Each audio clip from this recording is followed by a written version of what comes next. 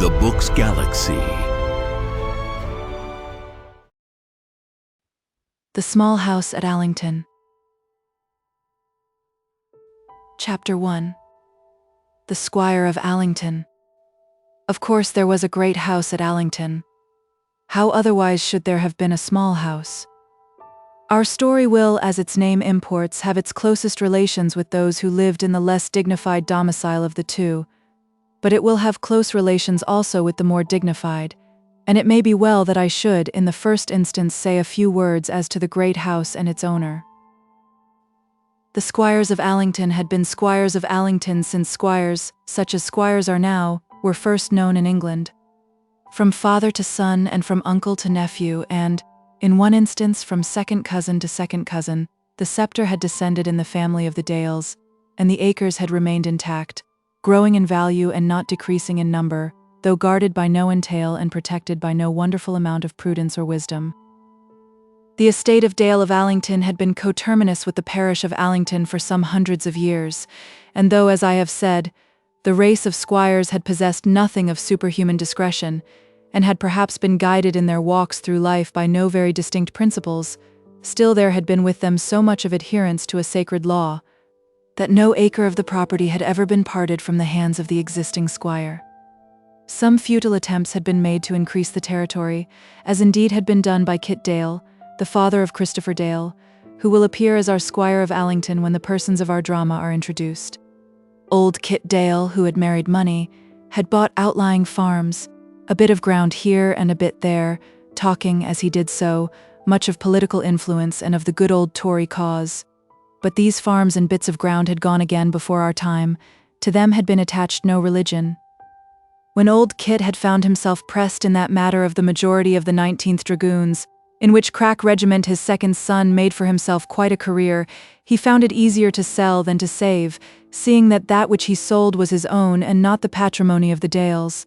At his death, the remainder of these purchases had gone. Family arrangements required completion, and Christopher Dale required ready money. The outlying farms flew away, as such new purchases had flown before, but the old patrimony of the Dales remained untouched, as it had ever remained. It had been a religion among them, and seeing that the worship had been carried on without fail, that the vestal fire had never gone down upon the hearth, I should not have said that the Dales had walked their ways without high principle.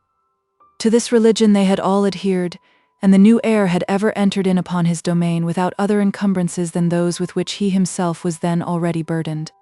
And yet there had been no entail. The idea of an entail was not in accordance with the peculiarities of the Dale mind. It was necessary to the Dale religion that each squire should have the power of wasting the acres of Allington, and that he should abstain from wasting them. I remember to have dined at a house, the whole glory and fortune of which depended on the safety of a glass goblet. We all know the story. If the luck of Edenhall should be shattered, the doom of the family would be sealed. Nevertheless, I was bidden to drink out of the fatal glass, as were all guests in that house. It would not have contented the chivalrous mind of the master to protect his doom by lock and key and padded chest, and so it was with the Dales of Allington. To them an entail would have been a lock and key and a padded chest. I have spoken something slightingly of the acquirements and doings of the family, and indeed their acquirements had been few and their doings little. At Allington, Dale of Allington had always been known as a king. At Guestwick, the neighboring market town, he was a great man to be seen frequently on Saturdays, standing in the marketplace and laying down the law as to barley and oxen among men who knew usually more about barley and oxen than did he. At Hamersham, the assize town, he was generally in some repute, being a constant grand juror for the county, and a man who paid his way. But even at Hamersham the glory of the Dales had, at most periods, begun to pale, for they had seldom been widely conspicuous in the county, and had earned no great reputation by their knowledge of jurisprudence in the grand jury room. Beyond Hamersham their fame had not spread itself. They had been men generally built in the same mold, inheriting each from his father the same virtues and the same vices, men who would have lived each as his father had lived before him, had not the new ways of the world gradually drawn away with them, by an invisible magnetism, the upcoming Dale of the day, not indeed in any case so moving him as to bring him up to the spirit of the age in which he lived, but dragging him forward to a line in advance of that on which his father had trodden. They had been obstinate men, believing much in themselves, just according to their ideas of justice, hard to their tenants, but not known to be hard even by the tenants themselves, for the rules followed had ever been the rules on the Allington estate, imperious to their wives and children, but imperious within bounds, so that no Mrs. Dale had fled from her lord's roof, and no loud scandals had existed between father and sons, exacting in their ideas as to money, expecting that they were to receive much and to give little, and yet not thought to be mean, for they paid their way, and gave money in parish charity and in county charity. They had ever been steady supporters of the church, graciously receiving into their parish such new vicars as, from time to time, were sent to them from King's College, Cambridge, to which establishment the gift of the living belonged, but nevertheless the Dales had ever carried on some unpronounced warfare against the clergyman, so that the intercourse between the lay family and the clerical had seldom been in all respects pleasant. Such had been the Dales of Allington, time out of mind, and such in all respects would have been the Christopher Dale of our time, had he not suffered 2 accidents in his youth. He had fallen in love with a lady who obstinately refused his hand, and on her account he had remained single. That was his first accident. The second had fallen upon him with reference to his father's assumed wealth. He had supposed himself to be richer than other Dales of Allington when coming in upon his property, and had consequently entertained an idea of sitting in Parliament for his county. In order that he might attain this honour, he had allowed himself to be talked by the men of Hamersham and Guestwick out of his old family politics, and had declared himself a Liberal. He had never gone to the poll, and indeed had never actually stood for the seat, but he had come forward as a Liberal politician and had failed. And, although it was well known to all around that Christopher Dale was in heart as thoroughly conservative as any of his forefathers, this accident had made him sour and silent on the subject of politics, and had somewhat estranged him from his brother squires. In other respects our Christopher Dale was, if anything, superior to the average of the family. Those whom he did love he loved dearly, those whom he hated he did not ill-use beyond the limits of justice. He was close in small matters of money, and yet in certain family arrangements he was, as we shall see, capable of much liberality. He endeavored to do his duty in accordance with his lights, and had succeeded in weaning himself from personal indulgences, to which during the early days of his high hopes he had become accustomed. And in that matter of his unrequited love he had been true throughout. In his hard, dry, unpleasant way he had loved the woman, and when at last he learned to know that she would not have his love, he had been unable to transfer his heart to another. This had happened just at the period of his father's death, and he had endeavored to console himself with politics, with what fate we have already seen. A constant, upright, and by no means insincere man was our Christopher Dale, thin and meagre in his mental attributes, by no means even understanding the fullness of a full man, with power of eyesight very limited in seeing aught which was above him, but yet worthy of regard in that he had realized a path of duty and did endeavor to walk therein. And moreover, our Mr. Christopher Dale was a gentleman. Such in character was the Squire of Allington, the only regular inhabitant of the great house. In person he was a plain, dry man, with short grizzled hair and thick grizzled eyebrows. Of beard he had very little, carrying the smallest possible grey whiskers, which hardly fell below the points of his ears. His eyes were sharp and expressive, and his nose was straight and well formed, as was also his chin.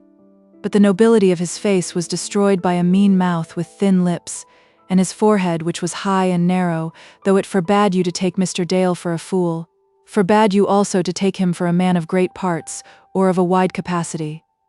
In height, he was about 5 feet 10, and at the time of our story was as near to 70 as he was to 60. But years had treated him very lightly, and he bore few signs of age. Such in person was Christopher Dale, Esquire, the Squire of Allington, and owner of some 3,000 a year, all of which proceeded from the lands of that parish. And now I will speak of the great house of Allington. After all, it was not very great, nor was it surrounded by much of that exquisite nobility of park appurtenance which graces the habitations of most of our old landed proprietors, but the house itself was very graceful. It had been built in the days of the early Stuarts, in that style of architecture to which we give the name of the Tudors. On its front it showed 3 pointed roofs, or gables, as I believe they should be called, and between each gable a thin tall chimney stood, the two chimneys thus raising themselves just above the three peaks I have mentioned. I think that the beauty of the house depended much on those two chimneys, on them, and on the mullioned windows with which the front of the house was closely filled. The door with its jutting porch was by no means in the center of the house. As you entered, there was but one window on your right hand, while on your left there were three, and over these there was a line of 5 windows, one taking its place above the porch. We all know the beautiful old Tudor window, with its stout stone mullions and its stone transoms, crossing from side to side at a point much nearer to the top than to the bottom. Of all windows ever invented, it is the sweetest, and here at Allington, I think their beauty was enhanced by the fact that they were not regular in their shape. Some of these windows were long windows, while some of them were high. That to the right of the door, and that at the other extremity of the house, were among the former. But the others had been put in without regard to uniformity, a long window here, and a high window there, with a general effect which could hardly have been improved. Then above in the 3 gables were 3 other smaller apertures, but these also were mullioned, and the entire frontage of the house was uniform in its style. Round the house there were trim gardens, not very large, but worthy of much note in that they were so trim, gardens with broad gravel paths, with one walk running in front of the house so broad as to be fitly called a terrace, but this, though in front of the house, was sufficiently removed from it to allow of a coach road running inside it to the front door. The Dales of Allington had always been gardeners, and their garden was perhaps more noted in the county than any other of their properties. But outside the gardens no pretensions had been made to the grandeur of a domain. The pastures round the house were but pretty fields, in which timber was abundant. There was no deer park at Allington, and though the Allington woods were well known, they formed no portion of a whole of which the house was a part. They lay away out of sight, a full mile from the back of the house, but not on that account of less avail for the fitting preservation of foxes. And the house stood much too near the road for purposes of grandeur, had such purposes ever swelled the breast of any of the squires of Allington. But I fancy that our ideas of rural grandeur have altered since many of our older country seats were built, to be near the village, so as in some way to afford comfort, protection, and patronage, and perhaps also with some view to the pleasantness of neighborhood for its own inmates, seemed to be the object of a gentleman when building his house in the old days. A solitude in the center of a wide park is now the only site that can be recognized as eligible. No cottage must be seen unless the cottage ornée of the gardener. The village, if it cannot be abolished, must be got out of sight. The sound of the church bells is not desirable, and the road on which the profane vulgar travel by their own right must be at a distance. When some old Dale of Allington built his house, he thought differently. There stood the church, and there the village, and pleased with such vicinity, he sat himself down close to his God and to his tenants. As you pass along the road from Guestwick into the village, you see the church near to you on your left hand, but the house is hidden from the road. As you approach the church, reaching the gate of it, which is not above 200 yards from the high road, you see the full front of the great house. Perhaps the best view of it is from the churchyard. The lane leading up to the church ends in a gate, which is the entrance into Mr. Dale's place. There is no lodge there, and the gate generally stands open, indeed always does so, unless some need of cattle grazing within requires that it should be closed. But there is an inner gate leading from the home paddock through the gardens to the house, and another inner gate, some 30 yards farther on, which will take you into the farmyard. Perhaps it is a defect at Allington that the farmyard is very close to the house, but the stables and the straw yards and the unwashed carts and the lazy lingering cattle of the homestead are screened off by a row of chestnuts, which, when in its glory of flower in the early days of May, no other row in England can surpass in beauty. Had anyone told Dale of Allington, this Dale or any former Dale, that his place wanted wood, he would have pointed with mingled pride and disdain to his belt of chestnuts. Of the church itself I will say the fewest possible number of words. It was a church such as there are, I think, thousands in England, low, incommodious, kept with difficulty in repair, too often pervious to the wet, and yet strangely picturesque and correct too, according to great rules of architecture. It was built with a nave and aisles, visibly in the form of a cross, though with its arms clipped down to the trunk, with a separate chancel, with a large square short tower, and with a bell-shaped spire, covered with lead and irregular in its proportions. Who does not know the low porch, the perpendicular Gothic window, the flat-roofed aisles, and the noble old grey tower of such a church as this? As regards its interior, it was dusty. It was blocked up with high-backed ugly pews, the gallery in which the children sat at the end of the church, and in which two ancient musicians blew their bassoons, was all awry and looked as though it would fall. The pulpit was an ugly, useless edifice, as high nearly as the roof would allow, and the reading desk under it hardly permitted the parson to keep his head free from the dangling tassels of the cushion above him. A clerk also was there beneath him, holding a third position somewhat elevated, and upon the whole things there were not quite as I would have had them. But nevertheless, the place looked like a church, and I can hardly say so much for all the modern edifices which have been built in my days towards the glory of God. It looked like a church, and not the less so because in walking up the passage between the pews the visitor trod upon the brass plates which dignified the resting places of the departed Dales of old. Below the church, and between that and the village, stood the vicarage, in such position that the small garden of the vicarage stretched from the churchyard down to the backs of the village cottages. This was a pleasant residence, newly built within the last 30 years, and creditable to the ideas of comfort entertained by the rich collegiate body from which the vicars of Allington always came.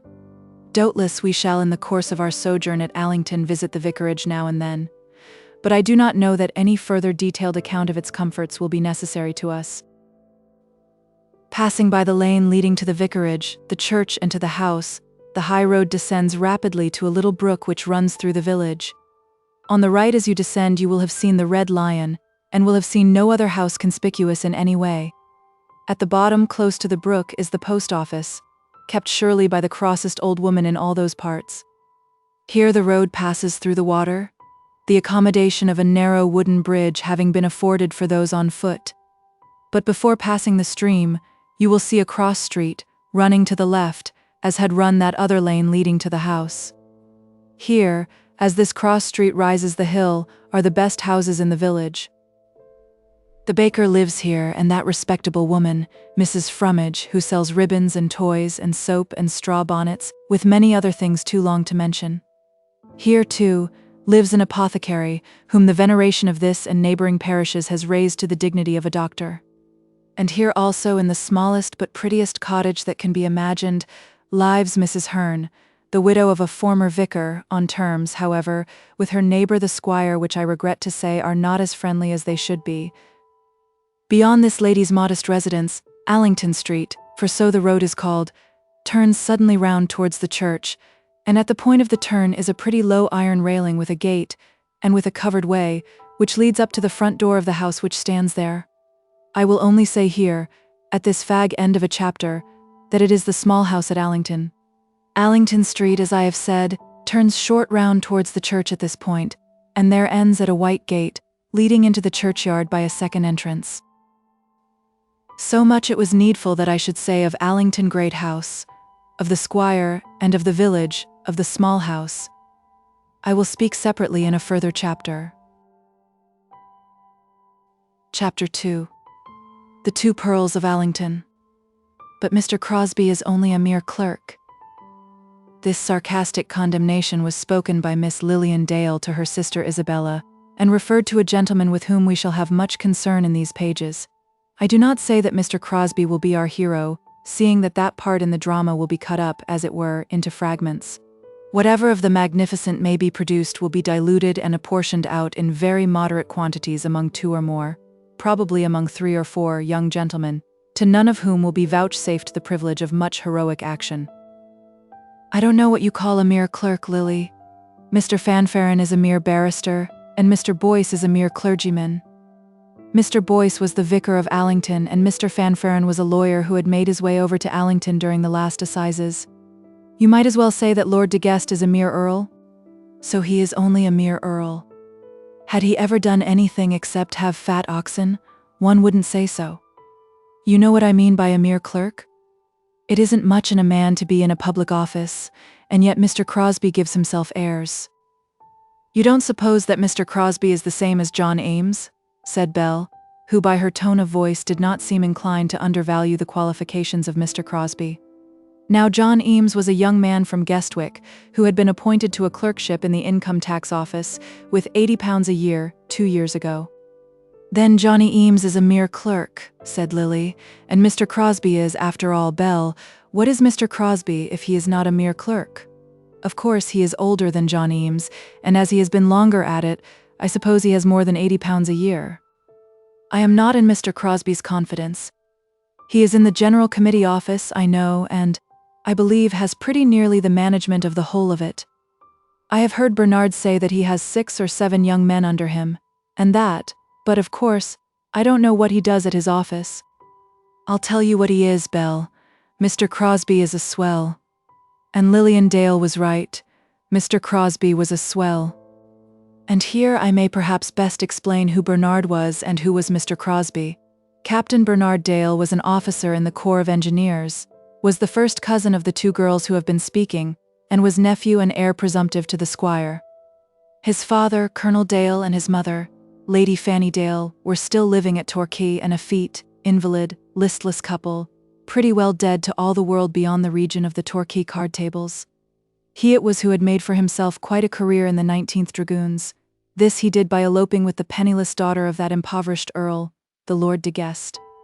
After the conclusion of that event, circumstances had not afforded him the opportunity of making himself conspicuous, and he had gone on declining gradually in the world's esteem, for the world had esteemed him when he first made good his running with the Lady Fanny, till now, in his slippered years, he and his Lady Fanny were unknown except among those Torquay bath chairs and card tables. His elder brother was still a hardy man, walking in thick shoes and constant in his saddle, but the colonel, with nothing beyond his wife's title to keep his body awake, had fallen asleep somewhat prematurely among his slippers. Of him and of Lady Fanny, Bernard Dale was the only son. Daughters they had had, some were dead, some married, and one living with them among the card tables. Of his parents, Bernard had latterly not seen much. Not more, that is, than duty and a due attention to the 5th commandment required of him. He also was making a career for himself, having obtained a commission in the engineers, and being known to all his compeers as the nephew of an earl, and as the heir to a property of £3,000 a year. And when I say that Bernard Dale was not inclined to throw away any of these advantages, I by no means intend to speak in his dispraise. The advantage of being heir to a good property is so manifest, the advantages over and beyond those which are merely fiscal, that no man thinks of throwing them away, or expects another man to do so. Monies in possession or in expectation do give a set to the head, and a confidence to the voice, and an assurance to the man, which will help him much in his walk in life, if the owner of them will simply use them, and not abuse them. And for Bernard Dale, that will say that he did not often talk of his uncle the Earl. He was conscious that his uncle was an earl, and that other men knew the fact. He knew that he would not otherwise have been elected at the Beaufort, or at that most aristocratic of little clubs called Seabrights. When noble blood was called in question, he never alluded specially to his own, but he knew how to speak as one of whom all the world was aware on which side he had been placed by the circumstances of his birth. Thus he used his advantage, and did not abuse it, and in his profession he had been equally fortunate. By industry, by a small but wakeful intelligence, and by some aid from patronage, he had got on till he had almost achieved the reputation of talent. His name had become known among scientific experimentalists, not as that of one who had himself invented a cannon or an antidote to a cannon, but as of a man understanding in cannons and well fitted to look at those invented by others, who would honestly test this or that antidote, or if not honestly, seeing that such thin-minded men can hardly go to the proof of any matter without some prejudgment in their minds, at any rate with such appearance of honesty that the world might be satisfied.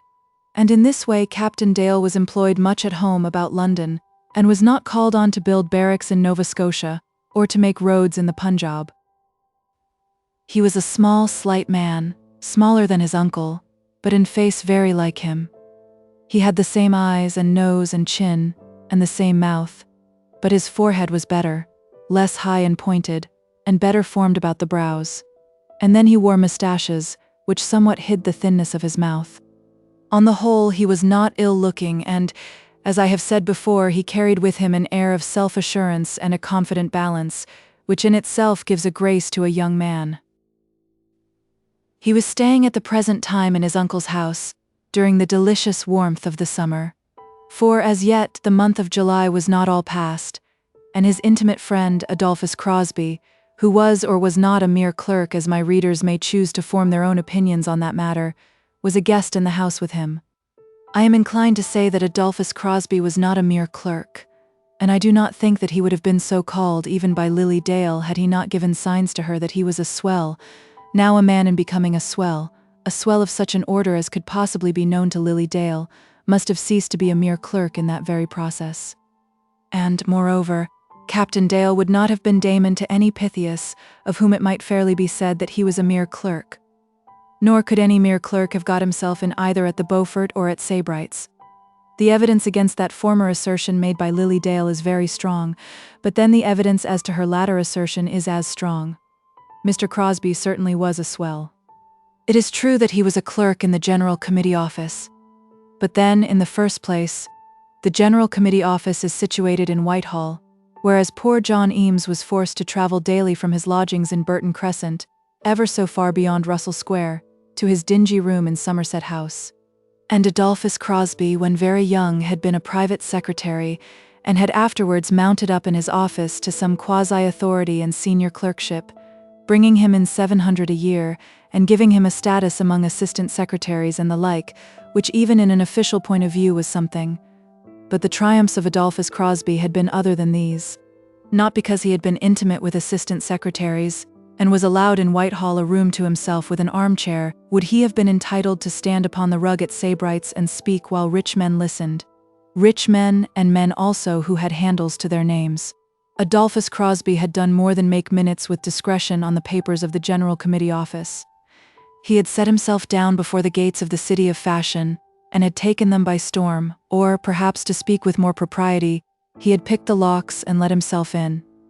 In his walks of life he was somebody in London, a man at the West End who did not know who was Adolphus Crosbie knew nothing. I do not say that he was the intimate friend of many great men, but even great men acknowledged the acquaintance of Adolphus Crosbie, and he was to be seen in the drawing rooms, or at any rate on the staircases of cabinet ministers. Lilian Dale, dear Lily Dale, for my reader must know that she is to be very dear, and that my story will be nothing to him if he do not love Lily Dale. Lilian Dale had discovered that Mr. Crosbie was a swell, but I am bound to say that Mr. Crosbie did not habitually proclaim the fact in any offensive manner. Nor in becoming a swell had he become altogether a bad fellow. It was not to be expected that a man who was petted at Sebright's should carry himself in the Allington drawing-room as would Johnny Eames, who had never been petted by anyone but his mother. And this fraction of a hero of ours had other advantages to back him, over and beyond those which fashion had given him. He was a tall, well-looking man with pleasant eyes and an expressive mouth, a man whom you would probably observe in whatever room you might meet him. And he knew how to talk, and had in him something which justified talking. He was no butterfly or dandy, who flew about in the world's sun, warmed into prettiness by a sunbeam.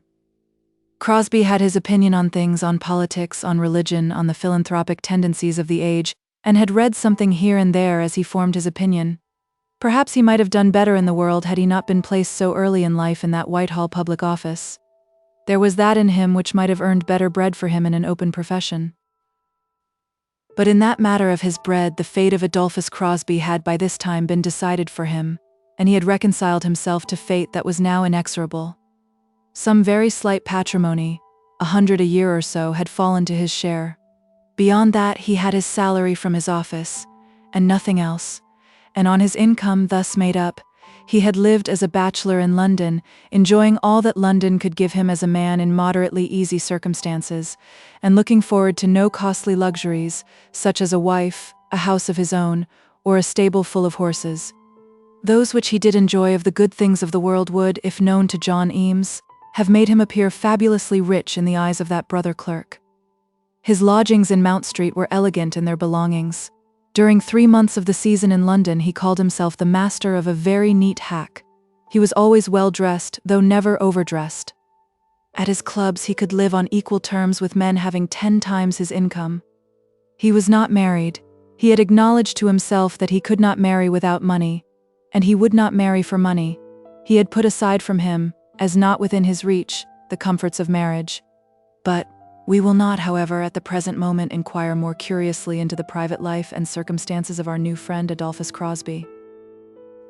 After the sentence pronounced against him by Lilian, the two girls remained silent for a while. Belle was perhaps a little angry with her sister. It was not often that she allowed herself to say much in praise of any gentleman, and now that she had spoken a word or two in favor of Mr. Crosbie, she felt herself to be rebuked by her sister for this unwanted enthusiasm. Lily was at work on a drawing and in a minute or two had forgotten all about Mr. Crosbie, but the injury remained on Belle's mind and prompted her to go back to the subject. "I don't like those slang words, Lily." "What slang words?" "You know what you called Bernard's friend?" "Oh, a swell. I fancy I do like slang. I think it's awfully jolly to talk about things being jolly. Only that I was afraid of your nerves I should have called him stunning. It's so slow, you know, to use nothing but words out of a dictionary. I don't think it's nice in talking of gentlemen, isn't it? Well, I'd like to be nice if I knew how. If she knew how, there is no knowing how, for a girl in that matter. If nature and her mother have not done it for her, there is no hope for her on that head. I think I may say that nature and her mother had been sufficiently efficacious for Lilian Dale in this respect. Mr. Crosbie is, at any rate, a gentleman and knows how to make himself pleasant. That was all that I meant. Mamma said a great deal more about him than I did. Mr. Crosbie is an Apollo, and I always look upon Apollo as the greatest you know what that ever lived. I mustn't say the word, because Apollo was a gentleman." At this moment, while the name of the god was still on her lips, the high open window of the drawing-room was darkened, and Bernard entered, followed by Mr. Crosbie. "Who is talking about Apollo?" said Captain Dale. The girls were both stricken dumb. How would it be with them if Mr. Crosbie had heard himself spoken of in those last words of poor Lily's? This was the rashness of which Belle was ever accusing her sister, and here was the result. But, in truth, Bernard had heard nothing more than the name, and Mr. Crosbie, who had been behind him, had heard nothing. "As sweet and musical as bright Apollo's lute, strung with his hair," said Mr. Crosbie, not meaning much by the quotation, but perceiving that the two girls had been in some way put out and silenced. "What very bad music it must have made," said Lily, "unless, indeed, his hair was very different from ours." "It was all sunbeams," suggested Bernard. But by that time Apollo had served his turn, and the ladies welcomed their guests in the proper form. "Mamma is in the garden," said Belle, with that hypocritical pretense so common with young ladies when young gentlemen call, as though they were aware that Mamma was the object specially sought. "Picking peas with a sunbonnet on," said Lily. "Let us by all means go and help her," said Mr. Crosbie, and then they issued out into the garden. The gardens of the great house of Allington and those of the small house open onto each other. A proper boundary of thick laurel hedge and wide ditch, and of iron spikes guarding the ditch, there is between them. But over the wide ditch there is a footbridge, and at the bridge there is a gate which has no key, and for all purposes of enjoyment the gardens of each house are open to the other. And the gardens of the small house are very pretty. The small house itself is so near the road that there is nothing between the dining-room windows and the iron rail but a narrow edge rather than border, and a little path made with round fixed cobblestones, not above 2 feet broad, into which no one but the gardener ever makes his way. The distance from the road to the house is not above 5 or 6 feet, and the entrance from the gate is shut in by a covered way. But the garden behind the house, onto which the windows from the drawing-room open, is to all the senses as private as though there were no village of Allington, and no road up to the church within 100 yards of the lawn. The steeple of the church, indeed, can be seen from the lawn, peering, as it were, between the yew trees which stand in the corner of the churchyard adjoining to Mrs. Dale's wall. But none of the Dale family have any objection to the sight of that steeple. The glory of the small house at Allington certainly consists in its lawn, which is as smooth, as level, and as much like velvet as grass has ever yet been made to look. Lily Dale, taking pride in her own lawn, has declared often that it is no good attempting to play croquet up at the great house. The grass, she says, grows in tufts, and nothing that Hopkins, the gardener, can or will do has any effect upon the tufts. But there are no tufts at the small house. As the squire himself has never been very enthusiastic about croquet, the croquet implements have been moved permanently down to the small house, and croquet there has become quite an institution. And while I'm on the subject of the garden, I may also mention Mrs. Dale's conservatory, as to which Belle was strenuously of opinion that the great house had nothing to offer equal to it.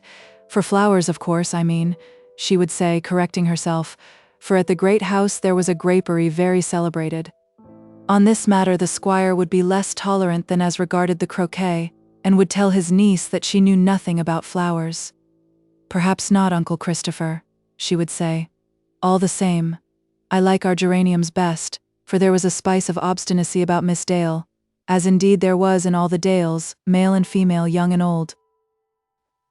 It may be as well to explain that the care of this lawn and of this conservatory, and, indeed, of the entire garden belonging to the small house, was in the hands of Hopkins, the head gardener to the great house, and it was so simply for this reason that Mrs. Dale could not afford to keep a gardener herself.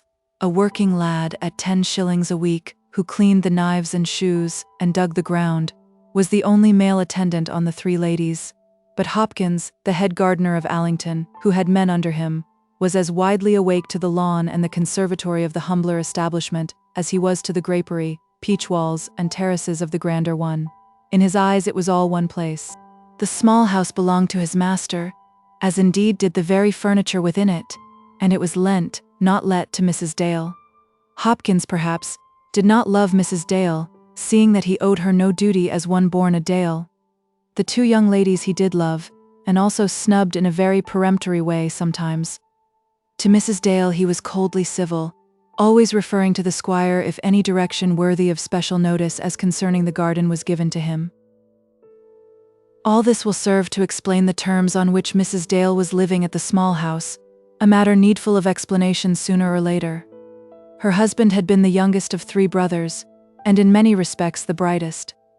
Early in life he had gone up to London, and there had done well as a land surveyor. He had done so well that government had employed him, and for some 3 or 4 years he had enjoyed a large income, but death had come suddenly on him, while he was only yet ascending the ladder, and when he died, he had hardly begun to realize the golden prospects which he had seen before him. This had happened some 15 years before our story commenced, so that the 2 girls hardly retained any memory of their father.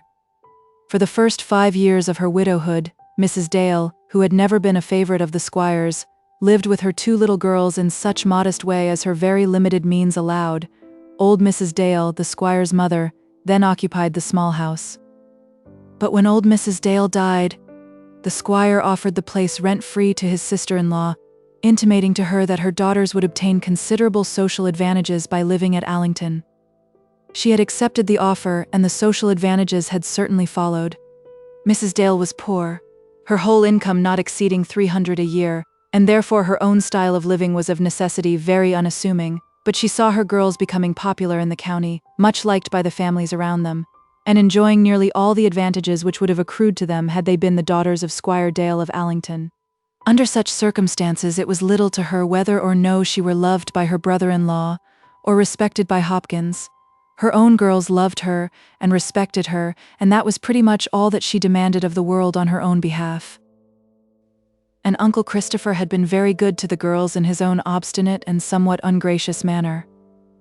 There were 2 ponies in the stables of the great house, which they were allowed to ride and which, unless on occasions, nobody else did ride.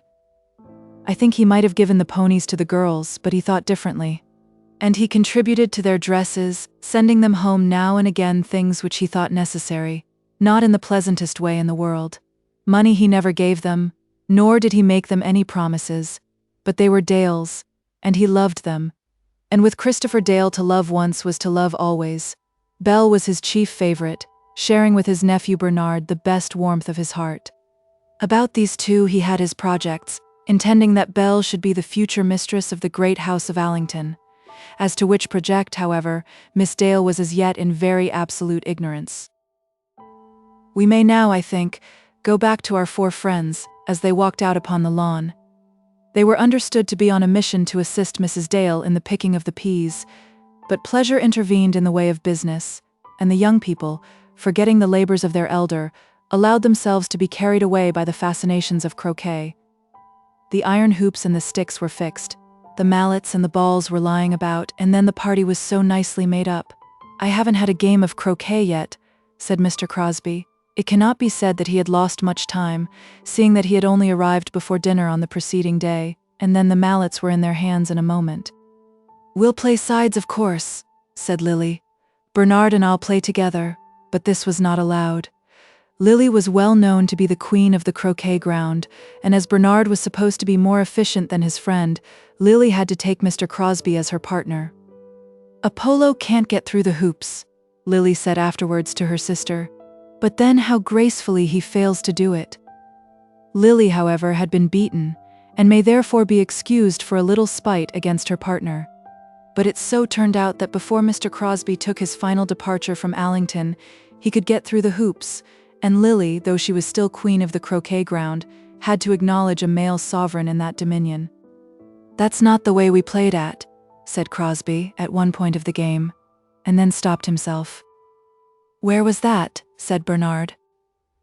"A place I was at last summer, in Shropshire." "Then they don't play the game, Mr. Crosbie, at the place you were at last summer, in Shropshire," said Lily.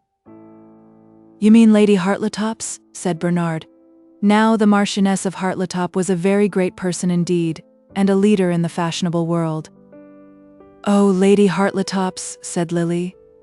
"Then I suppose we must give in," which little bit of sarcasm was not lost upon Mr. Crosbie, and was put down by him in the tablets of his mind as quite undeserved. He had endeavoured to avoid any mention of Lady Hartletop and her croquet ground, and her ladyship's name had been forced upon him. Nevertheless, he liked Lily Dale through it all. But he thought that he liked Belle the best, though she said little, for Belle was the beauty of the family. During the game, Bernard remembered that they had especially come over to bid the three ladies to dinner at the house on that day. They had all dined there on the day before, and the girl's uncle had now sent directions to them to come again. "I'll go and ask Mamma about it," said Belle, who was out first. And then she returned, saying that she and her sister would obey their uncle's behest, but that her mother would prefer to remain at home. "There are the peas to be eaten, you know," said Lily. "Send them up to the great house," said Bernard. "Hopkins would not allow it," said Lily. "He calls that a mixing of things. Hopkins doesn't like mixings." And then when the game was over, they sauntered about, out of the small garden into the larger one, and through the shrubberies, and out upon the fields, where they found the still lingering remnants of the haymaking. And Lily took a rake and raked for 2 minutes, and Mr. Crosbie, making an attempt to pitch the hay into the cart, had to pay half a crown for his footing to the haymakers, and Belle sat quiet under a tree, mindful of her complexion, whereupon Mr. Crosbie, finding the hay-pitching not much to his taste, threw himself under the same tree also, quite after the manner of Apollo, as Lily said to her mother late in the evening. Then Bernard covered Lily with hay, which was a great feat in the jocose way for him, and Lily, in returning the compliment, almost smothered Mr. Crosbie by accident. "Oh, Lily," said Belle. "I'm sure I beg your pardon, Mr. Crosbie. It was Bernard's fault. Bernard, I never will come into a hayfield with you again." And so they all became very intimate, while Belle sat quietly under the tree, listening to a word or two now and then, as Mr. Crosbie chose to speak them. There is a kind of enjoyment to be had in society, in which very few words are necessary. Belle was less vivacious than her sister Lily, and when, an hour after this, she was dressing herself for dinner, she acknowledged that she had passed a pleasant afternoon, though Mr. Crosbie had not said very much. Chapter 3. The Widow Dale of Allington. As Mrs. Dale of the small house was not a Dale by birth, there can be no necessity for insisting on the fact that none of the Dale peculiarities should be sought for in her character.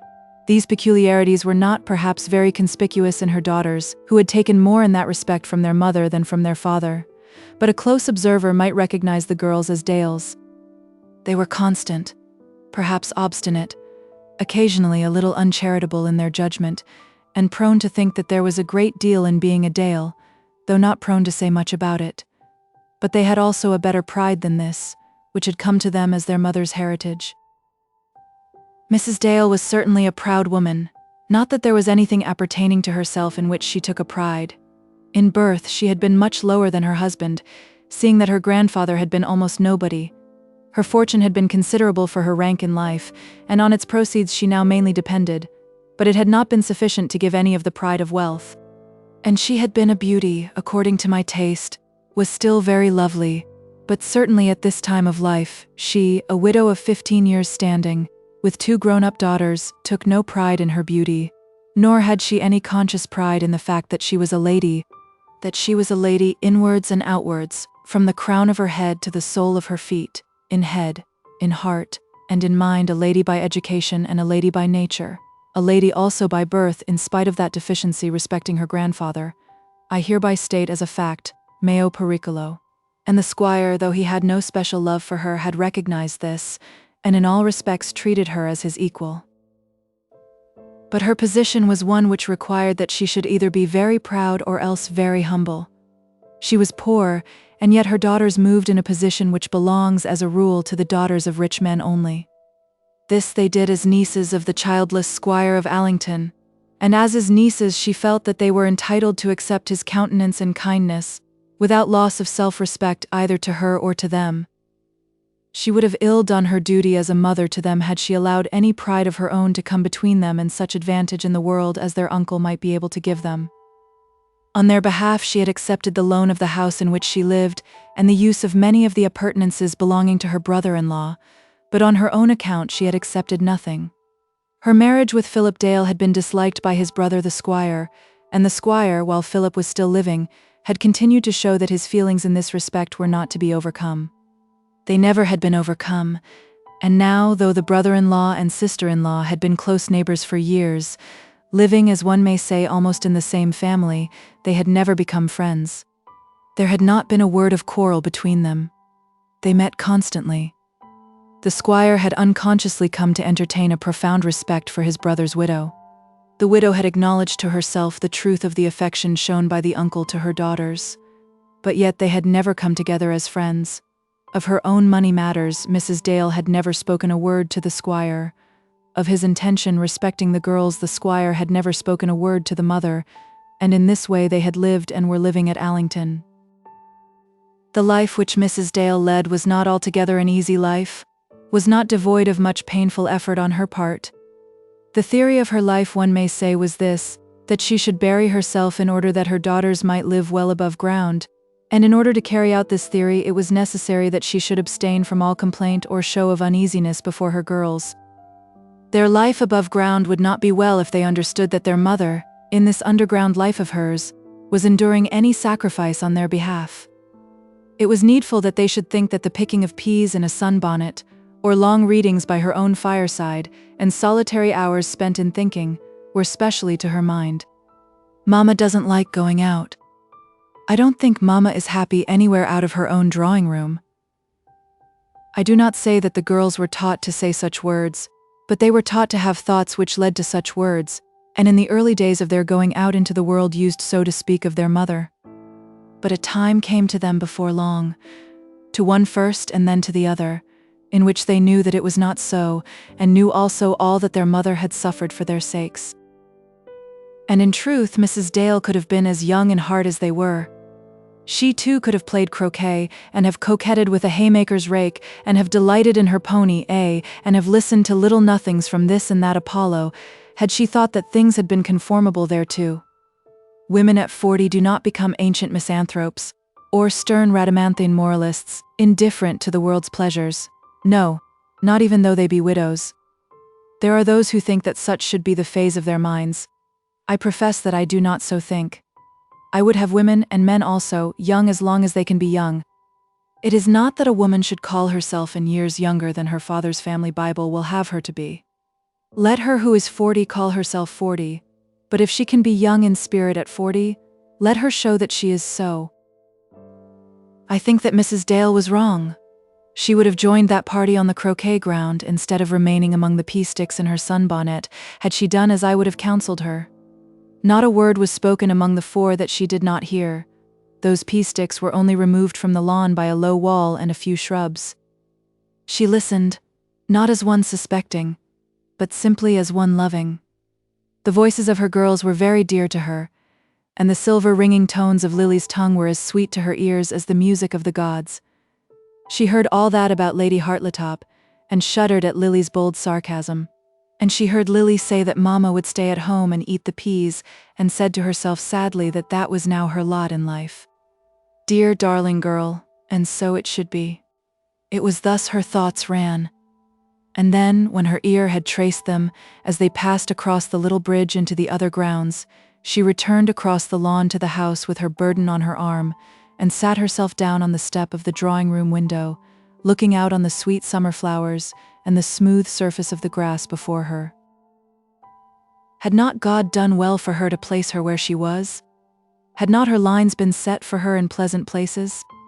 Was she not happy in her girls, her sweet, loving, trusting, trusty children?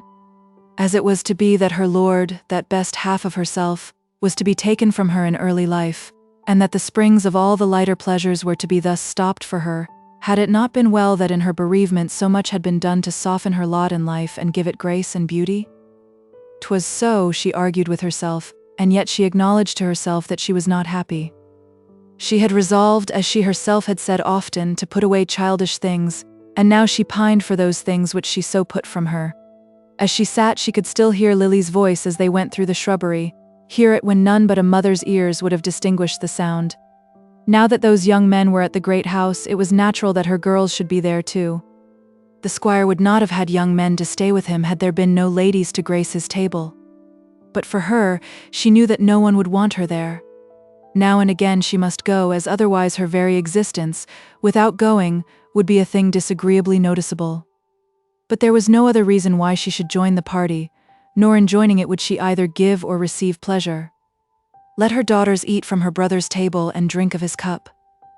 They were made welcome to do so from the heart. For her there was no such welcome as that at the great house, nor at any other house or any other table. Mama will stay at home to eat the peas. And then she repeated to herself the words which Lily had spoken, sitting there, leaning with her elbow on her knee and her head upon her hand. "Please, ma'am, cook says, can we have the peas to shell?" And then her reverie was broken. Whereupon Mrs. Dale got up and gave over her basket.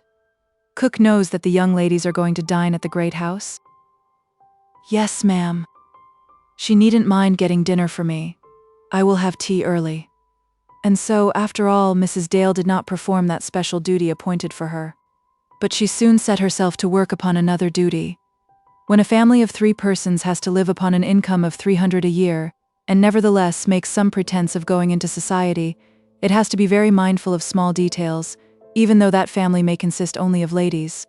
Of this Mrs. Dale was well aware, and as it pleased her that her daughters should be nice and fresh, and pretty in their attire, many a long hour was given up to that care.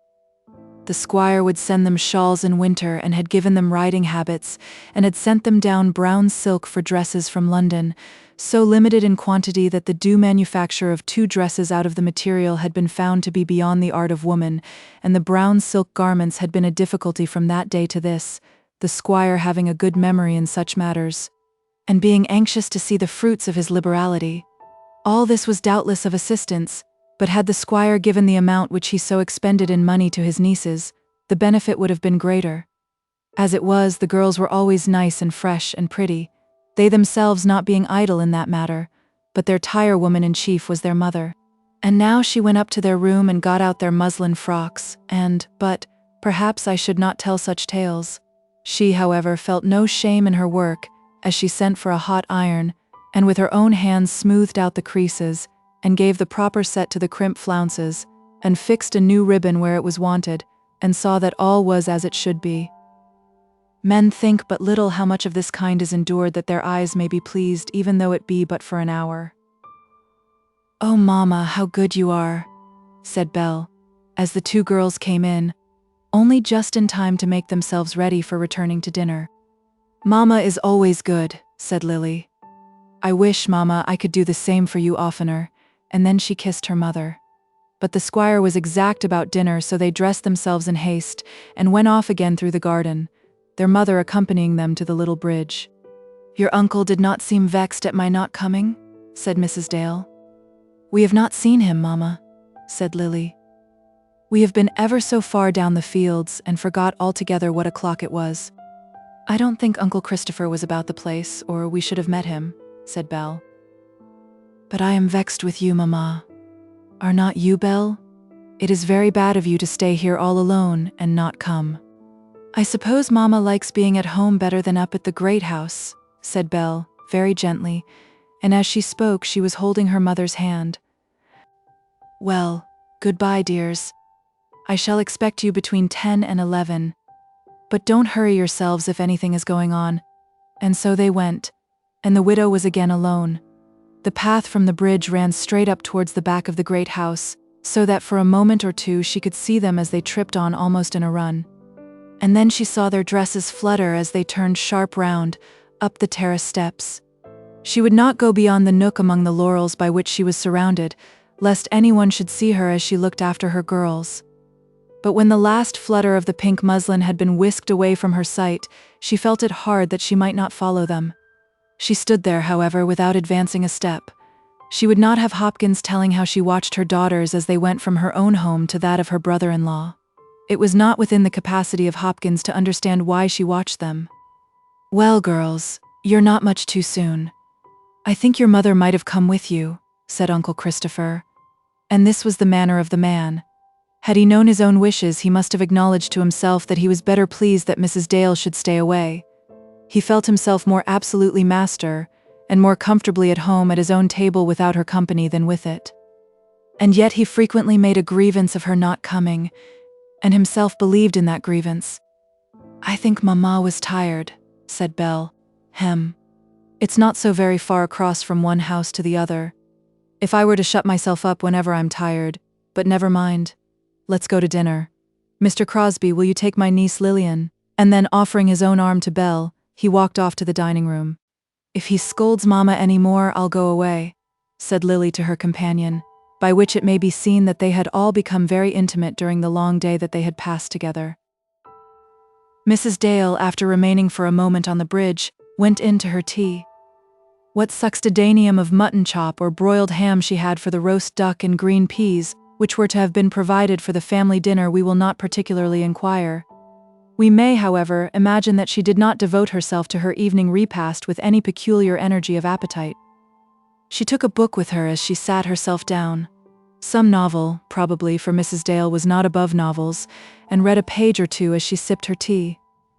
But the book was soon laid on one side, and the tray on which the warm plate had become cold was neglected, and she threw herself back in her own familiar chair, thinking of herself, and of her girls, and thinking also what might have been her lot in life had he lived who had loved her truly during the few years that they had been together.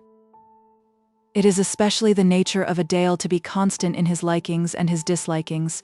Her husband's affection for her had been unswerving, so much so that he had quarreled with his brother because his brother would not express himself in brotherly terms about his wife, but nevertheless the two brothers had loved each other always. Many years had now gone by since these things had occurred, but still the same feelings remained. When she had first come down to Allington, she had resolved to win the squire's regard, but she had now long known that any such winning was out of the question.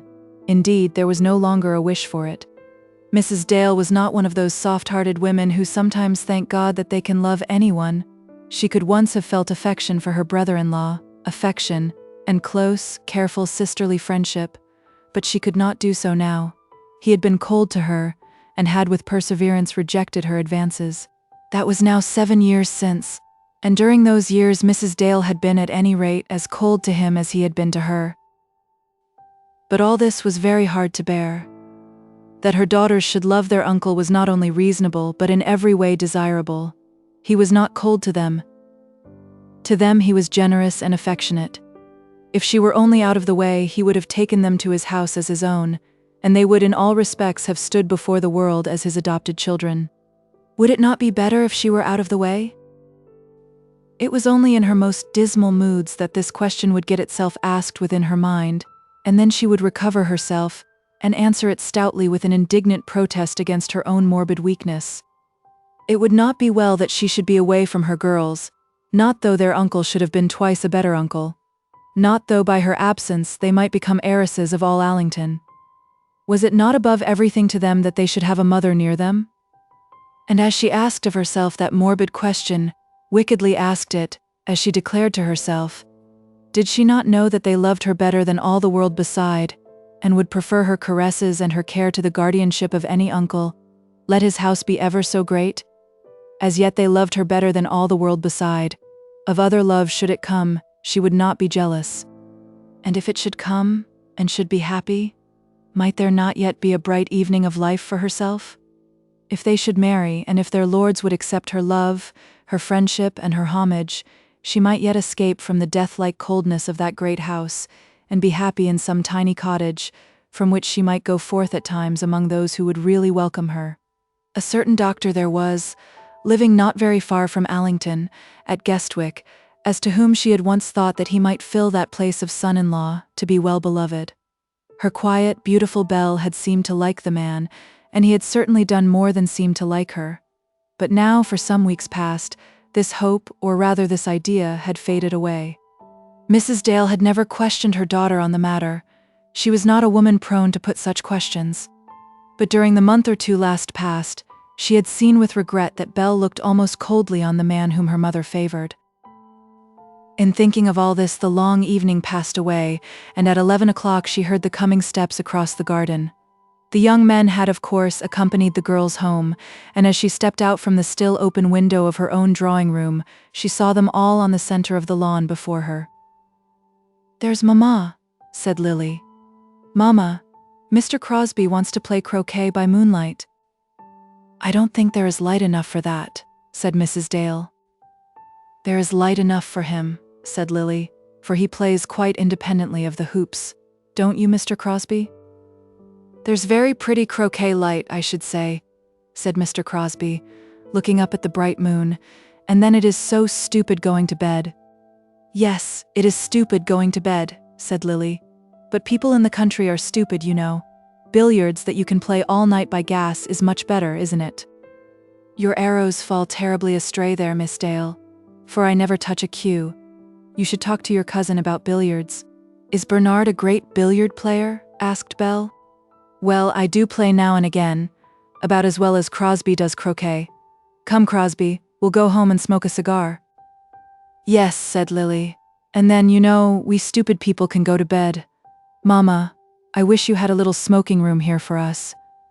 I don't like being considered stupid." And then they parted, the ladies going into the house, and the two men returning across the lawn. "Lily, my love," said Mrs. Dale, when they were all together in her bedroom, "it seems to me that you are very hard upon Mr. Crosbie." "She has been going on like that all the evening," said Belle. "I'm sure we are very good friends," said Lily. "Oh, very," said Belle. "Now, Belle, you're jealous. You know you are." And then, seeing that her sister was in some slight degree vexed, she went up to her and kissed her. "She shan't be called jealous, shall she, Mamma?" "I don't think she deserves it," said Mrs. Dale. "Now, you don't mean to say that you think I meant anything," said Lily. "As if I cared a buttercup about Mr. Crosbie. Or I either, Lily." "Of course you don't. But I do care for him very much, Mamma. He is such a duck of an Apollo. I shall always call him Apollo, Phoebus Apollo, and when I draw his picture he shall have a mallet in his hand instead of a bow. Upon my word, I am very much obliged to Bernard for bringing him down here, and I do wish he was not going away the day after tomorrow."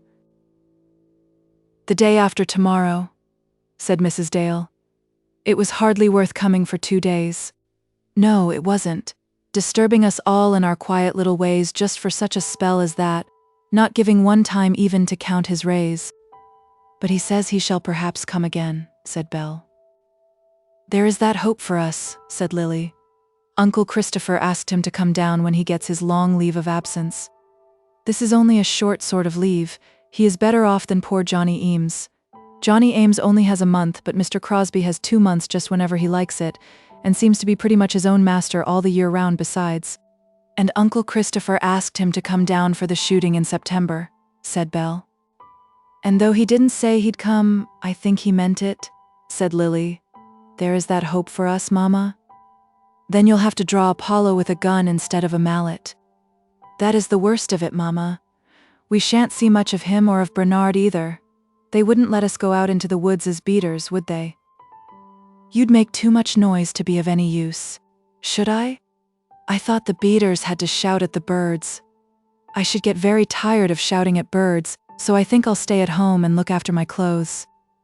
I hope he will come because Uncle Christopher seems to like him so much, said Belle. I wonder whether a certain gentleman at Guestwick will like his coming, said Lily, and then, as soon as she had spoken the words, she looked at her sister and saw that she had grieved her. Lily, you let your tongue run too fast, said Mrs. Dale. I didn't mean anything, Belle, said Lily. I beg your pardon. It doesn't signify, said Belle.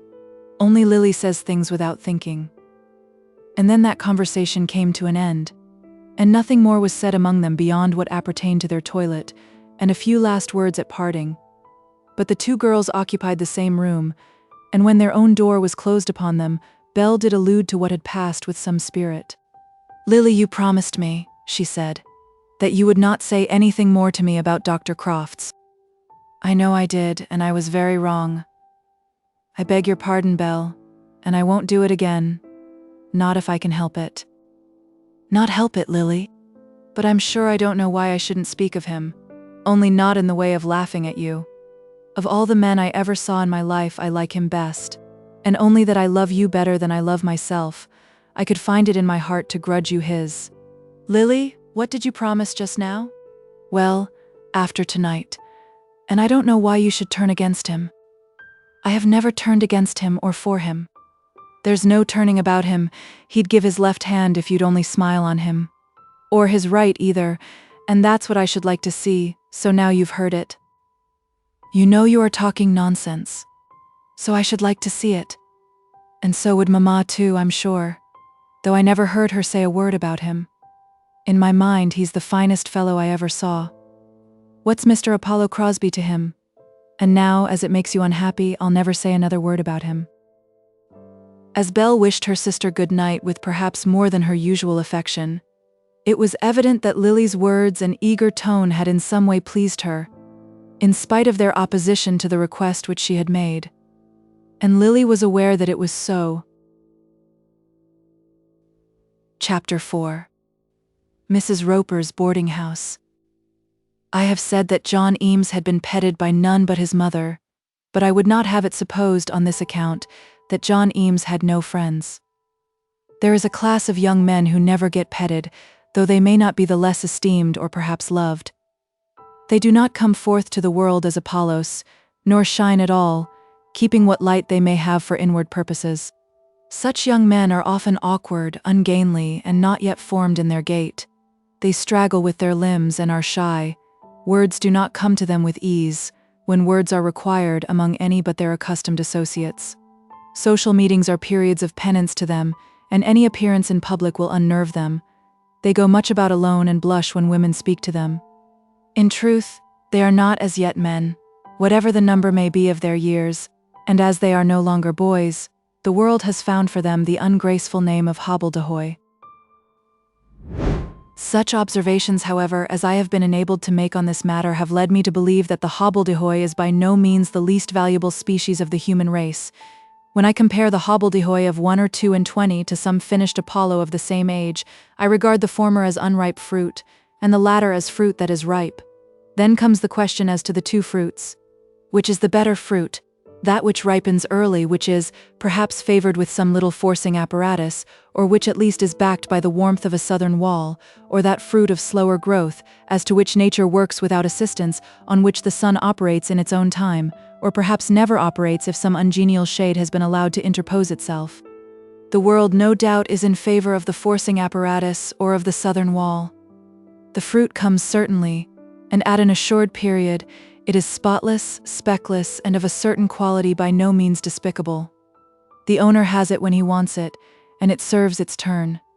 But nevertheless, according to my thinking, the fullest flavor of the sun is given to that other fruit, is given in the sun's own good time, if so be that no ungenial shade has interposed itself. I like the smack of the natural growth, and like it, perhaps the better because that which has been obtained without favor. But the hobbledehoy, though he blushes when women address him, and is uneasy even when he is near them, though he is not master of his limbs in a ballroom, and is hardly master of his tongue at any time, is the most eloquent of beings, and especially eloquent among beautiful women.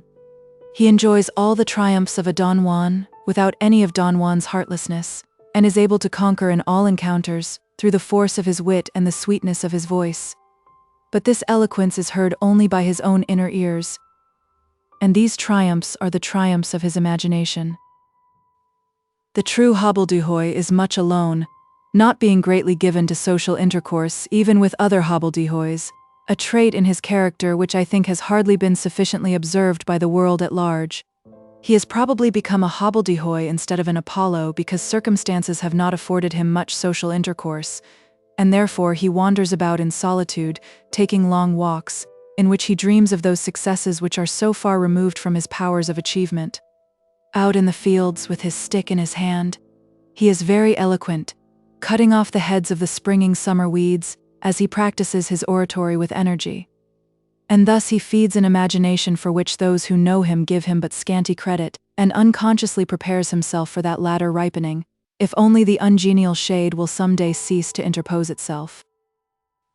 Such hobbledehoys receive but little petting, unless it be from a mother, and such a hobbledehoy was John Eames when he was sent away from Guestwick to begin his life in the big room of a public office in London. We may say that there was nothing of the young Apollo about him, but yet he was not without friends who wished him well, and thought much of his welfare.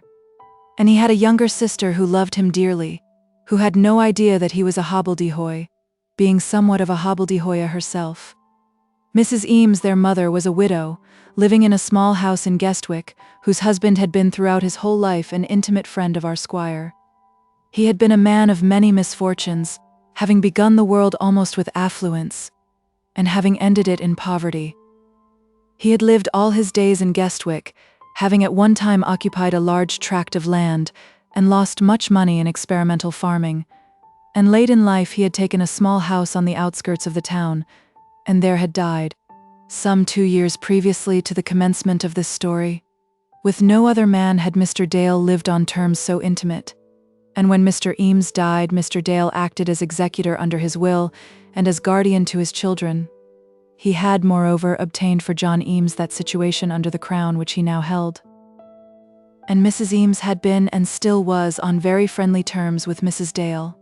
The squire had never taken quite kindly to Mrs. Eames, whom her husband had not met till he was already past 40 years of age. But Mrs. Dale had made up by her kindness to the poor forlorn woman for any lack of that cordiality which might have been shown to her from the great house. Mrs. Eames was a poor forlorn woman, forlorn even during the time of her husband's life, but very woebegone now in her widowhood.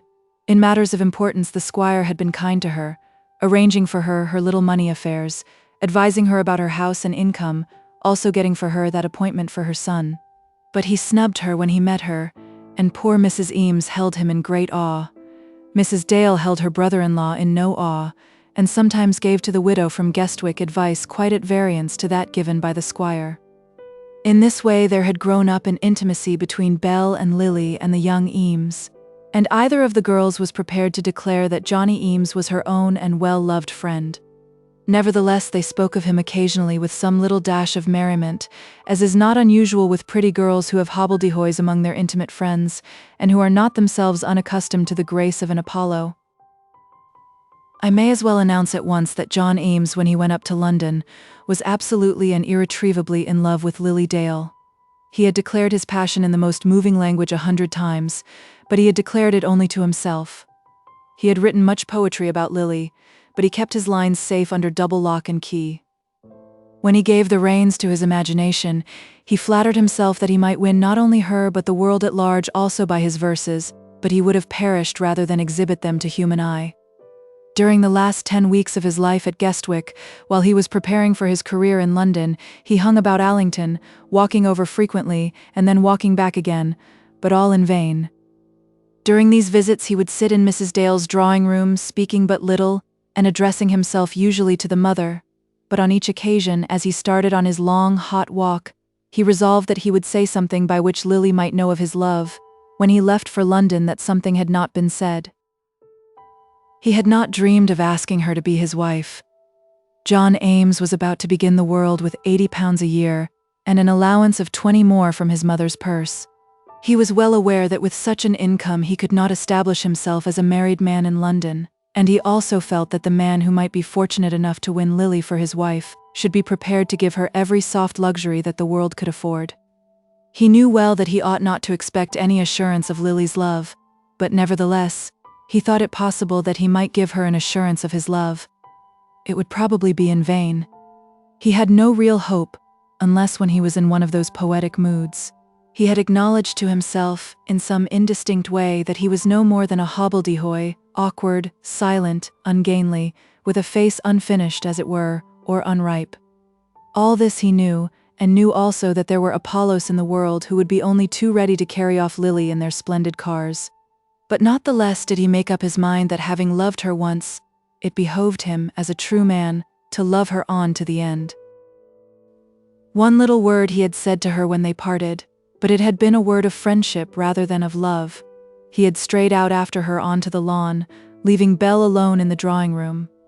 Perhaps Lily had understood something of the boy's feeling, and had wished to speak kindly to him at parting, or almost more than kindly. There is a silent love which women recognize, and which in some silent way they acknowledge, giving gracious but silent thanks for the respect which accompanies it. "I have come to say goodbye, Lily," said Johnny Eames, following the girl down one of the paths. "Goodbye, John," said she, turning round. "You know how sorry we are to lose you, but it's a great thing for you to be going up to London." "Well, yes, I suppose it is. I'd sooner remain here, though." "What? Stay here, doing nothing? I am sure you would not." "Of course I should like to do something, I mean." "You mean that it is painful to part with old friends, and I'm sure that we all feel that at parting with you. But you'll have a holiday sometimes, and then we shall see you." "Yes, of course I shall see you then. I think, Lily, I shall care more about seeing you than anybody." "Oh no, John. There'll be your own mother and sister." "Yes, there'll be Mother and Mary, of course. But I will come over here the very first day. That is, if you'll care to see me?" "We shall care to see you very much. You know that. And dear John, I do hope you'll be happy." There was a tone in her voice as she spoke which almost upset him, or, I should rather say, which almost put him up upon his legs and made him speak, but its ultimate effect was less powerful. "Do you?" said he, as he held her hand for a few happy seconds. "And I'm sure I hope you'll always be happy." "Goodbye, Lily." Then he left her, returning to the house, and she continued her walk, wandering down among the trees in the shrubbery, and not showing herself for the next half hour. How many girls have some such lover as that, a lover who says no more to them than Johnny Eames then said to Lily Dale, who never says more than that? And yet when, in after years, they count over the names of all who have loved them, the name of that awkward youth is never forgotten. That farewell had been spoken nearly 2 years since, and Lily Dale was then 17. Since that time John Eames had been home once, and during his month's holiday had often visited Allington. But he had never improved upon that occasion of which I have told. It had seemed to him that Lily was colder to him than in old days, and he had become, if anything, more shy in his ways with her. He was to return to Guestwick again during this autumn, but, to tell honestly the truth in the matter, Lily Dale did not think or care very much for his coming. Girls of 19 do not care for lovers of 1 and 20, unless it be when the fruit has had the advantage of some forcing apparatus or southern wall. John Eames's love was still as hot as ever, having been sustained on poetry and kept alive perhaps by some close confidence in the ears of a brother clerk, but it is not to be supposed that during these 2 years he had been a melancholy lover. It might perhaps have been better for him had his disposition led him to that line of life. Such, however, had not been the case. He had already abandoned the flute on which he had learned to sound 3 sad notes before he left Guestwick, and after the 5th or 6th Sunday, he had relinquished his solitary walks along the towing path of the Regent's Park Canal. To think of one's absent love is very sweet, but it becomes monotonous after a mile or 2 of a towing path, and the mind will turn away to Aunt Sally, the Cremorne Gardens, and financial questions. I doubt whether any girl would be satisfied with her lover's mind if she knew the whole of it. I say, Caudle, I wonder whether a fellow could get into a club. This proposition was made on one of those Sunday walks, by John Eames to the friend of his bosom, a brother clerk, whose legitimate name was Cradell, and who was therefore called Caudle by his friends. "Get into a club? Fisher in our room belongs to a club." "That's only a chess club. I mean a regular club. One of the swell ones at the West End? Said Cradell, almost lost in admiration at the ambition of his friend. I shouldn't want it to be particularly swell. If a man isn't a swell, I don't see what he gets by going among those who are. But it is so uncommon slow at Mother Roper's. Now Mrs. Roper was a respectable lady who kept a boarding house in Burton Crescent, and to whom Mrs. Eames had been strongly recommended when she was desirous of finding a specially safe domicile for her son. For the first year of his life in London, John Eames had lived alone in lodgings, but that had resulted in discomfort, solitude, and alas, in some amount of debt, which had come heavily on the poor widow. Now, for the second year, some safer mode of life was necessary.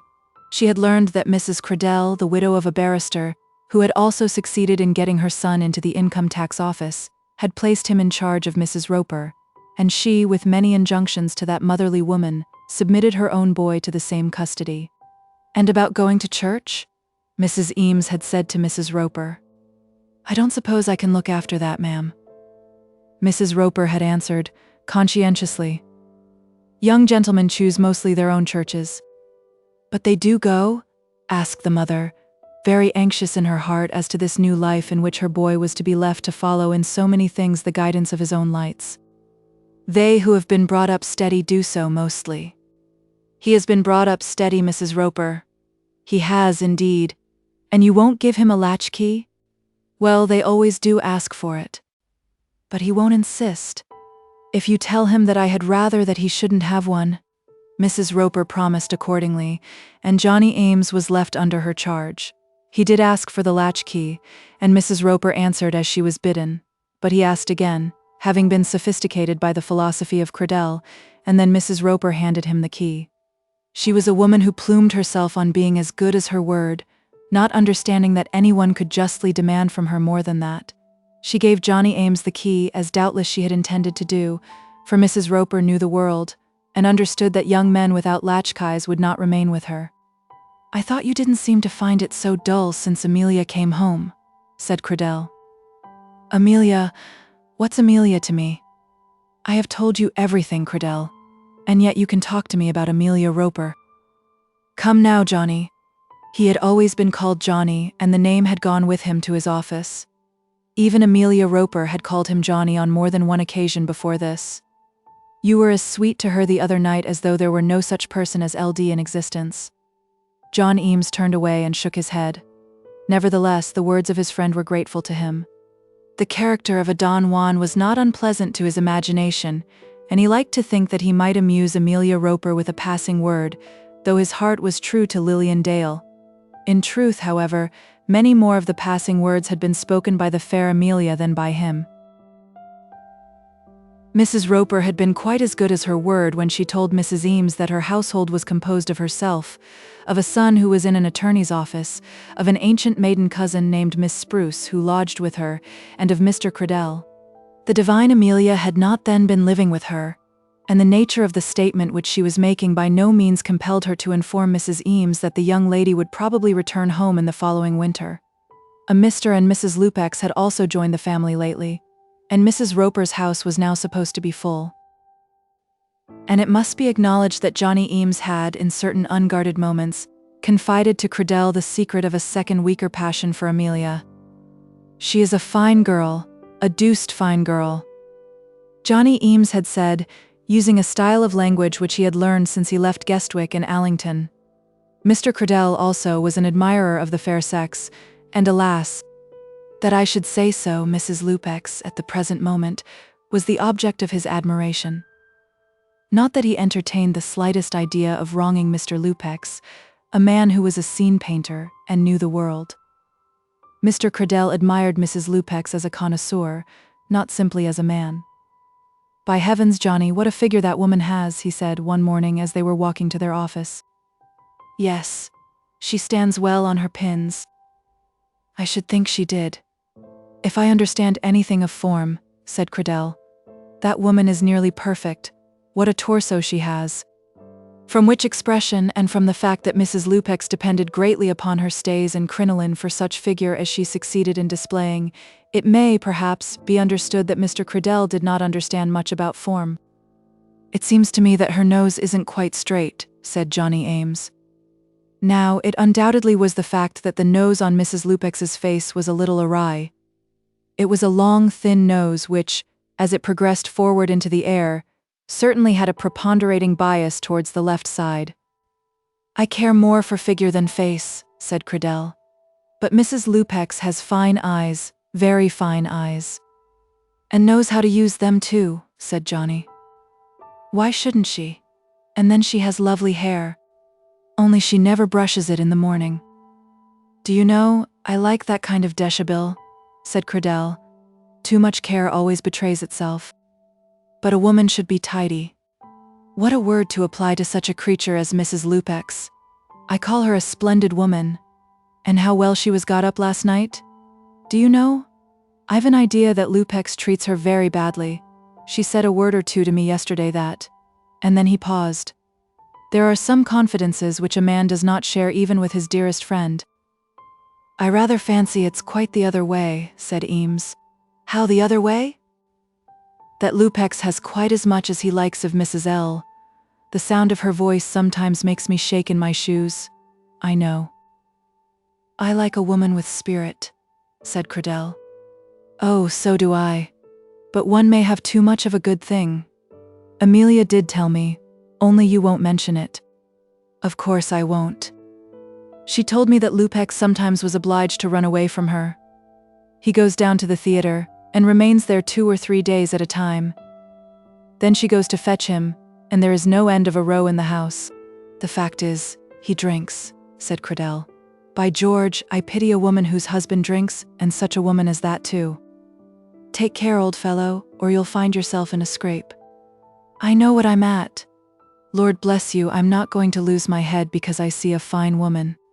"Or your heart either?" "Oh, heart. There's nothing of that kind of thing about me. I regard a woman as a picture or a statue. I dare say I shall marry some day, because men do, but I've no idea of losing myself about a woman. I'd lose myself 10 times over for..." "LD," said Cradell. "That I would, and yet I know I shall never have her. I'm a jolly, laughing sort of fellow, and yet do you know, Caudle, when that girl marries, it will be all up with me." "It will, indeed." "Do you mean that you'll cut your throat?" "No, I shan't do that. I shan't do anything of that sort, and yet it will be all up with me." "You are going down there in October. Why don't you ask her to have you? With £90 a year." His grateful country had twice increased his salary at the rate of £5 each year. "With £90 a year and 20 allowed me by my mother. She could wait, I suppose. I should ask her, and no mistake. If one is to love a girl, it's no good one going on in that way." "It isn't much good, certainly," said Johnny Eames.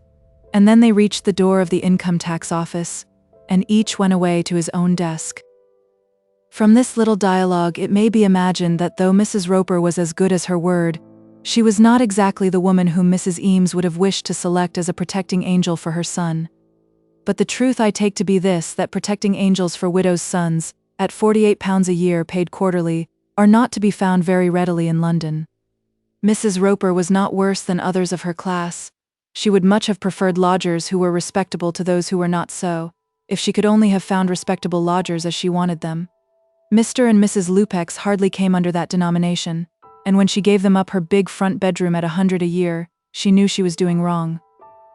And she was troubled too about her own daughter Amelia, who was already over 30 years of age.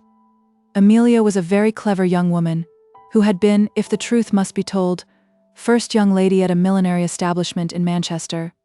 Mrs. Roper knew that Mrs. Eames and Mrs. Cradell would not wish their sons to associate with her daughter, but what could she do? She could not refuse the shelter of her own house to her own child, and yet her heart misgave her when she saw Amelia flirting with young Eames. "I wish, Amelia, you wouldn't have so much to say to that young man." "Laws, mother." "So I do. If you go on like that, you'll put me out of both my lodgers." "Go on like what, mother? If a gentleman speaks to me, I suppose I'm to answer him?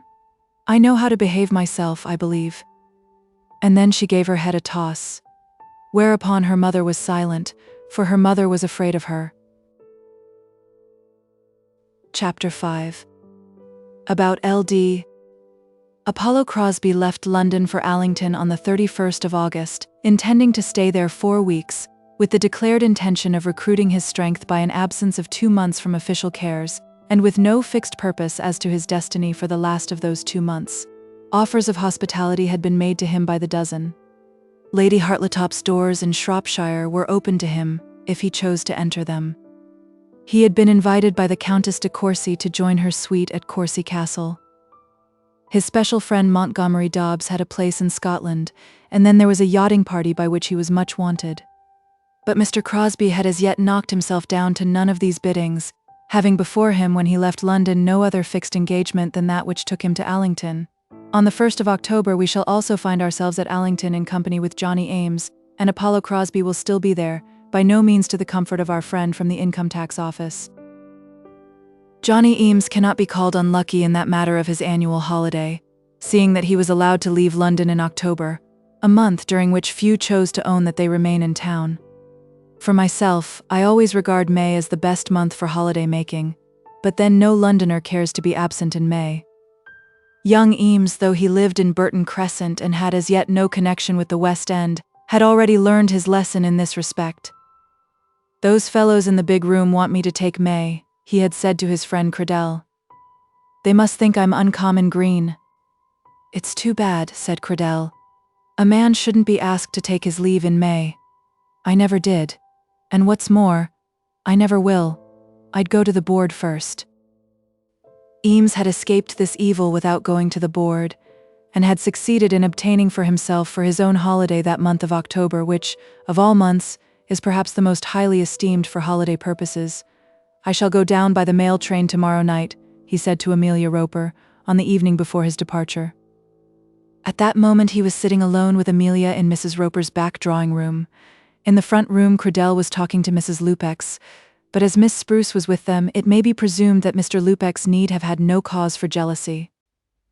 "Yes," said Amelia, "I know how great is your haste to get down to that fascinating spot. I could not expect that you would lose 1 single hour in hurrying away from Burton Crescent." Amelia Roper was a tall, well-grown young woman, with dark hair and dark eyes, not handsome, for her nose was thick, and the lower part of her face was heavy, but yet not without some feminine attractions.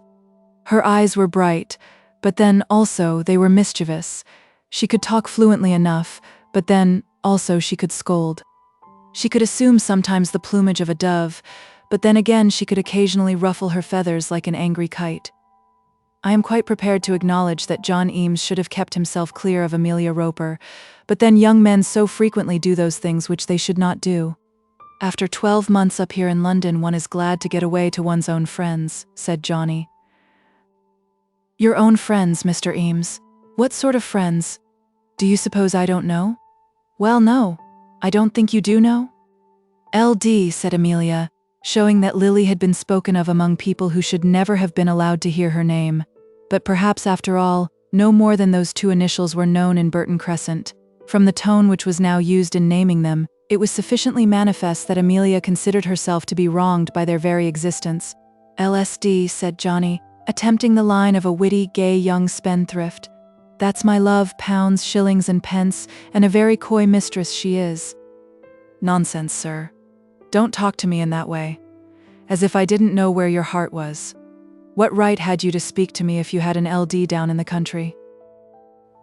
It should be here declared on behalf of poor John Eames that he had not ever spoken to Amelia.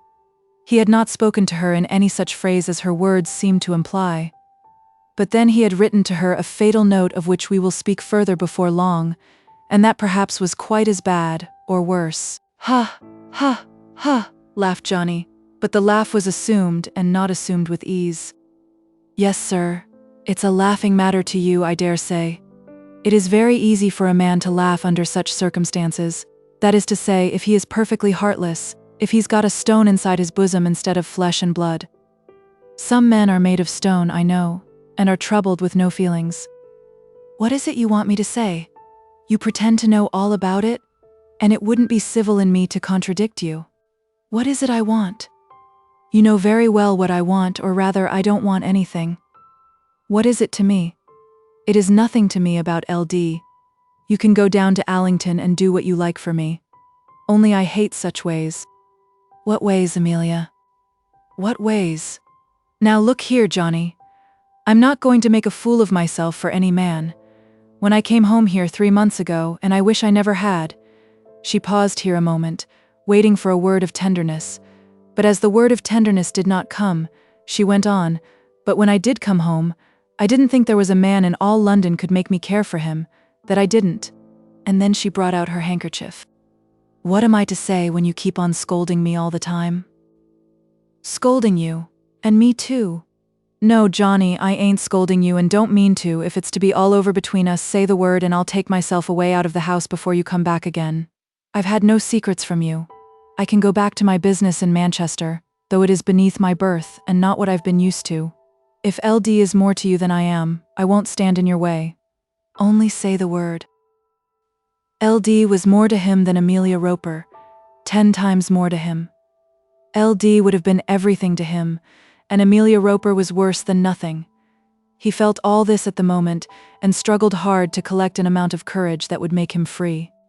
"Say the word," said she, rising on her feet before him, "and all between you and me shall be over.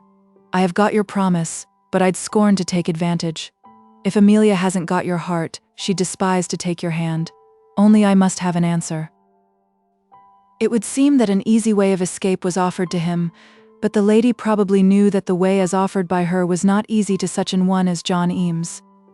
"Amelia," he said, still keeping his seat. "Well, sir?" "You know I love you. And about LD? If you choose to believe all the nonsense that Cradell puts into your head, I can't help it. If you like to make yourself jealous about 2 letters, it isn't my fault." "And you love me?" said she. "Of course I love you." And then, upon hearing these words, Amelia threw herself into his arms. As the folding doors between the 2 rooms were not closed, and as Miss Spruce was sitting in her easy chair immediately opposite to them, it was probable that she saw what passed. But Miss Spruce was a taciturn old lady, not easily excited to any show of surprise or admiration, and as she had lived with Mrs. Roper for the last 12 years, she was probably well acquainted with her daughter's ways. "You'll be true to me?" said Amelia, during the moment of that embrace. "True to me forever?" "Oh yes, that's a matter of course," said Johnny Eames, and then she liberated him, and the 2 strolled into the front sitting room. "I declare, Mr. Eames," said Mrs. Lupex, "I'm glad you've come. Here's Mr. Cradell does say such queer things." "Queer things," said Cradell. "Now, Miss Spruce, I appeal to you, have I said any queer things?" "If you did, sir, I didn't notice them," said Miss Spruce. "I noticed them then," said Mrs. Lupex. "An unmarried man like Mr. Cradell has no business to know whether a married lady wears a cap or her own hair, has he, Mr. Eames?" "I don't think I ever know," said Johnny, not intending any sarcasm on Mrs. Lupex. "I dare say not, sir," said the lady. "We all know where your attention is riveted. If you were to wear a cap, my dear, somebody would see the difference very soon, wouldn't they, Miss Spruce?"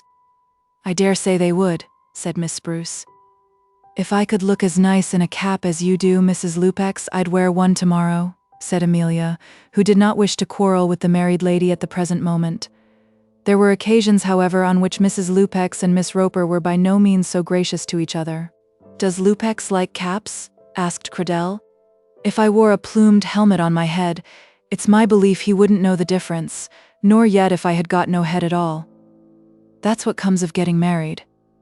If you'll take my advice, Miss Roper, you'll stay as you are, even though somebody should break his heart about it.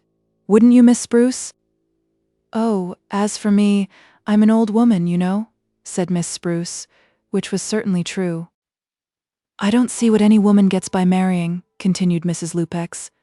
"But a man gains everything. He don't know how to live unless he's got a woman to help him." "But is love to go for nothing?" said Cradell. "Oh, love, I don't believe in love. I suppose I thought I loved once, but what did it come to after all? Now there's Mr. Eames, we all know he's in love. It comes natural to me, Mrs. Lupex. I was born so," said Johnny. "And there's Miss Roper. One never ought to speak free about a lady, but perhaps she's in love too." "Speak for yourself, Mrs. Lupex. said Amelia. There's no harm in saying that, is there? I'm sure, if you ain't, you're very hard-hearted. For if ever there was a true lover, I believe you've got one of your own. My, if there's not LUPEX's step on the stair. What can bring him home at this hour? If he's been drinking, he'll come home as cross as anything. Then Mr. LUPEX entered the room, and the pleasantness of the party was destroyed. It may be said that neither Mrs. Cradell nor Mrs. Eames would have placed their sons in Burton Crescent if they had known the dangers into which the young men would fall. Each, it must be acknowledged, was imprudent, but each clearly saw the imprudence of the other. Not a week before this, Cradell had seriously warned his friend against the arts of Miss Roper. By George, Johnny, you'll get yourself entangled with that girl. One always has to go through that sort of thing, said Johnny. Yes, but those who go through too much of it never get out again. Where would you be if she got a written promise of marriage from you? Poor Johnny did not answer this immediately, for in very truth Amelia Roper had such a document in her possession. Where should I be, said he. Among the breaches of promise, I suppose? Either that, or else among the victims of matrimony. My belief of you is, that if you gave such a promise, you'd carry it out. Perhaps I should, said Johnny, but I don't know. It's a matter of doubt what a man ought to do in such a case. But there's been nothing of that kind yet? Oh dear, no. If I was you, Johnny, I'd keep away from her. It's very good fun, of course, that sort of thing, but it is so uncommon dangerous. Where would you be now with such a girl as that for your wife? Such had been the caution given by Cradell to his friend, and now, just as he was starting for Allington, Eames returned the compliment. They had gone together to the Great Western Station at Paddington, and Johnny tendered his advice as they were walking together up and down the platform. I say, Caudle, old boy, you'll find yourself in trouble with that Mrs. LUPEX if you don't take care of yourself. But I shall take care of myself. There's nothing so safe as a little nonsense with a married woman. Of course, it means nothing, you know, between her and me. I don't suppose it does mean anything. But she's always talking about LUPEX being jealous, and if he was to cut up rough, you wouldn't find it pleasant. Cradell, however, seemed to think that there was no danger.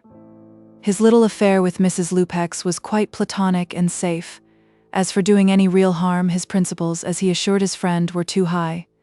Mrs. LUPEX was a woman of talent whom no one seemed to understand, and therefore he had taken some pleasure in studying her character. It was merely a study of character and nothing more. Then the friends parted, and Eames was carried away by the night mail train down to Guestwick. How his mother was up to receive him at 4 o'clock in the morning. How her maternal heart was rejoicing at seeing the improvement in his gait, and the manliness of appearance imparted to him by his whiskers, I need not describe at length.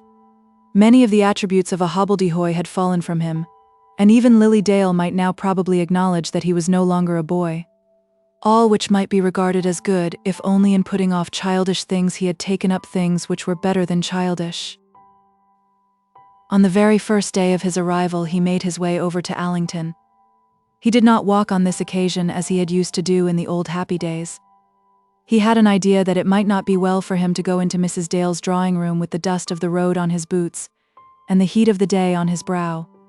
So he borrowed a horse and rode over, taking some pride in a pair of spurs which he had bought in Piccadilly, and in his kid gloves which were brought out new for the occasion.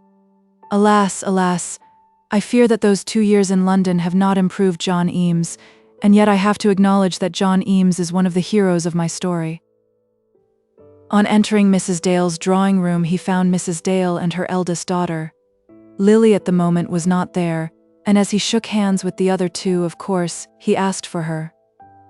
She is only in the garden, said Belle. She will be here directly. She has walked across to the great house with Mr. Crosbie, said Mrs. Dale, but she is not going to remain. She will be so glad to see you, John. We all expected you today. Did you? Said Johnny, whose heart had been plunged into cold water at the mention of Mr. Crosbie's name.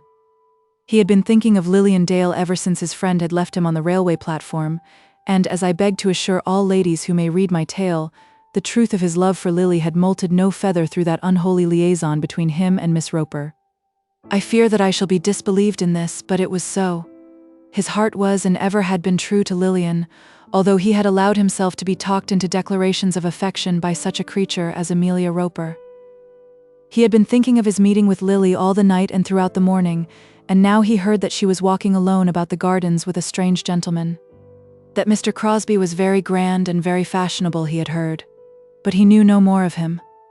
Why should Mr. Crosbie be allowed to walk with Lily Dale? And why should Mrs. Dale mention the circumstance as though it were quite a thing of course? Such mystery as there was in this was solved very quickly. "I'm sure Lily won't object to my telling such a dear friend as you what has happened," said Mrs. Dale. "She is engaged to be married to Mr. Crosbie." The water into which Johnny's heart had been plunged now closed over his head and left him speechless. Lily Dale was engaged to be married to Mr. Crosbie. He knew that he should have spoken when he heard the tidings. He knew that the moments of silence as they passed by told his secret to the two women before him, that secret which it would now behove him to conceal from all the world. But yet he could not speak. "We are all very well pleased at the match," said Mrs. Dale, wishing to spare him. "Nothing can be nicer than Mr. Crosbie," said Belle. "We have often talked about you, and he will be so happy to know you." "He won't know much about me," said Johnny. And even in speaking these few senseless words which he uttered because it was necessary that he should say something, the tone of his voice was altered. He would have given the world to have been master of himself at this moment, but he felt that he was utterly vanquished. "There is Lily coming across the lawn," said Mrs. Dale. "Then I'd better go," said EAMES. "Don't say anything about it, pray don't." And then, without waiting for another word, he escaped out of the drawing room. Chapter 6. Beautiful Days. I am well aware that I have not as yet given any description of Belle and Lilian Dale, and equally well aware that the longer the doing so is postponed, the greater the difficulty becomes. I wish it could be understood without any description that they were two pretty fair-haired girls, of whom Belle was the tallest and the prettiest, whereas Lily was almost as pretty as her sister, and perhaps was more attractive. They were fair-haired girls, very like each other, of whom I have before my mind's eye a distinct portrait, which I fear I shall not be able to draw in any such manner as will make it distinct to others. They were something below the usual height, being slight and slender in all their proportions. Lily was the shorter of the two, but the difference was so trifling that it was hardly remembered unless the two were together. And when I said that Belle was the prettier, I should, perhaps, have spoken more justly had I simply declared that her features were more regular than her sister's. The two girls were very fair, so that the soft tint of color which relieved the whiteness of their complexion was rather acknowledged than distinctly seen. It was there, telling its own tale of health, as its absence would have told a tale of present or coming sickness, and yet nobody could ever talk about the color in their cheeks. The hair of the two girls was so alike in hue and texture that no one, not even their mother, could say that there was a difference. It was not flaxen hair, and yet it was very light, nor did it approach to auburn, and yet there ran through it a golden tint that gave it a distinct brightness of its own. But with Belle it was more plentiful than with Lily, and therefore Lily would always talk of her own scanty locks, and tell how beautiful were those belonging to her sister. Nevertheless, Lily's head was quite as lovely as her sister's, for its form was perfect, and the simple braids in which they both wore their hair did not require any great exuberance in quantity.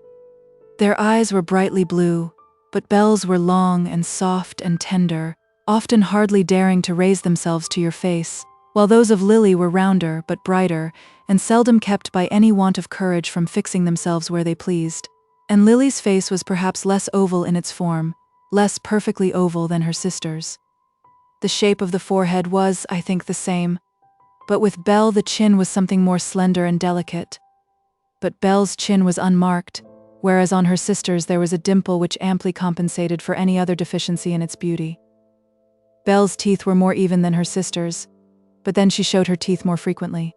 Her lips were thinner and, as I cannot but think, less expressive.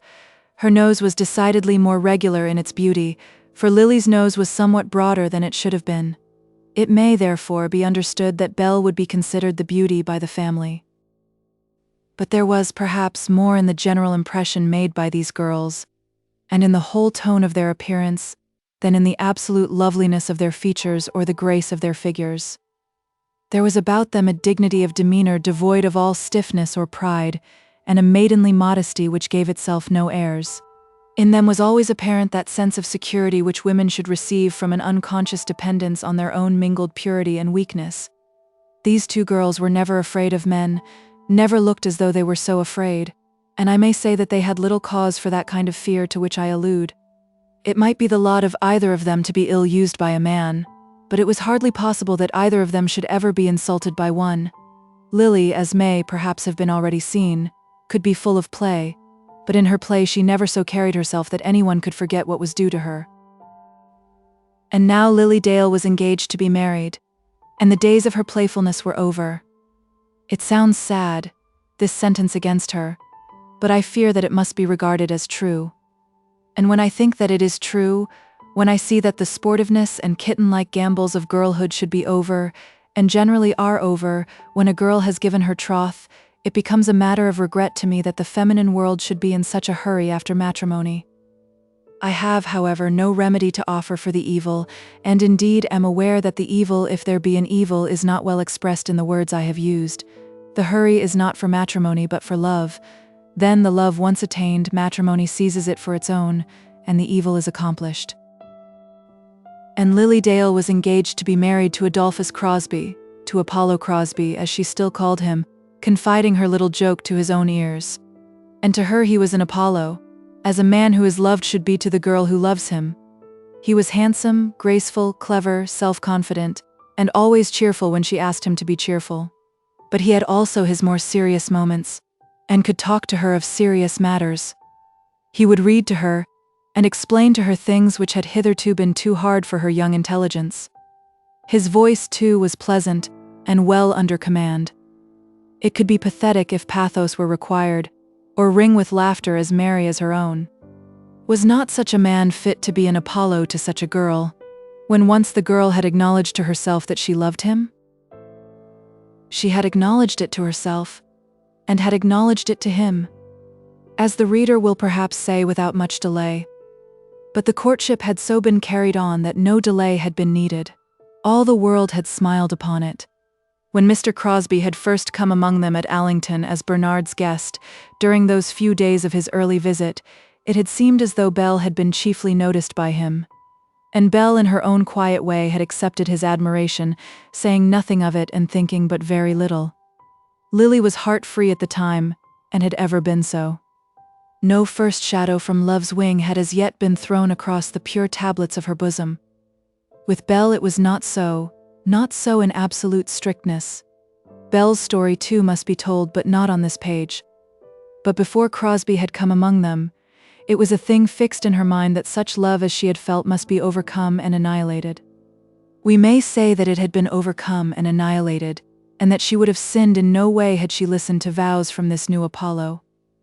It is almost sad to think that such a man might have had the love of either of such girls, but I fear that I must acknowledge that it was so. Apollo, in the plenitude of his power, soon changed his mind, and before the end of his first visit, had transferred the distant homage which he was then paying from the elder to the younger sister. He afterwards returned as the squire's guest for a longer sojourn among them, and at the end of the first month had already been accepted as Lily's future husband. It was beautiful to see how Belle changed in her mood towards Crosbie and towards her sister, as soon as she perceived how the affair was going.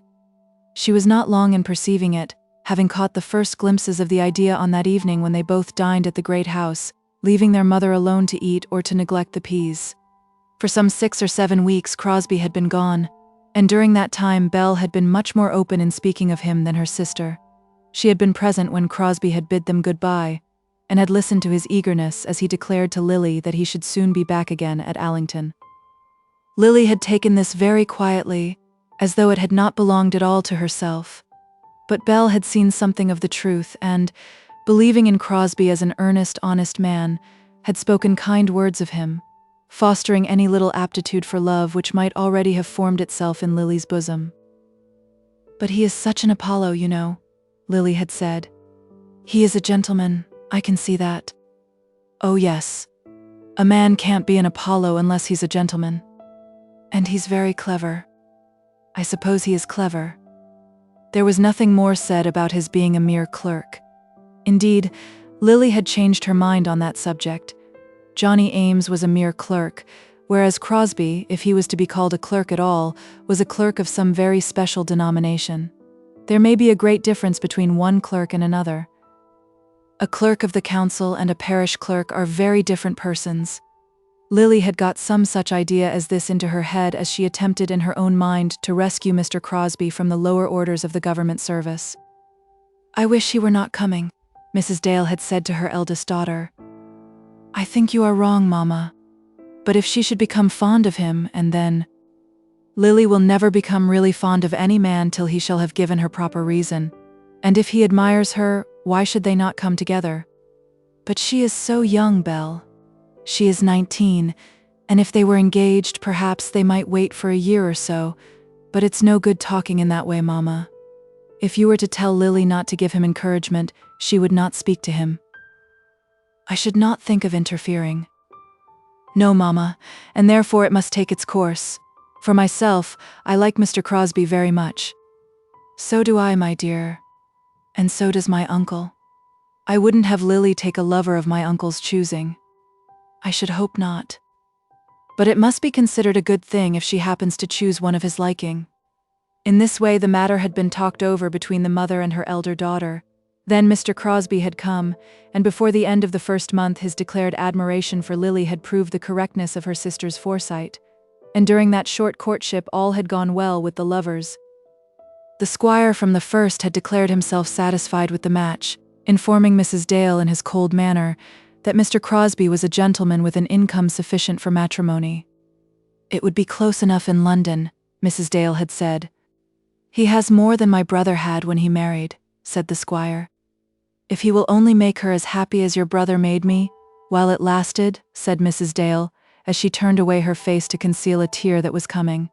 And then there was nothing more said about it between the squire and his sister-in-law. The squire spoke no word as to assistance in money matters, did not even suggest that he would lend a hand to the young people at starting, as an uncle in such a position might surely have done. It may well be conceived that Mrs. Dale herself said nothing on the subject. And indeed it may be conceived also that the squire, let his intentions be what they might, would not divulge them to Mrs. Dale. This was uncomfortable, but the position was one that was well understood between them. Bernard Dale was still at Allington, and had remained there through the period of Crosbie's absence. Whatever words Mrs. Dale might choose to speak on the matter would probably be spoken to him, but then Bernard could be quite as close as his uncle.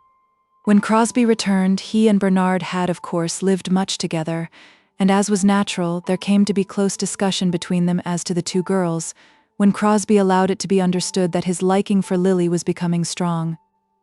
"You know, I suppose, that my uncle wishes me to marry the elder one," Bernard had said. "I have guessed as much. And I suppose the match will come off. She's a pretty girl, and as good as gold." "Yes, she is. I don't pretend to be very much in love with her.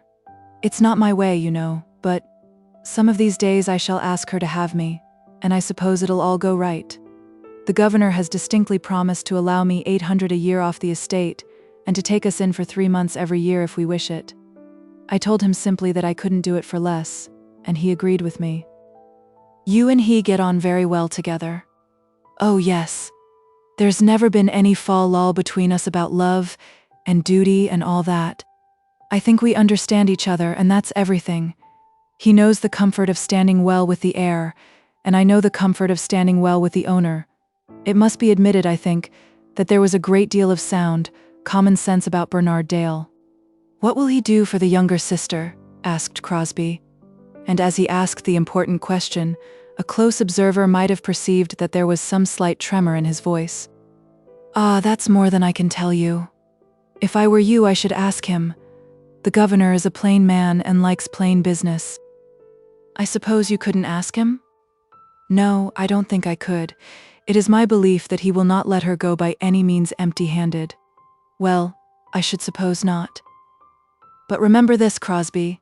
I can say nothing to you on which you are to depend. Lily, also, is as good as gold, and as you seem to be fond of her, I should ask the governor, if I were you, in so many words, what he intends to do, Of course, it's against my interest. For every shilling he gives, Lily will ultimately come out of my pocket. But I'm not the man to care about that, as you know. What might be Crosbie's knowledge on this subject we will not here inquire. But we may say that it would have mattered very little to him out of whose pocket the money came, so long as it went into his own. When he felt quite sure of Lily, having in fact received Lily's permission to speak to her uncle, and Lily's promise that she would herself speak to her mother, he did tell the squire what was his intention. This he did in an open, manly way, as though he felt that in asking for much he also offered to give much. "I have nothing to say against it," said the squire. "And I have your permission to consider myself as engaged to her? If you have hers and her mother's, of course you are aware that I have no authority over her. She would not marry without your sanction." "She is very good to think so much of her uncle," said the squire, and his words as he spoke them sounded very cold in Crosbie's ears. After that Crosbie said nothing about money, having to confess to himself that he was afraid to do so. "And what would be the use," said he to himself, wishing to make excuses for what he felt to be weak in his own conduct. "If he should refuse to give her a shilling, I could not go back from it now." And then some ideas ran across his mind as to the injustice to which men are subjected in this matter of matrimony. A man has to declare himself before it is fitting that he should make any inquiry about a lady's money, and then when he has declared himself, any such inquiry is unavailing. Which consideration somewhat cooled the ardor of his happiness. Lily Dale was very pretty, very nice, very refreshing in her innocence, her purity, and her quick intelligence. No amusement could be more deliciously amusing than that of making love to Lily Dale. Her way of flattering her lover without any intention of flattery on her part had put Crosbie into a seventh heaven. In all his experience he had known nothing like it. "You may be sure of this," she had said. "I shall love you with all my heart and all my strength." It was very nice. But then what were they to live upon? Could it be that he, Adolphus Crosbie, should settle down on the north side of the new road as a married man, with 800 a year? If indeed the squire would be as good to Lily as he had promised to be to Belle, then indeed things might be made to arrange themselves. But there was no such drawback on Lily's happiness. Her ideas about money were rather vague, but they were very honest. She knew she had none of her own, but supposed it was a husband's duty to find what would be needful. She knew she had none of her own and was therefore aware that she ought not to expect luxuries in the little household that was to be prepared for her. She hoped for his sake that her uncle might give some assistance, but was quite prepared to prove that she could be a good poor man's wife. In the old colloquies on such matters between her and her sister, she had always declared that some decent income should be considered as indispensable before love could be entertained. But 800 a year had been considered as doing much more than fulfilling this stipulation. Belle had had high-flown notions as to the absolute glory of poverty. She had declared that income should not be considered at all. If she had loved a man, she could allow herself to be engaged to him, even though he had no income. Such had been their theories, and as regarded money, Lily was quite contented with the way in which she had carried out her own. In these beautiful days there was nothing to check her happiness. Her mother and sister united in telling her that she had done well, that she was happy in her choice, and justified in her love. On that first day when she told her mother all, she had been made exquisitely blissful by the way in which her tidings had been received. "Oh, Mama, I must tell you something," she said, coming up to her mother's bedroom, after a long ramble with Mr. Crosbie through those Allington fields. "Is it about Mr. Crosbie?" "Yes, Mama." And then the rest had been said through the medium of warm embraces and happy tears rather than by words. As she sat in her mother's room, hiding her face on her mother's shoulders, Belle had come and had knelt at her feet. "Dear Lily," she had said, "I am so glad." And then Lily remembered how she had, as it were, stolen her lover from her sister, and she put her arms round Belle's neck and kissed her. "I knew how it was going to be from the very first," said Belle. "Did I not, Mama?" "I'm sure I didn't," said Lily. "I never thought such a thing was possible." "But we did, Mama and I." "Did you?" said Lily. "Belle told me that it was to be so," said Mrs. Dale. "But I could hardly bring myself at first to think that he was good enough for my darling." "Oh, Mama, you must not say that. You must think that he is good enough for anything." "I will think that he is very good. Who could be better?"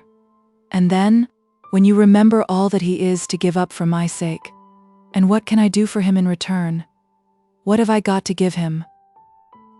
Neither Mrs. Dale nor Belle could look at the matter in this light, thinking that Lily gave quite as much as she received, but they both declared that Crosbie was perfect, knowing that by such assurances only could they now administer to Lily's happiness, and Lily, between them, was made perfect in her happiness, receiving all manner of encouragement in her love, and being nourished in her passion by the sympathy and approval of her mother and sister.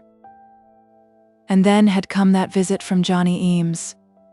As the poor fellow marched out of the room, giving them no time to say farewell, Mrs. Dale and Belle looked at each other sadly, but they were unable to concoct any arrangement, for Lily had run across the lawn and was already on the ground before the window.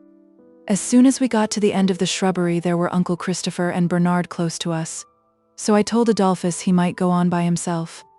"And who do you think has been here?" said Belle, but Mrs. Dale said nothing.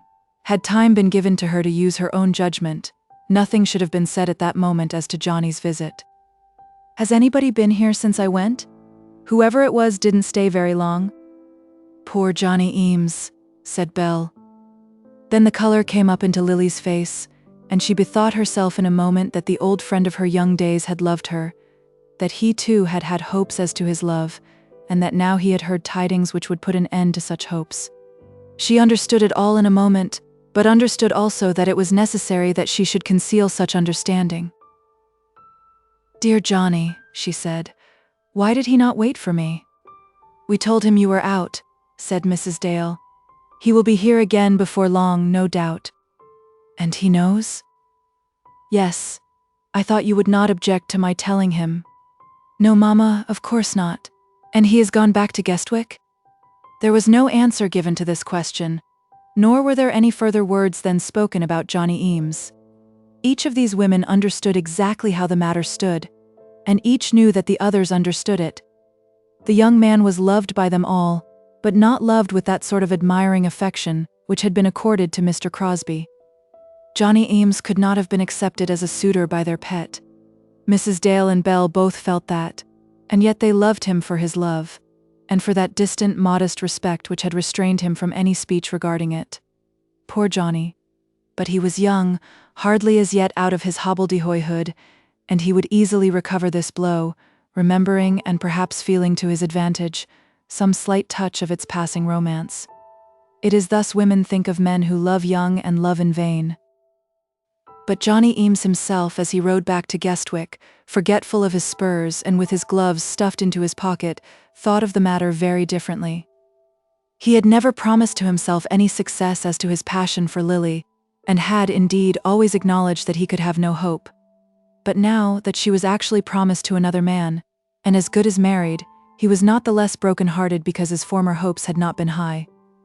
He had never dared to speak to Lily of his love, but he was conscious that she knew it, and he did not now dare to stand before her as one convicted of having loved in vain. And then, as he rode back, he thought also of his other love, not with many of those pleasant thoughts which Lotharios and Don Juans may be presumed to enjoy when they contemplate their successes. "I suppose I shall marry her, and there'll be an end of me," he said to himself, as he remembered a short note which he had once written to her in his madness. There had been a little supper at Mrs. Roper's, and Mrs. LUPEX and Amelia had made the punch. After supper, he had been by some accident alone with Amelia in the dining parlor, and when, warmed by the generous god, he had declared his passion, she had shaken her head mournfully, and had fled from him to some upper region, absolutely refusing his proffered embrace. But on the same night, before his head had found its pillow, a note had come to him, half repentant, half affectionate, half repellent. If indeed he would swear to her that his love was honest and manly, then, indeed, she might even yet see him through the chink of the doorway with the purport of telling him that he was forgiven. Whereupon, a perfidious pencil being near to his hand, he had written the requisite words, "My only object in life is to call you my own forever." Amelia had her misgivings whether such a promise, in order that it might be used as legal evidence, should not have been written in ink. It was a painful doubt, but nevertheless she was as good as her word, and saw him through the chink, forgiving him for his impetuosity in the parlor with perhaps more clemency than a mere pardon required, By George, how well she looked with her hair all loose, he said to himself, as he at last regained his pillow, still warm with the generous god. But now, as he thought of that night, returning on his road from Allington to Guestwick, those loose, floating locks were remembered by him with no strong feeling as to their charms. And he thought also of Lily Dale, as she was when he had said farewell to her on that day before he first went up to London. "I shall care more about seeing you than anybody," he had said, and he had often thought of the words since, wondering whether she had understood them as meaning more than an assurance of ordinary friendship, and he remembered well the dress she had then worn. It was an old brown merino, which he had known before, and which in truth had nothing in it to recommend it specially to a lover's notice. Horrid old thing had been Lily's own verdict respecting the frock even before that day, but she had hallowed it in his eyes, and he would have been only too happy to have worn a shred of it near his heart, as a talisman. How wonderful in its nature is that passion of which men speak when they acknowledge to themselves that they are in love. Of all things it is, under one condition, the most foul, and under another the most fair. As that condition is, a man shows himself either as a beast or as a god. And so we will let poor Johnny Eames ride back to Guestwick, suffering much in that he had loved basely, and suffering much, also, in that he had loved nobly. Lily, as she had tripped along through the shrubbery, under her lover's arm, looking up every other moment into his face, had espied her uncle and Bernard. "Stop," she had said, giving him a little pull at the arm. "I won't go on. Uncle is always teasing me with some old-fashioned wit, and I've had quite enough of you today, sir. Mind you come over tomorrow before you go to your shooting." And so she had left him. We may as well learn here what was the question in dispute between the uncle and cousin, as they were walking there on the broad gravel path behind the great house. "Bernard," the old man had said, "I wish this matter could be settled between you and Belle." "Is there any hurry about it, sir?" "Yes, there is hurry, or rather, as I hate hurry in all things, I would say that there is ground for dispatch. Mind, I do not wish to drive you. If you do not like your cousin, say so. But I do like her, only I have a sort of feeling that these things grow best by degrees. I quite share your dislike to being in a hurry, but time enough has been taken now, you see, Bernard. I'm going to make a great sacrifice of income on your behalf. I am sure I am very grateful. I have no children, and have therefore always regarded you as my own, but there is no reason why my brother Philip's daughter should not be as dear to me as my brother Orlando's son. Of course not, sir. Or rather, his 2 daughters. You may leave that matter to me, Bernard. The younger girl is going to marry this friend of yours, and as he has a sufficient income to support a wife, I think that my sister-in-law has good reason to be satisfied by the match. She will not be expected to give up any part of her small income, as she must have done had Lily married a poor man. I suppose she could hardly give up much. People must be guided by circumstances. I am not disposed to put myself in the place of a parent to them both.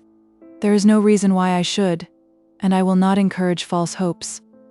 If I knew that this matter between you and Belle was arranged, I should have reason to feel satisfied with what I was doing."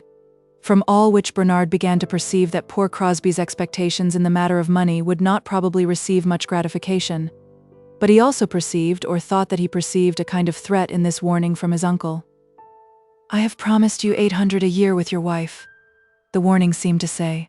"But if you do not at once accept it, or let me feel that it will be accepted, it may be well for me to change my mind, especially as this other niece is about to be married.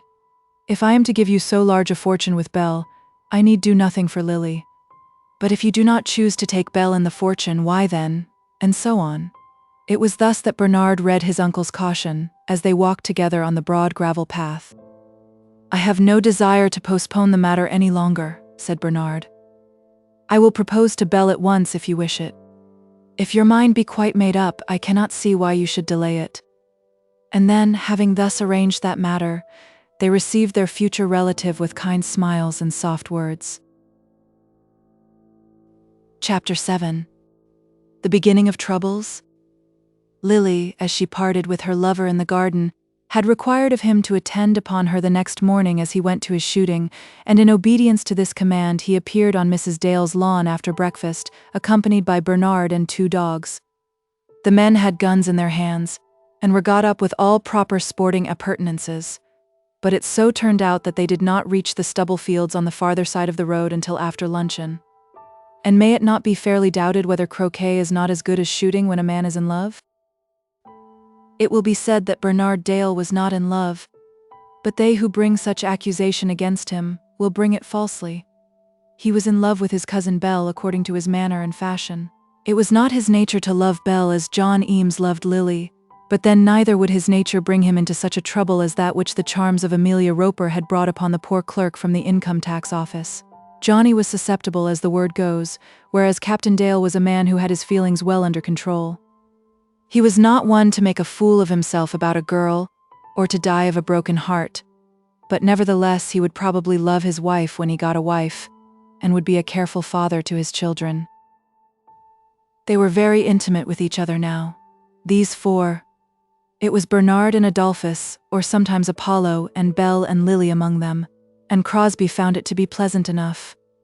A new position of life had come upon him, and one exceeding pleasant, but nevertheless there were moments in which cold fits of a melancholy nature came upon him. He was doing the very thing which throughout all the years of his manhood he had declared to himself that he would not do. According to his plan of life, he was to have eschewed marriage, and to have allowed himself to regard it as a possible event only under the circumstances of wealth, rank, and beauty all coming in his way together. As he had expected no such glorious prize, he had regarded himself as a man who would reign at the Beaufort and be potent at Sebright's to the end of his chapter. But now, it was the fact that he had fallen from his settled position, vanquished by a silver voice, a pretty wit, and a pair of moderately bright eyes. He was very fond of Lily, having in truth a stronger capability for falling in love than his friend Captain Dale, but was the sacrifice worth his while? This was the question which he asked himself in those melancholy moments, while he was lying in bed, for instance, awake in the morning, when he was shaving himself, and sometimes also when the squire was prosy after dinner. At such times as these, while he would be listening to Mr. Dale, his self-reproaches would sometimes be very bitter. Why should he undergo this? He, Crosbie of Sebright's, Crosbie of the General Committee Office, Crosbie who would allow no one to bore him between Charing Cross and the far end of Bayswater. Why should he listen to the long-winded stories of such a one as Squire Dale? If indeed the squire intended to be liberal to his niece, then it might be very well. But as yet the squire had given no sign of such intention, and Crosbie was angry with himself in that he had not had the courage to ask a question on that subject. And thus the course of love was not all smooth to our Apollo. It was still pleasant for him when he was there on the croquet ground, or sitting in Mrs. Dale's drawing room with all the privileges of an accepted lover. It was pleasant to him also as he sipped the squire's claret, knowing that his coffee would soon be handed to him by a sweet girl who would have tripped across the 2 gardens on purpose to perform for him this service. There is nothing pleasanter than all this, although a man when so treated does feel himself to look like a calf at the altar, ready for the knife, with blue ribbons round his horns and neck. Crosbie felt that he was such a calf, and the more calf-like, in that he had not as yet dared to ask a question about his wife's fortune. "I will have it out of the old fellow this evening," he said to himself, as he buttoned on his dandy shooting gaiters that morning. "How nice he looks in them," Lily said to her sister afterwards, knowing nothing of the thoughts which had troubled her lover's mind while he was adorning his legs. "I suppose we shall come back this way," Crosbie said as they prepared to move away on their proper business when lunch was over. "Well, not exactly," said Bernard. "We shall make our way round by Darvell's farm and so back by Gruddock's. Are the girls going to dine up at the Great House today?" The girls declared that they were not going to dine up at the Great House, that they did not intend going to the Great House at all that evening. "Then, as you won't have to dress, you might as well meet us at Gruddock's gate, at the back of the farmyard. We'll be there exactly at 5:30. That is to say, we're to be there at 5:30, and you'll keep us waiting for 3/4 of an hour," said Lily. Nevertheless, the arrangement as proposed was made, and the 2 ladies were not at all unwilling to make it. It is thus that the game is carried on among unsophisticated people who really live in the country. The farmyard gate at Farmer Gruddock's has not a fitting sound as a trysting place in romance, but for people who are in earnest it does as well as any oak in the middle glade of a forest. Lily Dale was quite in earnest, and so indeed was Adolphus Crosbie, only with him the earnest was beginning to take that shade of brown which most earnest things have to wear in this vale of tears. With Lily it was as yet all rose-colored. And Bernard Dale was also in earnest. Throughout this morning he had stood very near to Belle on the lawn, and had thought that his cousin did not receive his little whisperings with any aversion. Why should she? Lucky girl that she was thus to have 800 a year pinned to her skirt. "I say, Dale," Crosbie said, as in the course of their day's work they had come round upon Gruddock's ground, and were preparing to finish off his turnips before they reached the farmyard gate. And now, as Crosbie spoke, they stood leaning on the gate, looking at the turnips while the two dogs squatted on their haunches. Crosbie had been very silent for the last mile or two, and had been making up his mind for this conversation. "I say, Dale, your uncle has never said a word to me yet as to Lily's fortune." "As to Lily's fortune? The question is whether Lily has got a fortune. He can hardly expect that I am to take her without something. Your uncle is a man of the world, and he knows." "Whether or no my uncle is a man of the world, I will not say, but you are, Crosbie, whether he is or not. Lily, as you have always known, has nothing of her own." "I am not talking of Lily's own. I'm speaking of her uncle. I have been straightforward with him, and when I became attached to your cousin, I declared what I meant at once." "You should have asked him the question, if you thought there was any room for such a question." "Thought there was any room? Upon my word, you are a cool fellow." "Now look here, Crosbie. You may say what you like about my uncle, but you must not say a word against Lily." "Who is going to say a word against her?" "You can little understand me if you don't know that the protection of her name against evil words is already more my care than it is yours. I regard Lily as my own. I only meant to say that any discontent you may feel as to her money, or want of money, you must refer to my uncle, and not to the family at the small house." "I am quite well aware of that. And though you are quite at liberty to say what you like to me about my uncle, I cannot say that I can see that he has been to blame. He should have told me what her prospects are." "But if she have got no prospects, it cannot be an uncle's duty to tell everybody that he does not mean to give his niece a fortune. In point of fact, why should you suppose that he has such an intention?" "Do you know that he has not? Because you once led me to believe that he would give his niece money. Now, Crosbie, it is necessary that you and I should understand each other in this matter." "But did you not? Listen to me for a moment. I never said a word to you about my uncle's intentions in any way, until after you had become fully engaged to Lily with the knowledge of us all. Then, when my belief on the subject could make no possible difference in your conduct, I told you that I thought my uncle would do something for her. I told you so because I did think so, and as your friend I should have told you what I thought in any matter that concerned your interest. And now you have changed your opinion?" "I have changed my opinion, but very probably without sufficient ground." "That's hard upon me. It may be hard to bear disappointment, but you cannot say that anybody has ill-used you. And you don't think he will give her anything? Nothing that will be of much moment to you. And I'm not to say that that's hard. I think it confounded hard. Of course I must put off my marriage." "Why do you not speak to my uncle?" "I shall do so. To tell the truth, I think it would have come better from him. But that is a matter of opinion. I shall tell him very plainly what I think about it, and if he is angry, why, I suppose I must leave his house. That will be all. Look here, Crosbie, do not begin your conversation with the purpose of angering him. He is not a bad-hearted man, but is very obstinate. I can be quite as obstinate as he is." And then, without further parley, they went in among the turnips, and each swore against his luck as he missed his birds. There are certain phases of mind in which a man can neither ride nor shoot, nor play a stroke at billiards, nor remember a card at whist, and to such a phase of mind had come both Crosbie and Dale after their conversation over the gate. They were not above 15 minutes late at the trysting place, but nevertheless, punctual though they had been, the girls were there before them. Of course the first inquiries were made about the game, and of course the gentlemen declared that the birds were scarcer than they had ever been before, that the dogs were wilder, and their luck more excruciatingly bad, to all which apologies very little attention was paid. Lily and Belle had not come there to inquire after partridges. and would have forgiven the sportsmen even though no single bird had been killed. But they could not forgive the want of good spirits which was apparent.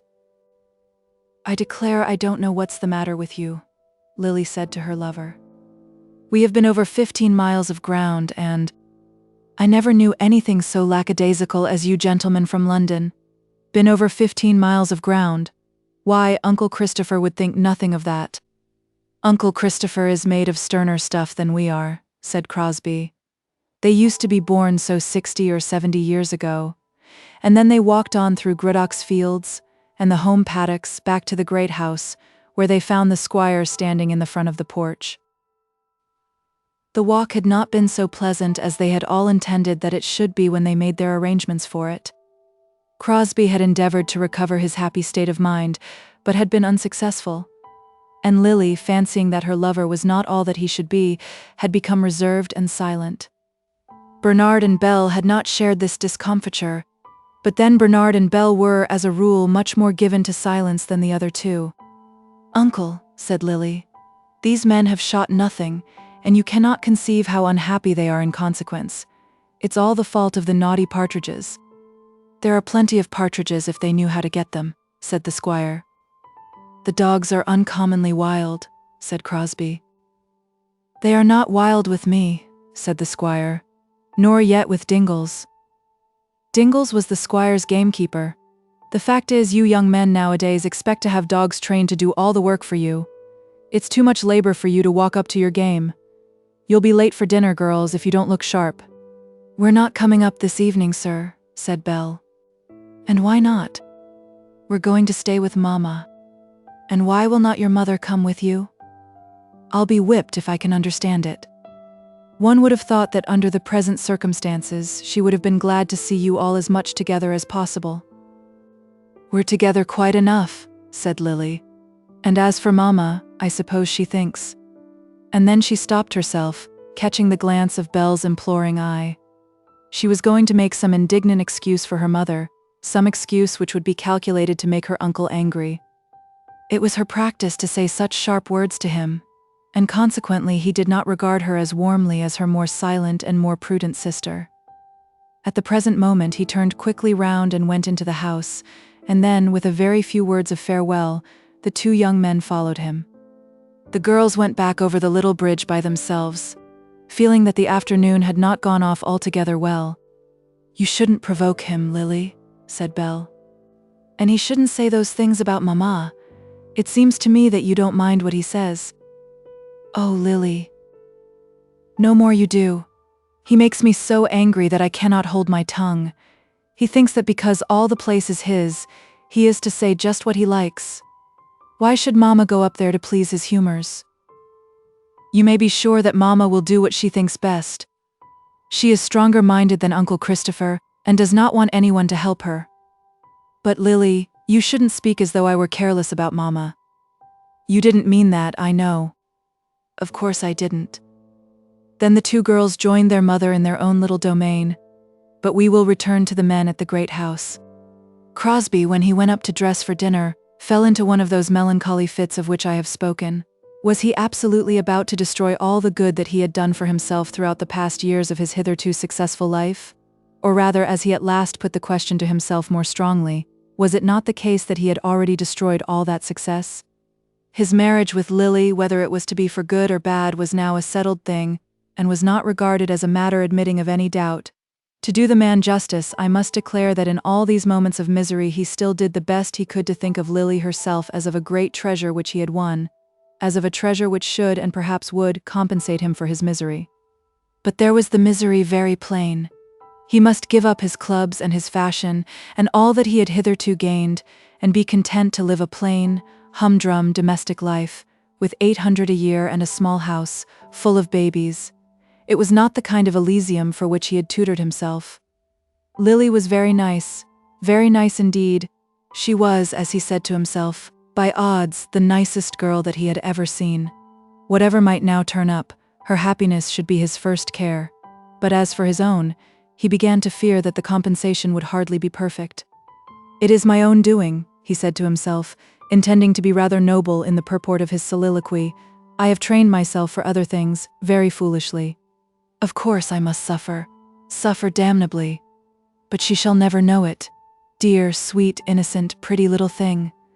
And then he went on about the squire, as to whom he felt himself entitled to be indignant by his own disinterested and manly line of conduct towards the niece. But I will let him know what I think about it, he said. It's all very well for Dale to say that I have been treated fairly. It isn't fair for a man to put forward his niece under false pretenses. Of course I thought that he intended to provide for her. And then, having made up his mind in a very manly way that he would not desert Lily altogether after having promised to marry her, he endeavored to find consolation in the reflection that he might, at any rate, allow himself 2 years more run as a bachelor in London. Girls who have to get themselves married without fortunes always know that they will have to wait. Indeed, Lily had already told him that as far as she was concerned, she was in no hurry. He need not, therefore, at once withdraw his name from Sebright's. Thus he endeavored to console himself, still, however, resolving that he would have a little serious conversation with the squire that very evening as to Lily's fortune. And what was the state of Lily's mind at the same moment, while she, also, was performing some slight toilet changes preparatory to their simple dinner at the small house? I didn't behave well to him, she said to herself. I never do. I forget how much he is giving up for me. And then when anything annoys him, I make it worse instead of comforting him. And upon that she made accusation against herself that she did not love him half enough, that she did not let him see how thoroughly and perfectly she loved him. She had an idea of her own, that as a girl should never show any preference for a man till circumstances should have fully entitled him to such manifestation, so also should she make no drawback on her love, but pour it forth for his benefit with all her strength, when such circumstances had come to exist. But she was ever feeling that she was not acting up to her theory now that the time for such practice had come. She would unwittingly assume little reserves and make small pretenses of indifference in spite of her own judgment. She had done so on this afternoon, and had left him without giving him her hand to press, without looking up into his face with an assurance of love, and therefore she was angry with herself. I know I shall teach him to hate me, she said out loud to Belle. That would be very sad, said Belle. But I don't see it. If you were engaged to a man, you would be much better to him. You would not say so much, but what you did say would be all affection. I am always making horrid little speeches, for which I should like to cut out my tongue afterwards. Whatever sort of speeches they are, I think that he likes them. Does he? I'm not all so sure of that, Belle. Of course I don't expect that he is to scold me. Not yet, that is. But I know by his eye when he is pleased and when he is displeased. And then they went down to their dinner. Up at the great house the three gentlemen met together in apparent good humor. Bernard Dale was a man of an equal temperament, who rarely allowed any feeling, or even any annoyance, to interfere with his usual manner, a man who could always come to table with a smile, and meet either his friend or his enemy with a properly civil greeting. Not that he was especially a false man. There was nothing of deceit in his placidity of demeanor. It arose from true equanimity, but it was the equanimity of a cold disposition rather than of one well ordered by discipline. The squire was aware that he had been unreasonably petulant before dinner, and having taken himself to task in his own way, now entered the dining room with the courteous greeting of a host. I find that your bag was not so bad after all, he said, and I hope that your appetite is at least as good as your bag. Crosbie smiled, and made himself pleasant, and said a few flattering words. A man who intends to take some very decided step in an hour or two generally contrives to bear himself in the meantime, as though the trifles of the world were quite sufficient for him. So he praised the squire's game, said a good-natured word as to Dingle's, and bantered himself as to his own want of skill. Then all went merry, not quite as a marriage bell, but still merry enough for a party of three gentlemen. But Crosbie's resolution was fixed, and as soon, therefore, as the old butler was permanently gone, and the wine steadily in transit upon the table, he began his task, not without some apparent abruptness. Having fully considered the matter, he had determined that he would not wait for Bernard Dale's absence. He thought it possible that he might be able to fight his battle better in Bernard's presence than he could do behind his back. "Squire," he began. They all called him Squire when they were on good terms together, and Crosbie thought it well to begin as though there was nothing amiss between them. "Squire, of course I'm thinking a good deal at the present moment as to my intended marriage." "That's natural enough," said the squire. "Yes, by George, sir, a man doesn't make a change like that without finding that he has got something to think of." "I suppose not," said the squire. "I never was in the way of getting married myself, but I can easily understand that. I've been the luckiest fellow in the world in finding such a girl as your niece." Whereupon the squire bowed, intending to make a little courteous declaration that the luck in the matter was on the side of the Dales. "I know that," continued Crosbie. "She is exactly everything that a girl ought to be." "She is a good girl," said Bernard. "Yes, I think she is," said the squire. "But it seems to me," said Crosbie, finding that it was necessary to dash at once headlong into the water, "that something ought to be said as to my means of supporting her properly." Then he paused for a moment, expecting that the squire would speak. But the squire sat perfectly still, looking intently at the empty fireplace and saying nothing. "Of supporting her," continued Crosbie, "with all those comforts to which she has been accustomed." "She has never been used to expense," said the squire. "Her mother, as you doubtless know, is not a rich woman. But living here, Lily has had great advantages, a horse to ride and all that sort of thing." "I don't suppose she expects a horse in the park," said the squire, with a very perceptible touch of sarcasm in his voice. "I hope not," said Crosbie. "I believe she has had the use of one of the ponies here sometimes, but I hope that has not made her extravagant in her ideas. I did not think that there was anything of that nonsense about either of them." "Nor is there, as far as I know." "Nothing of the sort," said Bernard. "But the long and the short of it is this, sir," and Crosbie, as he spoke, endeavored to maintain his ordinary voice and usual coolness, but his heightened color betrayed that he was nervous. "Am I to expect any accession of income with my wife?" "I have not spoken to my sister-in-law on the subject," said the squire, "but I should fear that she cannot do much. As a matter of course, I would not take a shilling from her," said Crosbie. "Then that settles it," said the squire.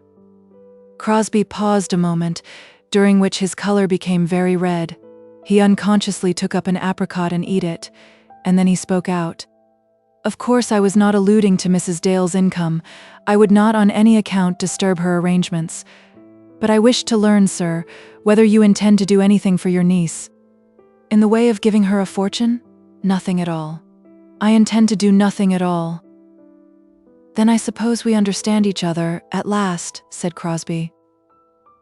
"I should have thought that we might have understood each other at first," said the squire. "Did I ever make you any promise, or give you any hint that I intended to provide for my niece? Have I ever held out to you any such hope?" "I don't know what you mean by that word 'at last,' unless it be to give offense." "I meant the truth, sir. I meant this, that seeing the manner in which your nieces lived with you, I thought it probable that you would treat them both as though they were your daughters. Now I find out my mistake. That is all." "You have been mistaken, and without a shadow of excuse for your mistake." "Others have been mistaken with me," said Crosbie, forgetting, on the spur of the moment, that he had no right to drag the opinion of any other person into the question. "What others?" said the squire, with anger, and his mind immediately betook itself to his sister-in-law. "I do not want to make any mischief," said Crosbie. "If anybody connected with my family has presumed to tell you that I intended to do more for my niece Lilian than I have already done, such person has not only been false, but ungrateful. I have given to no one any authority to make any promise on behalf of my niece." "No such promise has been made. It was only a suggestion," said Crosbie.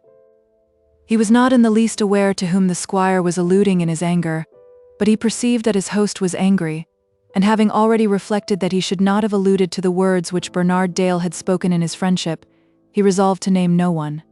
Bernard, as he sat by listening, knew exactly how the matter stood, but, as he thought, there could be no reason why he should subject himself to his uncle's ill will, seeing that he had committed no sin. "No such suggestion should have been made," said the squire. "No one has had a right to make such a suggestion. No one has been placed by me in a position to make such a suggestion to you without manifest impropriety. I will ask no further questions about it, but it is quite as well that you should understand at once that I do not consider it to be my duty to give my niece Lilian a fortune on her marriage. I trust that your offer to her was not made under any such delusion." "No, sir, it was not," said Crosbie. "Then I suppose that no great harm has been done. I am sorry if false hopes have been given to you, but I am sure you will acknowledge that they were not given to you by me." "I think you have misunderstood me, sir. My hopes were never very high, but I thought it right to ascertain your intentions. Now you know them. I trust, for the girl's sake, that it will make no difference to her. I can hardly believe that she has been to blame in the matter." Crosbie hastened at once to exculpate Lily, and then, with more awkward blunders than a man should have made who was so well acquainted with fashionable life as the Apollo of the Beaufort, he proceeded to explain that, as Lily was to have nothing, his own pecuniary arrangements would necessitate some little delay in their marriage. "As far as I myself am concerned," said the squire, "I do not like long engagements, but I am quite aware that in this matter I have no right to interfere unless, indeed—" and then he stopped himself. "I suppose it will be well to fix some day, eh, Crosbie?" said Bernard. "I will discuss that matter with Mrs. Dale," said Crosbie.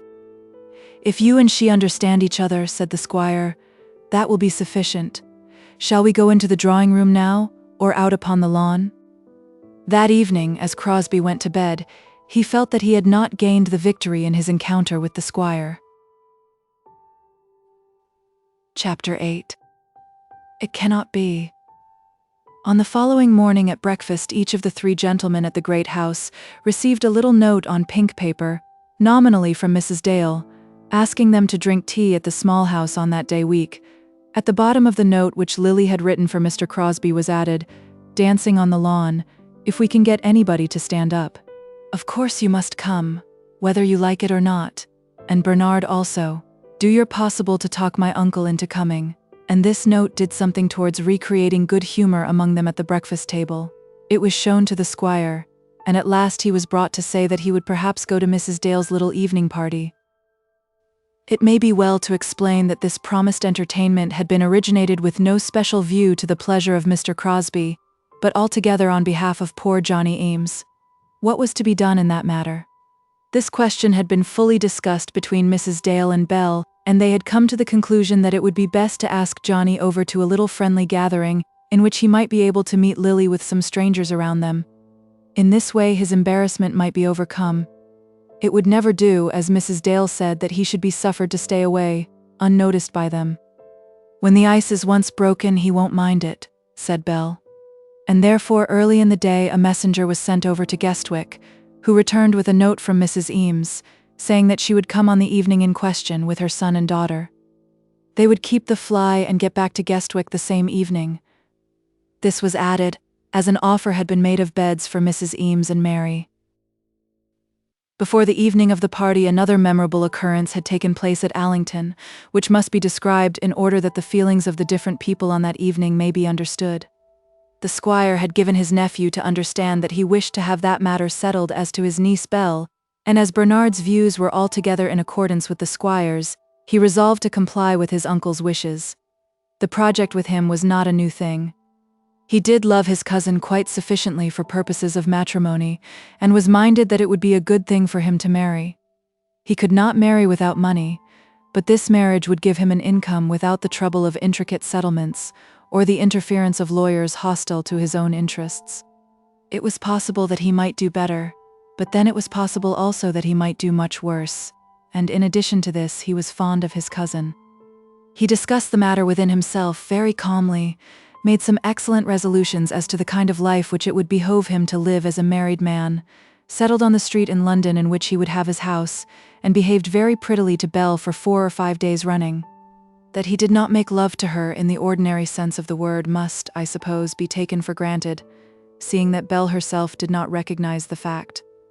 She had always liked her cousin, and thought that in these days he was making himself particularly agreeable. On the evening before the party, the girls were at the great house, having come up nominally with the intention of discussing the expediency of dancing on the lawn. Lily had made up her mind that it was to be so, but Belle had objected that it would be cold and damp, and that the drawing-room would be nicer for dancing. "You see, we've only got 4 young gentlemen and 1 ungrown," said Lily, "and they will look so stupid standing up all properly in a room, as though we had a regular party." "Thank you for the compliment," said Crosbie, taking off his straw hat.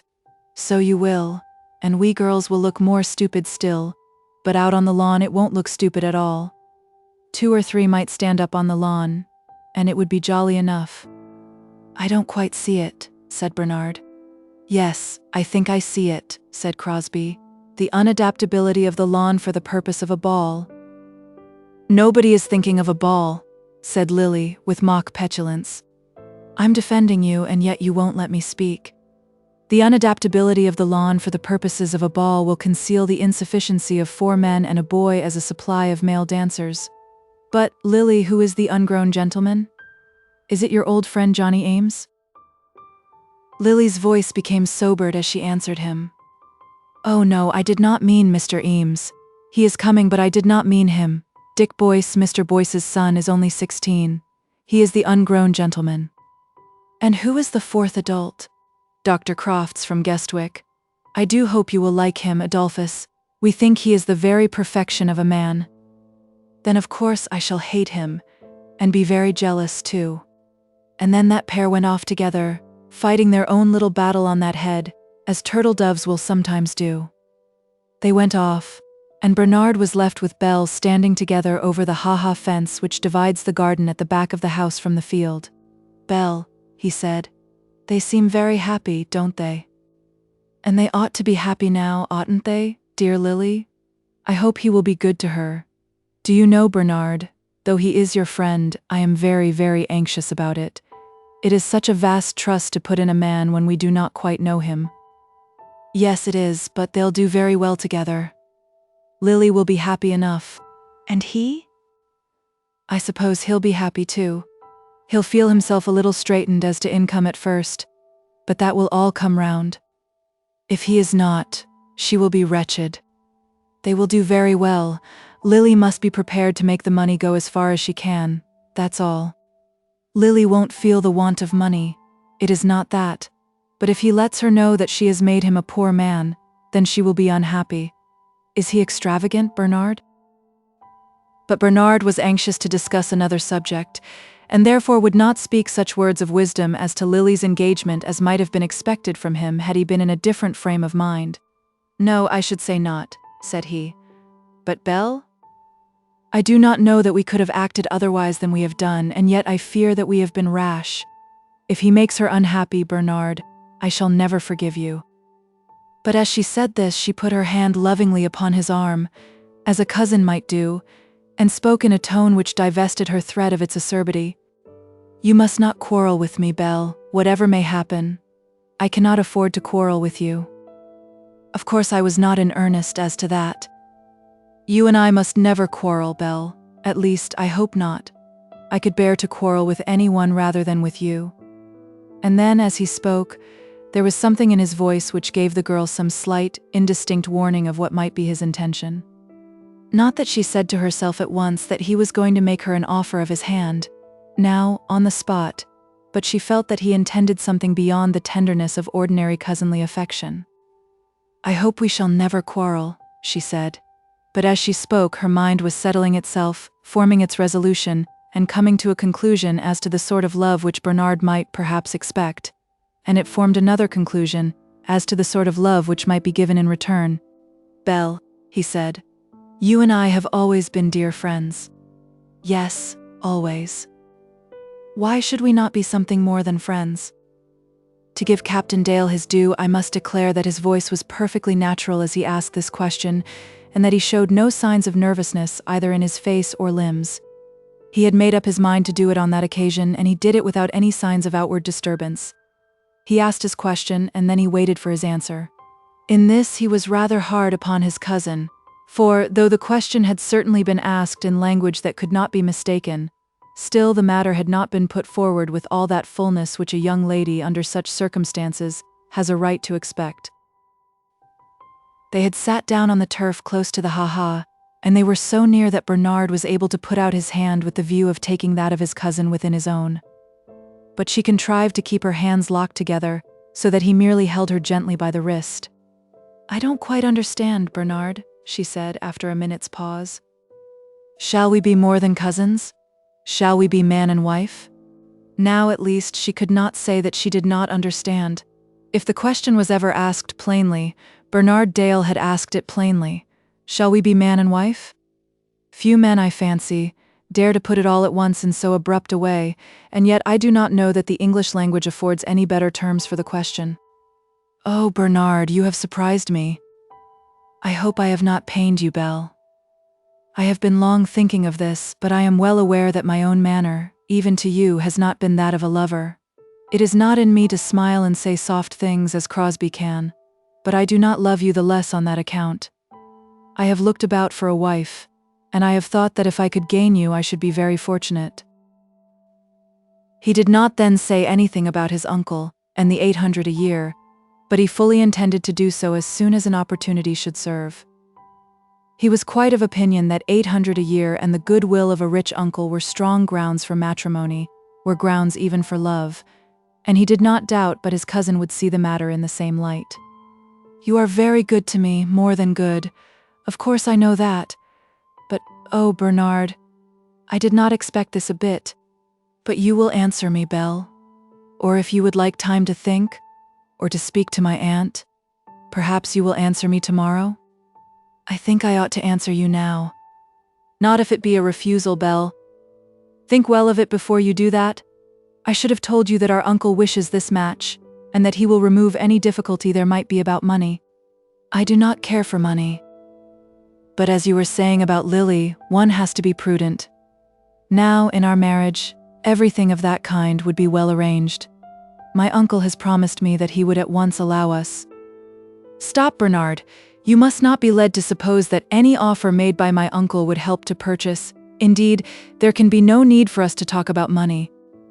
I wish to let you know the facts of the case exactly as they are. And as to our uncle, I cannot but think that you would be glad, in such a matter, to have him on your side. Yes, I should be glad to have him on my side. That is, if I were going. But my uncle's wishes could not influence my decision. The fact is, Bernard. Well, dearest, what is the fact? I have always regarded you rather as a brother than as anything else. But that regard may be changed. No, I think not. Bernard, I will go further and speak on at once. It cannot be changed. I know myself well enough to say that with certainty. It cannot be changed. You mean that you cannot love me? Not as you would have me do. I do love you very dearly indeed. I would go to you in any trouble, exactly as I would go to a brother. And must that be all, Belle? Is not that all the sweetest love that can be felt? But you must not think me ungrateful or proud. I know well that you are proposing to do for me much more than I deserve. Any girl might be proud of such an offer. But, dear Bernard, Belle, before you give me a final answer, sleep upon this and talk it over with your mother. Of course you are unprepared, and I cannot expect that you should promise me so much without a moment's consideration. I was unprepared, and therefore I have not answered you as I should have done, but as it has gone so far, I cannot let you leave me in uncertainty. It is not necessary that I should keep you waiting. In this matter I do know my own mind. Dear Bernard, indeed it cannot be as you have proposed. She spoke in a low voice and in a tone that had in it something of almost imploring humility, but, nevertheless, it conveyed to her cousin an assurance that she was in earnest. An assurance also that that earnest would not readily be changed. Was she not a Dale? And when did a Dale change his mind? For a while he sat silent by her, and she too, having declared her intention, refrained from further words. For some minutes they thus remained, looking down into the ha-ha. She still kept her old position, holding her hands clasped together over her knees, but he was now lying on his side, supporting his head upon his arm, with his face indeed turned towards her, but with his eyes fixed upon the grass. During this time, however, he was not idle. His cousin's answer, though it had grieved him, had not come upon him as a blow stunning him for a moment, and rendering him unfit for instant thought. He was grieved, more grieved than he had thought he would have been. The thing that he had wanted moderately, he now wanted the more in that it was denied to him. But he was able to perceive the exact truth of his position, and to calculate what might be his chances if he went on with his suit, and what his advantage if he at once abandoned it. I do not wish to press you unfairly, Belle, but may I ask if any other preference? There is no other preference, she answered. And then again they were silent for a minute or two. My uncle will be much grieved at this, he said at last. If that be all, said Belle, I do not think that we need either of us trouble ourselves. He can have no right to dispose of our hearts. I understand the taunt, Belle. Dear Bernard, there was no taunt. I intended none. I need not speak of my own grief. You cannot but know how deep it must be. Why should I have submitted myself to this mortification had not my heart been concerned? But that I will bear, if I must bear it. And then he paused, looking up at her. It will soon pass away, she said. I will accept it at any rate without complaint. But as to my uncle's feelings, it is open to me to speak, and to you, I should think, to listen without indifference. He has been kind to us both, and loves us too above any other living beings. It's not surprising that he should wish to see us married, and it will not be surprising if your refusal should be a great blow to him. I shall be sorry, very sorry. I also shall be sorry. I am now speaking of him. He has set his heart upon it, and as he has but few wishes, few desires, so is he the more constant in those which he expresses. When he knows this, I fear that we shall find him very stern. Then he will be unjust. No, he will not be unjust. He is always a just man, but he will be unhappy, and will, I fear, make others unhappy. Dear Belle, may not this thing remain for a while unsettled? You will not find that I take advantage of your goodness. I will not intrude it on you again, say for a fortnight, or till Crosbie shall be gone. No, no, no, said Belle. Why are you so eager in your nose? There can be no danger in such delay. I will not press you, and you can let my uncle think that you have at least taken time for consideration. There are things as to which one is bound to answer at once. If I doubted myself, I would let you persuade me, but I do not doubt myself, and I should be wrong to keep you in suspense. Dearest Bernard, it cannot be, and as it cannot be, you as my brother would bid me say so clearly, it cannot be. As she made this last assurance, they heard the steps of Lily and her lover close to them, and they both felt that it would be well that their intercourse should thus be brought to a close. Neither had known how to get up and leave the place, and yet each had felt that nothing further could then be said. Did you ever see anything so sweet and affectionate and romantic? Said Lily, standing over them and looking at them. And all the while we have been so practical and worldly. Do you know, Belle, that Adolphus seems to think we can't very well keep pigs in London? It makes me so unhappy. It does seem a pity, said Crosbie, for Lily seems to know all about pigs. Of course I do. I haven't lived in the country all my life for nothing. Oh, Bernard, I should so like to see you rolled down into the bottom of the ha-ha. Just remain there, and we'll do it between us. Whereupon Bernard got up, as did Belle also, and they all went in to tea. Chapter 9. Mrs. Dale's Little Party. The next day was the day of the party. Not a word more was said on that evening between Belle and her cousin, at least not a word more of any peculiar note, and when Crosbie suggested to his friend on the following morning that they should both step down and see how the preparations were getting on at the small house, Bernard declined. You forget, my dear fellow, that I'm not in love as you are, said he. But I thought you were, said Crosbie. No, not at all as you are. You are an accepted lover, and will be allowed to do anything, whip the creams and tune the piano if you know how.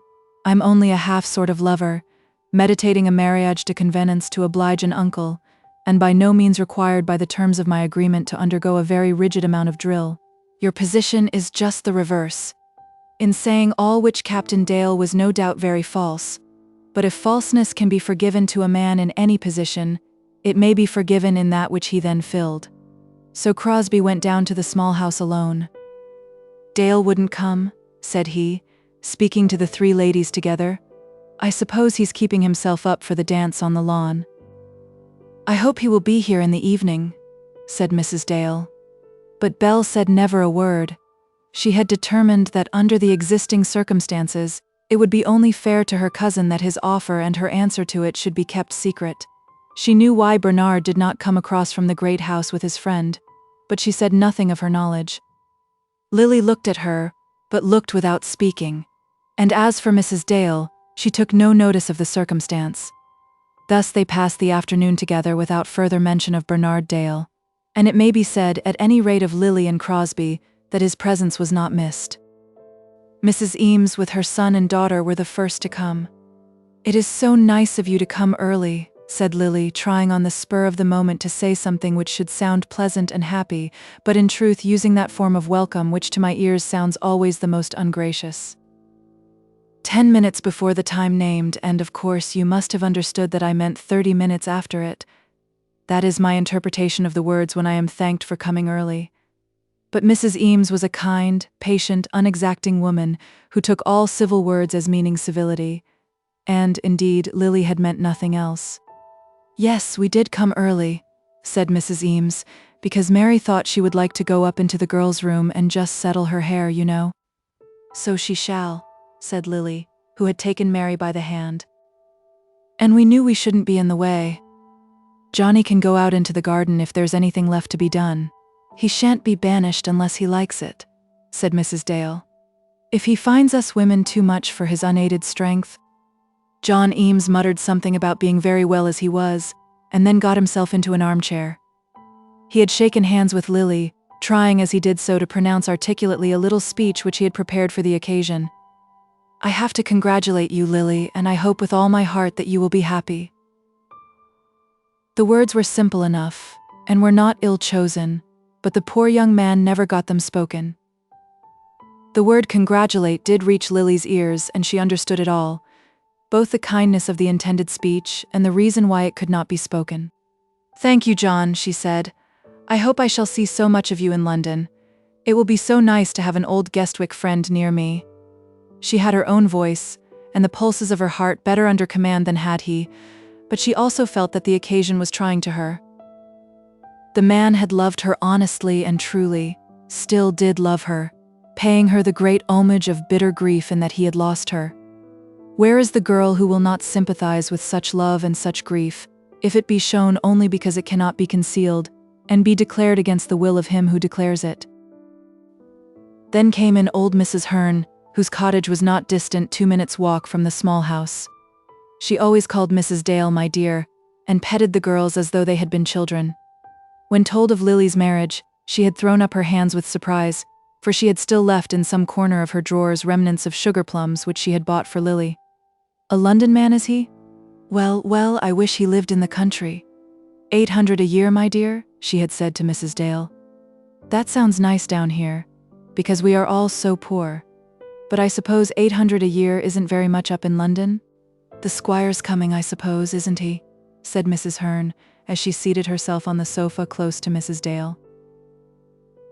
"Yes, he'll be here by and by, unless he changes his mind, you know. He doesn't stand on ceremony with me." "He change his mind? When did you ever know Christopher Dale change his mind? He is pretty constant, Mrs. Hearn. If he promised to give a man a penny, he'd give it. But if he promised to take away a pound, he'd take it, though it cost him years to get it. He's going to turn me out of my cottage, he says." "Nonsense, Mrs. Hearn. Jolliffe came and told me." Jolliffe, I should explain, was the bailiff, that if I didn't like it as it was, I might leave it, and that the squire could get double the rent for it. Now all I asked was that he should do a little painting in the kitchen, and the wood is all as black as his hat. I thought it was understood you were to paint inside. How can I do it, my dear, with 140 pounds for everything?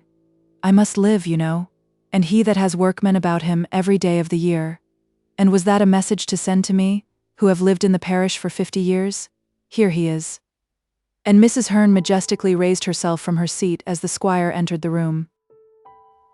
With him entered Mr. and Mrs. Boyce from the parsonage, with Dick Boyce, the ungrown gentleman, and 2 girl Boyces who were 14 and 15 years of age. Mrs. Dale, with the amount of good nature usual on such occasions, asked reproachfully why Jane and Charles and Florence and Bessie did not come, Boyce being a man who had his quiver full of them, and Mrs. Boyce, giving the usual answer, declared that she already felt that they had come as an avalanche.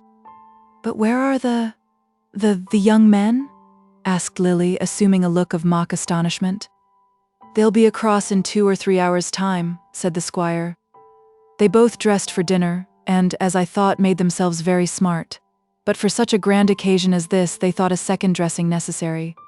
"How do you do, Mrs. Hearn? I hope you are quite well. No rheumatism left, eh?" This the squire said very loud into Mrs. Hearn's ear. Mrs. Hearn was perhaps a little hard of hearing, but it was very little, and she hated to be thought deaf. She did not, moreover, like to be thought rheumatic. This the squire knew, and therefore his mode of address was not good-natured. "You needn't make me jump so, Mr. Dale. I'm pretty well now, thank ye. I did have a twinge in the spring. That cottage is so badly built for draughts. I wonder you can live in it," my sister said to me the last time she was over. "I suppose I should be better off over with her at Hamersham. Only one doesn't like to move, you know, after living 50 years in one parish." "You mustn't think of going away from us," Mrs. Boyce said, speaking by no means loud, but slowly and plainly, hoping thereby to flatter the old woman. But the old woman understood it all. "She's a sly creature, is Mrs. Boyce," Mrs. Hearn said to Mrs. Dale, before the evening was out. "There are some old people whom it is very hard to flatter, and with whom it is, nevertheless, almost impossible to live unless you do flatter them." At last the two heroes came in across the lawn at the drawing-room window, and Lily, as they entered, dropped a low curtsy before them, gently swelling down upon the ground with her light muslin dress, till she looked like some wondrous flower that had bloomed upon the carpet, and putting her 2 hands, with the backs of her fingers pressed together, on the buckle of her girdle, she said, "We are waiting upon your honour's kind grace, and feel how much we owe to you for favouring our poor abode." And then she gently rose up again, smiling, oh, so sweetly, on the man she loved, and the puffings and swellings went out of her muslin. I think there is nothing in the world so pretty as the conscious little tricks of love played off by a girl towards the man she loves, when she has made up her mind boldly that all the world may know that she has given herself away to him. I am not sure that Crosbie liked it all as much as he should have done. The bold assurance of her love when they two were alone together he did like. What man does not like such assurances on such occasions? But perhaps he would have been better pleased had Lily shown more reticence, been more secret, as it were, as to her feelings when others were around them. It was not that he accused her in his thoughts of any want of delicacy. He read her character too well, was, if not quite aright in his reading of it, at least too nearly so to admit of his making against her any such accusation as that. It was the calf-like feeling that was disagreeable to him. He did not like to be presented, even to the world of Allington, as a victim caught for the sacrifice, and bound with ribbon for the altar. And then there lurked behind it all a feeling that it might be safer that the thing should not be so openly manifested before all the world. Of course, everybody knew that he was engaged to Lily Dale, nor had he, as he said to himself, perhaps too frequently, the slightest idea of breaking from that engagement. But then the marriage might possibly be delayed. He had not discussed that matter yet with Lily, having indeed at the first moment of his gratified love, created some little difficulty for himself by pressing for an early day. "I will refuse you nothing," she had said to him, "but do not make it too soon." He saw, therefore, before him some little embarrassment, and was inclined to wish that Lily would abstain from that manner, which seemed to declare to all the world that she was about to be married immediately. "I must speak to her tomorrow," he said to himself, as he accepted her salute with a mock gravity equal to her own. Poor Lily! How little she understood as yet what was passing through his mind. Had she known his wish, she would have wrapped up her love carefully in a napkin, so that no one should have seen it, no one but he, when he might choose to have the treasure uncovered for his sight, and it was all for his sake that she had been thus open in her ways. She had seen girls who were half ashamed of their love, but she would never be ashamed of hers or of him.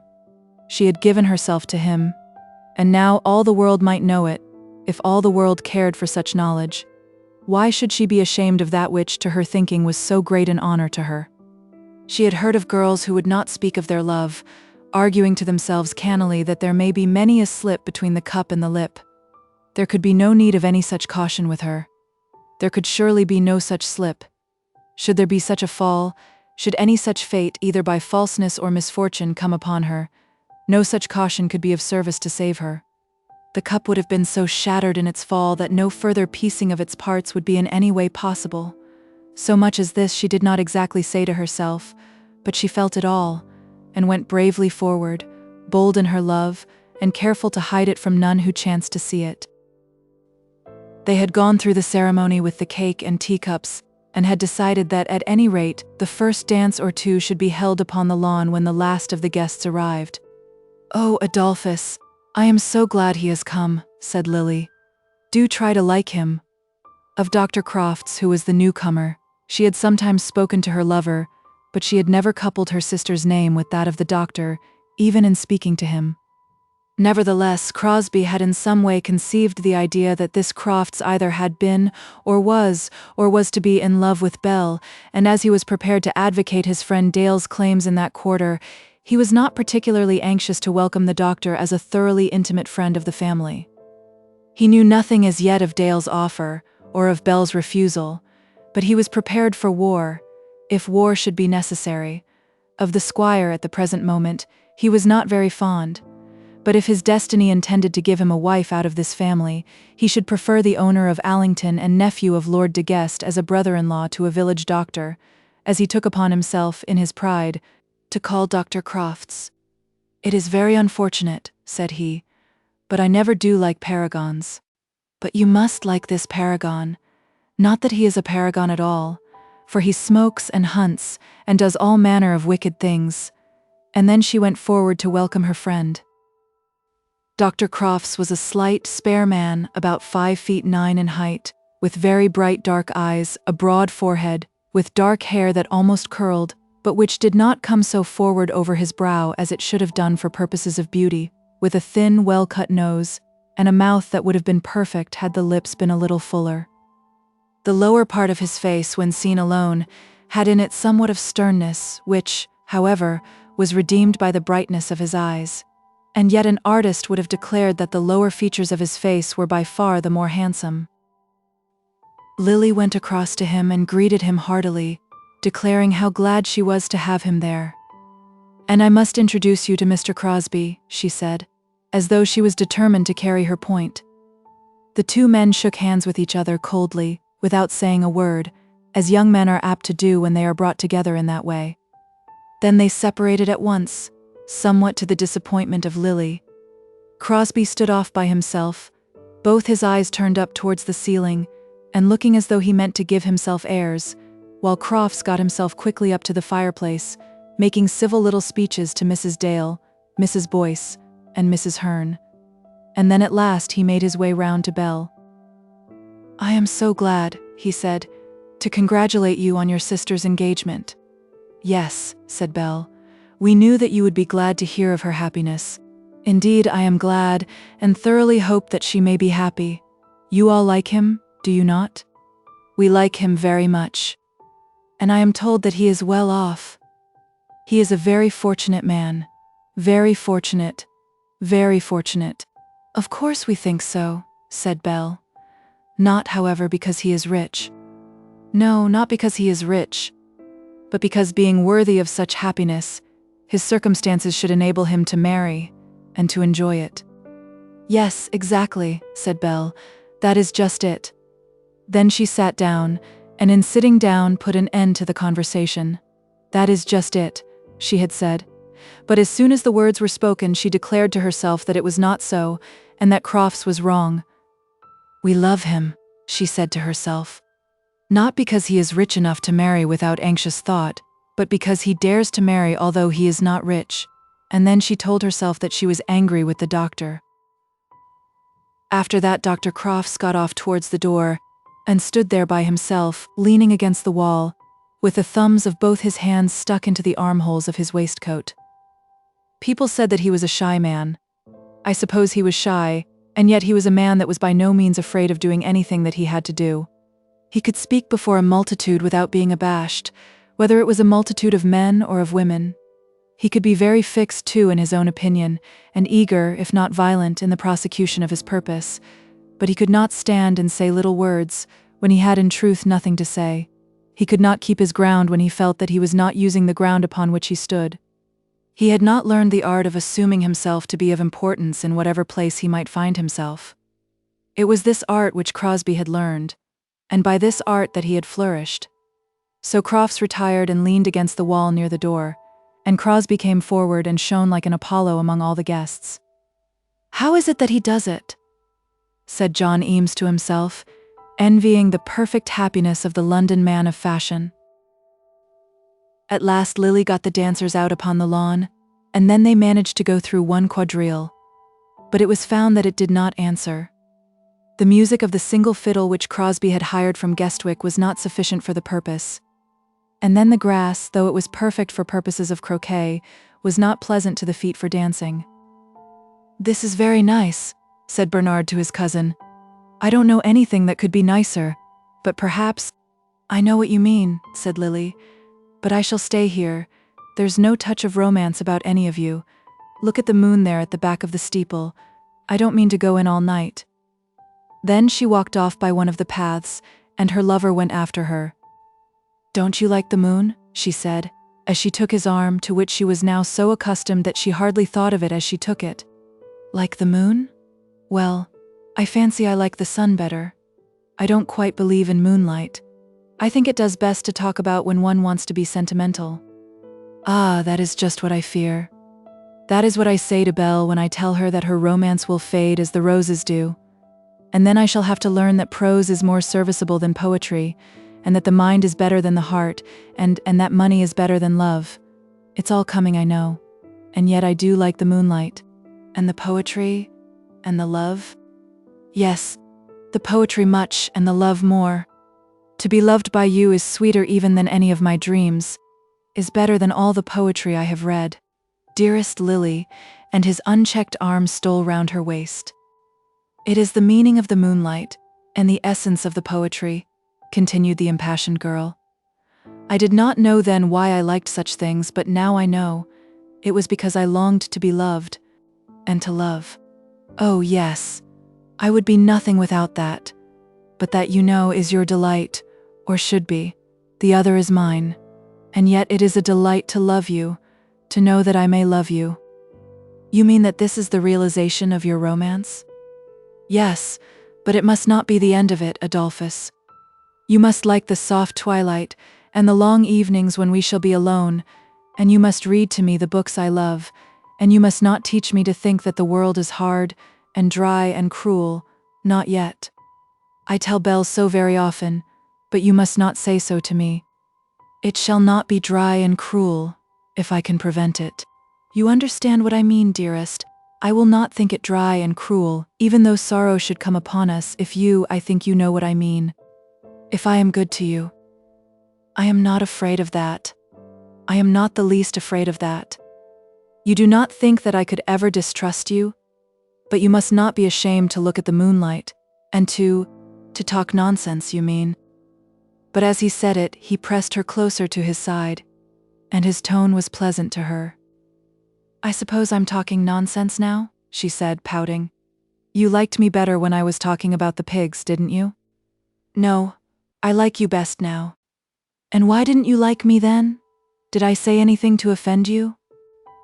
"I like you best now, because—" They were standing in the narrow pathway of the gate leading from the bridge into the gardens of the great house, and the shadow of the thick-spreading laurels was around them. But the moonlight still pierced brightly through the little avenue, and she, as she looked up to him, could see the form of his face, and the loving softness of his eye. "Because," said he, and then he stooped over her and pressed her closely, while she put up her lips to his, standing on tiptoe that she might reach to his face. "Oh, my love," she said. "My love, my love." As Crosbie walked back to the great house that night, he made a firm resolution that no consideration of worldly welfare should ever induce him to break his engagement with Lily Dale.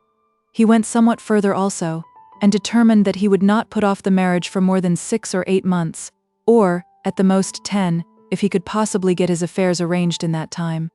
To be sure, he must give up everything, all the aspirations and ambition of his life. But then, as he declared to himself somewhat mournfully, he was prepared to do that. Such were his resolutions, And, as he thought of them in bed, he came to the conclusion that few men were less selfish than he was. "But what will they say to us for staying away?" said Lily, recovering herself. "And I ought to be making the people dance, you know. Come along and do make yourself nice. Do waltz with Mary Eames, pray do. If you don't, I won't speak to you all night." Acting under which threat Crosbie did, on his return, solicit the honor of that young lady's hand, thereby elating her into a seventh heaven of happiness. What could the world afford better than a waltz with such a partner as Adolphus Crosbie? And poor Mary Eames could waltz well, though she could not talk much as she danced, and would pant a good deal when she stopped. She put too much of her energy into the motion, and was too anxious to do the mechanical part of the work in a manner that should be satisfactory to her partner. "Oh, thank you. It's very nice. I shall be able to go on again directly." Her conversation with Crosbie did not get much beyond that, and yet she felt that she had never done better than on this occasion. Though there were at most not above 5 couples of dancers, and though they who did not dance, such as the squire and Mr. Boyce, and a curate from a neighboring parish, had, in fact, nothing to amuse them, the affair was kept on very merrily for a considerable number of hours. Exactly at 12 o'clock there was a little supper, which no doubt served to relieve Mrs. Hearn's ennui, and at which Mrs. Boyce also seemed to enjoy herself. As to the Mrs. Boyces on such occasions, I profess that I feel no pity. They are generally happy in their children's happiness, or if not, they ought to be. At any rate, they are simply performing a manifest duty, which duty in their time was performed on their behalf. But on what account do the Mrs. Hearns betake themselves to such gatherings?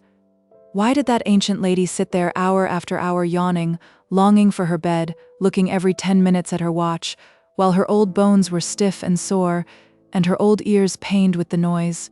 It could hardly have been simply for the sake of the supper. After the supper, however, her maid took her across to her cottage, and Mrs. Boyce also then stole away home, and the squire went off with some little parade, suggesting to the young men that they should make no noise in the house as they returned. But the poor curate remained, talking a dull word every now and then to Mrs. Dale, and looking on with tantalized eyes at the joys which the world had prepared for others than him. I must say that I think that public opinion and the bishops together are too hard upon curates in this particular. In the latter part of the night's delight, when time and practice had made them all happy together, John Eames stood up for the first time to dance with Lily. She had done all she could, short of asking him, to induce him to do her this favor, for she felt that it would be a favor. How great had been the desire on his part to ask her, and at the same time, how great the repugnance. Lily perhaps did not quite understand, and yet she understood much of it. She knew that he was not angry with her. She knew that he was suffering from the injured pride of feudal love, almost as much as from the feudal love itself. She wished to put him at his ease in this, but she did not quite give him credit for the full sincerity and the upright, uncontrolled heartiness of his feelings. At length he did come up to her, and though in truth she was engaged, she at once accepted his offer. Then she tripped across the room. "Adolphus," she said, "I can't dance with you, though I said I would. John Eames has asked me, and I haven't stood up with him before. You understand, and you'll be a good boy, won't you?" Crosbie, not being in the least jealous, was a good boy, and sat himself down to rest, hidden behind a door. For the first few minutes the conversation between Eames and Lily was of a very matter-of-fact kind. She repeated her wish that she might see him in London, and he said that of course he should come and call. Then there was silence for a little while, and they went through their figure dancing. "I don't at all know yet when we are to be married," said Lily, as soon as they were again standing together. "No, I dare say not," said Eames. "But not this year, I suppose?" "Indeed, I should say, of course not." "In the spring, perhaps?" suggested Eames.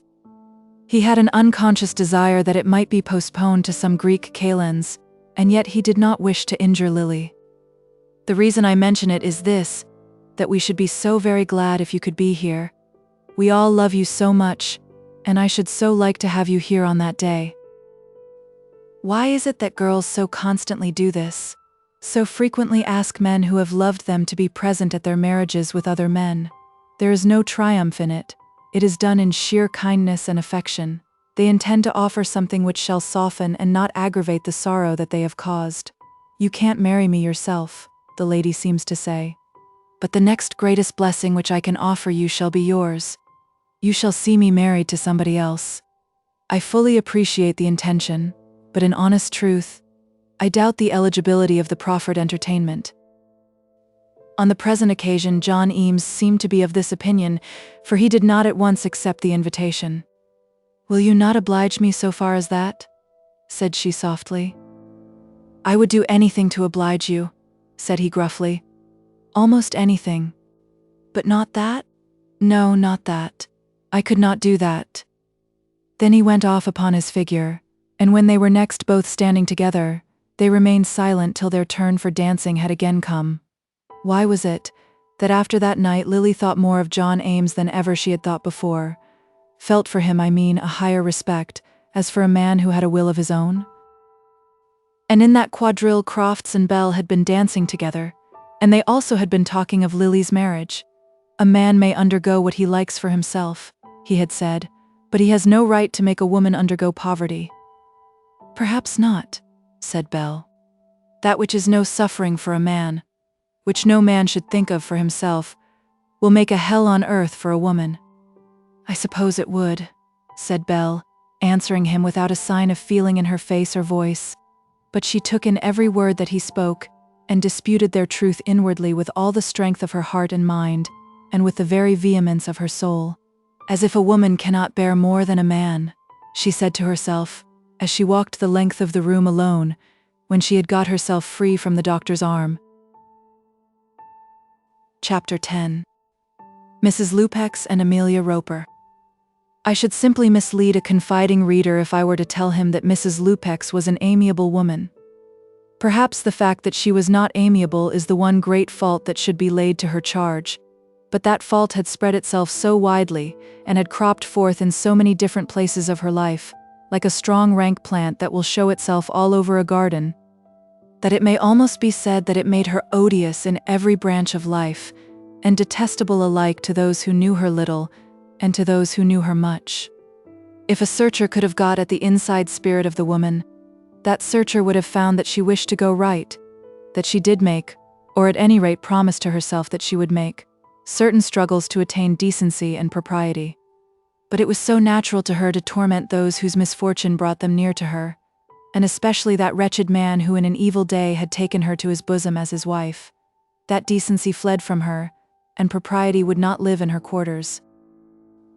Mrs. Lupex was, as I have already described her, a woman not without some feminine attraction in the eyes of those who like morning negligence and evening finery, and do not object to a long nose somewhat on one side.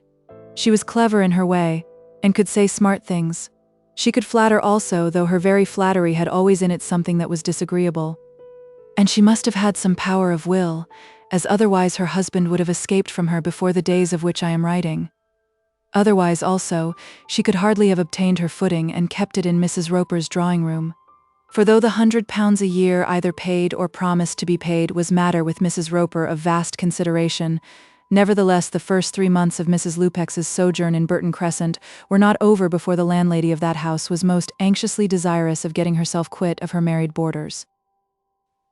I shall perhaps best describe a little incident that had occurred in Burton Crescent during the absence of our friend Eames, and the manner in which things were going on in that locality, by giving at length 2 letters which Johnny received by post at Guestwick on the morning after Mrs. Dale's party. One was from his friend Cradell, and the other from the devoted Amelia. In this instance I will give that from the gentleman first, presuming that I shall best consult my reader's wishes by keeping the greater delicacy till the last. Income Tax Office, September, 1860-something.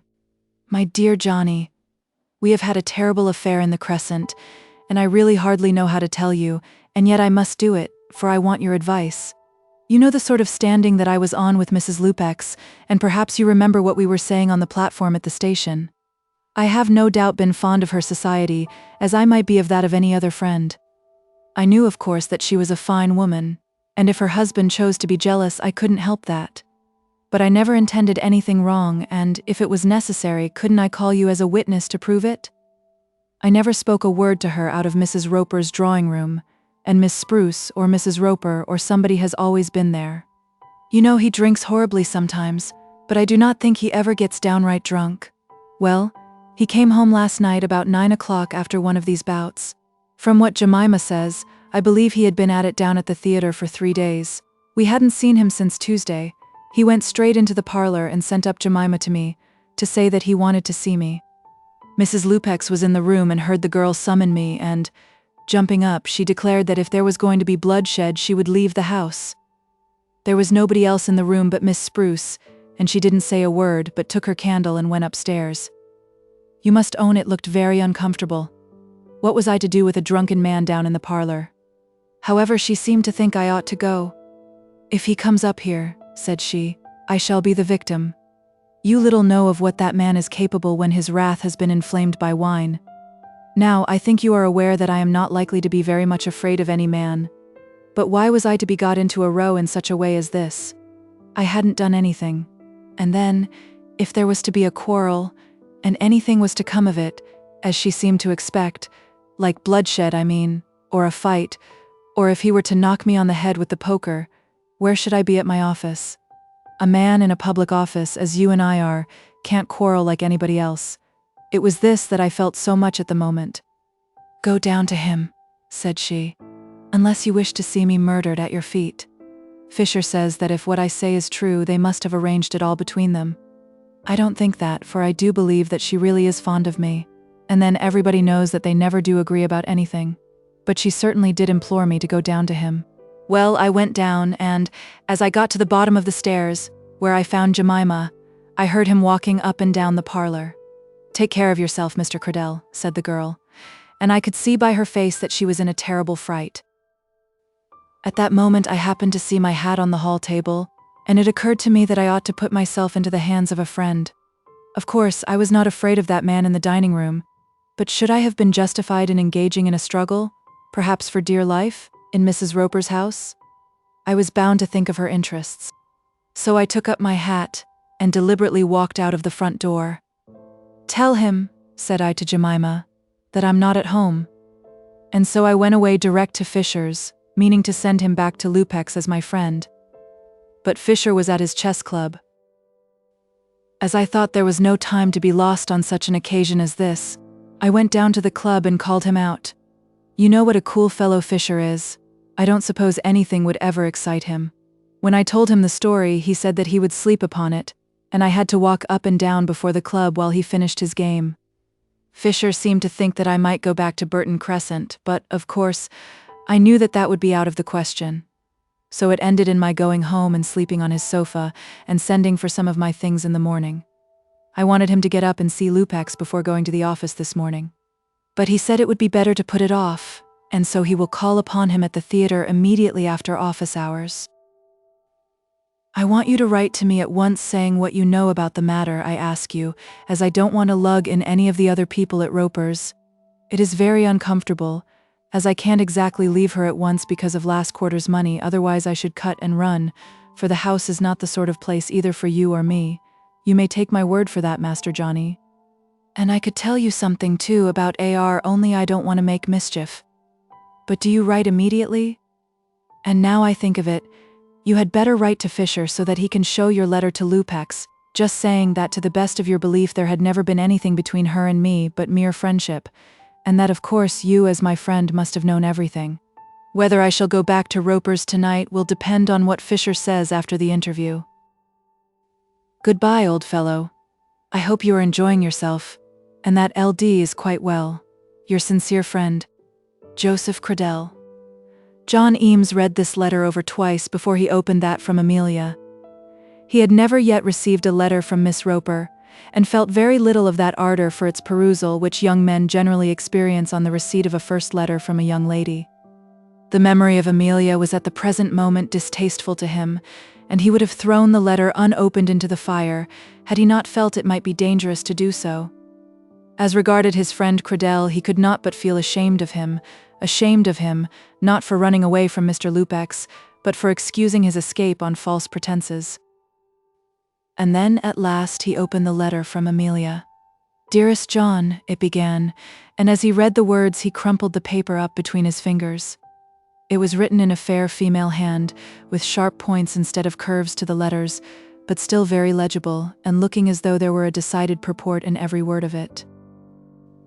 Dearest John, it feels so strange to me to write to you in such language as this, and yet you are dearest, and have I not a right to call you so? And are you not my own, and am not I yours? Again he crunched the paper up in his hand, and, as he did so, he muttered words which I need not repeat at length, but still he went on with his letter. I know that we understand each other perfectly, and when that is the case, heart should be allowed to speak openly to heart. Those are my feelings, and I believe that you will find them reciprocal in your own bosom. Is it not sweet to be loved? I find it so. And, dearest John, let me assure you with open candor that there is no room for jealousy in this breast with regard to you. I have too much confidence for that, I can assure you, both in your honor and in my own, I would say, charms. Only you would call me vain. You must not suppose that I meant what I said about LD. Of course you will be glad to see the friends of your childhood, and it would be far from your Amelia's heart to begrudge you such delightful pleasure. Your friends will, I hope, someday be my friends. And if there be anyone among them, any real LD whom you have specially liked, I will receive her to my heart, specially also.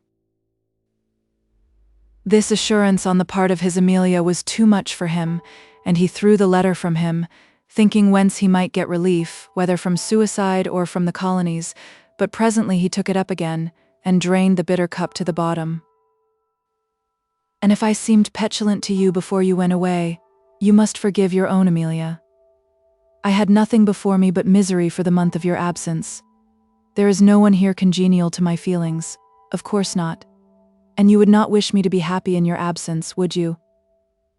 I can assure you, let your wishes be what they may, I never can be happy again unless you are with me. Write to me one little line, and tell me that you are grateful to me for my devotion. And now, I must tell you that we have had a sad affair in the house, and I do not think that your friend Mr. Cradell has behaved at all well. You remember how he has been always going on with Mrs. LUPEX. Mother was quite unhappy about it, though she didn't like to say anything. Of course, when a lady's name is concerned, it is particular. But LUPEX has become dreadful jealous during the last week, and we all knew that something was coming. She is an artful woman, but I don't think she meant anything bad, only to drive her husband to desperation. He came here yesterday in one of his tantrums, and wanted to see Cradell, but he got frightened, and took his hat and went off. Now that wasn't quite right. If he was innocent, why didn't he stand his ground and explain the mistake? As Mother says, it gives the house such a name. LUPEX swore last night that he'd be off to the income tax office this morning, and have Cradell out before all the commissioners and clerks and everybody. If he does that, it will get into the papers and all London will be full of it. She would like it, I know, for all she cares for is to be talked about, but only think what it will be for Mother's house. I wish you were here, for your high prudence and courage would set everything right at once. At least I think so. I shall count the minutes till I get an answer to this, and shall envy the postman who will have your letter before it will reach me. Do write at once. If I do not hear by Monday morning, I shall think that something is the matter. Even though you are among your dear old friends, surely you can find a moment to write to your own Amelia. Mother is very unhappy about this affair of the LUPEX's. She says that if you were here to advise her, she should not mind it so much. It is very hard upon her, for she does strive to make the house respectable and comfortable for everybody. I would send my duty and love to your dear mamma, if I only knew her, as I hope I shall do one day, and to your sister, and to LD. Also, if you like to tell her how we are situated together. So, now, no more from your always affectionate sweetheart, Amelia Roper. Poor Eames did not feel the least gratified by any part of this fond letter, but the last paragraph of it was the worst. Was it to be endured by him that this woman should send her love to his mother and to his sister, and even to Lily Dale? He felt that there was a pollution in the very mention of Lily's name by such an one as Amelia Roper. And yet Amelia Roper was, as she had assured him, his own. Much as he disliked her at the present moment, he did believe that he was her own. He did feel that she had obtained a certain property in him, and that his destiny in life would tie him to her. He had said very few words of love to her at any time, very few at least that were themselves of any moment, but among those few there had undoubtedly been one or two in which he had told her that he loved her, and he had written to her that fatal note. Upon the whole, would it not be as well for him to go out to the great reservoir behind Guestwick, by which the Hamersham Canal was fed with its waters, and put an end to his miserable existence? On that same day he did write a letter to Fisher, and he wrote also to Cradell. As to those letters he felt no difficulty. To Fisher he declared his belief that Cradell was innocent as he was himself as regarded Mrs. Lupex. "I don't think he is the sort of man to make up to a married woman," he said, somewhat to Cradell's displeasure, when the letter reached the Income Tax Office, for that gentleman was not averse to the reputation for success in love which the little adventure was, as he thought, calculated to give him among his brother clerks. At the first bursting of the shell, when that desperately jealous man was raging in the parlor, incensed by the fumes both of wine and love, Cradell had felt that the affair was disagreeably painful. But on the morning of the third day, for he had passed 2 nights on his friend Fisher's sofa, he had begun to be somewhat proud of it, and did not dislike to hear Mrs. Lupex's name in the mouths of the other clerks. When therefore Fisher read to him the letter from Guestwick, he hardly was pleased with his friend's tone. "Ha ha ha," said he, laughing. "That's just what I wanted him to say. Make up to a married woman, indeed? No, I'm the last man in London to do that sort of thing." "Upon my word, Caudle, I think you are," said Fisher, "the very last man." And then poor Cradell was not happy. On that afternoon he boldly went to Burton Crescent and ate his dinner there. Neither Mr. nor Mrs. Lupex were to be seen, nor were their names mentioned to him by Mrs. Roper. In the course of the evening he did pluck up courage to ask Miss Spruce where they were, but that ancient lady merely shook her head solemnly, and declared that she knew nothing about such goings-on, no, not she. But what was John Eames to do as to that letter from Amelia Roper? He felt that any answer to it would be very dangerous, and yet that he could not safely leave it unanswered. He walked off by himself across Guestwick Common, and through the woods of Guestwick Manor, up by the big avenue of elms in Lord de Guest's park, trying to resolve how he might rescue himself from this scrape. Here, over the same ground, he had wandered scores of times in his earlier years, when he knew nothing beyond the innocency of his country home, thinking of Lily Dale, and swearing to himself that she should be his wife. Here he had strung together his rhymes, and fed his ambition with high hopes, building gorgeous castles in the air, in all of which Lilian reigned as a queen, and though in those days he had known himself to be awkward, poor, uncared for by any in the world except his mother and his sister, yet he had been happy in his hopes, even though he had never taught himself really to believe that they would be realized. But now there was nothing in his hopes or thoughts to make him happy. Everything was black, and wretched, and ruinous. What would it matter, after all, even if he should marry Amelia Roper, seeing that Lily was to be given to another? But then the idea of Amelia as he had seen her that night through the chink in the door came upon his memory, and he confessed to himself that life with such a wife as that would be a living death. At one moment he thought that he would tell his mother everything, and leave her to write an answer to Amelia's letter. Should the worst come to the worst, the Ropers could not absolutely destroy him, that they could bring an action against him, and have him locked up for a term of years, and dismissed from his office, and exposed in all the newspapers, he seemed to know. That might all, however, be endured if only the gauntlet could be thrown down for him by someone else. The one thing which he felt that he could not do was to write to a girl whom he had professed to love, and tell her that he did not love her. He knew that he could not himself form such words upon the paper, nor, as he was well aware, could he himself find the courage to tell her to her face that he had changed his mind. He knew that he must become the victim of his Amelia, unless he could find some friendly knight to do battle in his favor, and then again he thought of his mother. But when he returned home, he was as far as ever from any resolve to tell her how he was situated. I may say that his walk had done him no good, and that he had not made up his mind to anything. He had been building those pernicious castles in the air during more than half the time, not castles in the building of which he could make himself happy, as he had done in the old days, but black castles with cruel dungeons into which hardly a ray of light could find its way. In all these edifices his imagination pictured to him Lily as the wife of Mr. Crosbie. He accepted that as a fact, and then went to work in his misery, making her as wretched as himself, through the misconduct and harshness of her husband. He tried to think, and to resolve what he would do, but there is no task so hard as that of thinking, when the mind has an objection to the matter brought before it. The mind, under such circumstances, is like a horse that is brought to the water, but refuses to drink. So Johnny returned to his home, still doubting whether or no he would answer Amelia's letter, and if he did not answer it, how would he conduct himself on his return to Burton Crescent?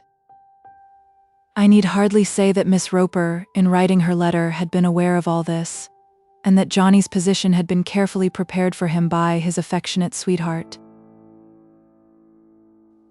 Chapter 11.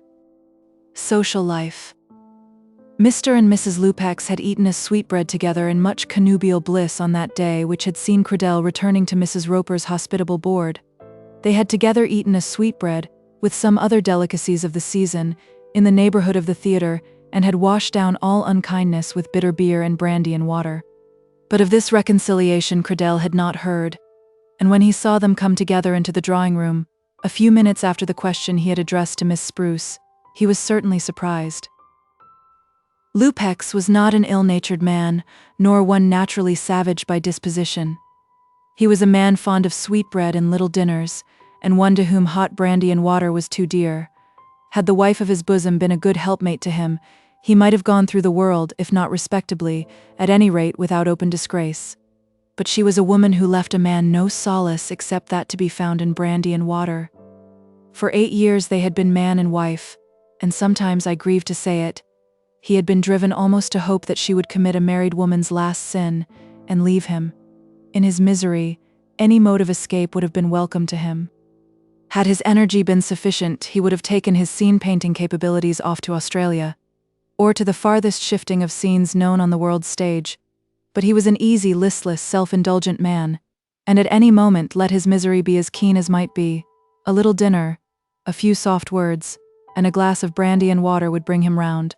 The second glass would make him the fondest husband living, but the third would restore to him the memory of all his wrongs, and give him courage against his wife or all the world, even to the detriment of the furniture around him, should a stray poker chance to meet his hand. All these peculiarities of his character were not, however, known to Cradell, and when our friend saw him enter the drawing-room with his wife on his arm, he was astonished. "Mr. Cradell, your hand," said LUPEX, who had advanced as far as the second glass of brandy and water, but had not been allowed to go beyond it. "There has been a misunderstanding between us. Let it be forgotten." "Mr. Cradell, if I know him," said the lady, "is too much the gentleman to bear any anger when a gentleman has offered him his hand." "Oh, I'm sure," said Cradell. "I'm quite, indeed, I'm delighted to find there's nothing wrong after all." And then he shook hands with both of them, whereupon Miss Spruce got up, curtsied low, and also shook hands with the husband and wife. "You're not a married man, Mr. Cradell," said LUPEX, "and therefore, you cannot understand the workings of a husband's heart. There have been moments when my regard for that woman has been too much for me." "Now, LUPEX, don't," said she, playfully tapping him with an old parasol which she still held. "And I do not hesitate to say that my regard for her was too much for me on that night when I sent for you to the dining-room." "I'm glad it's all put right now," said Cradell. "Very glad indeed," said Miss Spruce. "And therefore we need not say any more about it," said Mrs. LUPEX. "One word," said LUPEX, waving his hand. "Mr. Cradell, I greatly rejoice that you did not obey my summons on that night. Had you done so, I confess it now, had you done so, blood would have been the consequence. I was mistaken. I acknowledge my mistake, but blood would have been the consequence." "Dear, dear, dear," said Miss Spruce. "Miss Spruce," continued LUPEX, "there are moments when the heart becomes too strong for a man." "I dare say," said Miss Spruce. "Now, LUPEX, that will do," said his wife. "Yes, that will do, but I think it right to tell Mr. Cradell that I am glad he did not come to me. Your friend, Mr. Cradell, did me the honor of calling on me at the theatre yesterday, at 4:30, but I was in the slings then, and could not very well come down to him. I shall be happy to see you both any day at 5, and to bury all unkindness with a chop and glass at the Pot and Poker, in Bow Street." "I'm sure you're very kind," said Cradell.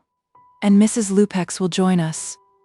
There's a delightful little snuggery upstairs at the Pot and Poker, and if Miss Spruce will condescend to— Oh, I'm an old woman, sir. No, no, no, said LUPEX. I deny that. Come, Cradell, what do you say? Just a snug little dinner for four, you know. It was, no doubt, pleasant to see Mr. LUPEX in his present mood. Much pleasanter than in that other mood of which blood would have been the consequence. But pleasant as he now was, it was, nevertheless, apparent that he was not quite sober. Cradell, therefore, did not settle the day for the little dinner, but merely remarked that he should be very happy at some future day. And now, LUPEX, suppose you get off to bed, said his wife. You've had a very trying day, you know. And you, Ducky? I shall come presently. Now don't be making a fool of yourself, but get yourself off. Come. And she stood close up against the open door, waiting for him to pass. I rather think I shall remain where I am, and have a glass of something hot, said he. LUPEX, do you want to aggravate me again? Said the lady, and she looked at him with a glance of her eye which he thoroughly understood. He was not in a humor for fighting, nor was he at present desirous of blood, so he resolved to go. But as he went, he prepared himself for new battles. I shall do something desperate, I am sure. I know I shall, he said, as he pulled off his boots. Oh, Mr. Cradell, said Mrs. LUPEX as soon as she had closed the door behind her retreating husband. How am I ever to look you in the face again after the events of these last memorable days? And then she seated herself on the sofa and hid her face in a cambric handkerchief. As for that, said Cradell, what does it signify among friends like us, you know? But that it should be known at your office, as of course it is because of the gentleman that went down to him at the theater, I don't think I shall ever survive it. You see, I was obliged to send somebody, Mrs. LUPEX. I'm not finding fault, Mr. Cradell. I know very well that in my melancholy position I have no right to find fault, and I don't pretend to understand gentlemen's feelings towards each other. But to have had my name mentioned up with yours in that way is— Oh, Mr. Cradell, I don't know how I'm ever to look you in the face again. And again she buried hers in her pocket handkerchief. Handsome is as handsome does, said Miss Spruce, and there was that in her tone of voice which seemed to convey much hidden meaning. Exactly so, Miss Spruce, said Mrs. LUPEX, and that's my only comfort at the present moment. Mr. Cradell is a gentleman who would scorn to take advantage, I'm quite sure of that. And then she did contrive to look at him over the edge of the hand which held the handkerchief. That I wouldn't, I'm sure, said Cradell. That is to say. And then he paused. He did not wish to get into a scrape about Mrs. LUPEX. He was by no means anxious to encounter her husband in one of his fits of jealousy, but he did like the idea of being talked of as the admirer of a married woman, and he did like the brightness of the lady's eyes. When the unfortunate moth in his semi-blindness whisks himself and his wings within the flame of the candle, and finds himself mutilated and tortured, he even then will not take the lesson but returns again and again till he is destroyed. Such a moth was poor Cradell. There was no warmth to be got by him from that flame. There was no beauty in the light, not even the false brilliance of unhallowed love. Injury might come to him, a pernicious clipping of the wings which might destroy all power of future flight, injury and not improbably destruction, if he should persevere. But one may say that no single hour of happiness could accrue to him from his intimacy with Mrs. LUPEX. He felt for her no love. He was afraid of her and, in many respects, disliked her. But to him, in his moth-like weakness, ignorance and blindness, it seemed to be a great thing that he should be allowed to fly near the candle. Oh, my friends, if you will but think of it, how many of you have been moths, and are now going about ungracefully with wings more or less burnt off, and with bodies sadly scorched? But before Mr. Cradell could make up his mind whether or no he would take advantage of the present opportunity for another dip into the flame of the candle, in regard to which proceeding, however, he could not but feel that the presence of Miss Spruce was objectionable, the door of the room was opened, and Amelia Roper joined the party. Oh, indeed, Mrs. LUPEX, she said. And Mr. Cradell. And Miss Spruce, my dear, said Mrs. LUPEX, pointing to the ancient lady. I'm only an old woman, said Miss Spruce. Oh, yes, I see, Miss Spruce, said Amelia. I was not hinting at anything, I can assure you. I should think not, my dear, said Mrs. LUPEX. Only I didn't know that you two were quite. That is, when last I heard about it, I fancied. But if the quarrel's made up, there's nobody more rejoiced than I am." "The quarrel is made up," said Cradell. "If Mr. LUPEX is satisfied, I'm sure I am," said Amelia. "Mr. LUPEX is satisfied," said Mrs. LUPEX. "And let me tell you, my dear, seeing that you are expecting to get married yourself—" "Mrs. LUPEX, I'm not expecting to get married, not particularly by any means." "Oh, I thought you were, and let me tell you that when you've got a husband of your own, you won't find it so easy to keep everything straight. That's the worst of these lodgings. If there is any little thing, everybody knows it. Don't they, Miss Spruce?" "Lodgings is so much more comfortable than housekeeping," said Miss Spruce, who lived rather in fear of her relatives, the ROPER'S. "Everybody knows it, does he?" said Amelia. "Why, if a gentleman will come home at night tipsy and threaten to murder another gentleman in the same house, and if a lady—" And then Amelia paused, for she knew that the line of battleship which she was preparing to encounter had within her much power of fighting. "Well, miss," said Mrs. LUPEX, getting on her feet, "and what of the lady?" Now we may say that the battle had begun, and that the two ships were pledged by the general laws of courage and naval warfare to maintain the contest till one of them should be absolutely disabled, if not blown up or sunk. And at this moment it might be difficult for a bystander to say with which of the combatants rested the better chance of permanent success. Mrs. LUPEX had doubtless on her side more matured power, a habit of fighting which had given her infinite skill, a courage which deadened her to the feeling of all wounds while the heat of the battle should last, and a recklessness which made her almost indifferent whether she sank or swam. But then Amelia carried the greater guns and was able to pour in heavier metal than her enemy could use, and she too swam in her own waters. Should they absolutely come to grappling and boarding, Amelia would no doubt have the best of it, but Mrs. LUPEX would probably be too crafty to permit such a proceeding as that.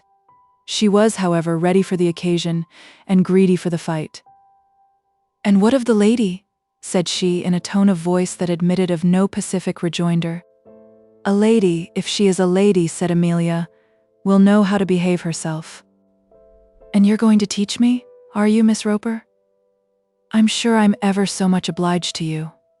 It's Manchester manners, I suppose, that you prefer?"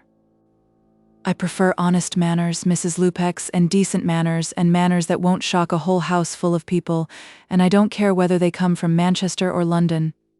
"Milliners' manners, I suppose?" "I don't care whether they are milliners' manners or theatrical, Mrs. LUPEX, as long as they're not downright bad manners as yours are, Mrs. LUPEX. And now you've got it, what are you going on for in this way with that young man?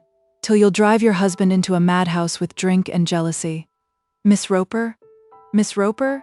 said Cradell. "Now really—" "Don't mind her, Mr. Cradell," said Mrs. LUPEX. "She's not worthy for you to speak to.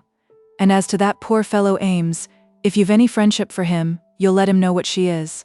My dear, how's Mr. Juniper of Grogram's house at Salford? I know all about you, and so shall John Eames too, poor unfortunate fool of a fellow, telling me of drink and jealousy, indeed. Yes, telling you. And now you've mentioned Mr. Juniper's name, Mr. Ames and Mr. Cradell too may know the whole of it. There's been nothing about Mr. Juniper that I'm ashamed of. It would be difficult to make you ashamed of anything, I believe. But let me tell you this, Mrs. LUPEX, you're not going to destroy the respectability of this house by your goings-on. It was a bad day for me when I let LUPEX bring me into it." "Then pay your bill and walk out of it," said Amelia, waving her hand towards the door. "I'll undertake to say there shan't be any notice required. Only you pay mother what you owe and you're free to go at once." "I shall go just when I please and not 1 hour before. Who are you, you gypsy, to speak to me in this way? And as for going, go you shall, if we have to call in the police to make you."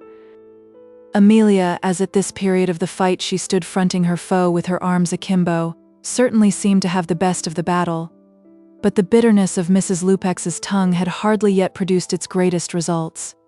I am inclined to think that the married lady would have silenced her who was single had the fight been allowed to rage, always presuming that no resort to grappling irons took place. But at this moment Mrs. Roper entered the room, accompanied by her son, and both the combatants for a moment retreated. "Amelia, what's all this?" said Mrs. Roper, trying to assume a look of agonized amazement.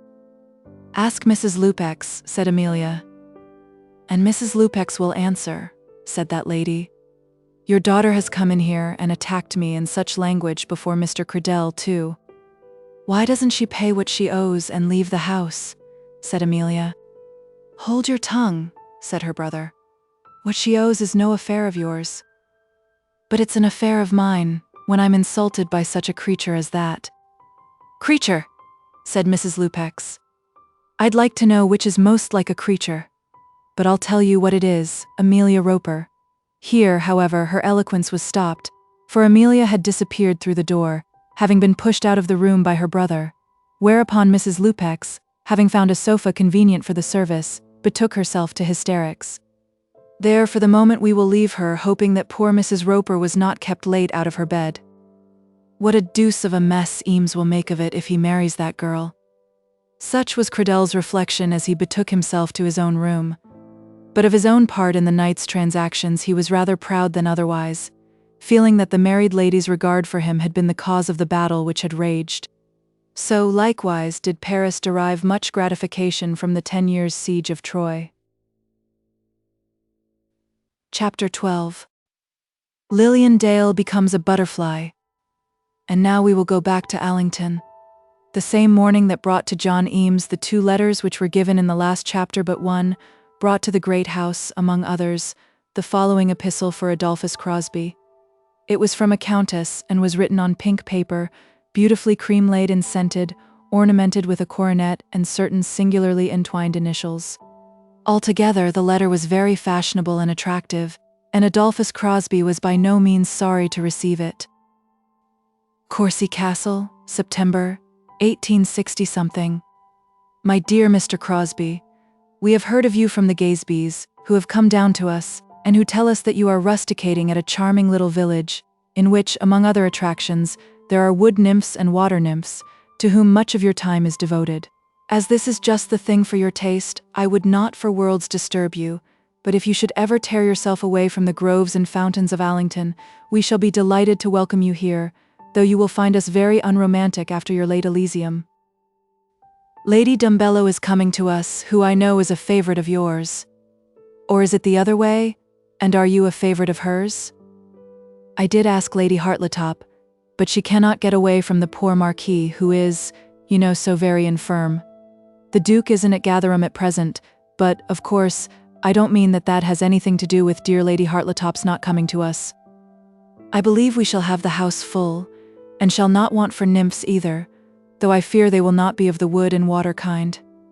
Margareta and Alexandrina particularly want you to come, as they say you are so clever at making a house full of people go off well. If you can give us a week before you go back to manage the affairs of the nation, pray do. Yours very sincerely, Rosina de Courcy. The Countess de Courcy was a very old friend of Mr. Crosbie's, that is to say, as old friends go in the world in which he had been living. He had known her for the last 6 or 7 years, and had been in the habit of going to all her London balls, and dancing with her daughters everywhere, in a most good-natured and affable way. He had been intimate, from old family relations, with Mr. Mortimer Gazeby, who, though only an attorney of the more distinguished kind, had married the Countess's eldest daughter, and now sat in Parliament for the city of Barchester, near to which Courcy Castle was situated. And, to tell the truth honestly at once, Mr. Crosbie had been on terms of great friendship with Lady de Courcy's daughters, the Ladies Margareta and Alexandrina, perhaps especially so with the latter, though I would not have my readers suppose by my saying so that anything more tender than friendship had ever existed between them. Crosbie said nothing about the letter on that morning, but during the day, or, perhaps as he thought over the matter in bed, he made up his mind that he would accept Lady de Courcy's invitation. It was not only that he would be glad to see the Gazebees, or glad to stay in the same house with that great master in the high art of fashionable life, Lady Dumbello, or glad to renew his friendship with the Ladies Margareta and Alexandrina. Had he felt that the circumstances of his engagement with Lily made it expedient for him to stay with her till the end of his holidays, he could have thrown over the de Courcys without a struggle. But he told himself that it would be well for him now to tear himself away from Lily, or perhaps he said that it would be well for Lily that he should be torn away. He must not teach her to think that they were to live only in the sunlight of each other's eyes during those months, or perhaps years, which must elapse before their engagement could be carried out. Nor must he allow her to suppose that either he or she were to depend solely upon the other for the amusements and employments of life. In this way he argued the matter very sensibly within his own mind, and resolved without much difficulty that he would go to Courcy Castle, and bask for a week in the sunlight of the fashion which would be collected there. The quiet humdrum of his own fireside would come upon him soon enough. "I think I shall leave you on Wednesday, sir," Crosbie said to the squire at breakfast on Sunday morning. "Leave us on Wednesday," said the squire, who had an old-fashioned idea that people who were engaged to marry each other should remain together as long as circumstances could be made to admit of their doing so. "Nothing wrong, is there?" "Oh dear no, but everything must come to an end some day, and as I must make 1 or 2 short visits before I get back to town, I might as well go on Wednesday. Indeed, I have made it as late as I possibly could."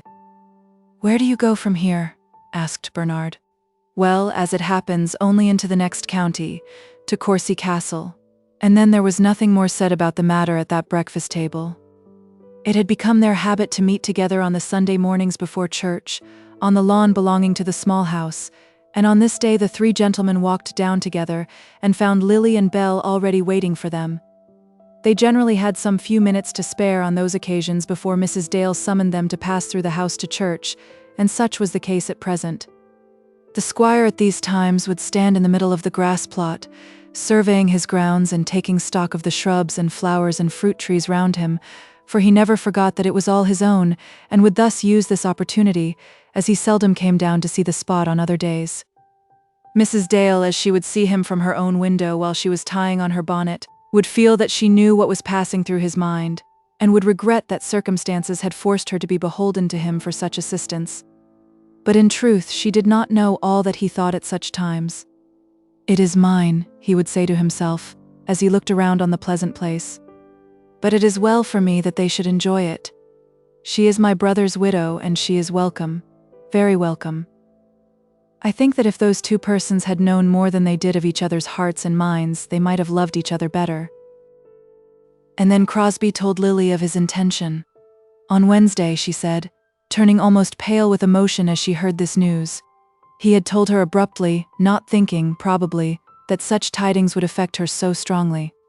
"Well, yes, I have written to Lady de Courcy and said Wednesday. It wouldn't do for me exactly to drop everybody, and perhaps—" "Oh no, and, Adolphus, you don't suppose I begrudge your going? Only it does seem so sudden, does it not? You see, I've been here over 6 weeks. Yes, you've been very good. When I think of it, what a 6 weeks it has been.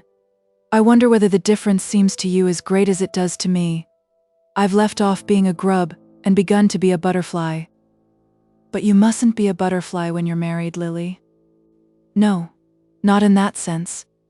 But I meant that my real position in the world, that for which I would fain hope that I was created, opened to me only when I knew you and knew that you loved me. But Mamma is calling us, and we must go through to church. Going on Wednesday. There are only 3 days more then." "Yes, just 3 days," he said, as he took her on his arm and passed through the house onto the road. "And when are we to see you again?" she asked as they reached the churchyard. "Ah, who is to say that yet? We must ask the chairman of committees when he will let me go again."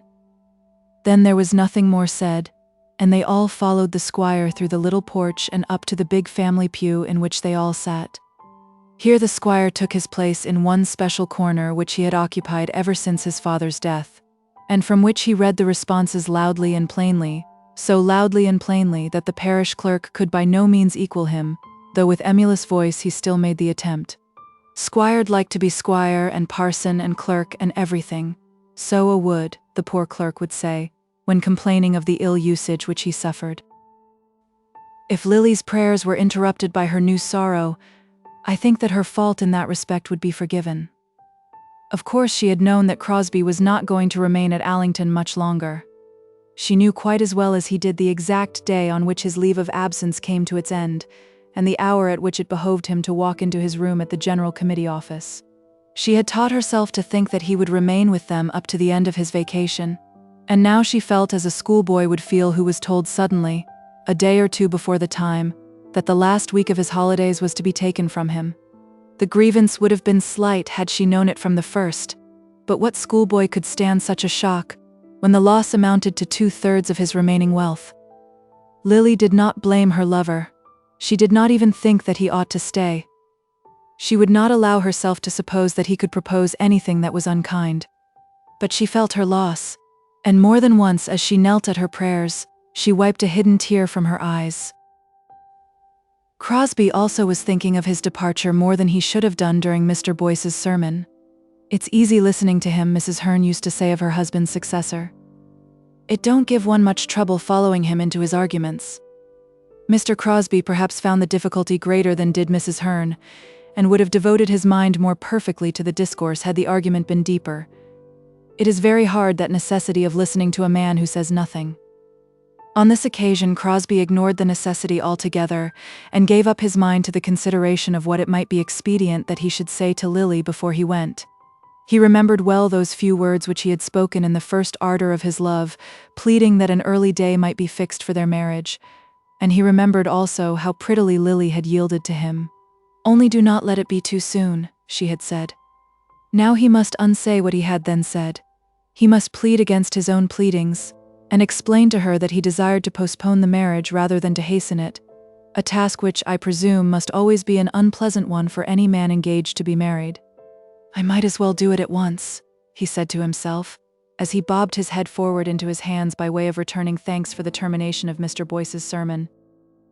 As he had only 3 days left, it was certainly as well that he should do this at once. Seeing that Lily had no fortune, she could not in justice complain of a prolonged engagement.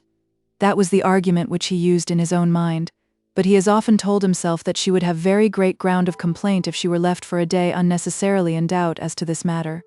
Why had he rashly spoken those hasty words to her in his love, betraying himself into all manner of scrapes, as a schoolboy might do, or such a one as Johnny Eames? What an ass he had been not to have remembered himself and to have been collected, not to have bethought himself on the occasion of all that might be due to Adolphus Crosbie.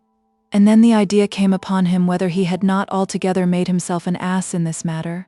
And as he gave his arm to Lily outside the church door, he shrugged his shoulders while making that reflection. "It is too late now," he said to himself, and then turned round and made some sweet little loving speech to her.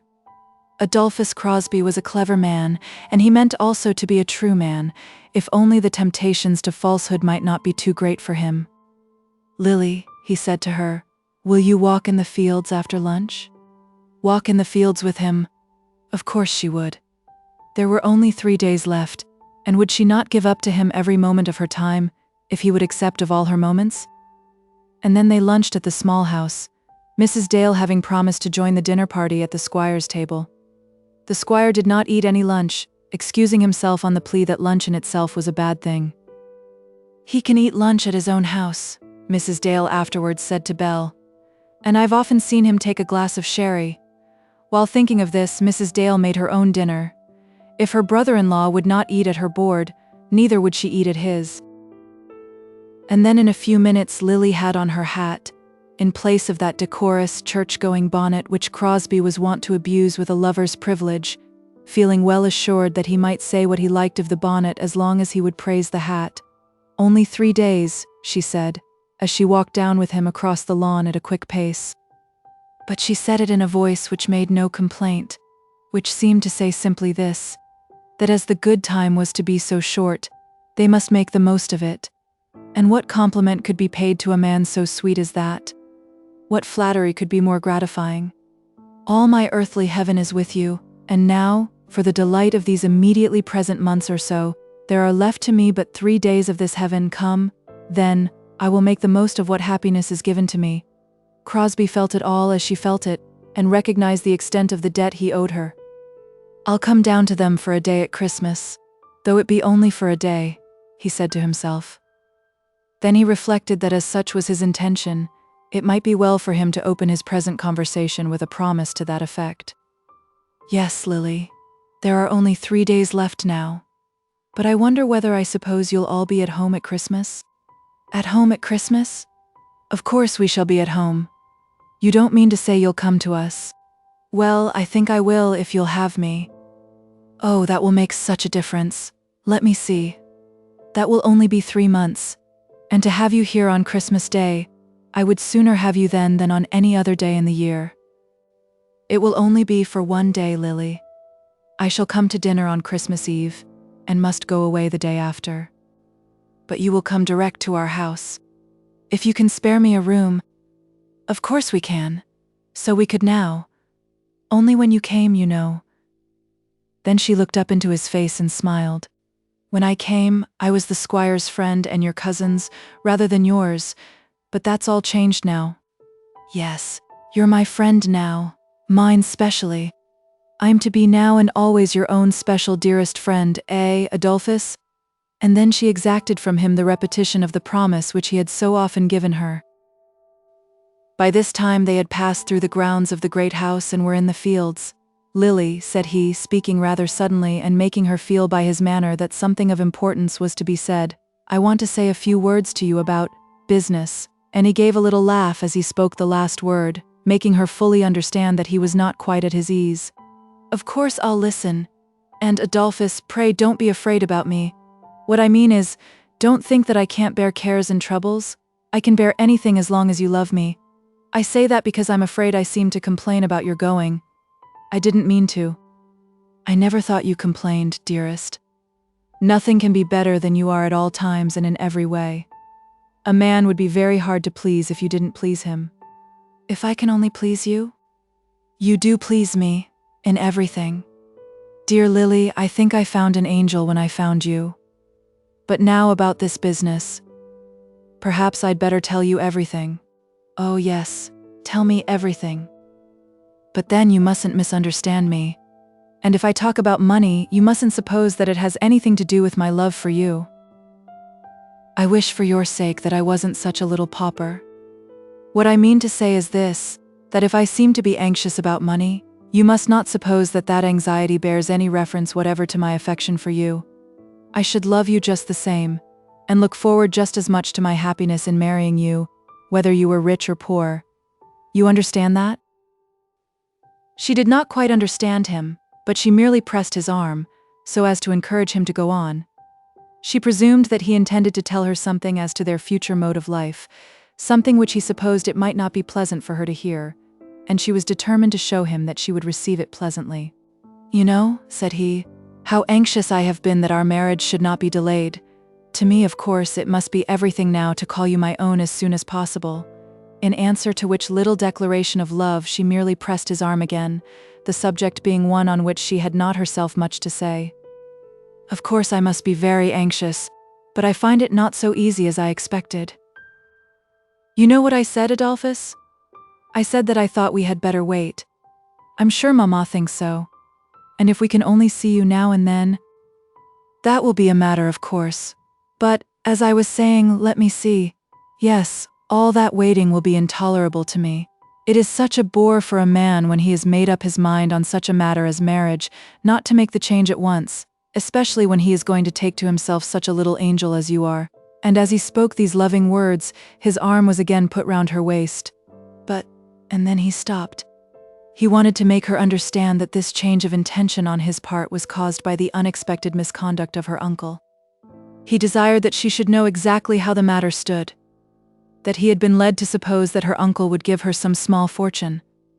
That he had been disappointed, and had a right to feel the disappointment keenly, and that in consequence of this blow to his expectations, he must put off his marriage. But he wished her also to understand at the same time that this did not in the least mar his love for her, that he did not join her at all in her uncle's fault. All this he was anxious to convey to her, but he did not know how to get it said in a manner that would not be offensive to her personally, and that should not appear to accuse himself of sordid motives. He had begun by declaring that he would tell her all, but sometimes it is not easy, that task of telling a person everything. There are things which will not get themselves told. You mean, dearest, said she, that you cannot afford to marry at once. Yes, that is it. I had expected that I should be able, but did any man in love ever yet find himself able to tell the lady whom he loved that he was very much disappointed on discovering that she had got no money? If so, his courage, I should say, was greater than his love. Crosbie found himself unable to do it, and thought himself cruelly used because of the difficulty. The delay to which he intended to subject her was occasioned, as he felt, by the squire and not by himself. He was ready to do his part, if only the squire had been willing to do the part which properly belonged to him. The squire would not, and therefore neither could he, not as yet. Justice demanded that all this should be understood, but when he came to the telling of it, he found that the story would not form itself properly.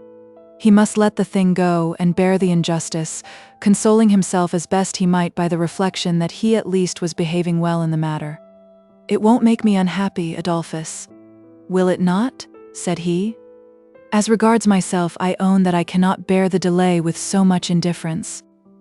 "Nay, my love, but you should not misunderstand me," she said, stopping and facing him on the path in which they were walking. "I suppose I ought to protest, according to the common rules, that I would rather wait. Young ladies are expected to say so. If you were pressing me to marry at once, I should say so, no doubt. But now, as it is, I will be more honest. I have only one wish in the world, and that is to be your wife, to be able to share everything with you. The sooner we can be together, the better it will be, at any rate.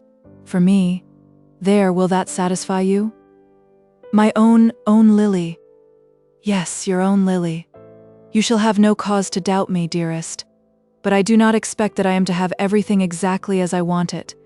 I say again that I shall not be unhappy in waiting. How can I be unhappy while I feel certain of your love? I was disappointed just now when you said that you were going so soon, and I am afraid I showed it. But those little things are more unendurable than the big things." "Yes, that's very true. But there are 3 more days, and I mean to enjoy them so much. And then you will write to me, and you will come at Christmas. And next year, when you have your holiday, you will come down to us again. Will you not? You may be quite sure of that. And so the time will go by till it suits you to come and take me. I shall not be unhappy. I, at any rate, shall be impatient. Ah, men always are impatient. It is one of their privileges, I suppose. And I don't think that a man ever has the same positive and complete satisfaction in knowing that he is loved, which a girl feels. You are my bird that I have shot with my own gun, and the assurance of my success is sufficient for my happiness. You have bowled me over, and know that I can't get up again. I don't know about can't. I would let you up quick enough if you wished it." How he made his loving assurance that he did not wish it, never would or could wish it, the reader will readily understand. And then he considered that he might as well leave all those money questions as they now stood. His real object had been to convince her that their joint circumstances did not admit of an immediate marriage, and as to that she completely understood him. Perhaps during the next 3 days, some opportunity might arise for explaining the whole matter to Mrs. Dale. At any rate, he had declared his own purpose honestly, and no one could complain of him. On the following day they all rode over to Guestwick together, the all consisting of the 2 girls, with Bernard and Crosbie. Their object was to pay 2 visits, one to their very noble and highly exalted ally, the Lady Julia de Guest, and the other to their much humbler and better-known friend, Mrs. EAMES. As Guestwick Manor lay on their road into the town, they performed the grander ceremony the first. The present Earl de Guest, brother of that Lady Fanny who ran away with Major Dale, was an unmarried nobleman who devoted himself chiefly to the breeding of cattle. And as he bred very good cattle, taking infinite satisfaction in the employment, devoting all his energies thereto, and abstaining from all prominently evil courses, it should be acknowledged that he was not a bad member of society. He was a thoroughgoing old Tory, whose proxy was always in the hand of the leader of his party, and who seldom himself went near the metropolis, unless called thither by some occasion of cattle showing. He was a short, stumpy man, with red cheeks and a round face, who was usually to be seen till dinner time dressed in a very old shooting coat, with breeches, gaiters, and very thick shoes. He lived generally out of doors, and was almost as great in the preserving of game as in the breeding of oxen. He knew every acre of his own estate, and every tree upon it, as thoroughly as a lady knows the ornaments in her drawing-room. There was no gap in a fence of which he did not remember the exact bearings, no path hither or thither as to which he could not tell the why and the wherefore.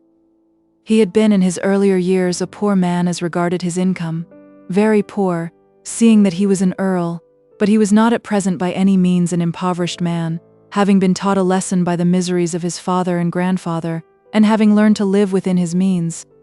Now, as he was going down the vale of years, men said that he was becoming rich, and that he had ready money to spend, a position in which no Lord de Guest had found himself for many generations back.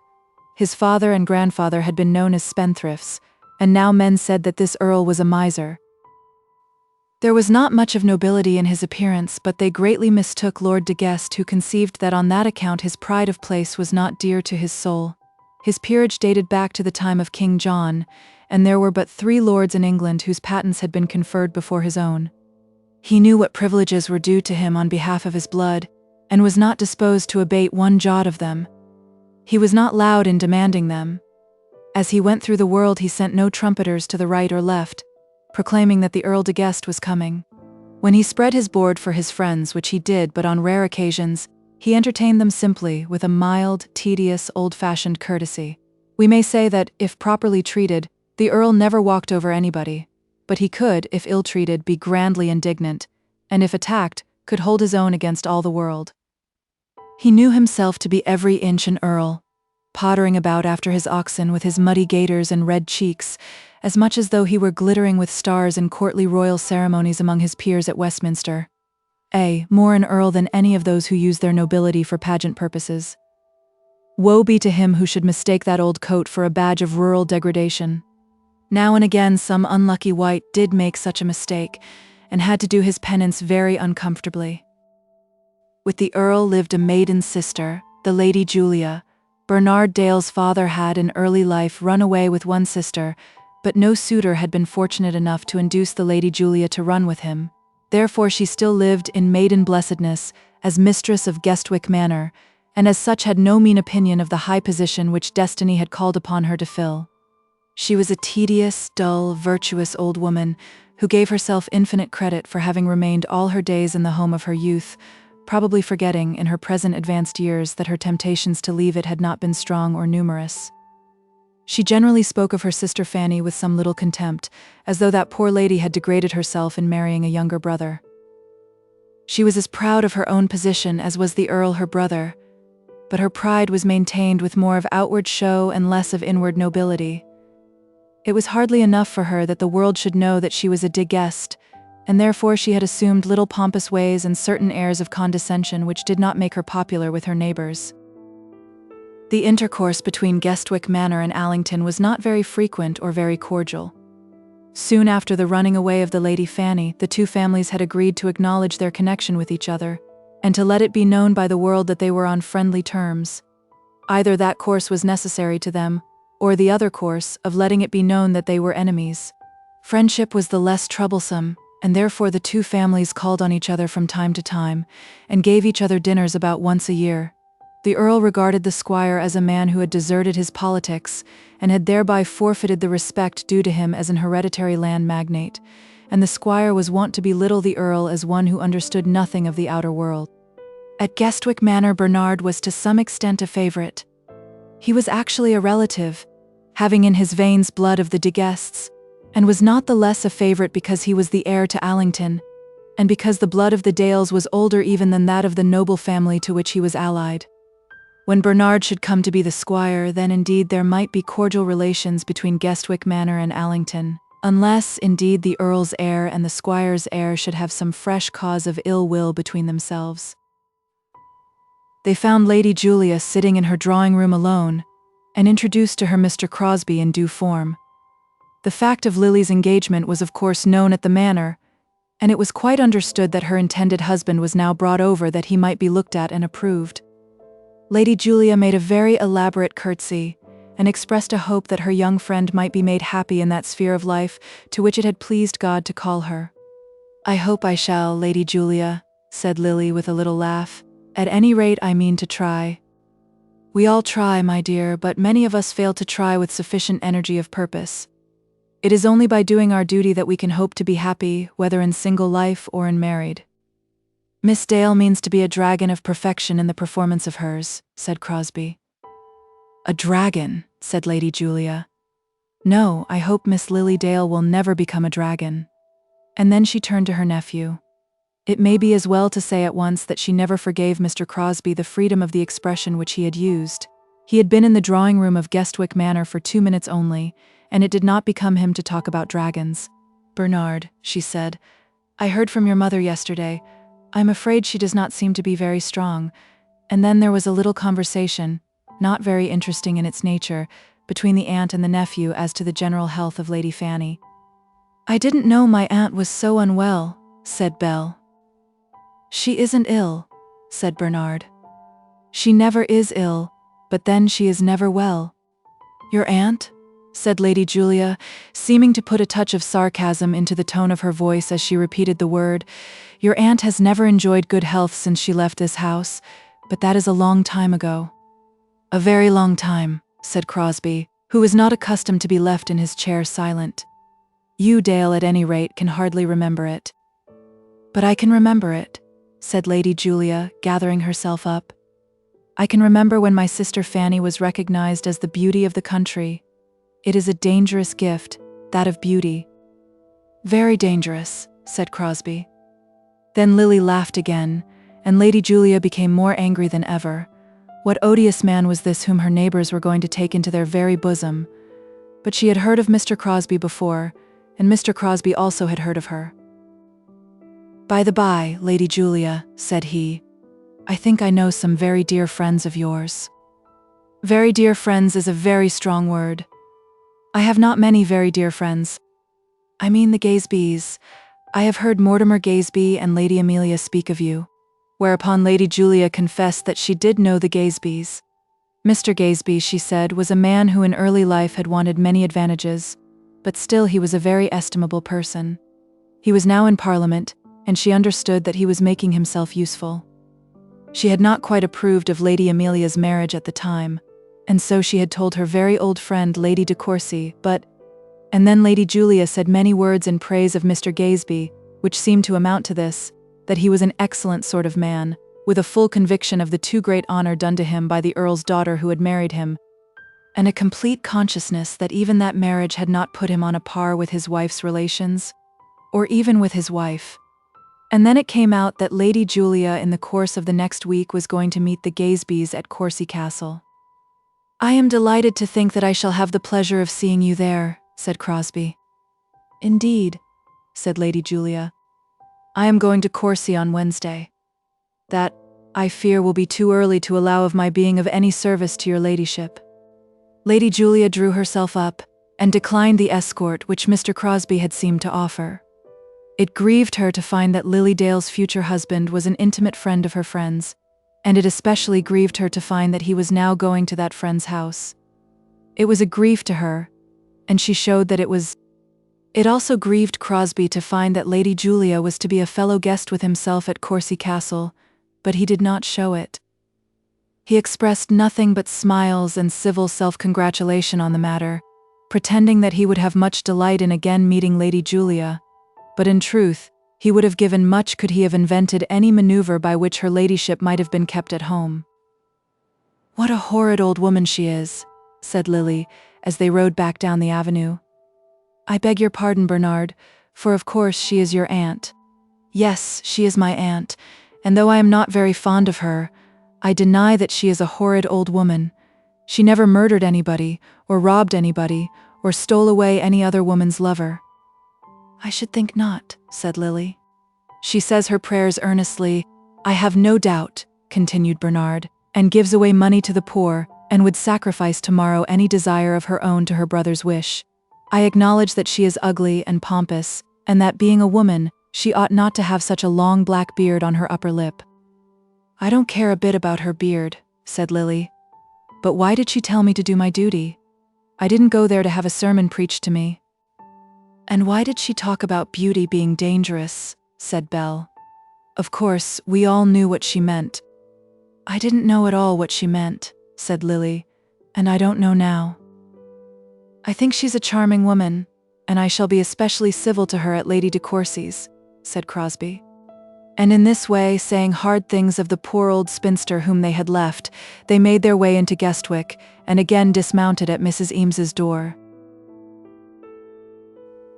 Chapter 13. A visit to Guestwick. As the party from Allington rode up the narrow high street of Guestwick and across the market square towards the small, respectable, but very dull row of new houses in which Mrs. Eames lived, the people of Guestwick were all aware that Miss Lily Dale was escorted by her future husband. The opinion that she had been a very fortunate girl was certainly general among the Guestwickians, though it was not always expressed in open or generous terms. It was a great match for her.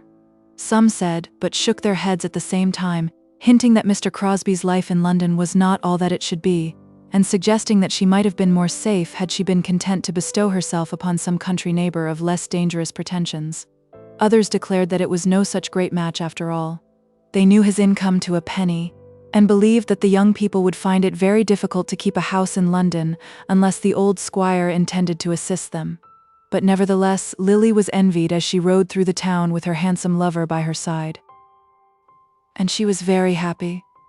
I will not deny that she had some feeling of triumphant satisfaction in the knowledge that she was envied. Such a feeling on her part was natural, and is natural to all men and women who are conscious that they have done well in the adjustment of their own affairs. As she herself had said, he was her bird, the spoil of her own gun, the product of such capacity as she had in her, on which she was to live, and, if possible, to thrive during the remainder of her life. Lily fully recognized the importance of the thing she was doing and, in soberest guise, had thought much of this matter of marriage. But the more she thought of it, the more satisfied she was that she was doing well, and yet she knew that there was a risk. He who was now everything to her might die. Nay, it was possible that he might be other than she thought him to be, that he might neglect her, desert her, or misuse her. But she had resolved to trust in everything, and having so trusted, she would not provide for herself any possibility of retreat. Her ship should go out into the middle ocean, beyond all ken of the secure port from which it had sailed. Her army should fight its battle with no hope of other safety than that which victory gives. All the world might know that she loved him if all the world chose to inquire about the matter. She triumphed in her lover, and did not deny even to herself that she was triumphant. Mrs. Eames was delighted to see them. It was so good in Mr. Crosbie to come over and call upon such a poor, forlorn woman as her, and so good in Captain Dale. So good also in the dear girls who, at the present moment, had so much to make them happy at home at Allington. Little things accounted as bare civilities by others were esteemed as great favors by Mrs. Eames. And dear Mrs. Dale? I hope she was not fatigued when we kept her up the other night so unconscionably late? Belle and Lily both assured her that their mother was none the worse for what she had gone through, and then Mrs. Eames got up and left the room, with the declared purpose of looking for John and Mary, but bent, in truth, on the production of some cake and sweet wine which she kept under lock and key in the little parlor. "Don't let's stay here very long," whispered Crosbie. "No, not very long," said Lily, "but when you come to see my friends you mustn't be in a hurry, Mr. Crosbie." "He had his turn with Lady Julia," said Belle, "and we must have ours now. At any rate, Mrs. Eames won't tell us to do our duty and to beware of being too beautiful," said Lily. Mary and John came into the room before their mother returned. Then came Mrs. Eames, and a few minutes afterwards the cake and wine arrived. It certainly was rather dull, as none of the party seemed to be at their ease. The grandeur of Mr. Crosbie was too great for Mrs. Eames and her daughter, and John was almost silenced by the misery of his position. He had not yet answered Miss Roper's letter, nor had he even made up his mind whether he would answer it or no. And then the sight of Lily's happiness did not fill him with all that friendly joy which he should perhaps have felt as the friend of her childhood. To tell the truth, he hated Crosbie, and so he had told himself, and had so told his sister also very frequently since the day of the party. "I tell you what it is, Molly," he had said, "if there was any way of doing it, I'd fight that man." "What? And make Lily wretched?" "She'll never be happy with him. I'm sure she won't. I don't want to do her any harm, but yet I'd like to fight that man, if I only knew how to manage it." And then he bethought himself that if they could both be slaughtered in such an encounter, it would be the only fitting termination to the present state of things. In that way, too, there would be an escape from Amelia, and, at the present moment, he saw none other. When he entered the room, he shook hands with all the party from Allington, but, as he told his sister afterwards, his flesh crept when he touched Crosbie. Crosbie, as he contemplated the Eames family sitting stiff and ill at ease in their own drawing-room chairs, made up his mind that it would be well that his wife should see as little of John Eames as might be when she came to London. Not that he was in any way jealous of her lover. He had learned everything from Lily, all at least that Lily knew, and regarded the matter rather as a good joke. "Don't see him too often," he had said to her, for fear he should make an ass of himself. Lily had told him everything, all that she could tell, but yet he did not in the least comprehend that Lily had, in truth, a warm affection for the young man whom he despised. "Thank you, no," said Crosbie. "I never do take wine in the middle of the day. But a bit of cake?" And Mrs. Eames by her look implored him to do her so much honor. She implored Captain Dale also, but they were both inexorable. I do not know that the two girls were at all more inclined to eat and drink than the two men, but they understood that Mrs. Eames would be broken-hearted if no one partook of her delicacies. The little sacrifices of society are all made by women, as are also the great sacrifices of life. A man who is good for anything is always ready for his duty, and so is a good woman always ready for a sacrifice. "We really must go now," said Belle, because of the horses. And under this excuse they got away. "You will come over before you go back to London, John?" said Lily, as he came out with the intention of helping her mount, from which purpose, however, he was forced to recede by the iron will of Mr. Crosbie. "Yes, I'll come over again before I go. Goodbye." "Goodbye, John," said Belle. "Goodbye, Eames," said Captain Dale. Crosbie, as he seated himself in the saddle, made the very slightest sign of recognition, to which his rival would not condescend to pay any attention. "I'll manage to have a fight with him in some way," said Eames to himself as he walked back through the passage of his mother's house. And Crosbie, as he settled his feet in the stirrups, felt that he disliked the young man more and more. It would be monstrous to suppose that there could be aught of jealousy in the feeling, and yet he did dislike him very strongly, and felt almost angry with Lily for asking him to come again to Allington. "I must put an end to all that," he said to himself, as he rode silently out of town. "You must not snub my friends, sir," said Lily, smiling as she spoke, but yet with something of earnestness in her voice. They were out of the town by this time, and Crosbie had hardly uttered a word since they had left Mrs. Eames's door. They were now on the high road, and Belle and Bernard Dale were somewhat in advance of them. "I never snub anybody," said Crosbie petulantly. "That is, unless they have absolutely deserved snubbing." "And have I deserved it?" "Because I seem to have got it," said Lily. "Nonsense, Lily. I never snubbed you yet, and I don't think it likely that I shall begin. But you ought not to accuse me of not being civil to your friends. In the first place, I am as civil to them as my nature will allow me to be, and in the second place— "Well, in the second place? I am not quite sure that you are very wise to encourage that young man's friendship just at present. That means, I suppose, that I am very wrong to do so?" "No, dearest, it does not mean that. If I meant so, I would tell you so honestly. I mean just what I say. There can, I suppose, be no doubt that he has filled himself with some kind of romantic attachment for you, a foolish kind of love which I don't suppose he ever expected to gratify, but the idea of which lends a sort of grace to his life. When he meets some young woman fit to be his wife, he will forget all about it, but till then he will go about fancying himself a despairing lover. And then such a young man as John Eames is very apt to talk of his fancies. I don't believe for a moment that he would mention my name to anyone. But Lily, perhaps I may know more of young men than you do." "Yes, of course you do. And I can assure you that they are generally too well inclined to make free with the names of girls whom they think that they like. You must not be surprised if I am unwilling that any man should make free with your name." After this, Lily was silent for a minute or two. She felt that an injustice was being done to her, and she was not inclined to put up with it, but she could not quite see where the injustice lay. A great deal was owing from her to Crosbie, in very much she was bound to yield to him, and she was anxious to do on his behalf even more than her duty.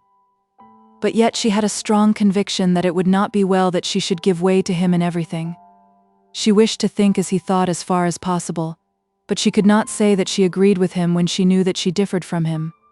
John Eames was an old friend whom she could not abandon, and so much at the present time she felt herself obliged to say. "But, Adolphus—" "Well, dearest?" You would not wish me to be unkind to so very old a friend as John Eames?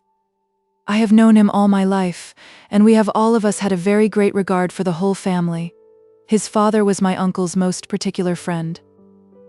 I think, Lily, you must understand what I mean. I don't want you to quarrel with any of them, or to be what you call unkind. But you need not give special and pressing invitations to this young man to come and see you before he goes back to London, and then to come and see you directly you get to London. You tell me that he has some kind of romantic idea of being in love with you, of being in despair because you are not in love with him. It's all great nonsense, no doubt, but it seems to me that under such circumstances you'd better just leave him alone. Again Lily was silent. These were her 3 last days in which it was her intention to be especially happy, but above all things to make him especially happy.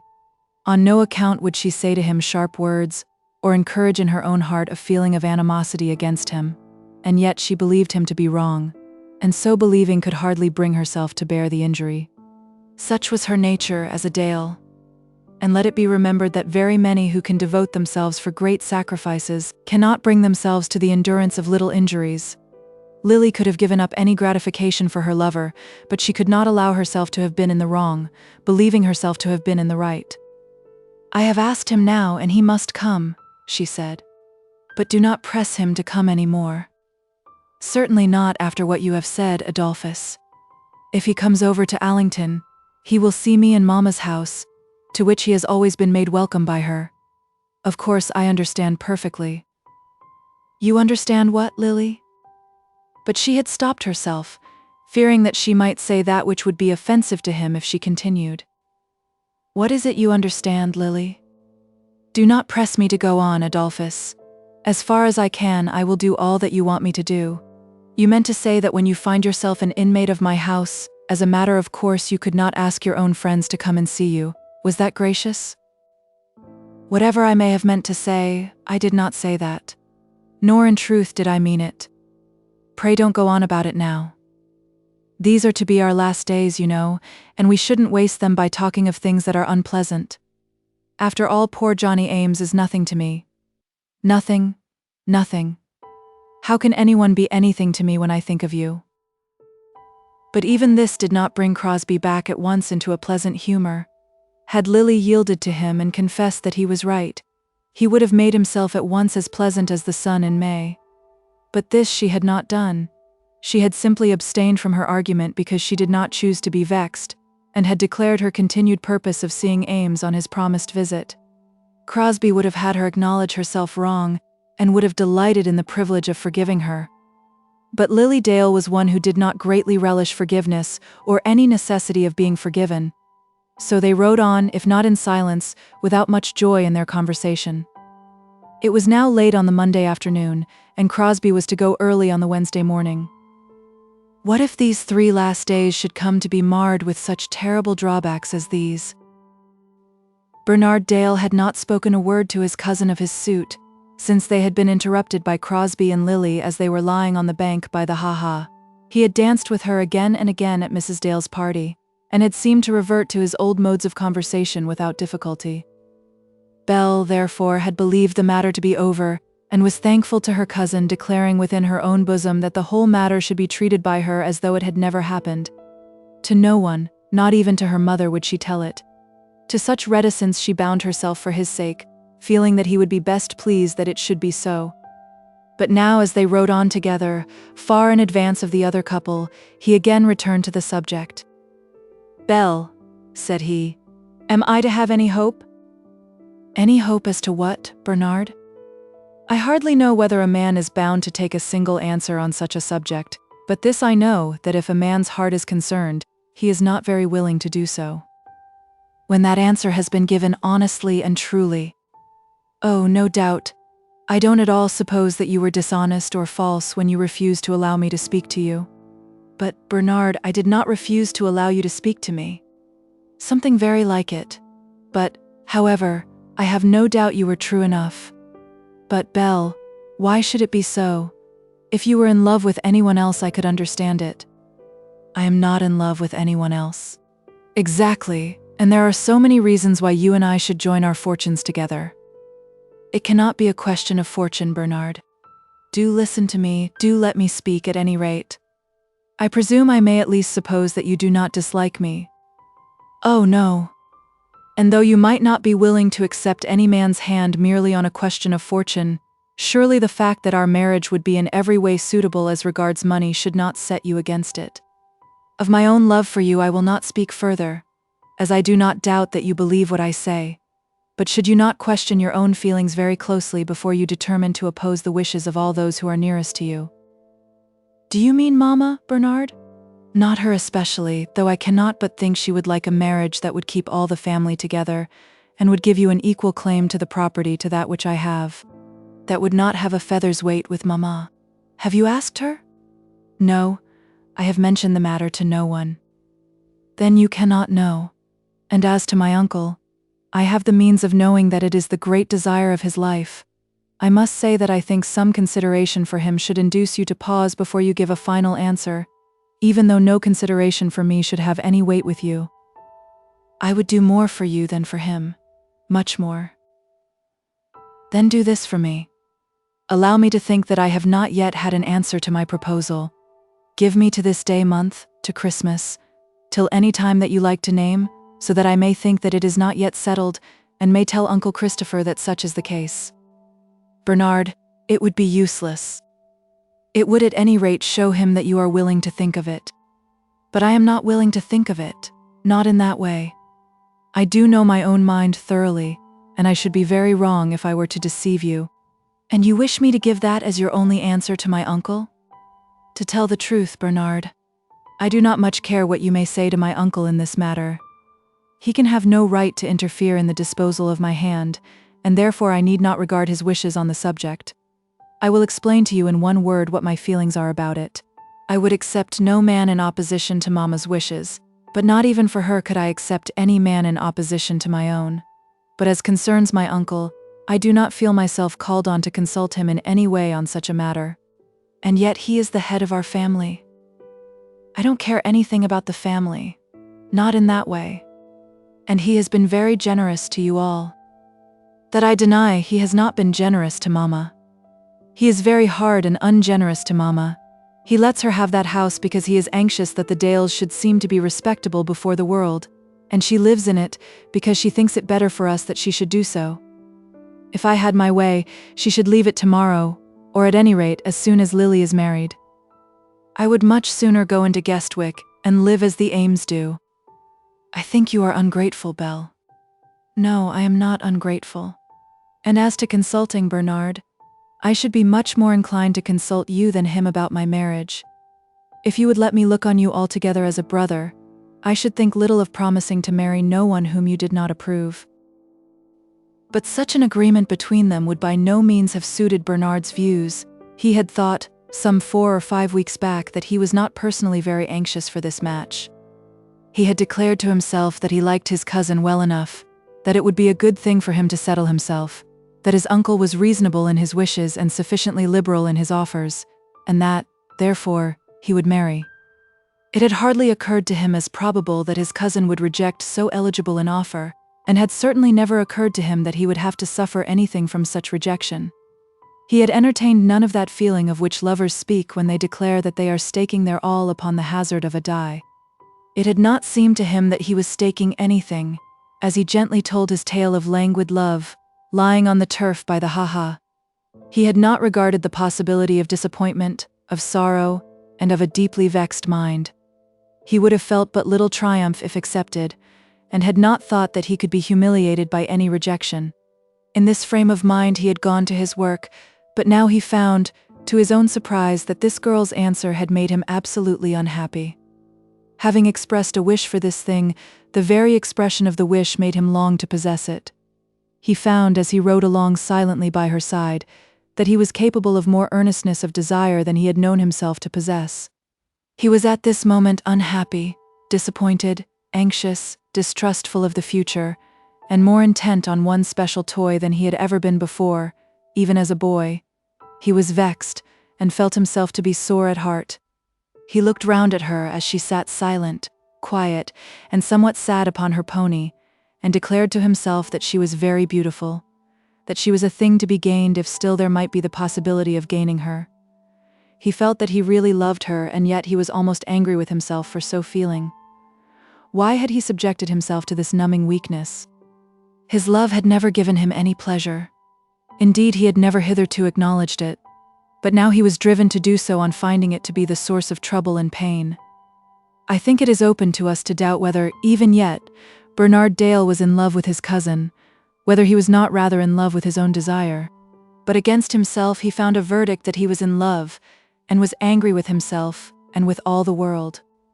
"Ah, Belle," he said, coming close up to her, "I wish you could understand how I love you."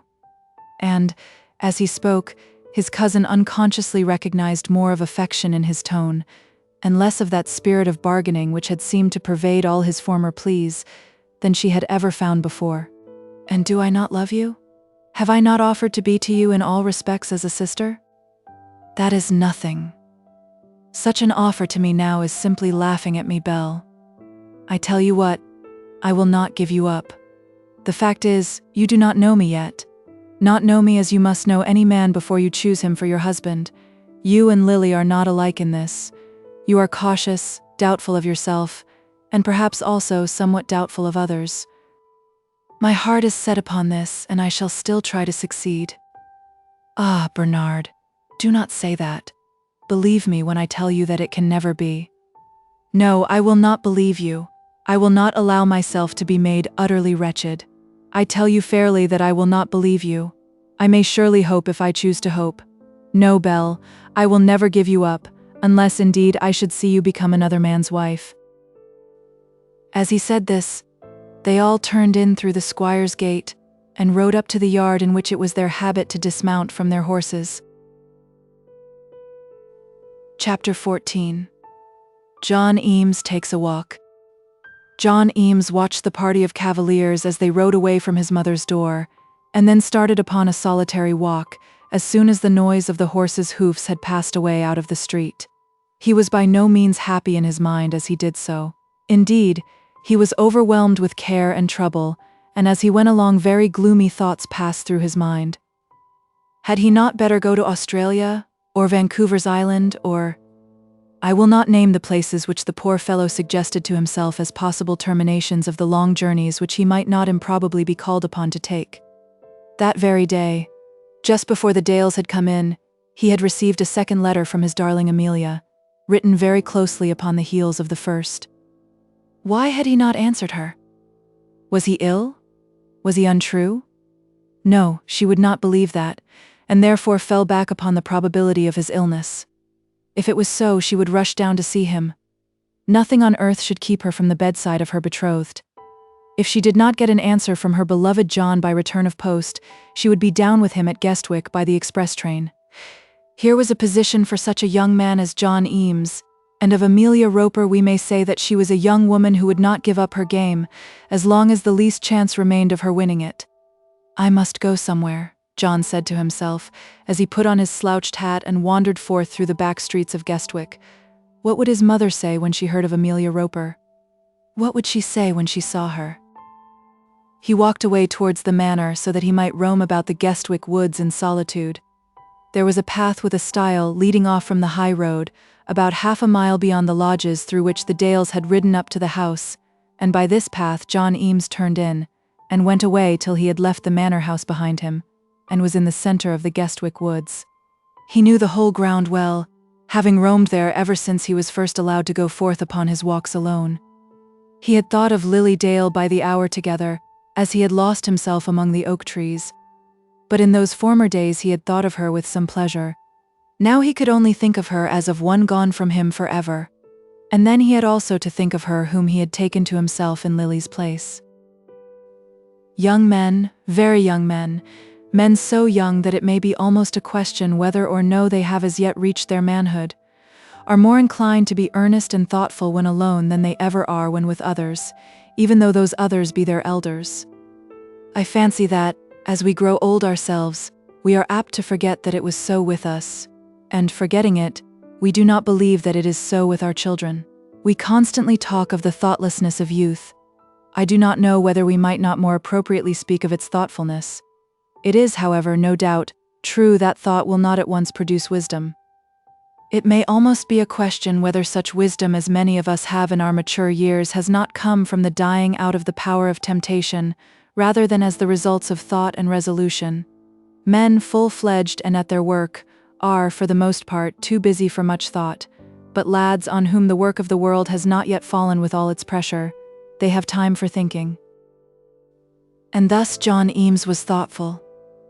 They who knew him best accounted him to be a gay, good-hearted, somewhat reckless young man, open to temptation, but also open to good impressions, as to whom no great success could be predicated, but of whom his friends might fairly hope that he might so live as to bring upon them no disgrace and not much trouble. But above all things they would have called him thoughtless. In so calling him, they judged him wrong. He was ever thinking much of the world as it appeared to him, and of himself as he appeared to the world, and thinking also of things beyond the world.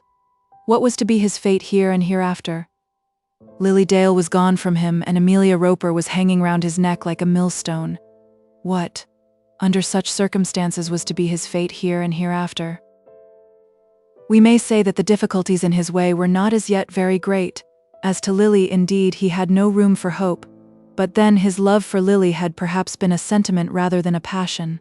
Most young men have to go through that disappointment, and are enabled to bear it without much injury to their prospects or happiness. And in after life the remembrance of such love is a blessing rather than a curse, enabling the possessor of it to feel that in those early days there was something within him of which he had no cause to be ashamed. I do not pity John Eames much in regard to Lily Dale. And then, as to Amelia Roper, had he achieved but a tithe of that lady's experience in the world, or possessed a quarter of her audacity, surely such a difficulty as that need not have stood much in his way. What could Amelia do to him if he fairly told her that he was not minded to marry her? In very truth, he had never promised to do so. He was in no way bound to her, not even by honor. Honor, indeed, with such as her. But men are cowards before women until they become tyrants, and are easy dupes till of a sudden they recognize the fact that it is pleasanter to be the victimizer than the victim, and as easy. There are men, indeed, who never learn the latter lesson. But, though the cause for fear was so slight, poor John Eames was thoroughly afraid.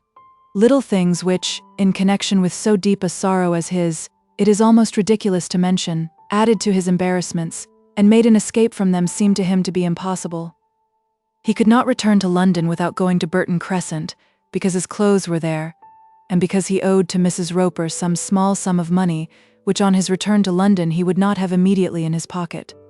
He must therefore meet Amelia, and he knew that he had not the courage to tell a girl face to face that he did not love her, after he had been once induced to say that he did do so.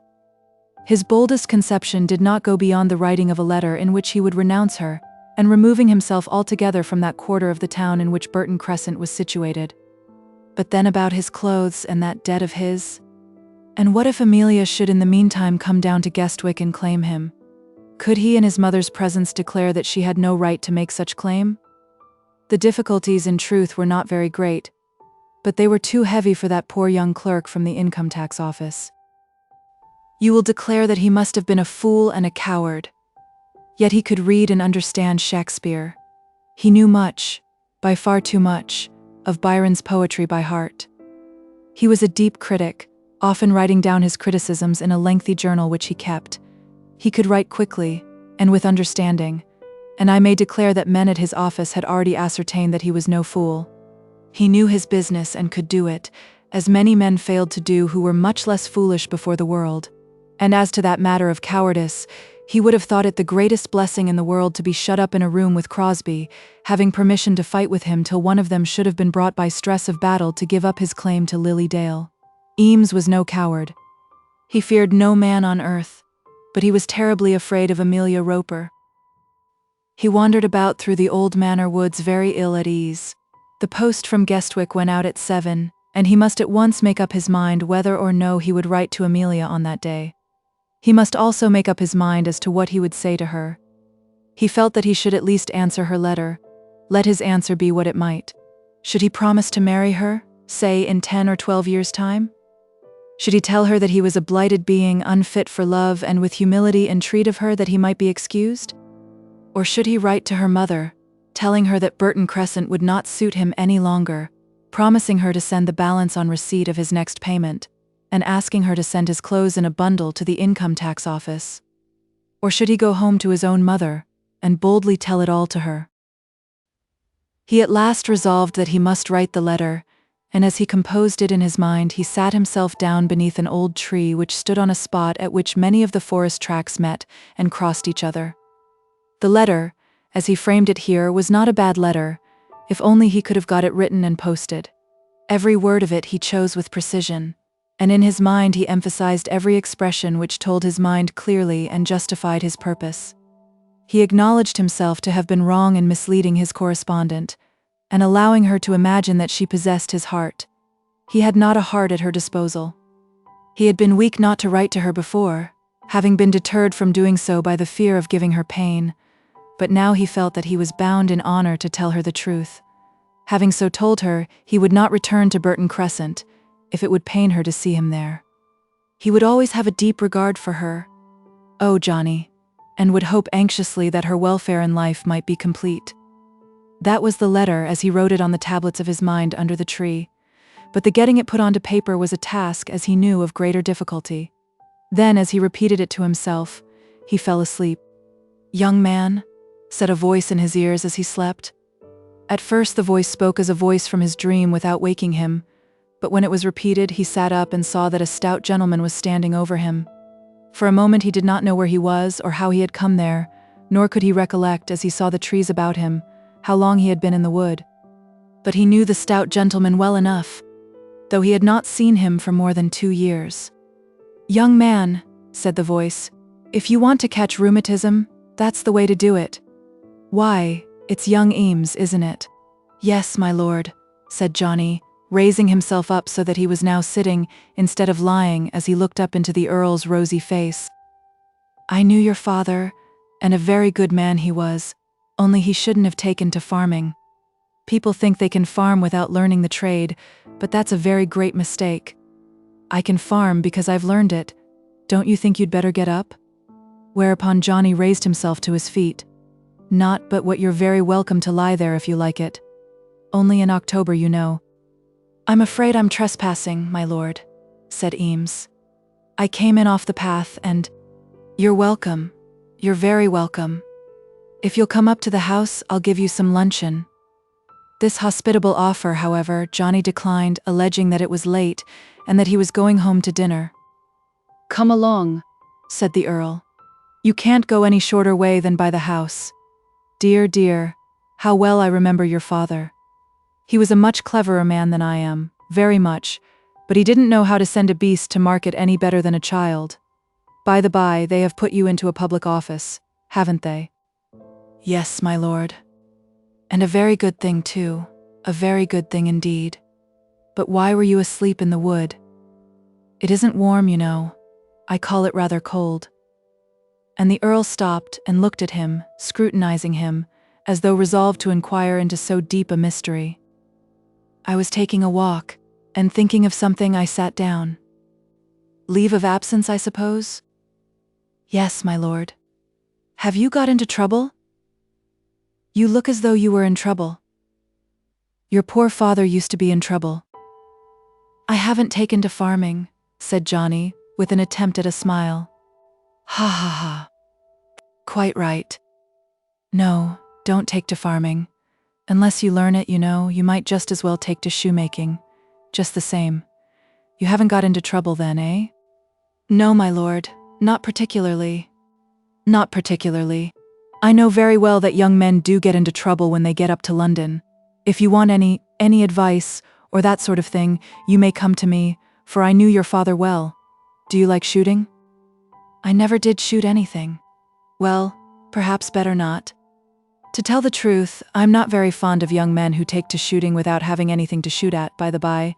Now I think of it, I'll send your mother some game. It may, however, here be fair to mention that game very often came from Guestwick Manor to Mrs. EAMES. And look here, cold pheasant for breakfast is the best thing I know of. Pheasants at dinner are rubbish, mere rubbish. Here we are at the house. Will you come in and have a glass of wine?" But this John EAMES declined, pleasing the Earl better by doing so than he would have done by accepting it. Not that the Lord was inhospitable or insincere in his offer, but he preferred that such a one as John Eames should receive his proffered familiarity without too much immediate assurance. He felt that Eames was a little in awe of his companion's rank, and he liked him the better for it. And was a man apt to remember his likings. "If you won't come in, goodbye." And he gave Johnny his hand. "Good evening, my lord," said Johnny. "And remember this, it is the deuce of a thing to have rheumatism in your loins. I wouldn't go to sleep under a tree if I were you, not in October, but you're always welcome to go anywhere about the place." "Thank you, my lord. And if you should take to shooting, but I dare say you won't, and if you come to trouble and want advice or that sort of thing, write to me. I knew your father well." And so they parted, Eames returning on his road towards Guestwick. For some reason which he could not define, he felt better after his interview with the Earl. There had been something about the fat, good-natured, sensible old man which had cheered him in spite of his sorrow. "Pheasants for dinner are rubbish, mere rubbish," he said to himself, over and over again as he went along the road, and they were the first words which he spoke to his mother after entering the house. "I wish we had some of that sort of rubbish," said she. "So you will tomorrow." And then he described to her his interview. The Earl was, at any rate, quite right about lying upon the ground. "I wonder you can be so foolish. And he is right about your poor father too, but you have got to change your boots, and we shall be ready for dinner almost immediately." But Johnny Eames, before he sat down to dinner, did write his letter to Amelia, and did go out to post it with his own hands, much to his mother's annoyance. But the letter would not get itself written in that strong and appropriate language which had come to him as he was roaming through the woods. It was a bald letter, and somewhat cowardly withal. "Dear Amelia, I have received both of yours, and did not answer the first because I felt that there was a difficulty in expressing what I wished to say, and now it will be better that you should allow the subject to stand over till I am back in town. I shall be there in 10 days from this. I have been quite well and am so, but of course am much obliged by your inquiries. I know you will think this very cold, but when I tell you everything, you will agree with me that it is best. If I were to marry, I know that we should be unhappy, because we should have nothing to live on. If I have ever said anything to deceive you, I beg your pardon with all my heart. But perhaps it will be better to let the subject remain till we shall meet again in London. Believe me to be your most sincere friend, and I may say admirer, John Eames. Chapter 15. The Last Day. Last days are wretched days, and so are last moments wretched moments. It is not the fact that the parting is coming which makes these days and moments so wretched, but the feeling that something special is expected from them, which something they always fail to produce. Spasmodic periods of pleasure, of affection, or even of study, seldom fail of disappointment when premeditated. When last days are coming, they should be allowed to come and to glide away without special notice or mention. And as for last moments, there should be none such. Let them ever be ended, even before their presence has been acknowledged. But Lily Dale had not yet been taught these lessons by her world's experience, and she expected that this sweetest cup of which she had ever drank should go on being sweet, sweeter and still sweeter, as long as she could press it to her lips. How the dregs had come to mix themselves with the last drops we have already seen, and on that same day, on the Monday evening, the bitter task still remained. For Crosbie, as they walked about through the gardens in the evening, found other subjects on which he thought it necessary to give her sundry hints, intended for her edification, which came to her with much of the savor of a lecture. A girl, when she is thoroughly in love, as surely was the case with Lily, likes to receive hints as to her future life from the man to whom she is devoted, but she would, I think, prefer that such hints should be short, and that the lesson should be implied rather than declared, that they should, in fact, be hints and not lectures. Crosbie, who was a man of tact, who understood the world and had been dealing with women for many years, no doubt understood all this as well as we do, but he had come to entertain a notion that he was an injured man, that he was giving very much more than was to be given to him, and that therefore he was entitled to take liberties which might not fairly be within the reach of another lover. My reader will say that in all this he was ungenerous. Well, he was ungenerous. I do not know that I have ever said that much generosity was to be expected from him. He had some principles of right and wrong under the guidance of which it may perhaps be hoped that he will not go utterly astray. But his past life had not been of a nature to make him unselfish. He was ungenerous, and Lily felt it, though she would not acknowledge it even to herself. She had been very open with him, acknowledging the depth of her love for him, telling him that he was now all in all to her, that life without his love would be impossible to her, and in a certain way he took advantage of these strong avowals, treating her as though she were a creature utterly in his power, as indeed she was. On that evening he said no more of Johnny Eames, but said much of the difficulty of a man establishing himself with a wife in London, who had nothing but his own moderate income on which to rely. He did not in so many words tell her that if her friends could make up for her £2,000 or £3,000, that being much less than he had expected when he first made his offer, this terrible difficulty would be removed, but he said enough to make her understand that the world would call him very imprudent in taking a girl who had nothing. And as he spoke of these things, Lily remaining for the most part silent as he did so, it occurred to him that he might talk to her freely of his past life, more freely than he would have done had he feared that he might lose her by any such disclosures. He had no fear of losing her. Alas, might it not be possible that he had some such hope? He told her that his past life had been expensive, that, though he was not in debt, he had lived up to every shilling that he had, and that he had contracted habits of expenditure which it would be almost impossible for him to lay aside at a day's notice. Then he spoke of entanglements, meaning, as he did so, to explain more fully what were their nature, but not daring to do so when he found that Lily was altogether in the dark as to what he meant. No, he was not a generous man, a very ungenerous man. And yet during all this time he thought that he was guided by principle. "It will be best that I should be honest with her," he said to himself. And then he told himself, scores of times, that when making his offer he had expected, and had a right to expect, that she would not be penniless. Under those circumstances he had done the best he could for her, offering her his heart honestly, with a quick readiness to make her his own at the earliest day that she might think possible. Had he been more cautious, he need not have fallen into this cruel mistake. But she, at any rate, could not quarrel with him for his imprudence. And still he was determined to stand by his engagement and willing to marry her, although as he the more thought of it, he felt the more strongly that he would thereby ruin his prospects and thrust beyond his own reach all those good things which he had hoped to win. As he continued to talk to her, he gave himself special credit for his generosity, and felt that he was only doing his duty by her in pointing out to her all the difficulties which lay in the way of their marriage.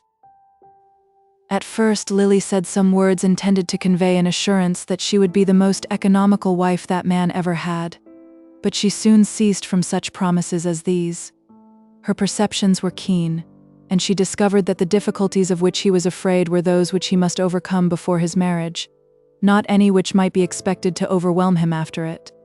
"A cheap and nasty ménage would be my aversion," he said to her. "It is that which I want to avoid, chiefly for your sake."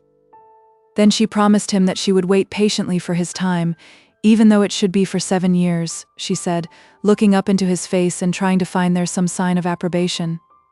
"That's nonsense," he said. "People are not patriarchs nowadays. I suppose we shall have to wait 2 years, and that's a deuce of a bore, a terrible bore." And there was that in the tone of his voice which grated on her feelings and made her wretched for the moment. As he parted with her for the night on her own side of the little bridge which led from one garden to the other, he put his arm round her to embrace her and kiss her, as he had often done at that spot. It had become a habit with them to say their evening farewells there, and the secluded little nook amongst the shrubs was inexpressibly dear to Lily. But on the present occasion she made an effort to avoid his caress. She turned from him very slightly, but it was enough, and he felt it. "Are you angry with me?" he said. "Oh no, Adolphus, how can I be angry with you?" And then she turned to him and gave him her face to kiss almost before he had again asked for it. "He shall not at any rate think that I am unkind to him, and it will not matter now," she said to herself, as she walked slowly across the lawn, in the dark, up to her mother's drawing-room window. "Well, dearest," said Mrs. Dale, who was there alone, "did the beards wag merry in the great hall this evening?" That was a joke with them, for neither Crosbie nor Bernard Dale used a razor at his toilet. "Not specially merry. And I think it was my fault, for I have a headache. Mama, I believe I will go at once to bed. My darling, is there anything wrong? Nothing, Mama. But we had such a long ride, and then Adolphus is going, and of course we have so much to say. Tomorrow will be the last day, for I shall only just see him on Wednesday morning, and as I want to be well, if possible, I'll go to bed. And so she took her candle and went. When Belle came up, Lily was still awake, but she begged her sister not to disturb her. "Don't talk to me, Belle," she said. "I'm trying to make myself quiet, and I half feel that I should get childish if I went on talking. I have almost more to think of than I know how to manage." And she strove, not altogether unsuccessfully, to speak with a cheery tone, as though the cares which weighed upon her were not unpleasant in their nature. Then her sister kissed her and left her to her thoughts. And she had great matter for thinking, so great that many hours sounded in her ears from the clock on the stairs before she brought her thoughts to a shape that satisfied herself. She did so bring them at last, and then she slept.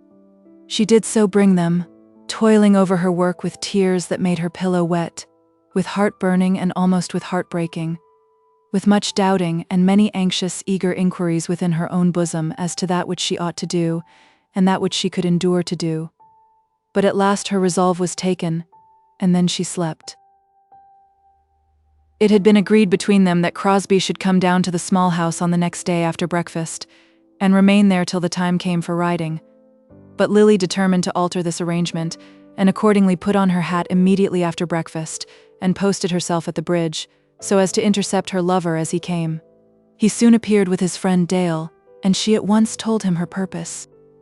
"I want to have a talk with you, Adolphus, before you go in to Mama, so come with me into the field." "All right," said he. "And Bernard can finish his cigar on the lawn. Mama and Belle will join him there." "All right," said Bernard.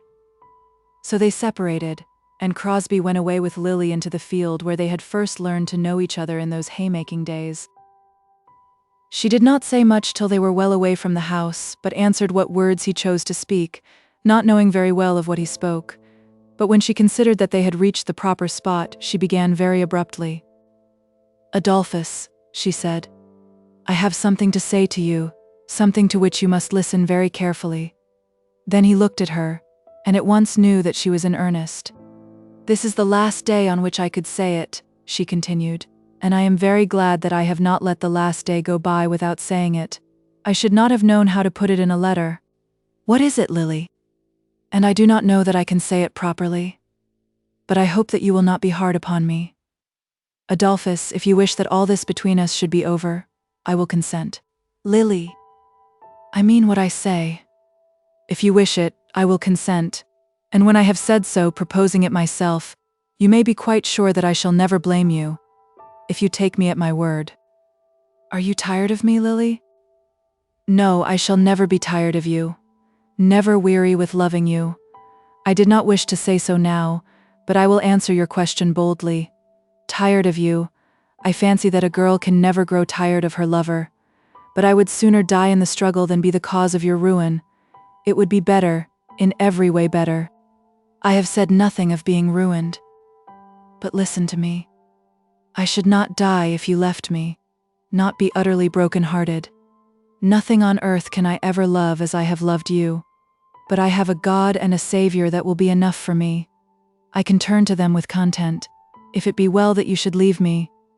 I have gone to them But at this moment she could utter no more words. She had broken down in her effort, losing her voice through the strength of her emotion.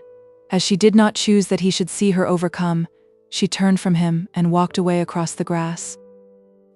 Of course he followed her, but he was not so quick after her, but that time had been given to her to recover herself. "It is true," she said. "I have the strength of which I tell you.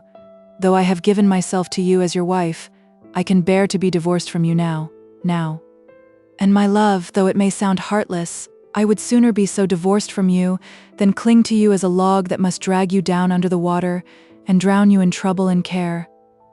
I would, indeed I would. If you go, of course, that kind of thing is over for me. But the world has more than that, much more, and I would make myself happy. Yes, my love, I would be happy. You need not fear that. But Lily, why is all this said to me here today?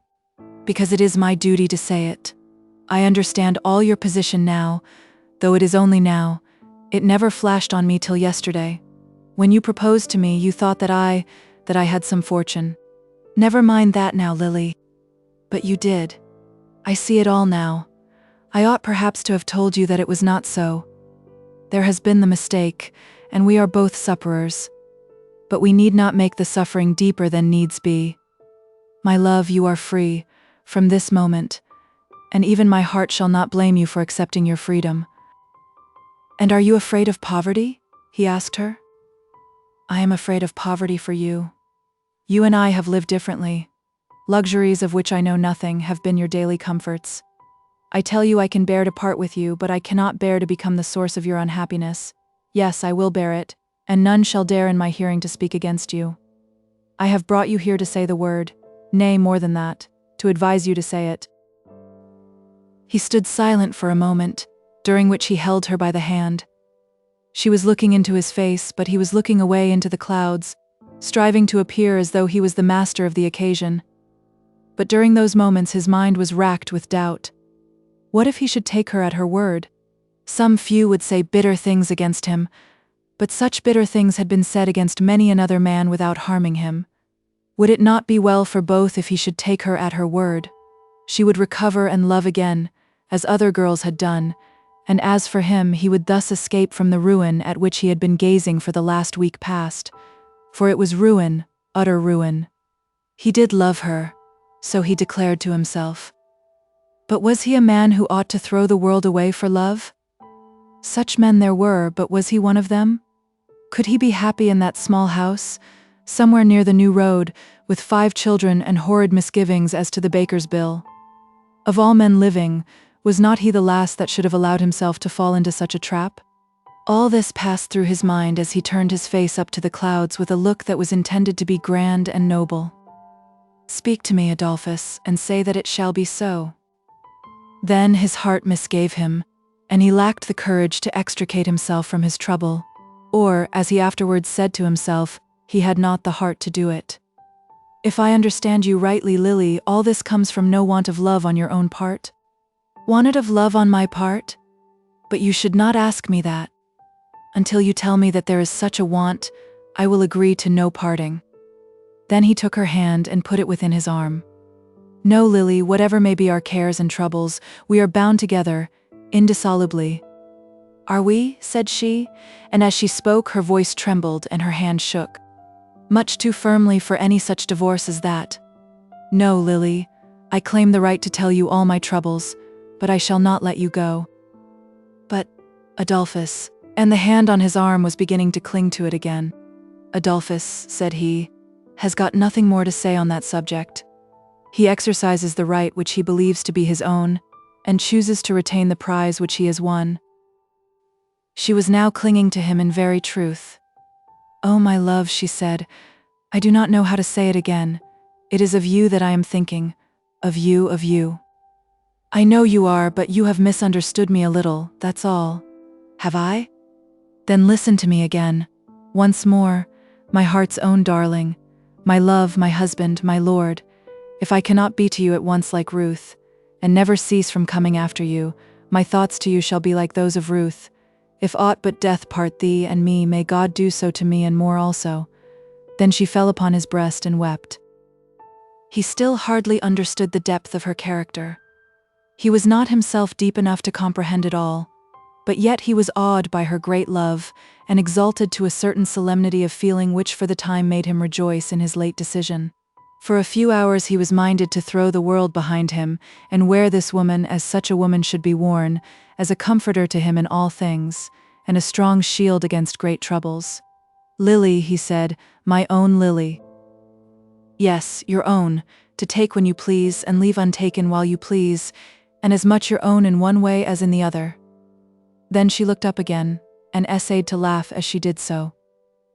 You will think I am frantic, but I am so happy. I don't care about your going now, indeed I don't. There, you may go now, this minute, if you like it. And she withdrew her hand from him. I feel so differently from what I have done for the last few days. I am so glad you have spoken to me as you did. Of course I ought to bear all those things with you. But I cannot be unhappy about it now. I wonder if I went to work and made a lot of things, whether that would help? A set of shirts for me, for instance? I could do that at any rate. It may come to that yet, some of these days. I pray God that it may. Then again she was serious, and the tears came once more into her eyes. I pray God that it may, to be of use to you, to work for you, to do something for you that may have in it some sober, earnest purport of usefulness. That is what I want above all things. I want to be with you at once, that I may be of service to you. Would that you and I were alone together, that I might do everything for you. I sometimes think that a very poor man's wife is the happiest, because she does do everything. You shall do everything very soon, said he, and then they sauntered along pleasantly through the morning hours, and when they again appeared at Mrs. Dale's table, Mrs. Dale and Belle were astonished at Lily's brightness. All her old ways had seemed to return to her, and she made her little saucy speeches to Mr. Crosbie as she had used to do when he was first becoming fascinated by her sweetness. You know that you'll be such a swell when you get to that countess's house that you'll forget all about Allington. Of course I shall, said he. And the paper you write upon will be all over coronets, that is, if ever you do write. Perhaps you will to Bernard some day, just to show that you are staying at a castle. You certainly don't deserve that he should write to you, said Mrs. Dale. I don't expect it for a moment, not till he gets back to London and finds that he has nothing else to do at his office. But I should so like to see how you and Lady Julia get on together. It was quite clear that she regarded you as an ogre, didn't she, Belle? So many people are ogres to Lady Julia, said Belle. I believe Lady Julia to be a very good woman, said Mrs. Dale, and I won't have her abused. Particularly before poor Bernard, who is her pet nephew, said Lily. I dare say Adolphus will become a pet too when she has been a week with him at Courcy Castle. Do try and cut Bernard out. From all which Mrs. Dale learned that some care which had sat heavy on Lily's heart was now lightened, if not altogether removed. She had asked no questions of her daughter, but she had perceived during the past few days that Lily was in trouble, and she knew that such trouble had arisen from her engagement. She had asked no questions, but of course she had been told what was Mr. Crosbie's income, and had been made to understand that it was not to be considered as amply sufficient for all the wants of matrimony. There was little difficulty in guessing what was the source of Lily's care, and as little in now perceiving that something had been said between them by which that care had been relieved. After that they all rode, and the afternoon went by pleasantly. It was the last day indeed, but Lily had determined that she would not be sad. She had told him that he might go now, and that she would not be discontented at his going. She knew that the morrow would be very blank to her, but she struggled to live up to the spirit of her promise, and she succeeded. They all dined at the great house, even Mrs. Dale doing so upon this occasion.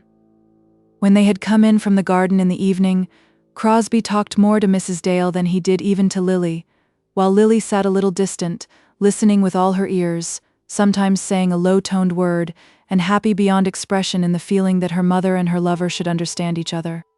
And it must be understood that Crosbie at this time was fully determined to conquer the difficulties of which he had thought so much, and to fix the earliest day which might be possible for his marriage.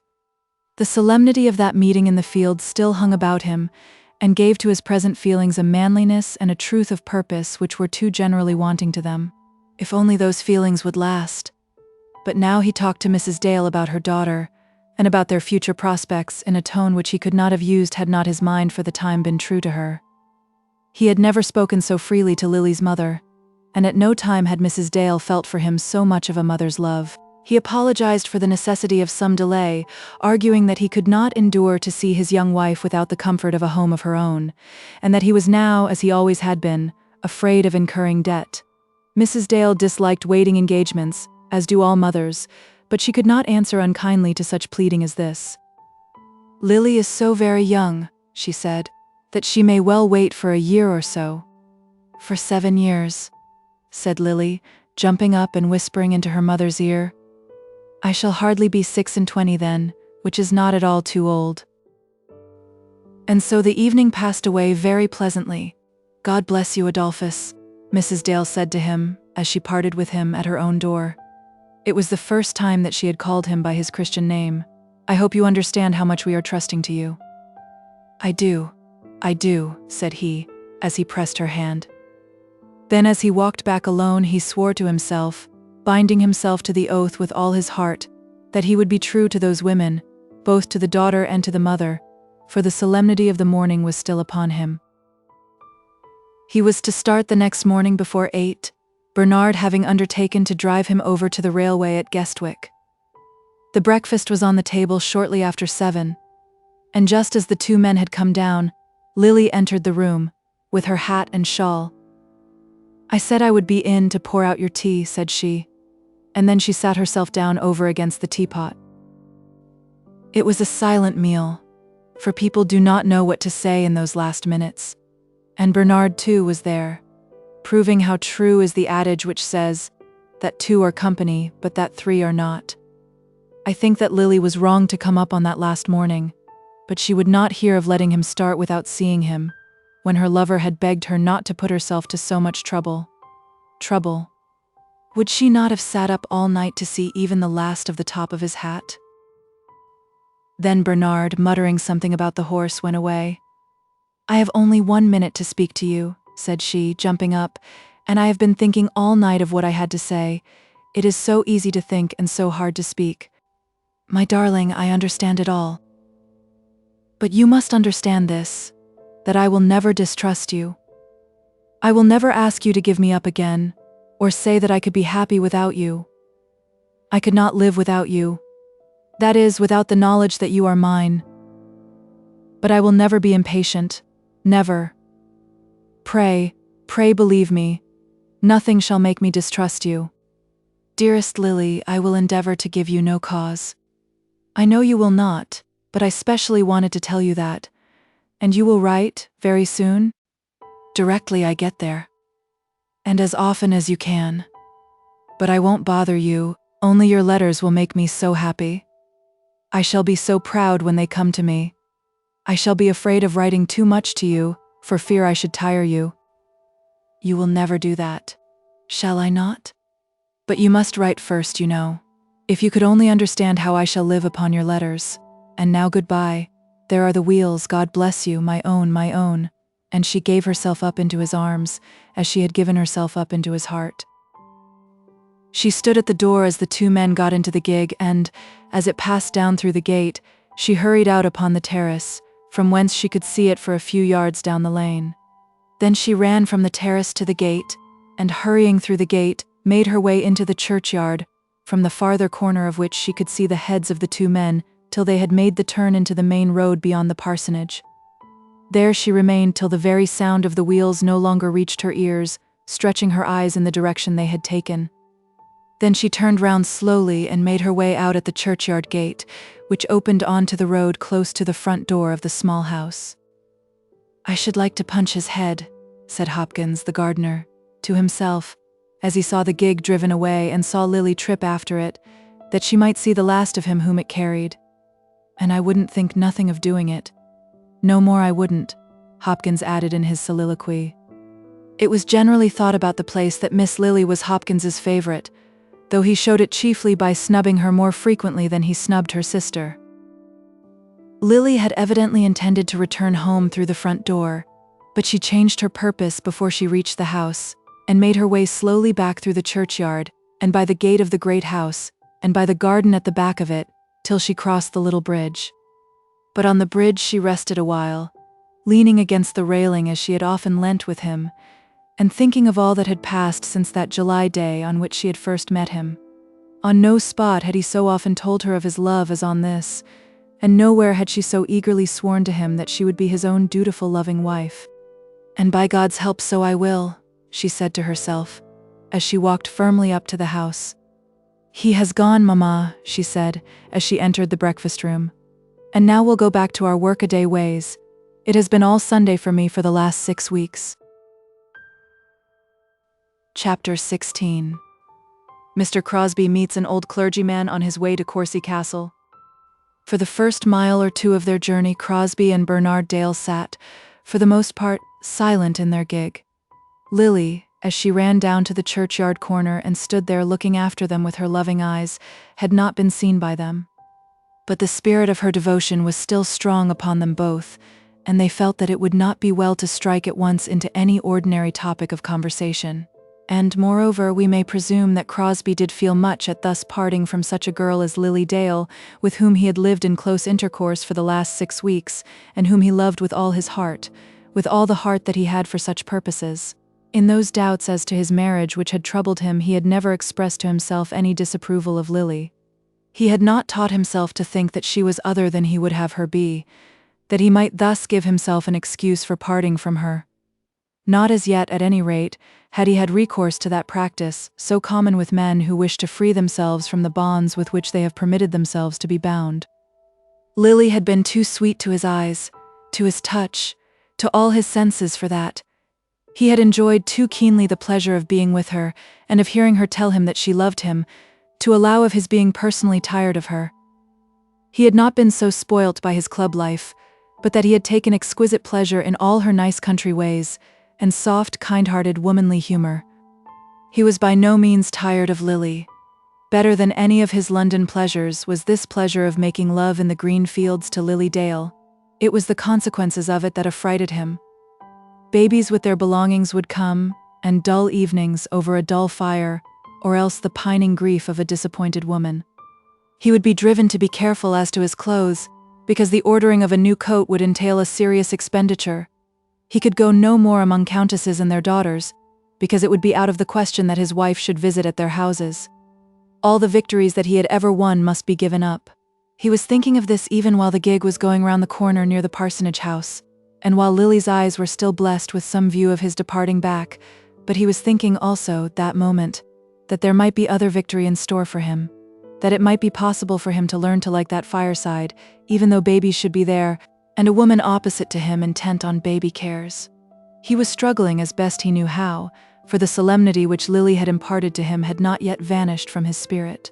"I hope that upon the whole you feel contented with your visit?" said Bernard to him, at last. "Contented? Of course I do. That is easily said, and civility to me perhaps demands as much. But I know that you have, to some extent, been disappointed." "Well, yes. I have been disappointed as regards money. It is of no use denying it. I should not mention it now, only that I want to know that you exonerate me. I have never blamed you, neither you nor anybody else, unless indeed it has been myself." "You mean that you regret what you've done?" "No, I don't mean that. I am too devotedly attached to that dear girl whom we have just left to feel any regret that I have engaged myself to her. But I do think that had I managed better with your uncle, things might have been different." "I doubt it. Indeed, I know that it is not so, and can assure you that you need not make yourself unhappy on that score. I had thought, as you well know, that he would have done something for Lily, something, though not as much as he always intended to do for Belle.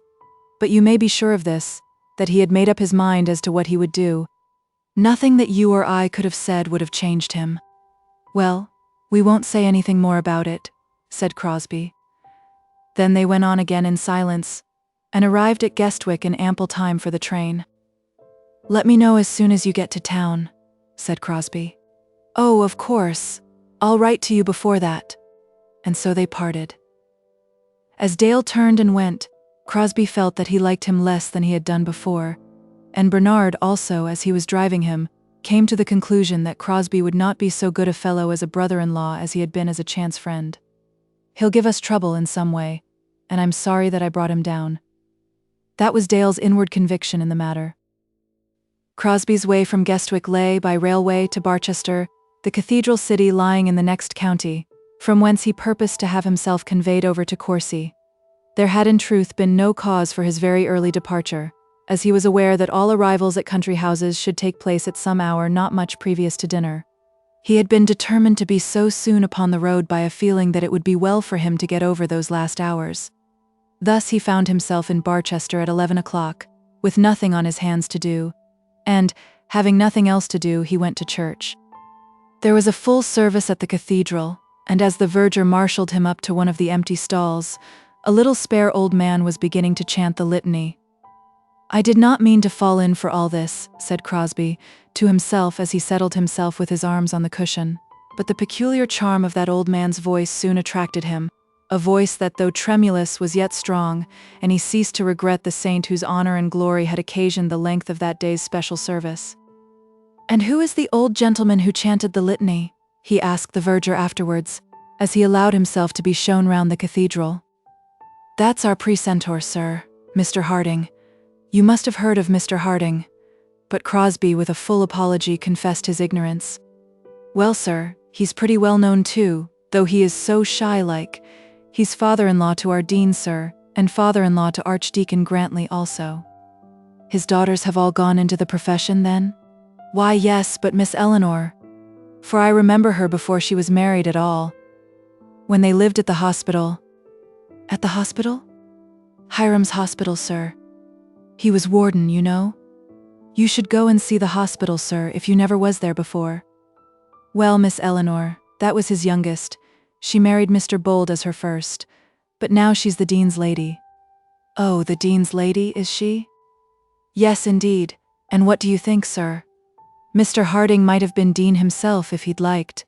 They did offer it to him." "And he refused it?" "Indeed he did, sir. Nolo decanari. I never heard of that before. What made him so modest?" "Just that, sir, because he is modest. He's past his 70 now, ever so much, but he's just as modest as a young girl. A deal more modest than some of them. To see him and his granddaughter together." "And who is his granddaughter?" "Why, Lady Dumbello, as will be the Marchioness of Hartletop." "I know Lady Dumbello," said Crosbie, not meaning, however, to boast to the verger of his noble acquaintance. "Oh, do you, sir?" said the man, unconsciously touching his hat at this sign of greatness in the stranger, though in truth he had no love for her ladyship. "Perhaps you're going to be one of the party at Courcy Castle?" "Well, I believe I am." "You'll find her ladyship there before you. She lunched with her aunt at the deanery as she went through yesterday, finding it too much trouble to go out to her father's at Plumstead. Her father is the archdeacon, you know, they do say, but her ladyship is your friend." "No friend at all, only a very slight acquaintance. She's quite as much above my line as she is above her father's." "Well, she is above them all. They say she would hardly as much as speak to the old gentleman." "What? Her father?" "No, Mr. Harding. He that chanted the litany just now. There he is, sir, coming out of the deanery." They were now standing at the door leading out from one of the transepts, and Mr. Harding passed them as they were speaking together. He was a little withered, shambling old man, with bent shoulders, dressed in knee breeches and long black gaiters, which hung rather loosely about his poor old legs, rubbing his hands one over the other as he went. And yet he walked quickly, not tottering as he walked, but with an uncertain, doubtful step.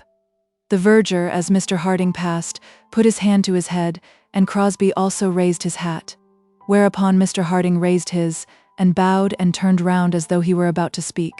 Crosbie felt that he had never seen a face on which traits of human kindness were more plainly written. But the old man did not speak. He turned his body half round, and then shambled back, as though ashamed of his intention, and passed on. "He is of that sort that they make the angels of," said the verger. "But they can't make many if they want them all as good as he is. I'm much obliged to you, sir." And he pocketed the half-crown which Crosbie gave him. "So that's Lady Dumbello's grandfather," said Crosbie to himself, as he walked slowly round the close towards the hospital, by the path which the verger had shown him. He had no great love for Lady Dumbello, who had dared to snub him, even him. "They may make an angel of the old gentleman," he continued to say, "but they'll never succeed in that way with the granddaughter." He sauntered slowly on over a little bridge, and at the gate of the hospital he again came upon Mr. Harding. "I was going to venture in," said he, "to look at the place, but perhaps I shall be intruding?" "No, no, by no means," said Mr. Harding. "Pray come in. I cannot say that I am just at home here. I do not live here, not now, but I know the ways of the place well and can make you welcome. That's the warden's house. Perhaps we won't go in so early in the day, as the lady has a very large family, an excellent lady and a dear friend of mine, as is her husband." And he is warden, you say? Yes, warden of the hospital. You see the house, sir. Very pretty, isn't it? Very pretty to my idea. It's the prettiest built house I ever saw. I won't go quite so far as that, said Crosbie. But you would if you'd lived there 12 years as I did. I lived in that house 12 years, and I don't think there's so sweet a spot on the earth's surface. Did you ever see such turf as that? Very nice indeed, said Crosbie, who began to make a comparison with Mrs. Dale's turf at the small house, and to determine that the Allington turf was better than that of the hospital. I had that turf laid down myself. There were borders there when I first came, with hollyhocks and those sort of things. The turf was an improvement. There's no doubt of that, I should say. The turf was an improvement, certainly. And I planted those shrubs, too. There isn't such a Portugal laurel as that in the county. Were you warden here, sir? And Crosbie, as he asked the question, remembered that in his very young days he had heard of some newspaper quarrel which had taken place about Hiram's hospital at Barchester. Yes, sir. I was warden here for 12 years. Dear, dear, dear. If they had put any gentleman here that was not on friendly terms with me, it would have made me very unhappy. Very. But, as it is, I go in and out just as I like, almost as much as I did before they. But they didn't turn me out. There were reasons which made it best that I should resign. And you live at the deanery now, Mr. Harding? Yes, I live at the deanery now. But I am not dean, you know. My son-in-law, Dr. Arabin, is the dean. I have another daughter married in the neighborhood, and can truly say that my lines have fallen to me in pleasant places. Then he took Crosbie in among the old men, into all of whose rooms he went. It was an almshouse for aged men of the city, and before Crosbie had left him, Mr. Harding had explained all the circumstances of the hospital, and of the way in which he had left it. I didn't like going, you know. I thought it would break my heart. But I could not stay when they said such things as that. I couldn't stay. And, what is more, I should have been wrong to stay. I see it all now. But when I went out under that arch, Mr. Crosbie, leaning on my daughter's arm, I thought that my heart would have broken, and the tears even now ran down the old man's cheeks as he spoke. It was a long story, and it need not be repeated here. And there was no reason why it should have been told to Mr. Crosbie other than this, that Mr. Harding was a fond, garrulous old man, who loved to indulge his mind in reminiscences of the past. But this was remarked by Crosbie that, in telling his story, no word was said by Mr. Harding injurious to anyone. And yet he had been injured very deeply. It was all for the best, he said at last, especially as the happiness has not been denied to me of making myself at home at the old place. I would take you into the house, which is very comfortable. Very. Only it is not always convenient early in the day where there's a large family. In hearing which, Crosbie was again made to think of his own future home and limited income. He had told the old clergyman who he was, and that he was on his way to COURCY, where, as I understand, I shall meet a granddaughter of yours. Yes, she is my grandchild. She and I have got into different walks of life now, so that I don't see much of her. They tell me that she does her duty well in that sphere of life to which it has pleased God to call her.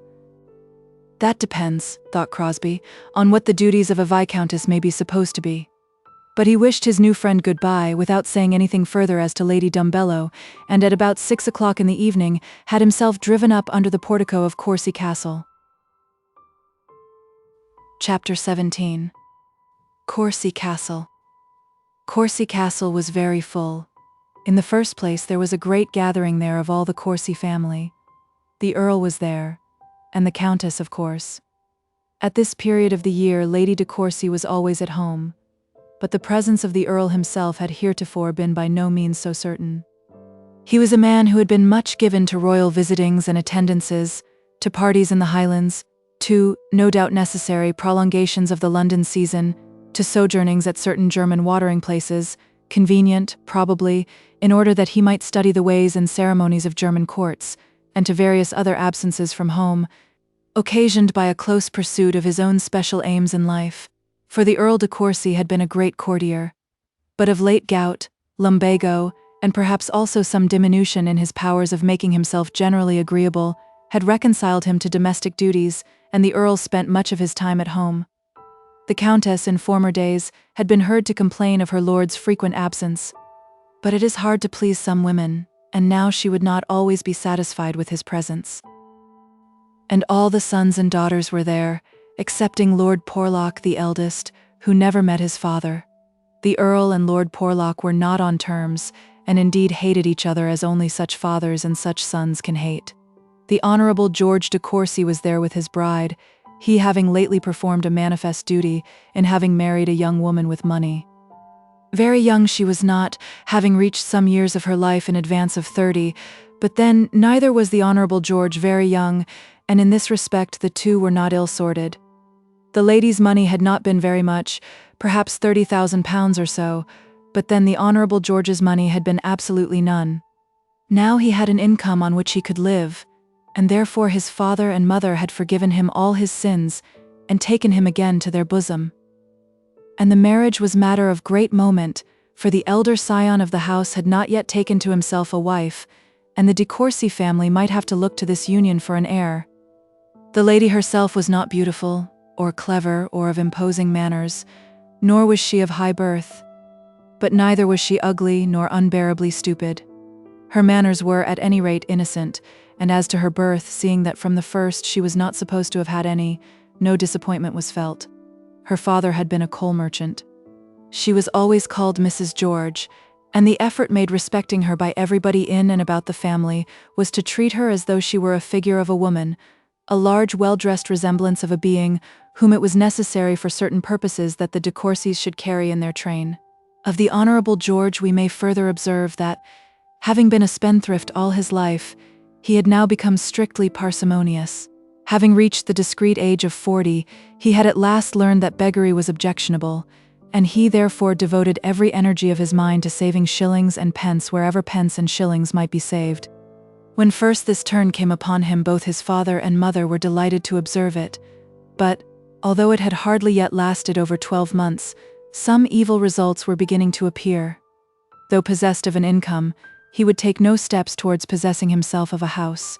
He hung by the paternal mansion, either in town or country, drank the paternal wines, rode the paternal horses, and had even contrived to obtain his wife's dresses from the maternal milliner.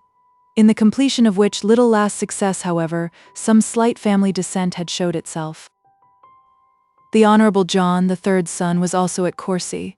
He had as yet taken to himself no wife, and as he had not hitherto made himself conspicuously useful in any special walk of life, his family were beginning to regard him as a burden. Having no income of his own to save, he had not copied his brother's virtue of parsimony, and to tell the truth plainly, had made himself so generally troublesome to his father, that he had been on more than one occasion threatened with expulsion from the family roof. But it is not easy to expel a son. Human fledglings cannot be driven out of the nest like young birds. An Honourable John turned adrift into absolute poverty will make himself heard of in the world, if in no other way, by his ugliness as he starves. A thoroughgoing ne'er-do-well in the upper classes has eminent advantages on his side in the battle which he fights against respectability. He can't be sent to Australia against his will. He can't be sent to the poorhouse without the knowledge of all the world. He can't be kept out of tradesmen's shops, nor, without terrible scandal, can he be kept away from the paternal properties.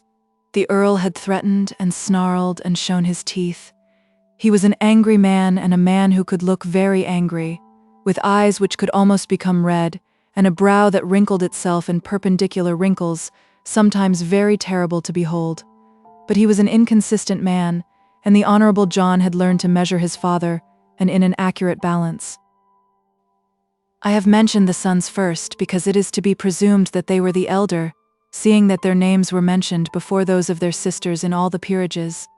But there were 4 daughters, the ladies Amelia, Rosina, Margareta, and Alexandrina.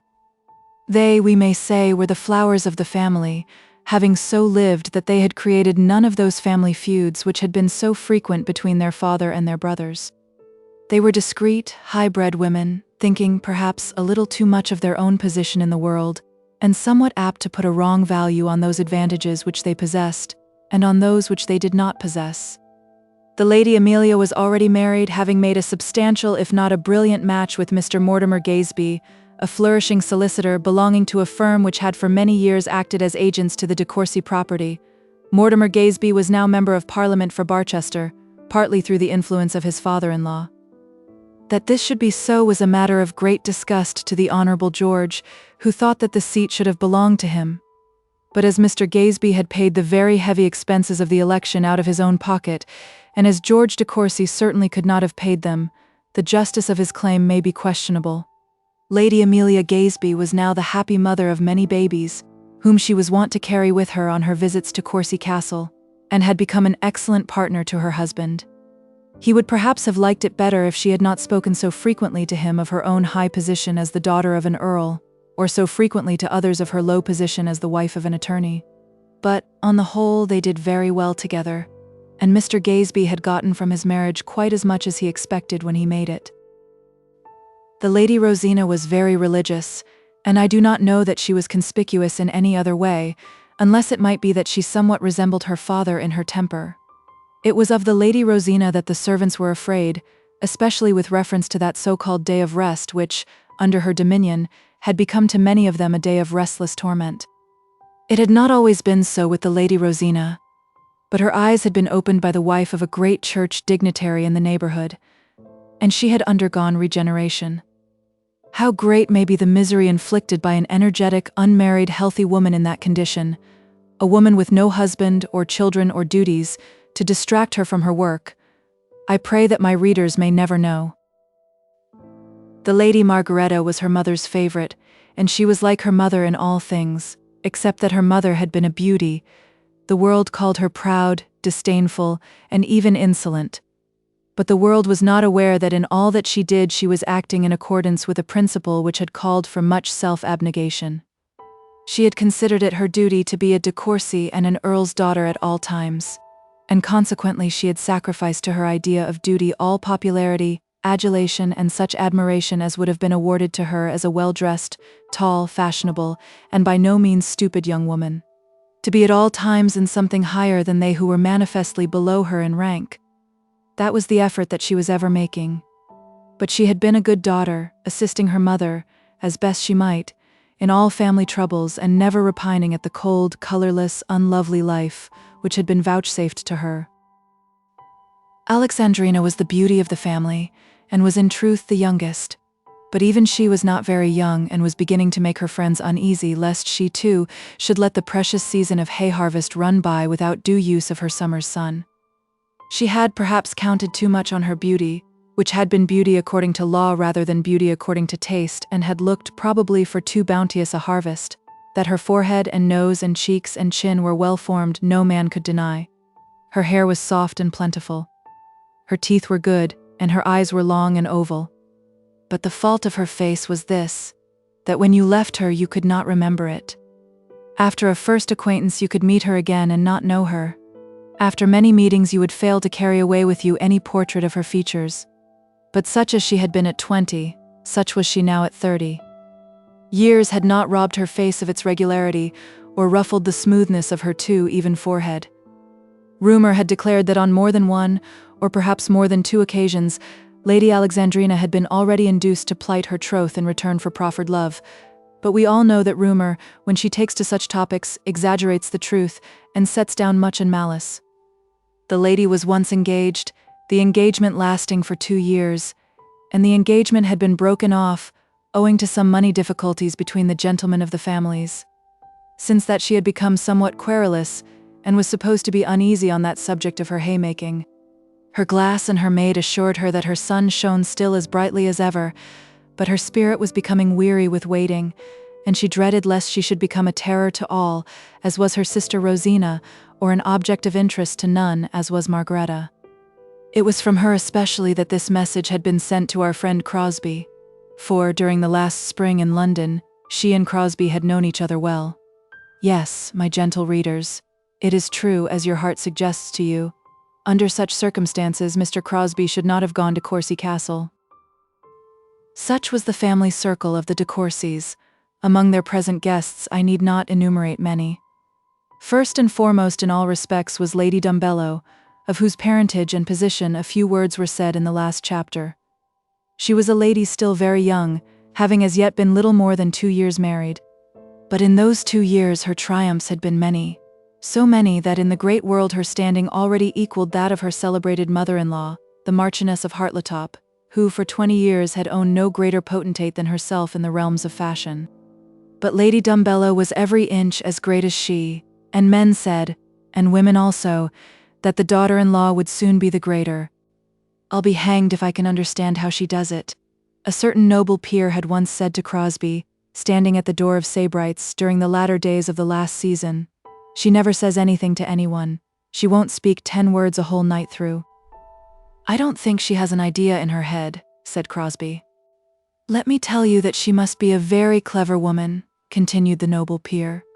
"No fool could do as she does. Remember, she's only a parson's daughter, and as for beauty—" "I don't admire her for one," said Crosbie. "I don't want to run away with her, if you mean that," said the peer. "But she is handsome, no doubt. I wonder whether Dumbello likes it." Dumbello did like it. It satisfied his ambition to be led about as the senior lackey in his wife's train. He believed himself to be a great man because the world fought for his wife's presence, and considered himself to be distinguished even among the eldest sons of marquises, by the greatness reflected from the parson's daughter whom he had married. He had now been brought to Courcy Castle, and felt himself proud of his situation because Lady Dumbello had made considerable difficulty in according this week to the Countess de Courcy. And Lady Julia de Guest was already there, the sister of the other old earl who lived in the next county. She had only arrived on the day before, but had been quick in spreading the news as to Crosbie's engagement. "Engaged to one of the Dales, is he?" said the Countess with a pretty little smile, which showed plainly that the matter was one of no interest to herself. "Has she got any money?" "Not a shilling, I should think," said the Lady Julia. "Pretty, I suppose?" suggested the Countess. "Why, yes, she is pretty and a nice girl. I don't know whether her mother and uncle were very wise in encouraging Mr. Crosbie. I don't hear that he has anything special to recommend him, in the way of money, I mean." "I dare say it will come to nothing," said the Countess, who liked to hear of girls being engaged and then losing their promised husbands. She did not know that she liked it, but she did, and already had pleasure in anticipating poor Lily's discomfiture. But not the less was she angry with Crosbie, feeling that he was making his way into her house under false pretenses. And Alexandrina also was angry when Lady Julia repeated the same tidings in her hearing. "I really don't think we care very much about it, Lady Julia," said she with a little toss of her head. "That's 3 times we've been told of Miss Dale's good fortune." "The Dales are related to you, I think?" said Margaretta. "Not at all," said Lady Julia, bristling up. "The lady whom Mr. Crosbie proposes to marry is in no way connected with us. Her cousin, who is the heir to the Allington property, is my nephew by his mother." And then the subject was dropped. Crosbie, on his arrival, was shown up into his room, told the hour of dinner, and left to his devices. He had been at the castle before, and knew the ways of the house, so he sat himself down to his table, and began a letter to Lily, but he had not proceeded far, not having as yet indeed made up his mind as to the form in which he would commence it, but was sitting idly with the pen in his hand, thinking of Lily, and thinking also how such houses as this in which he now found himself would be soon closed against him, when there came a rap at his door, and before he could answer, the Honourable John entered the room. "Well, old fellow," said the Honourable John, "how are you?"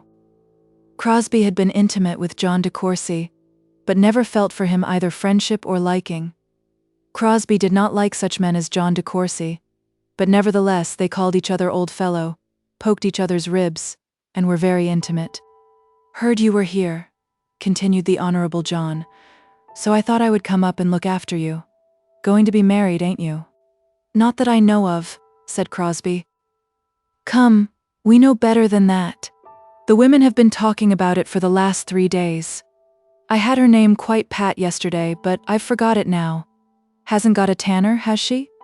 And the Honourable John had now seated himself upon the table. "You seem to know a great deal more about it than I do. It is that old woman from Guestwick who told us. Then, the women will be at you at once, you'll find. If there's nothing in it, it's what I call a damn shame. Why should they always pull a fellow to pieces in that way? They were going to marry me the other day. Were they indeed, though? To Harriet Twistleton. You know Harriet Twistleton? An uncommon fine girl, you know.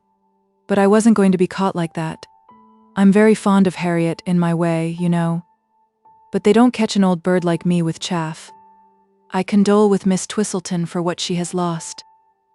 I don't know about condoling, but upon my word that getting married is a very slow thing. Have you seen George's wife? Crosbie declared that he had not as yet had that pleasure. She's here now, you know. I wouldn't have taken her, not if she'd had 10 times 30,000 pounds. By Jove, no. But he likes it well enough. Would you believe it now? He cares for nothing on earth except money. You never saw such a fellow. But I'll tell you what, his nose will be out of joint yet, for Porlock is going to marry. I heard it from Culpeper, who almost lives with Porlock. As soon as Porlock heard that she was in the family way, he immediately made up his mind to cut him out. That was a great sign of brotherly love, said Crosbie. I knew he'd do it, said John, and so I told George before he got himself spliced, but he would go on.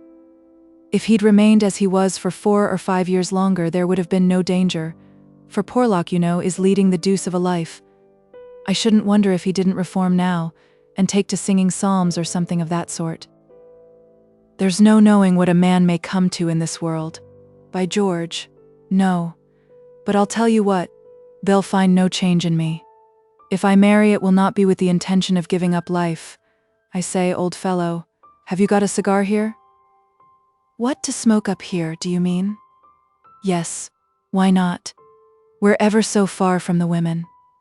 Not whilst I am occupier of this room. Besides, it's time to dress for dinner. Is it? So it is, by George. But I mean to have a smoke first, I can tell you. So it's all a lie about your being engaged, eh? As far as I know it is, said Crosbie, and then his friend left him. What was he to do at once, now, this very day, as to his engagement?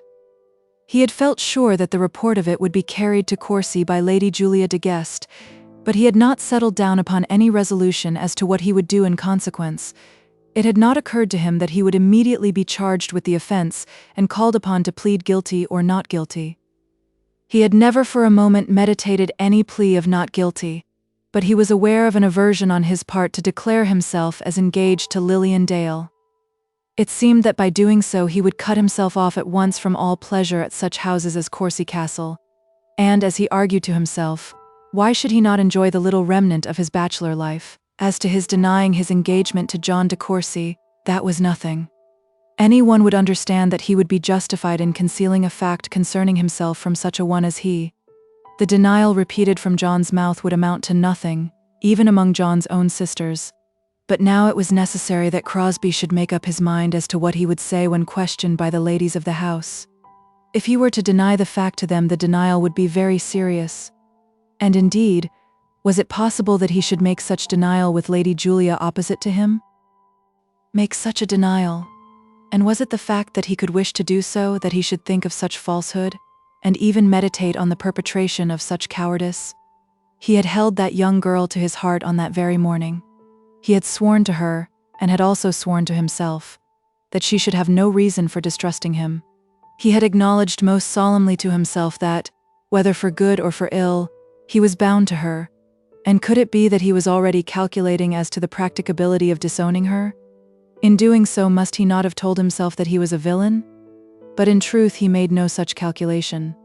His object was to banish the subject, if it were possible to do so, to think of some answer by which he might create a doubt. It did not occur to him to tell the Countess boldly that there was no truth whatever in the report, and that Miss Dale was nothing to him. But might he not skillfully laugh off the subject, even in the presence of Lady Julia? Men who were engaged did so usually, and why should not he? It was generally thought that solicitude for the lady's feelings should prevent a man from talking openly of his own engagement. Then he remembered the easy freedom with which his position had been discussed throughout the whole neighborhood of Allington, and felt for the first time that the Dale family had been almost indelicate in their want of reticence. I suppose it was done to tie me the faster, he said to himself, as he pulled out the ends of his cravat. What a fool I was to come here. or indeed to go anywhere after settling myself as I have done." And then he went down into the drawing room. It was almost a relief to him when he found that he was not charged with his sin at once. He himself had been so full of the subject that he had expected to be attacked at the moment of his entrance. He was, however, greeted without any allusion to the matter. The Countess, in her own quiet way, shook hands with him as though she had seen him only the day before. The Earl, who was seated in his armchair, asked someone out loud who the stranger was, and then with 2 fingers put forth muttered some apology for a welcome. But Crosbie was quite up to that kind of thing. "How do, my lord?" he said, turning his face away to someone else as he spoke, and then he took no further notice of the master of the house. Not know him indeed. Crippled though he was by his matrimonial bond, Crosbie felt that at any rate as yet, he was the Earl's equal in social importance. After that he found himself in the back part of the drawing room, away from the elder people, standing with Lady Alexandrina, with Miss Gresham, a cousin of the de Courcys, and sundry other of the younger portion of the assembled community. "So you have Lady Dumbello here?" said Crosbie. "Oh yes, the dear creature," said Lady Margaretta. "It was so good of her to come, you know." "She positively refused the Duchess of St. Bungay," said Alexandrina. "I hope you perceive how good we've been to you in getting you to meet her. People have actually asked to come." "I am grateful, but, in truth, my gratitude has more to do with Courcy Castle and its habitual inmates than with Lady Dumbello. Is he here?" "Oh yes, he's in the room somewhere. There he is, standing up by Lady Clandidlem. He always stands in that way before dinner. In the evening he sits down much after the same fashion." Crosbie had seen him on first entering the room, and had seen every individual in it. He knew better than to omit the duty of that scrutinizing glance, but it sounded well in his line not to have observed Lord Dumbello. "And her ladyship is not down?" said he. "She is generally last," said Lady Margaretta. "And yet she has always 3 women to dress her," said Alexandrina. "But when finished, what a success it is," said Crosbie. "Indeed it is," said Margaretta with energy. Then the door was opened, and Lady Dumbello entered the room. There was immediately a commotion among them all. Even the gouty old lord shuffled up out of his chair, and tried, with a grin, to look sweet and pleasant. The Countess came forward, looking very sweet and pleasant, making little complimentary speeches, to which the Viscountess answered simply by a gracious smile. Lady Clandidlem, though she was very fat and heavy, left the Viscount, and got up to join the group.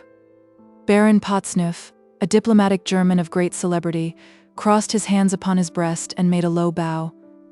The Honourable George, who had stood silent for the last quarter of an hour, suggested to her ladyship that she must have found the air rather cold, and the ladies Margaretta and Alexandrina fluttered up with little complimentary speeches to their dear Lady Dumbello, hoping this and beseeching that, as though the woman in white before them had been the dearest friend of their infancy. She was a woman in white, being dressed in white silk, with white lace over it, and with no other jewels upon her person than diamonds. Very beautifully she was dressed, doing infinite credit, no doubt, to those 3 artists who had, between them, succeeded in turning her out of hand. And her face also was beautiful, with a certain cold, inexpressive beauty. She walked up the room very slowly, smiling here and smiling there, but still with very faint smiles, and took the place which her hostess indicated to her. 1 word she said to the Countess and 2 to the Earl. Beyond that she did not open her lips. All the homage paid to her she received as though it were clearly her due. She was not in the least embarrassed, nor did she show herself to be in the slightest degree ashamed of her own silence. She did not look like a fool, nor was she even taken for a fool, but she contributed nothing to society but her cold, hard beauty, her gait, and her dress. We may say that she contributed enough, for society acknowledged itself to be deeply indebted to her. The only person in the room who did not move at Lady Dumbello's entrance was her husband, but he remained unmoved from no want of enthusiasm. A spark of pleasure actually beamed in his eye as he saw the triumphant entrance of his wife. He felt that he had made a match that was becoming to him as a great nobleman, and that the world was acknowledging that he had done his duty. And yet Lady Dumbello had been simply the daughter of a country parson, of a clergyman who had reached no higher rank than that of an archdeacon. How wonderfully well that woman has educated her, the Countess said that evening in her dressing room, to Margaretta. The woman alluded to was Mrs. Grantley, the wife of the parson and mother of Lady Dumbello. The old Earl was very cross because destiny and the table of precedence required him to take out Lady Clandidlem to dinner. He almost insulted her, as she kindly endeavored to assist him in his infirm step rather than to lean upon him. "Ugh," he said, "it's a bad arrangement that makes two old people like you and me be sent out together to help each other." "Speak for yourself," said her ladyship with a laugh. "I, at any rate, can get about without any assistance," which indeed was true enough. "It's well for you," growled the Earl, as he got himself into his seat. And after that he endeavored to solace his pain by a flirtation with Lady Dumbello on his left, the Earl's smiles and the Earl's teeth, when he whispered naughty little nothings to pretty young women, were phenomena at which men might marvel. Whatever those naughty nothings were on the present occasion, Lady Dumbello took them all with placidity, smiling graciously, but speaking hardly more than monosyllables. Lady Alexandrina fell to Crosbie's lot, and he felt gratified that it was so. It might be necessary for him, as a married man, to give up such acquaintances as the de Courcys, but he should like, if possible, to maintain a friendship with Lady Alexandrina. What a friend Lady Alexandrina would be for Lily, if any such friendship were only possible. What an advantage would such an alliance confer upon that dear little girl. For, after all, though the dear little girl's attractions were very great, he could not but admit to himself that she wanted a something, a way of holding herself and of speaking, which some people call style. Lily might certainly learn a great deal from Lady Alexandrina, and it was this conviction, no doubt, which made him so sedulous in pleasing that lady on the present occasion. And she, as it seemed, was well inclined to be pleased. She said no word to him during dinner about Lily, and yet she spoke about the Dales and about Allington, showing that she knew in what quarters he had been staying, and then she alluded to their last parties in London, those occasions on which, as Crosbie now remembered, the intercourse between them had almost been tender. It was manifest to him that at any rate she did not wish to quarrel with him. It was manifest also that she had some little hesitation in speaking to him about his engagement. He did not for a moment doubt that she was aware of it, and in this way matters went on between them till the ladies left the room. "So you're going to be married too?" said the Honourable George, by whose side Crosbie found himself seated when the ladies were gone. Crosbie was employing himself upon a walnut, and did not find it necessary to make any answer. "It's the best thing a fellow can do," continued George, "that is, if he has been careful to look to the main chance, if he hasn't been caught napping, you know.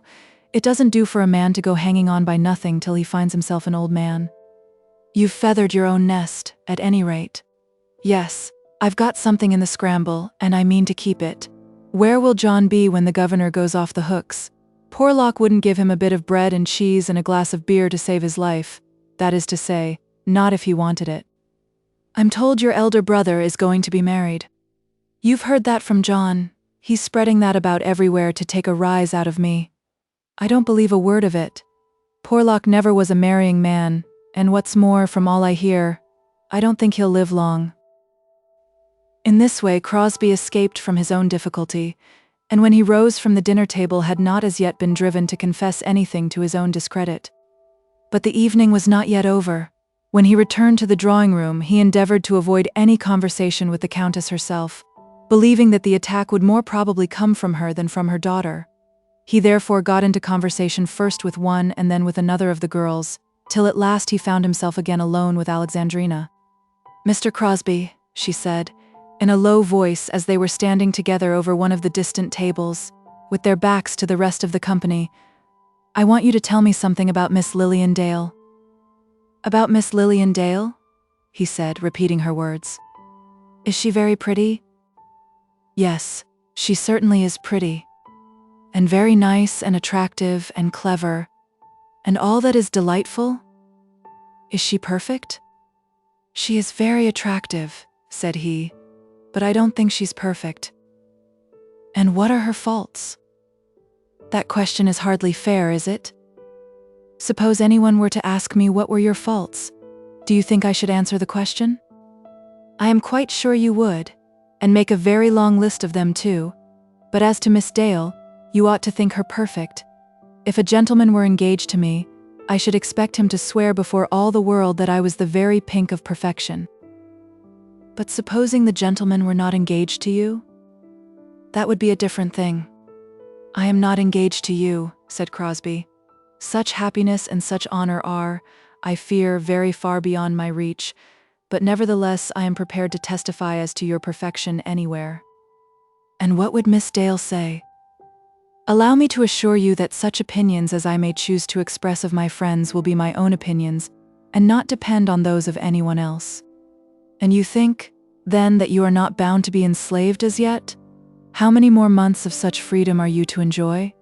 Crosbie remained silent for a minute before he answered, and then he spoke in a serious voice. Lady Alexandrina, said he, I would beg from you a great favor. What is the favor, Mr. Crosbie? I am quite in earnest. Will you be good enough, kind enough, my friend, not to connect my name again with that of Miss Dale while I am here? Has there been a quarrel? No, there has been no quarrel. I cannot explain to you now why I make this request, but to you I will explain it before I go. Explain it to me. I have regarded you as more than an acquaintance, as a friend. In days now past there were moments when I was almost rash enough to hope that I might have said even more than that. I confess that I had no warrant for such hopes, but I believe that I may still look on you as a friend? Oh yes, certainly, said Alexandrina, in a very low voice, and with a certain amount of tenderness in her tone. I have always regarded you as a friend, and therefore I venture to make the request. The subject is not one on which I can speak openly, without regret, at the present moment, but to you at least, I promise that I will explain it all before I leave Courcy. He at any rate succeeded in mystifying Lady Alexandrina. I don't believe he is engaged a bit, she said to Lady Amelia Gaisby that night. Nonsense, my dear. Lady Julia wouldn't speak of it in that certain way if she didn't know. Of course he doesn't wish to have it talked about. If ever he has been engaged to her, he has broken it off again, said Lady Alexandrina. I dare say he will, my dear, if you give him encouragement, said the married sister, with great sisterly good nature. Chapter 18. Lily Dale's first love letter. Crosbie was rather proud of himself when he went to bed. He had succeeded in baffling the charge made against him, without saying anything as to which his conscience need condemn him, so at least he then told himself. The impression left by what he had said would be that there had been some question of an engagement between him and Lilian Dale, but that nothing at this moment was absolutely fixed. But in the morning his conscience was not quite so clear. What would Lily think and say if she knew it all? Could he dare to tell her? Or to tell anyone the real state of his mind? As he lay in bed, knowing that an hour remained to him before he need encounter the perils of his tub, he felt that he hated Courcy Castle and its inmates. Who was there, among them all, that was comparable to Mrs. Dale and her daughters? He detested both George and John. He loathed the Earl. As to the Countess herself, he was perfectly indifferent, regarding her as a woman whom it was well to know, but as one only to be known as the mistress of Courcy Castle and a house in London. As to the daughters, he had ridiculed them all from time to time, even Alexandrina, whom he now professed to love. Perhaps in some sort of way he had a weak fondness for her, but it was a fondness that had never touched his heart. He could measure the whole thing at its worth: Courcy Castle with its privileges, Lady Dumbello, Lady Clandidlem, and the whole of it. He knew that he had been happier on that lawn at Allington, and more contented with himself, than ever he had been even under Lady Hartletop's splendid roof in Shropshire. Lady Dumbello was satisfied with these things, even in the inmost recesses of her soul, but he was not a male Lady Dumbello. He knew that there was something better, and that that something was within his reach. But nevertheless, the air of Courcy was too much for him. In arguing the matter with himself, he regarded himself as one infected with a leprosy from which there could be no recovery, and who should, therefore, make his whole life suitable to the circumstances of that leprosy. It was of no use for him to tell himself that the small house at Allington was better than Courcy Castle. Satan knew that heaven was better than hell, but he found himself to be fitter for the latter place. Crosbie ridiculed Lady Dumbello, even there among her friends, with all the cutting words that his wit could find, but nevertheless the privilege of staying in the same house with her was dear to him. It was the line of life into which he had fallen, and he confessed inwardly that the struggle to extricate himself would be too much for him. All that had troubled him while he was yet at Allington, but it overwhelmed him almost with dismay beneath the hangings of Courcy Castle. Had he not better run from the place at once? He had almost acknowledged to himself that he repented his engagement with Lilian Dale, but he still was resolved that he would fulfill it. He was bound in honor to marry that little girl, and he looked sternly up at the drapery over his head as he assured himself that he was a man of honor. Yes, he would sacrifice himself. As he had been induced to pledge his word, he would not go back from it. He was too much of a man for that. But had he not been wrong to refuse the result of Lily's wisdom when she told him in the field that it would be better for them to part? He did not tell himself that he had refused her offer merely because he had not the courage to accept it on the spur of the moment. No, he had been too good to the poor girl to take her at her word. It was thus he argued on the matter within his own breast. He had been too true to her, and now the effect would be that they would both be unhappy for life. He could not live in content with a family upon a small income. He was well aware of that. No one could be harder upon him in that matter than was he himself. But it was too late now to remedy the ill effects of an early education. It was thus that he debated the matter as he lay in bed, contradicting one argument by another over and over again, but still in all of them teaching himself to think that this engagement of his was a misfortune. Poor Lily. Her last words to him had conveyed an assurance that she would never distrust him. And she also, as she lay wakeful in her bed on this the first morning of his absence, thought much of their mutual vows. How true she would be to them. How she would be his wife with all her heart and spirit. It was not only that she would love him, but in her love she would serve him to her utmost. Serve him as regarded this world, and if possible as regarded the next. "Belle," she said, "I wish you were going to be married too."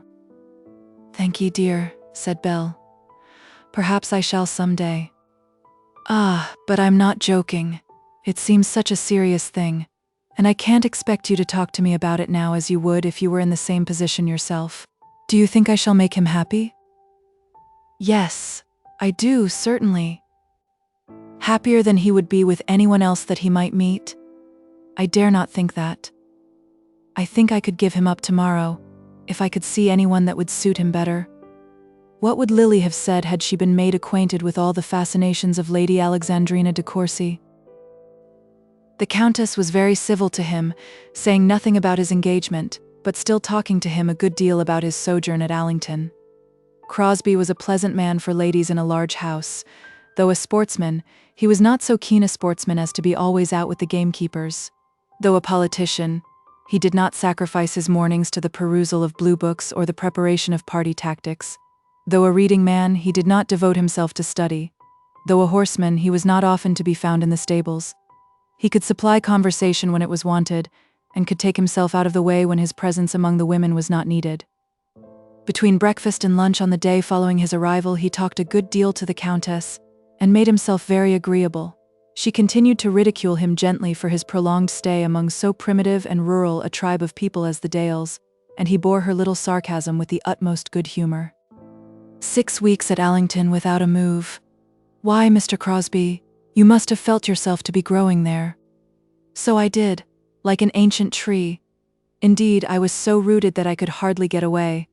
Was the house full of people all the time? There was nobody there but Bernard Dale, Lady Julia's nephew. Quite a case of Damon and Pythias.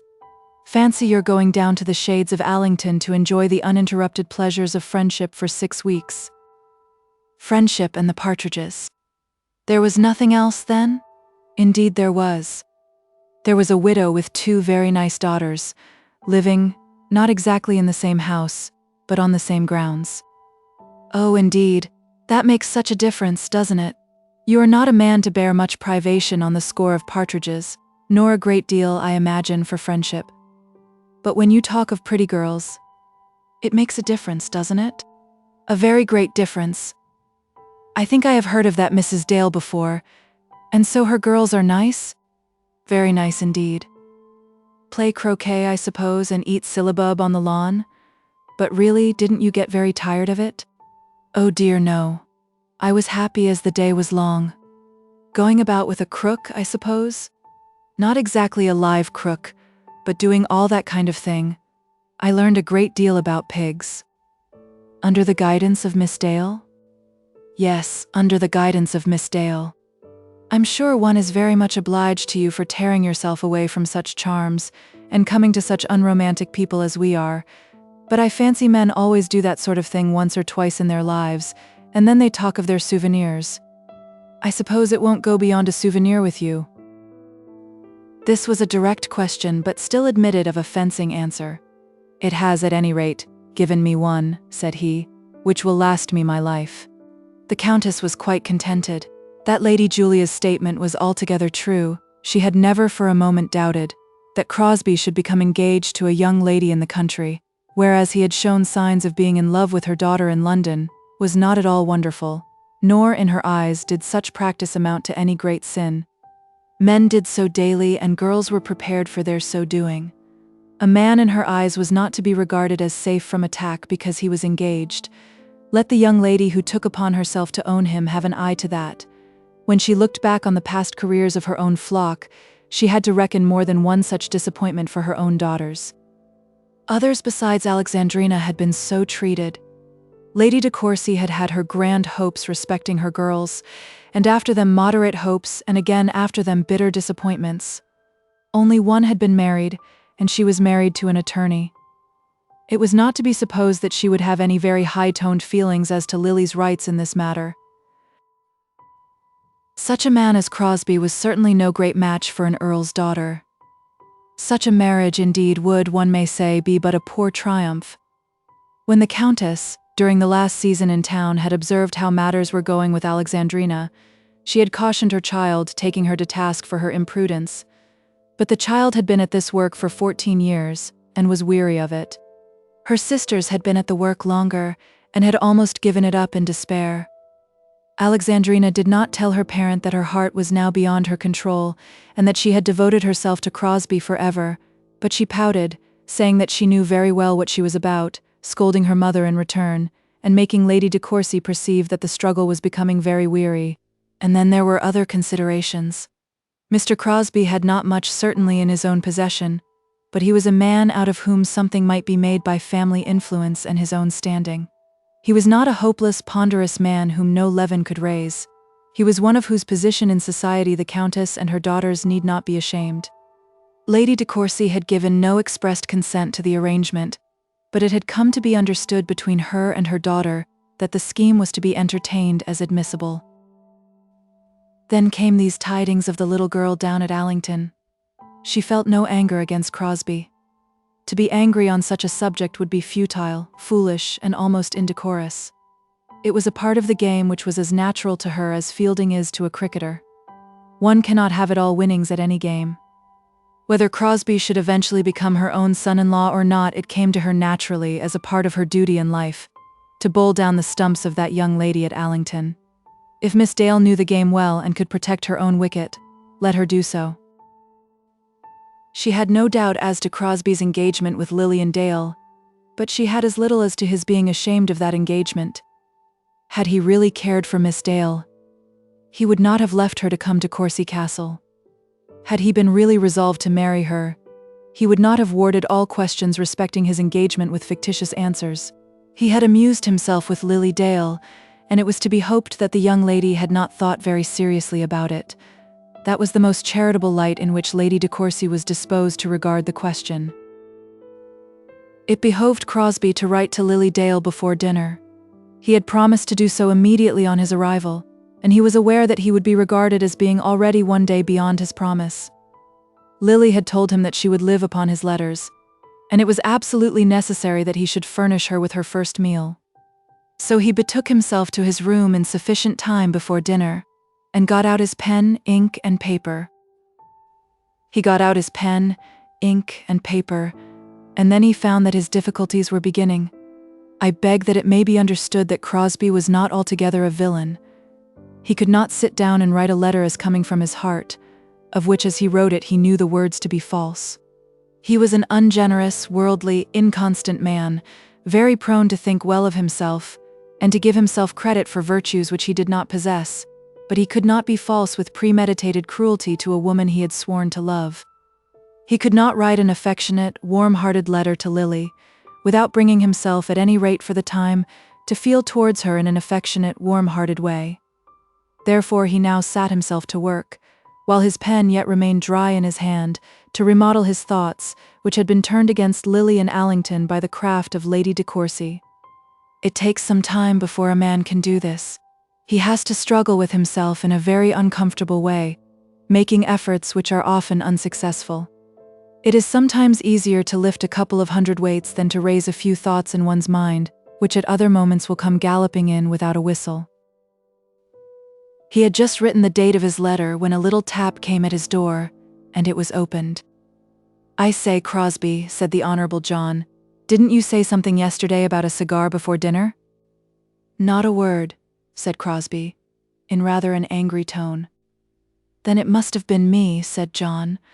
"But bring your case with you and come down to the harness room if you won't smoke here. I've had a regular little snuggery fitted up there, and we can go in and see the fellows making up the horses." Crosbie wished the Honourable John at the mischief. "I have letters to write," said he. "Besides, I never smoke before dinner." "That's nonsense. I've smoked hundreds of cigars with you before dinner. Are you going to turn curmudgeon too, like George and the rest of them? I don't know what's coming to the world. I suppose the fact is, that little girl at Allington won't let you smoke." "The little girl at Allington," began Crosbie, and then he reflected that it would not be well for him to say anything to his present companion about that little girl. "I'll tell you what it is," said he. "I really have got letters to write which must go by this post. There's my cigar case on the dressing table." "I hope it will be long before I'm brought to such a state," said John, taking up the cigars in his hand. "Let me have the case back," said Crosbie. "A present from the little girl, I suppose?" said John. "All right, old fellow, you shall have it." "There would be a nice brother-in-law for a man," said Crosbie to himself, as the door closed behind the retreating scion of the Courcy family. And then, again, he took up his pen. The letter must be written, and therefore he threw himself upon the table, resolved that the words should come and the paper be filled. "Courcy Castle, October, 1860-something. Dearest Lily, this is the first letter I ever wrote to you, except those little notes when I sent you my compliments discreetly, and it sounds so odd. You will think that this does not come as soon as it should, but the truth is that after all I only got in here just before dinner yesterday. I stayed ever so long in Barchester, and came across such a queer character. For you must know I went to church, and afterwards fraternized with the clergyman who did the service. Such a gentle old soul. And singularly enough, he is the grandfather of Lady Dumbello, who is staying here. I wonder what you'd think of Lady Dumbello, or how you'd like to be shut up in the same house with her for a week.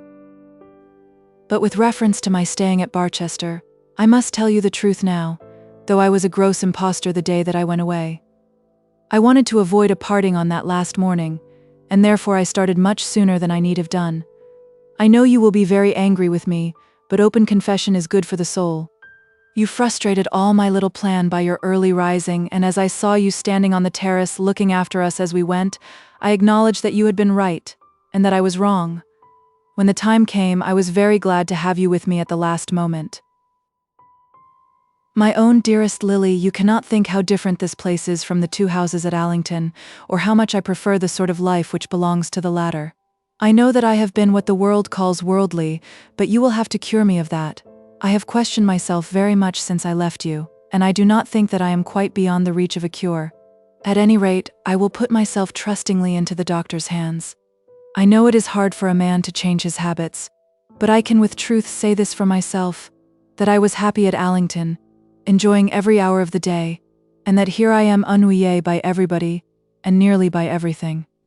One of the girls of the house I do like, but as to other people, I can hardly find a companion among them, let alone a friend. However, it would not have done for me to have broken away from all such alliances too suddenly. When I get up to London, and now I really am anxious to get there, I can write to you more at my ease and more freely than I do here. I know that I am hardly myself among these people, or rather I am hardly myself as you know me, and as I hope you always will know me, but nevertheless I am not so overcome by the miasma, but what I can tell you how truly I love you. Even though my spirit should be here, which it is not, my heart would be on the Allington lawns. That dear lawn and that dear bridge. Give my kind love to Belle and your mother. I feel already that I might almost say my mother. And Lily, my darling, write to me at once. I expect your letters to me to be longer and better and brighter than mine to you, but I will endeavor to make mine nicer when I get back to town. God bless you. Yours with all my heart. C. As he had waxed warm with his writing, he had forced himself to be affectionate, and as he flattered himself, frank and candid. Nevertheless, he was partly conscious that he was preparing for himself a mode of escape in those allusions of his to his own worldliness, if escape should ultimately be necessary. I have tried, he would then say. I have struggled honestly, with my best efforts for success, but I am not good enough for such success. I do not intend to say that he wrote with a premeditated intention of thus using his words, but as he wrote them, he could not keep himself from reflecting that they might be used in that way. He read his letter over, felt satisfied with it, and resolved that he might now free his mind from that consideration for the next 48 hours. Whatever might be his sins, he had done his duty by Lily, and with this comfortable reflection, he deposited his letter in the COURCY Castle letterbox. Chapter 19. The squire makes a visit to the small house.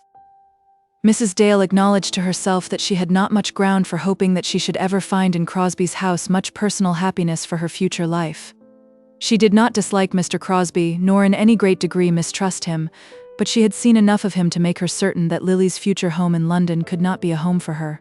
He was worldly, or at least a man of the world. He would be anxious to make the most of his income, and his life would be one long struggle, not perhaps for money, but for those things which money only can give. There are men to whom 800 a year is great wealth, and houses to which it brings all the comforts that life requires. But Crosbie was not such a man, nor would his house be such a house. Mrs. Dale hoped that Lily would be happy with him, and satisfied with his modes of life, and she strove to believe that such would be the case. But as regarded herself, she was forced to confess that in such a marriage her child would be much divided from her. That pleasant abode to which she had long looked forward that she might have a welcome there in coming years, should be among fields and trees, not in some narrow London street. Lily must now become a city lady, but Belle would still be left to her, and it might still be hoped that Belle would find for herself some country home. Since the day on which Lily had first told her mother of her engagement, Mrs. Dale had found herself talking much more fully and more frequently with Belle than with her younger daughter. As long as Crosbie was at Allington, this was natural enough. He and Lily were of course together, while Belle remained with her mother, but the same state of things continued even after Crosbie was gone. It was not that there was any coolness or want of affection between the mother and daughter, but that Lily's heart was full of her lover, and that Mrs. Dale, though she had given her cordial consent to the marriage, felt that she had but few points of sympathy with her future son-in-law.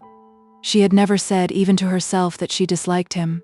Nay, she had sometimes declared to herself that she was fond of him, but in truth he was not a man after her own heart. He was not one who could ever be to her as her own son and her own child. But she and Belle would pass hours together talking of Lily's prospects. "It seems so strange to me," said Mrs. Dale, "that she of all girls should have been fancied by such a man as Mr. Crosbie, or that she should have liked him. I cannot imagine Lily living in London." "If he is good and affectionate to her, she will be happy wherever he is," said Belle. "I hope so. I'm sure I hope so. But it seems as though she will be so far separated from us. It is not the distance, but the manner of life which makes the separation. I hope you'll never be taken so far from me." "I don't think I shall allow myself to be taken up to London," said Belle, laughing. "But one can never tell.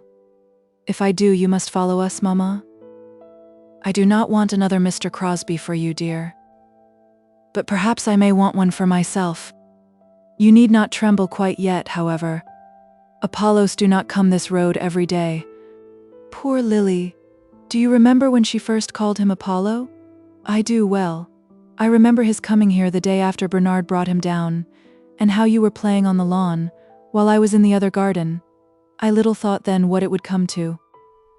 But Mama, you don't regret it? Not if it's to make her happy. If she can be happy with him, of course I shall not regret it. Not though he were to take her to the world's end away from us. What else have I to look for but that she and you should both be happy? Men in London are happy with their wives as well as men in the country. Oh yes, of all women I should be the first to acknowledge that. And as to Adolphus himself, I do not know why we should distrust him. No, my dear, there is no reason. If I did distrust him, I should not have given so ready an assent to the marriage. But nevertheless, the truth is you don't like him, Mama. Not so cordially as I hope I may like any man whom you may choose for your husband. And Lily, though she said nothing on the subject to Mrs. Dale, felt that her mother was in some degree estranged from her. Crosbie's name was frequently mentioned between them, but in the tone of Mrs. Dale's voice, and in her manner when she spoke of him, there was lacking that enthusiasm and heartiness which real sympathy would have produced. Lily did not analyze her own feelings, or closely make inquiry as to those of her mother, but she perceived that it was not all as she would have wished it to have been. I know Mama does not love him, she said to Belle on the evening of the day on which she received Crosbie's first letter. Not as you do, Lily, but she does love him. Not as I do. To say that is nonsense, Belle. Of course she does not love him as I do. But the truth is she does not love him at all. Do you think I cannot see it? I'm afraid that you see too much. She never says a word against him, but if she really liked him she would sometimes say a word in his favor. I do not think she would ever mention his name unless you or I spoke of him before her. If she did not approve of him, why did she not say so sooner? That's hardly fair upon Mama, said Belle, with some earnestness. She does not disapprove of him, and she never did. You know Mama well enough to be sure that she would not interfere with us in such a matter without very strong reason. As regards Mr. Crosbie, she gave her consent without a moment's hesitation. Yes, she did. How can you say, then, that she disapproves of him? I didn't mean to find fault with Mamma. Perhaps it will come all right. It will come all right. But Belle, though she made this very satisfactory promise, was as well aware as either of the others that the family would be divided when Crosbie should have married Lily and taken her off to London. On the following morning Mrs. Dale and Belle were sitting together. Lily was above in her own room, either writing to her lover, or reading his letter, or thinking of him or working for him. In some way she was employed on his behalf, and with this object she was alone. It was now the middle of October, and the fire was lit in Mrs. Dale's drawing room. The window which opened upon the lawn was closed, the heavy curtains had been put back in their places, and it had been acknowledged as an unwelcome fact that the last of the summer was over. This was always a sorrow to Mrs. Dale, but it is one of those sorrows which hardly admit of open expression. Belle, she said, looking up suddenly, there's your uncle at the window. Let him in. For now, since the putting up of the curtains, the window had been bolted as well as closed, so Belle got up and opened a passage for the squire's entrance. It was not often that he came down in this way, and when he did do so, it was generally for some purpose which had been expressed before. What? Fires already? Said he. I never have fires at the other house in the morning till the 1st of November. I like to see a spark in the grate after dinner. I like a fire when I'm cold, said Mrs. Dale.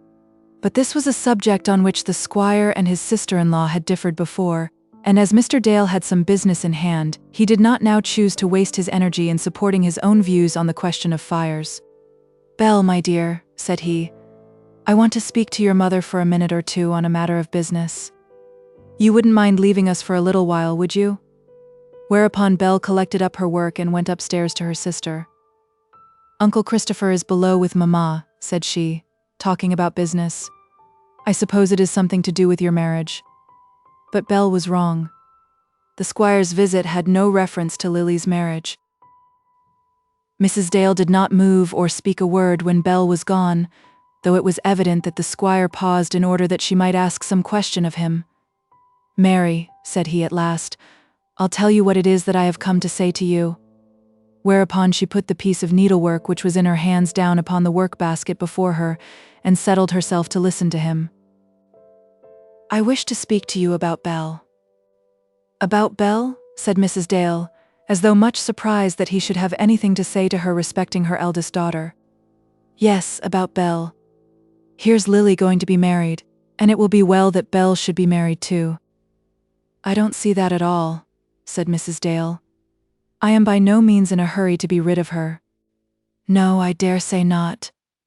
But, of course, you only regard her welfare, and I can truly say that I do the same. There would be no necessity for hurry as to a marriage for her under ordinary circumstances, but there may be circumstances to make such a thing desirable, and I think that there are." It was evident from the squire's tone and manner that he was very much in earnest. But it was also evident that he found some difficulty in opening out the budget with which he had prepared himself. He hesitated a little in his voice, and seemed to be almost nervous. Mrs. Dale, with some little spice of ill nature, altogether abstained from assisting him. She was jealous of interference from him about her girls, and though she was of course bound to listen to him, she did so with a prejudice against and almost with a resolve to oppose anything that he might say. When he had finished his little speech about circumstances, the squire paused again, but Mrs. Dale still sat silent, with her eyes fixed upon his face. "I love your children very dearly," said he, "though I believe you hardly give me credit for doing so." "I am sure you do," said Mrs. Dale, "and they are both well aware of it. And I am very anxious that they should be comfortably established in life. I have no children of my own, and those of my 2 brothers are everything to me." Mrs. Dale had always considered it as a matter of course that Bernard should be the squire's heir, and had never felt that her daughters had any claim on that score. It was a well-understood thing in the family that the senior male Dale should have all the Dale property and all the Dale money. She fully recognized even the propriety of such an arrangement, but it seemed to her that the squire was almost guilty of hypocrisy in naming his nephew and his 2 nieces together, as though they were the joint heirs of his love. Bernard was his adopted son, and no one had begrudged to the uncle the right of making such adoption. Bernard was everything to him, and as being his heir was bound to obey him in many things. But her daughters were no more to him than any nieces might be to any uncle. He had nothing to do with their disposal in marriage, and the mother's spirit was already up in arms and prepared to do battle for her own independence and for that of her children. "If Bernard would marry well," said she, "I have no doubt it would be a comfort to you," meaning to imply thereby that the squire had no right to trouble himself about any other marriage. "That's just it," said the squire. "It would be a great comfort to me, and if he and Belle could make up their minds together, it would, I should think, be a great comfort to you also." "Bernard and Belle," exclaimed Mrs. Dale. No idea of such a union had ever yet come upon her, and now in her surprise she sat silent. She had always liked Bernard Dale, having felt for him more family affection than for any other of the Dale family beyond her own hearth. He had been very intimate in her house, having made himself almost as a brother to her girls. But she had never thought of him as a husband for either of them. "Then Belle has not spoken to you about it," said the squire. "Never a word. And you had never thought about it?" "Certainly not. I have thought about it a great deal. For some years I have always been thinking of it. I have set my heart upon it, and shall be very unhappy if it cannot be brought about. They are both very dear to me, dearer than anybody else. If I could see them man and wife, I should not much care then how soon I left the old place to them." There was a purer touch of feeling in this than the squire had ever before shown in his sister-in-law's presence, and more heartiness than she had given him the credit of possessing, and she could not but acknowledge to herself that her own child was included in this unexpected warmth of love, and that she was bound at any rate to entertain some gratitude for such kindness. "It is good of you to think of her," said the mother. "Very good." "I think a great deal about her," said the squire. "But that does not much matter now. The fact is, that she has declined Bernard's offer." "Has Bernard offered to her?" "So he tells me, and she has refused him. It may perhaps be natural that she should do so, never having taught herself to look at him in the light of a lover. I don't blame her at all. I am not angry with her." "Angry with her? No.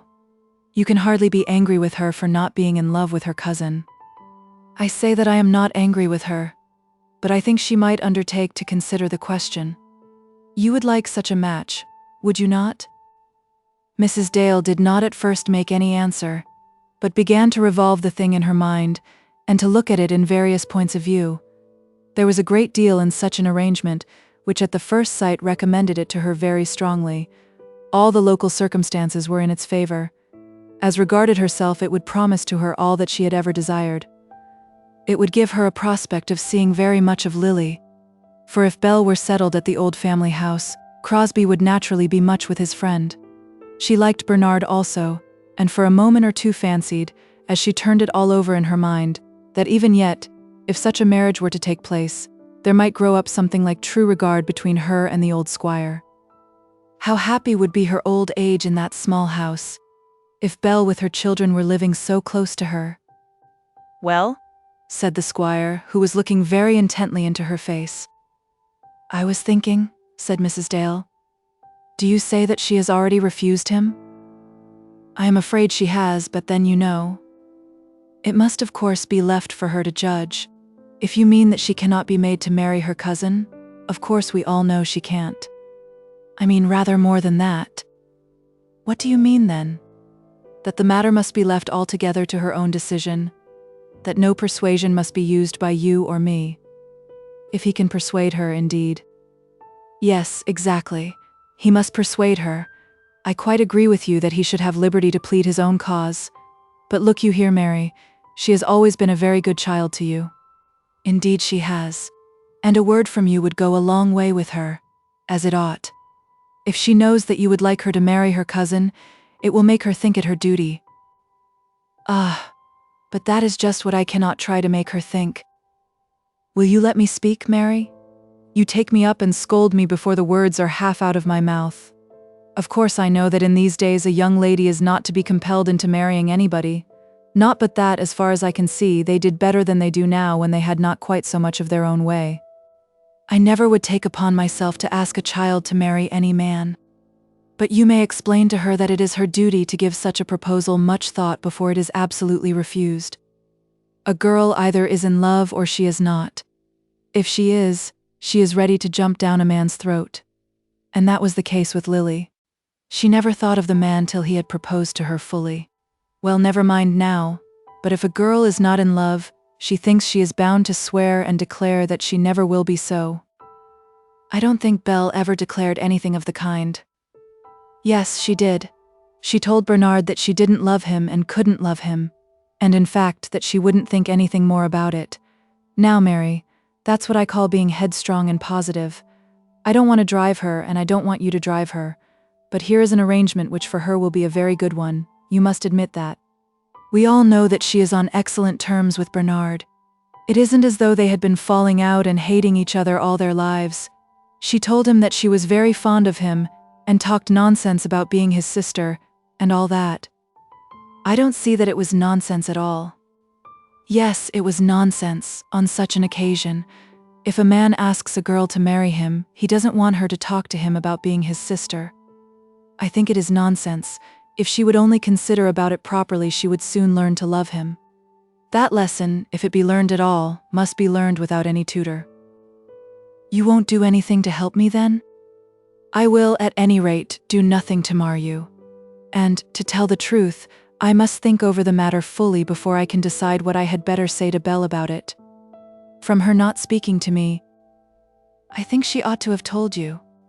"No, Mr. Dale, had she accepted him, of course she would have told me. Had she thought of doing so, she might probably have consulted me. But if she made up her mind that she must reject him, she oughtn't to have made up her mind. But if she did, it seems natural to me that she should speak of it to no one. She might probably think that Bernard would be as well pleased that it should not be known." "Pshaw! Known, of course it will be known. As you want time to consider of it, I will say nothing more now.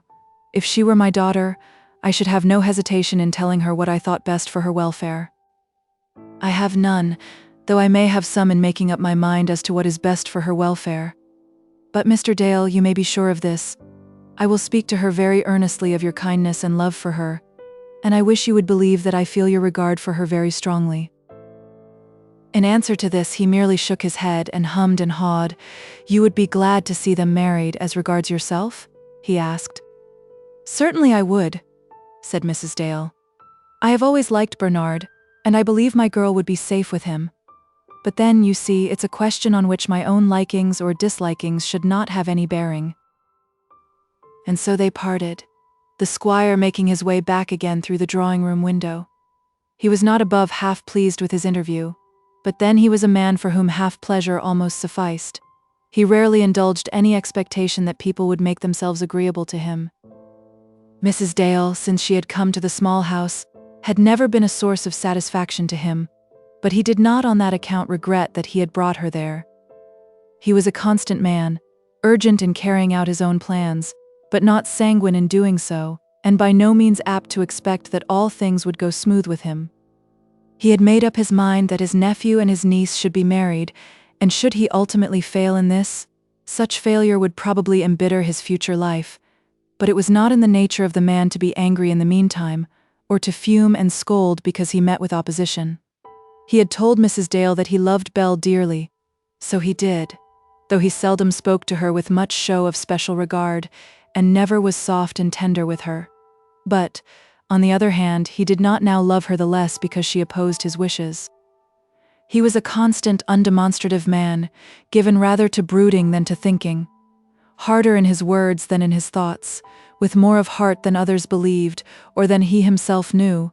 But above all, he was a man who, having once desired a thing, would desire it always.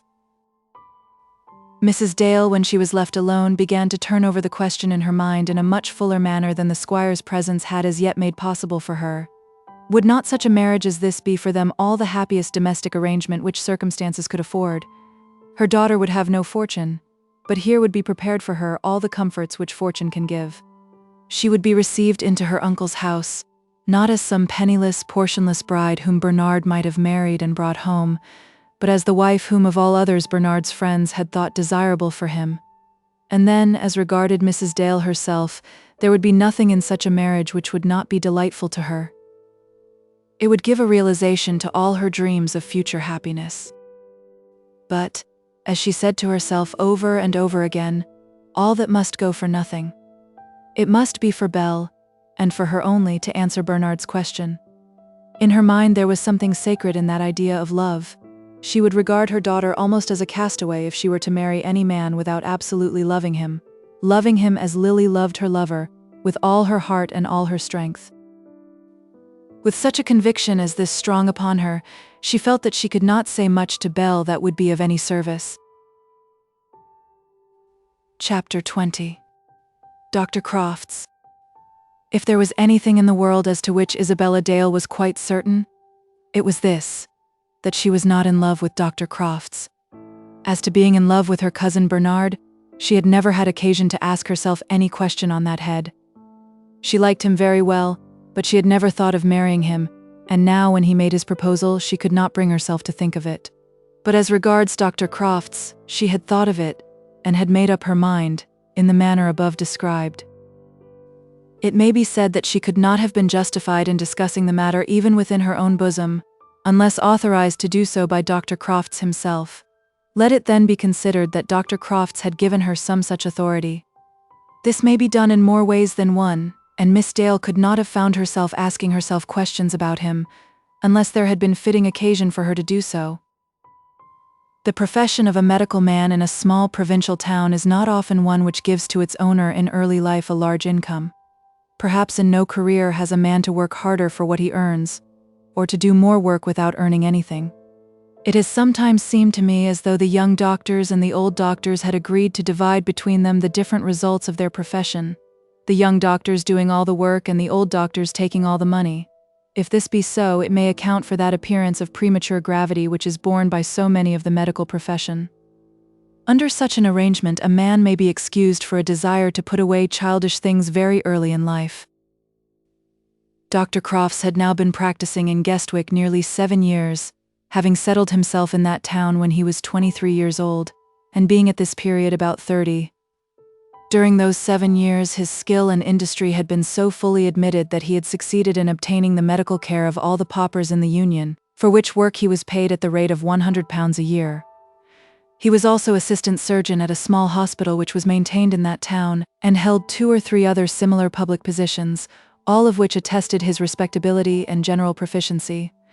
They, moreover, thoroughly saved him from any of the dangers of idleness, but unfortunately they did not enable him to regard himself as a successful professional man.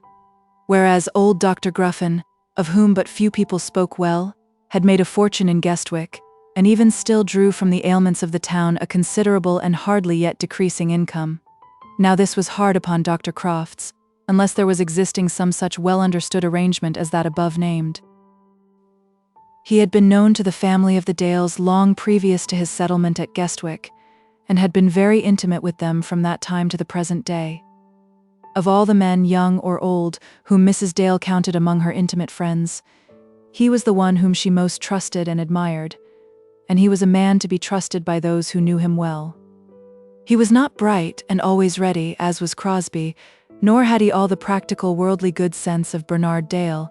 In mental power I doubt whether he was superior to John Eames such as he might become when the period of his hobbledehoyhood should have altogether passed away.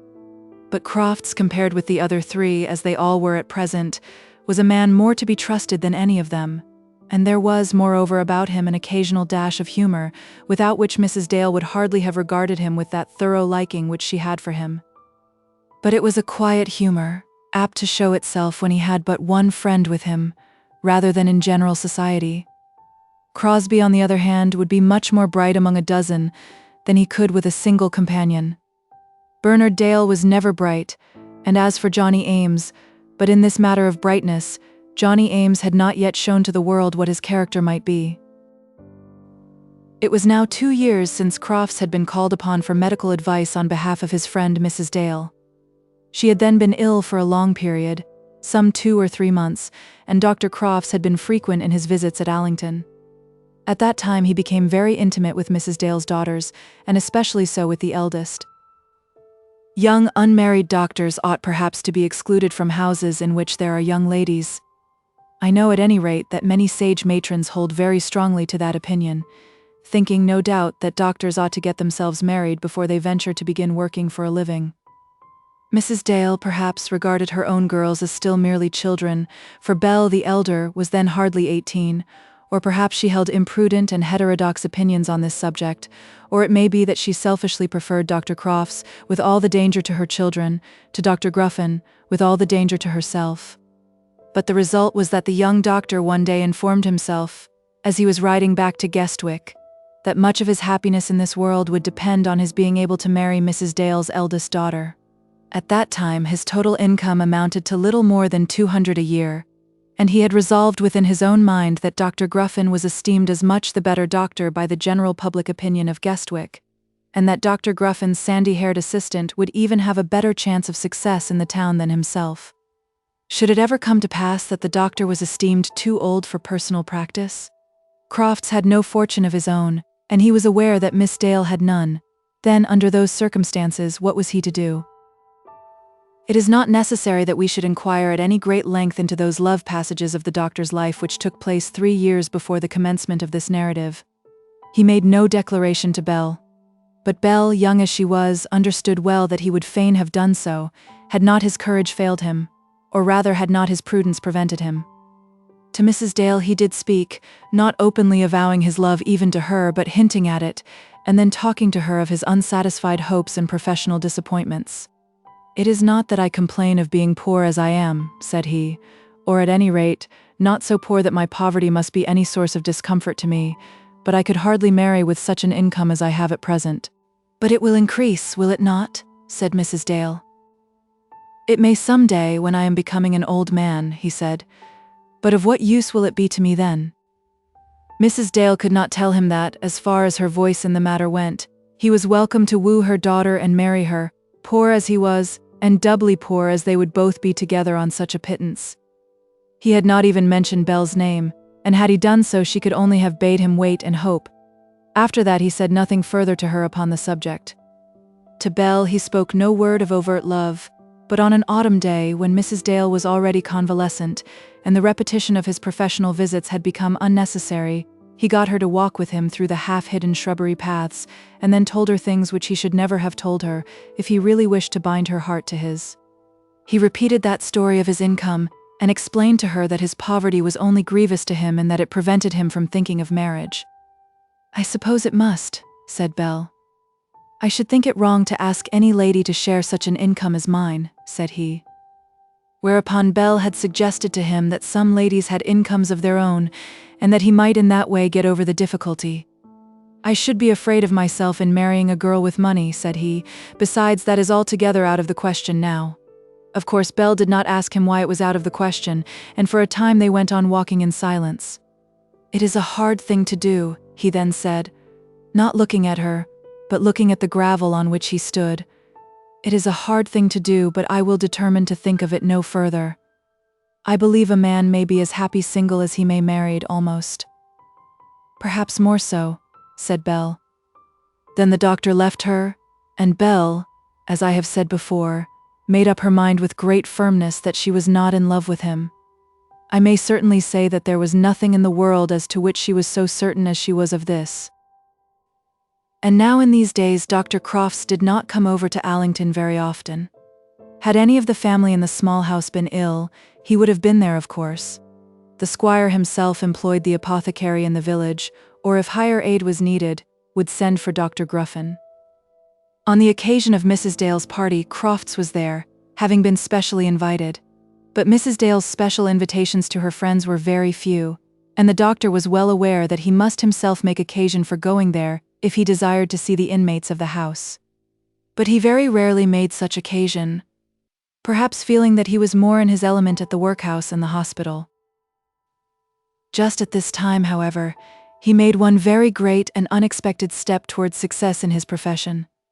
He was greatly surprised one morning by being summoned to the manor house to attend upon Lord de Guest.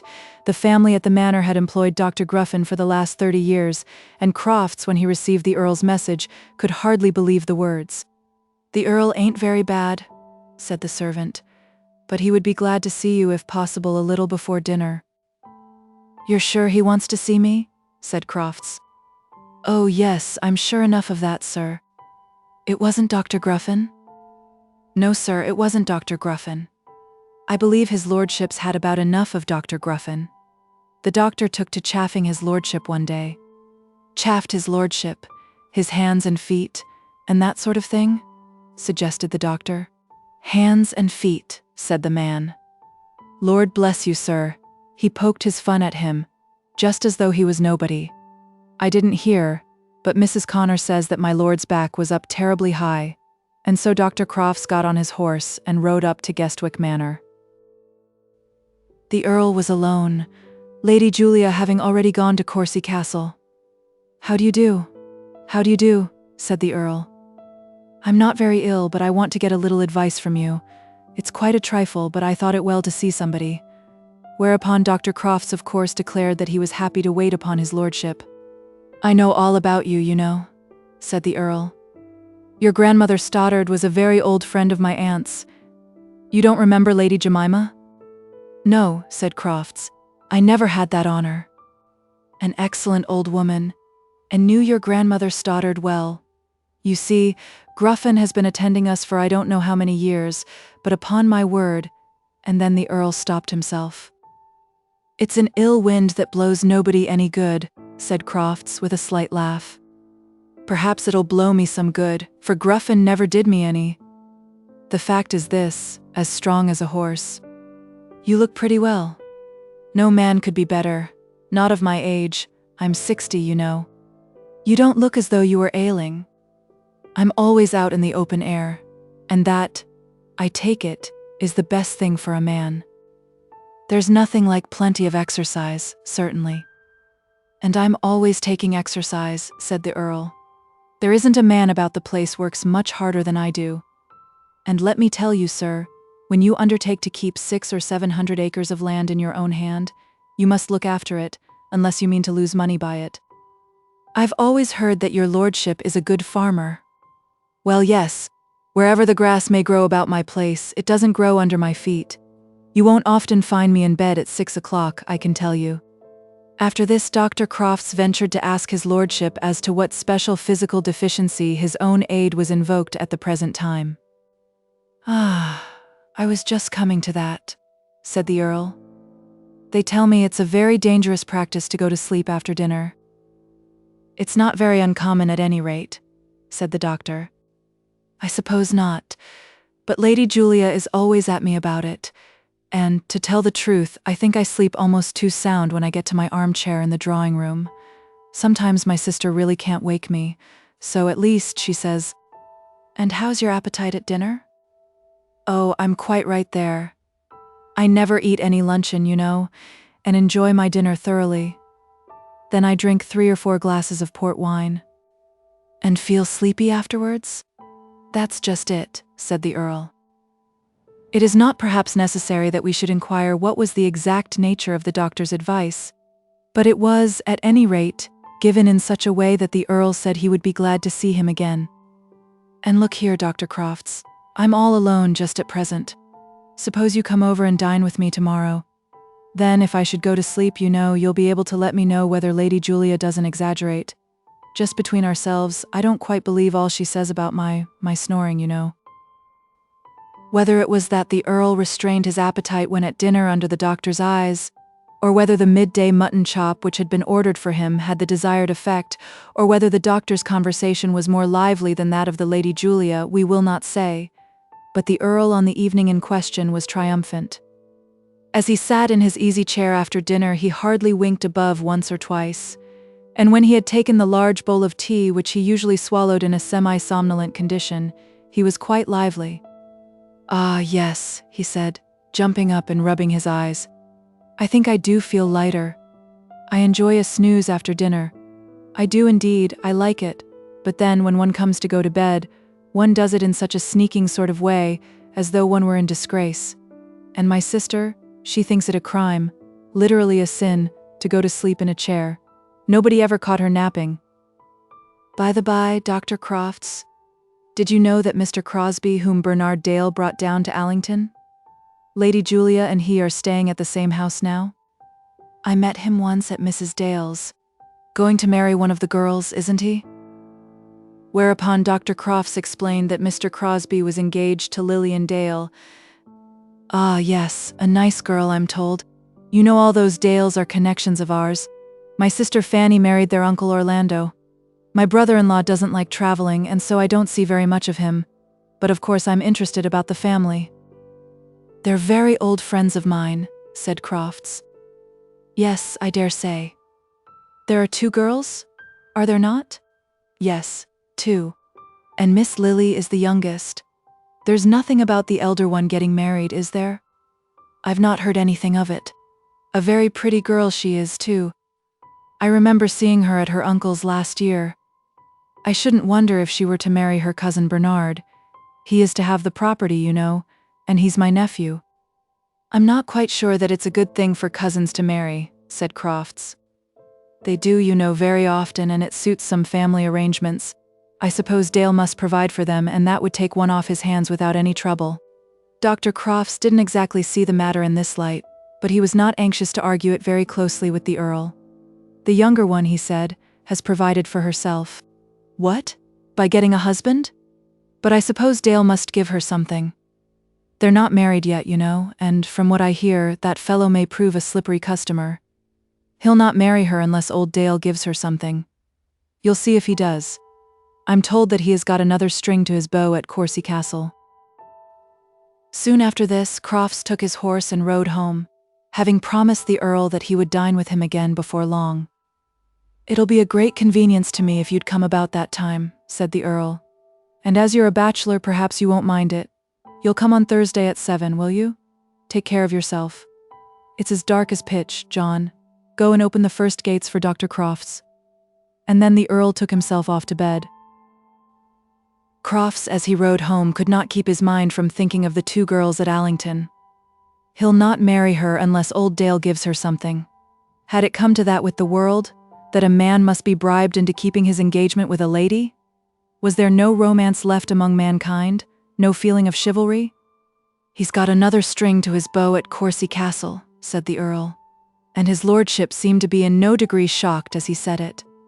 It was in this tone that men spoke of women nowadays, and yet he himself had felt such awe of the girl he loved, and such a fear lest he might injure her in her worldly position, that he had not dared to tell her that he loved her. Chapter 21.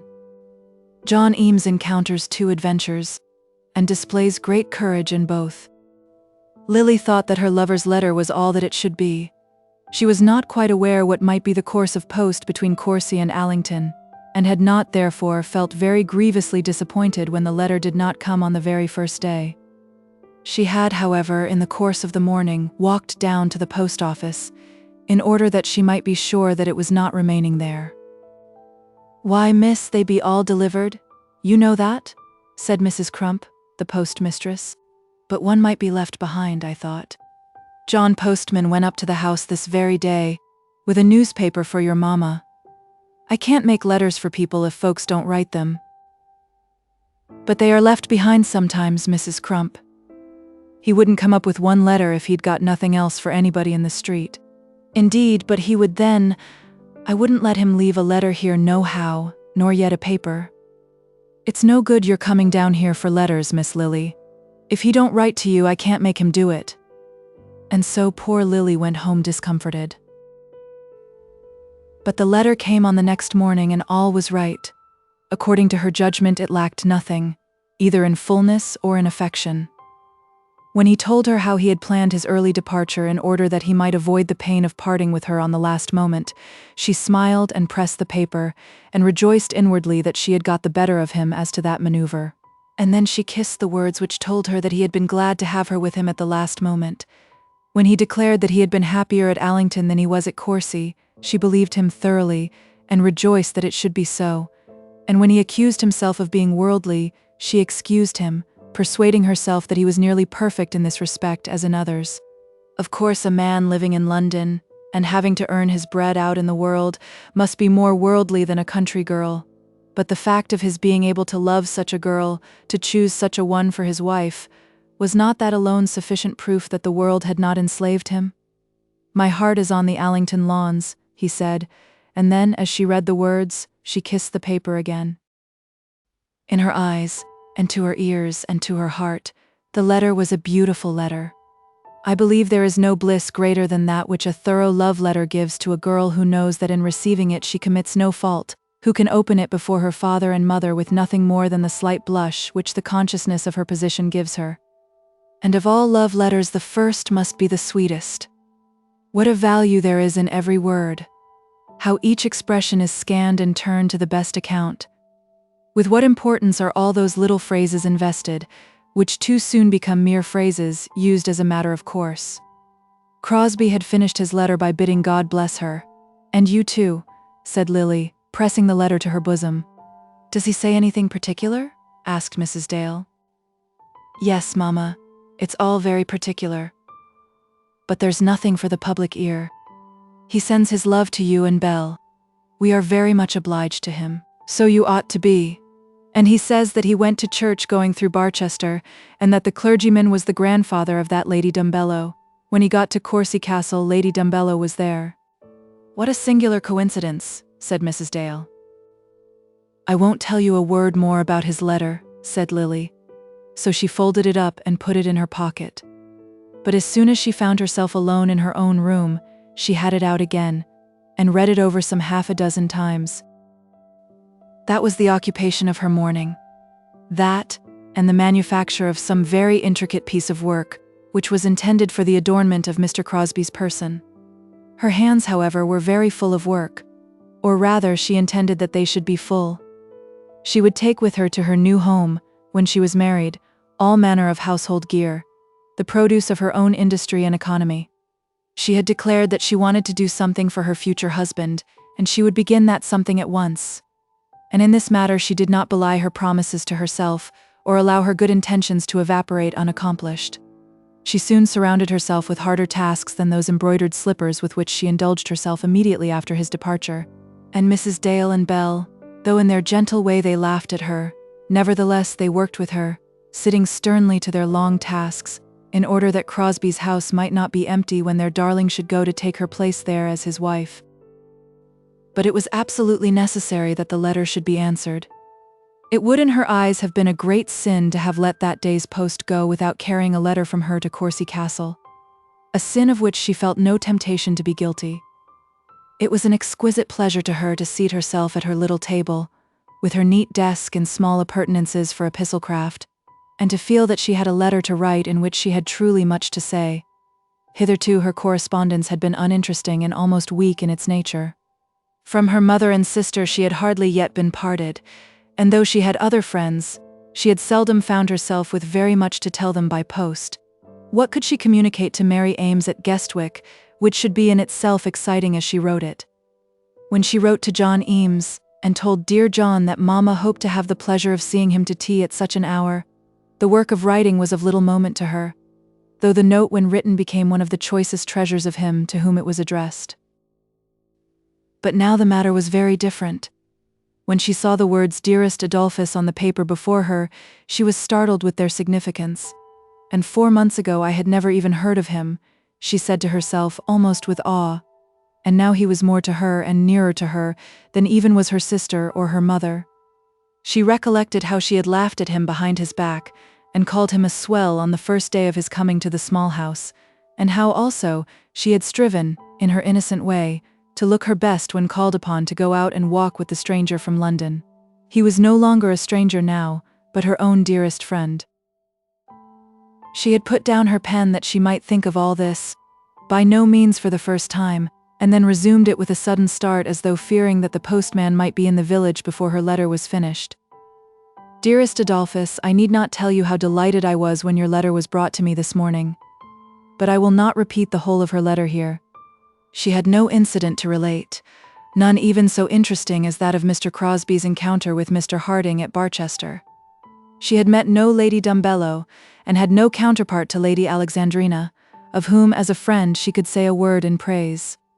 John Eames's name she did not mention, knowing that John Eames was not a favourite with Mr. Crosbie, nor had she anything to say of John Eames that had not been already said. He had indeed promised to come over to Allington, but this visit had not been made when Lily wrote her first letter to Crosbie. It was a sweet, good, honest love letter, full of assurances of unalterable affection and unlimited confidence, indulging in a little quiet fun as to the grandees of Courcy Castle, and ending with a promise that she would be happy and contented if she might receive his letters constantly, and live with the hope of seeing him at Christmas. "I am in time, Mrs. Crump, am I not?" she said, as she walked into the post office. "Of course you be, for the next half hour. Tea, postman? He bain't stirred from tea alias yet. Just put it into tea box, will ye? But you won't leave it there? Leave it there. Did you ever hear the like of that? If you're afeard to put it in, you can take it away, that's all about it, Miss Lily." And then Mrs. Crump turned away to her avocations at the washing tub. Mrs. Crump had a bad temper, but perhaps she had some excuse. A separate call was made upon her time with reference to almost every letter brought to her office, and for all this, as she often told her friends in profound disgust, she received as salary no more than 2 farden a day.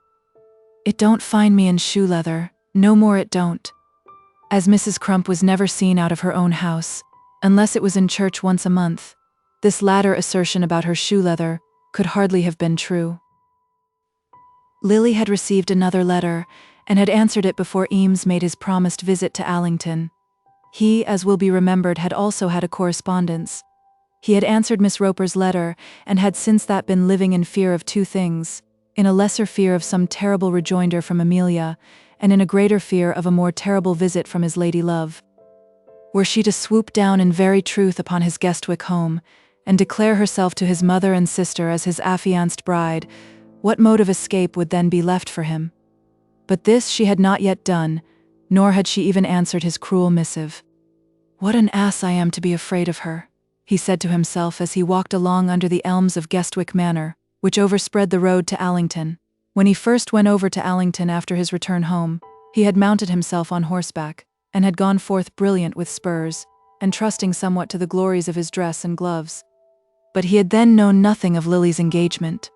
Now he was contented to walk, and as he had taken up his slouched hat and stick in the passage of his mother's house, he had been very indifferent as to his appearance. He walked quickly along the road, taking for the first 3 miles the shade of the Guestwick elms, and keeping his feet on the broad greensward which skirts the outside of the Earl's palings. "What an ass I am to be afraid of her." And as he swung his big stick in his hand, striking a tree here and there, and knocking the stones from his path, he began to question himself in earnest, and to be ashamed of his position in the world. "Nothing on earth shall make me marry her," he said. "Not if they bring a dozen actions against me. She knows as well as I do that I have never intended to marry her. It's a cheat from beginning to end. If she comes down here, I'll tell her so before my mother." But as the vision of her sudden arrival came before his eyes, he acknowledged to himself that he still held her in great fear. He had told her that he loved her. He had written as much as that. If taxed with so much, he must confess his sin. Then, by degrees, his mind turned away from Amelia Roper to Lily Dale, not giving him a prospect much more replete with enjoyment than that other one. He had said that he would call at Allington before he returned to town, and he was now redeeming his promise, but he did not know why he should go there. He felt that he should sit silent and abashed in Mrs. Dale's drawing room, confessing by his demeanor that secret which it behoved him now to hide from everyone. He could not talk easily before Lily, nor could he speak to her of the only subject which would occupy his thoughts when in her presence. If indeed he might find her alone, but perhaps that might be worse for him than any other condition. When he was shown into the drawing room, there was nobody there. "They were here a minute ago, all three," said the servant girl. "If you'll walk down the garden, Mr. John, you'll be sure to find some of 'em." So John Eames, with a little hesitation, walked down the garden. First of all, he went the whole way round the walks, meeting nobody. Then he crossed the lawn, returning again to the farther end, and there, emerging from the little path which led from the great house, he encountered Lily alone. "Oh, John," she said, "how do you do? I'm afraid you did not find anybody in the house. Mamma and Belle are with Hopkins, away in the large kitchen garden." "I've just come over," said Eames, "because I promised. I said I'd come before I went back to London, and they'll be very glad to see you, and so am I. Shall we go after them into the other grounds? But perhaps you walked over and are tired." "I did walk," said Eames. "Not that I am very tired." But in truth he did not wish to go after Mrs. Dale, though he was altogether at a loss as to what he would say to Lily while remaining with her. He had fancied that he would like to have some opportunity of speaking to her alone before he went away, of making some special use of the last interview which he should have with her before she became a married woman. But now the opportunity was there, and he hardly dared to avail himself of it. "You'll stay and dine with us?" said Lily. "No, I'll not do that, for I especially told my mother that I would be back. I'm sure it was very good of you to walk so far to see us. If you really are not tired, I think we will go to Mamma, as she would be very sorry to miss you." This she said, remembering at the moment what had been Crosbie's injunctions to her about John Eames. But John had resolved that he would say those words which he had come to speak, and that, as Lily was there with him, he would avail himself of the chance which fortune had given him. "I don't think I'll go into the squire's garden," he said. "Uncle Christopher is not there. He is about the farm somewhere. If you don't mind, Lily, I think I'll stay here. I suppose they'll be back soon. Of course I should like to see them before I go away to London. But Lily, I came over now chiefly to see you. It was you who asked me to promise." Had Crosbie been right in those remarks of his? Had she been imprudent in her little endeavor to be cordially kind to her old friend? "Shall we go into the drawing room?" she said, feeling that she would be in some degree safer there than out among the shrubs and paths of the garden, and I think she was right in this. A man will talk of love out among the lilacs and roses, who would be stricken dumb by the demure propriety of the four walls of a drawing room. John Eames also had some feeling of this kind, for he determined to remain out in the garden, if he could so manage it. "I don't want to go in unless you wish it," he said. "Indeed, I'd rather stay here. So, Lily, you're going to be married?" And thus he rushed at once into the middle of his discourse. "Yes," said she, "I believe I am. I have not told you yet that I congratulated you. I have known very well that you did so in your heart. I have always been sure that you wished me well. Indeed I have, and if congratulating a person is hoping that she may always be happy, I do congratulate you, but, Lily—" And then he paused, abashed by the beauty, purity, and woman's grace which had forced him to love her. "I think I understand all that you would say. I do not want ordinary words to tell me that I am to count you among my best friends. No, Lily, you don't understand all that I would say. You have never known how often and how much I have thought of you, how dearly I have loved you. John, you must not talk of that now. I cannot go without telling you. When I came over here and Mrs. Dale told me that you were to be married to that man, "You must not speak of Mr. Crosbie in that way," she said, turning upon him almost fiercely. "I did not mean to say anything disrespectful of him to you. I should hate myself if I were to do so. Of course you like him better than anybody else? I love him better than all the world besides. And so do I love you better than all the world besides." And as he spoke, he got up from his seat and stood before her. "I know how poor I am, and unworthy of you, and only that you are engaged to him, I don't suppose that I should now tell you. Of course you couldn't accept such a one as me. But I have loved you ever since you remember, and now that you are going to be his wife, I cannot but tell you that it is so. You will go and live in London, but as to my seeing you there, it will be impossible. I could not go into that man's house. Oh, John! No, never. Not if you become his wife. I have loved you as well as he does. When Mrs. Dale told me of it, I thought I should have fallen. I went away without seeing you because I was unable to speak to you. I made a fool of myself, and have been a fool all along. I am foolish now to tell you this, but I cannot help it. You will forget it all when you meet some girl that you can really love. And have I not really loved you? Well, never mind. I have said what I came to say, and I will now go. If it ever happens that we are down in the country together, perhaps I may see you again, but never in London. Goodbye, Lily." And he put out his hand to her. "And won't you stay for Mama?" she said. "No. Give her my love, and to Belle.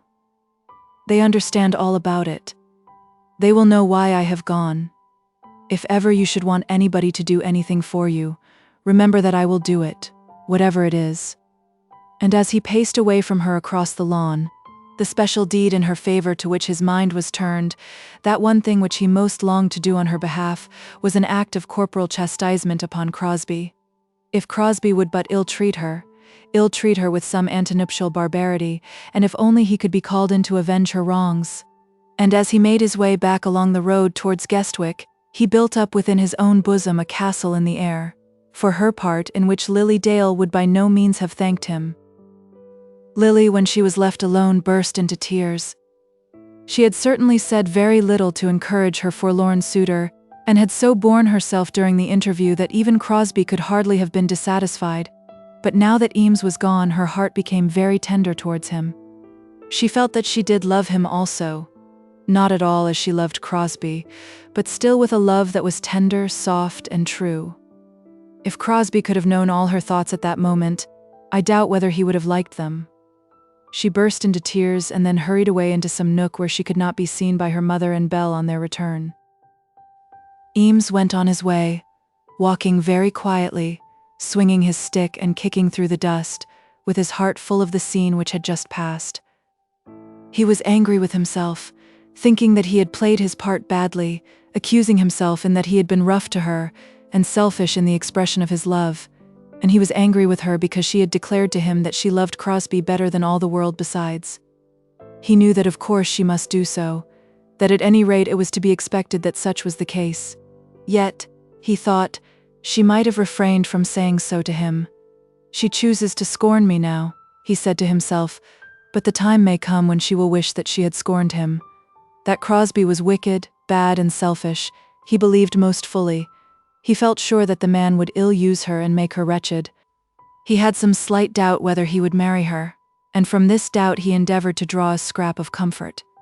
If Crosbie would desert her, and if to him might be accorded the privilege of beating the man to death with his fists because of this desertion, then the world would not be quite blank for him. In all this he was no doubt very cruel to Lily, but then had not Lily been very cruel to him? He was still thinking of these things when he came to the first of the Guestwick pastures. The boundary of the Earl's property was very plainly marked, for with it commenced also the shady elms along the roadside, and the broad green margin of turf, grateful equally to those who walked and to those who rode. Eames had got himself onto the grass, but, in the fullness of his thoughts, was unconscious of the change in his path, when he was startled by a voice in the next field and the loud bellowing of a bull. Lord de Guest's choice cattle he knew were there, and there was one special bull which was esteemed by his lordship as of great value, and regarded as a high favorite. The people about the place declared that the beast was vicious, but Lord de Guest had often been heard to boast that it was never vicious with him. The boys tease him, and the men are almost worse than the boys, said the Earl. But he'll never hurt anyone that has not hurt him.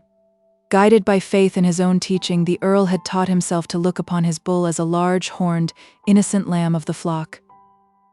As Eames paused on the road, he fancied that he recognized the Earl's voice, and it was the voice of one in distress. Then the bull's roar sounded very plain in his ear, and almost close, upon hearing which he rushed on to the gate, and, without much thinking what he was doing, vaulted over it, and advanced a few steps into the field. "Halloo!" shouted the Earl. "There's a man! Come on!" And then his continued shoutings hardly formed themselves into intelligible words, but Eames plainly understood that he was invoking assistance under great pressure and stress of circumstances. The bull was making short runs at his owner, as though determined in each run to have a toss at his lordship, and at each run the Earl would retreat quickly for a few paces, but he retreated always facing his enemy, and as the animal got near to him, would make digs at his face with the long spud which he carried in his hand. But in thus making good his retreat, he had been unable to keep in a direct line to the gate, and there seemed to be great danger lest the bull should succeed in pressing him up against the hedge. "Come on!" shouted the Earl, who was fighting his battle manfully, but was by no means anxious to carry off all the laurels of the victory himself. "Come on, I say." Then he stopped in his path, shouted into the bull's face, brandished his spud, and threw about his arms, thinking that he might best dismay the beast by the display of these warlike gestures. Johnny Eames ran on gallantly to the peer's assistance, as he would have run to that of any peasant in the land. He was one to whom I should be perhaps wrong to attribute at this period of his life the gift of very high courage.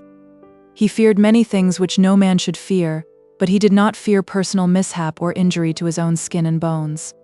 When Cradell escaped out of the house in Burton Crescent, making his way through the passage into the outer air, he did so because he feared that LUPEX would beat him or kick him, or otherwise ill-use him. John Eames would also have desired to escape under similar circumstances, but he would have so desired because he could not endure to be looked upon in his difficulties by the people of the house, and because his imagination would have painted the horrors of a policeman dragging him off with a black eye and a torn coat. There was no one to see him now, and no policeman to take offense. Therefore he rushed to the Earl's assistance, brandishing his stick and roaring in emulation of the bull. When the animal saw with what unfairness he was treated, and that the number of his foes was doubled, while no assistance had lent itself on his side, he stood for a while, disgusted by the injustice of humanity. He stopped, and throwing his head up to the heavens, bellowed out his complaint. "Don't come close," said the Earl, who was almost out of breath. "Keep a little apart. Ugh, ugh, whoop, whoop." And he threw up his arms manfully, jobbing about with his spud, ever and anon rubbing the perspiration from off his eyebrows with the back of his hand. As the bull stood pausing, meditating whether under such circumstances flight would not be preferable to gratified passion, Eames made a rush in at him, attempting to hit him on the head. The Earl, seeing this, advanced a step also, and got his spud almost up to the animal's eye, but these indignities the beast could not stand. He made a charge, bending his head first towards John Eames, and then, with that weak vacillation which is as disgraceful in a bull as in a general, he changed his purpose, and turned his horns upon his other enemy. The consequence was that his steps carried him in between the two, and that the Earl and Eames found themselves for a while behind his tail. "Now for the gate," said the Earl. "Slowly does it. Slowly does it. Don't run," said Johnny, assuming in the heat of the moment a tone of counsel which would have been very foreign to him under other circumstances. The Earl was not a whit offended. "All right," said he, taking with a backward motion the direction of the gate. Then, as the bull again faced towards him, he jumped from the ground, laboring painfully with arms and legs, and ever keeping his spud well advanced against the foe. Eames, holding his position a little apart from his friend, stooped low and beat the ground with his stick, and as though defying the creature, the bull felt himself defied, stood still and roared, and then made another vacillating attack. "Hold on till we reach the gate," said Eames. "Ugh, ugh, whoop, whoop," shouted the Earl. And so gradually they made good their ground. "Now get over," said Eames, when they had both reached the corner of the field in which the gate stood. "And what'll you do?" said the Earl. "I'll go at the hedge to the right."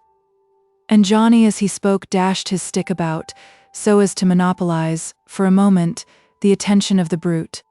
The Earl made a spring at the gate and got well on to the upper rung. The bull, seeing that his prey was going, made a final rush upon the Earl and struck the timber furiously with his head, knocking his lordship down on the other side. Lord de Guest was already over, but not off the rail, and thus, though he fell in safety on the sward beyond the gate. He fell in safety, but utterly exhausted. Eames, as he had purposed, made a leap almost sideways at a thick hedge which divided the field from one of the Guestwick copses.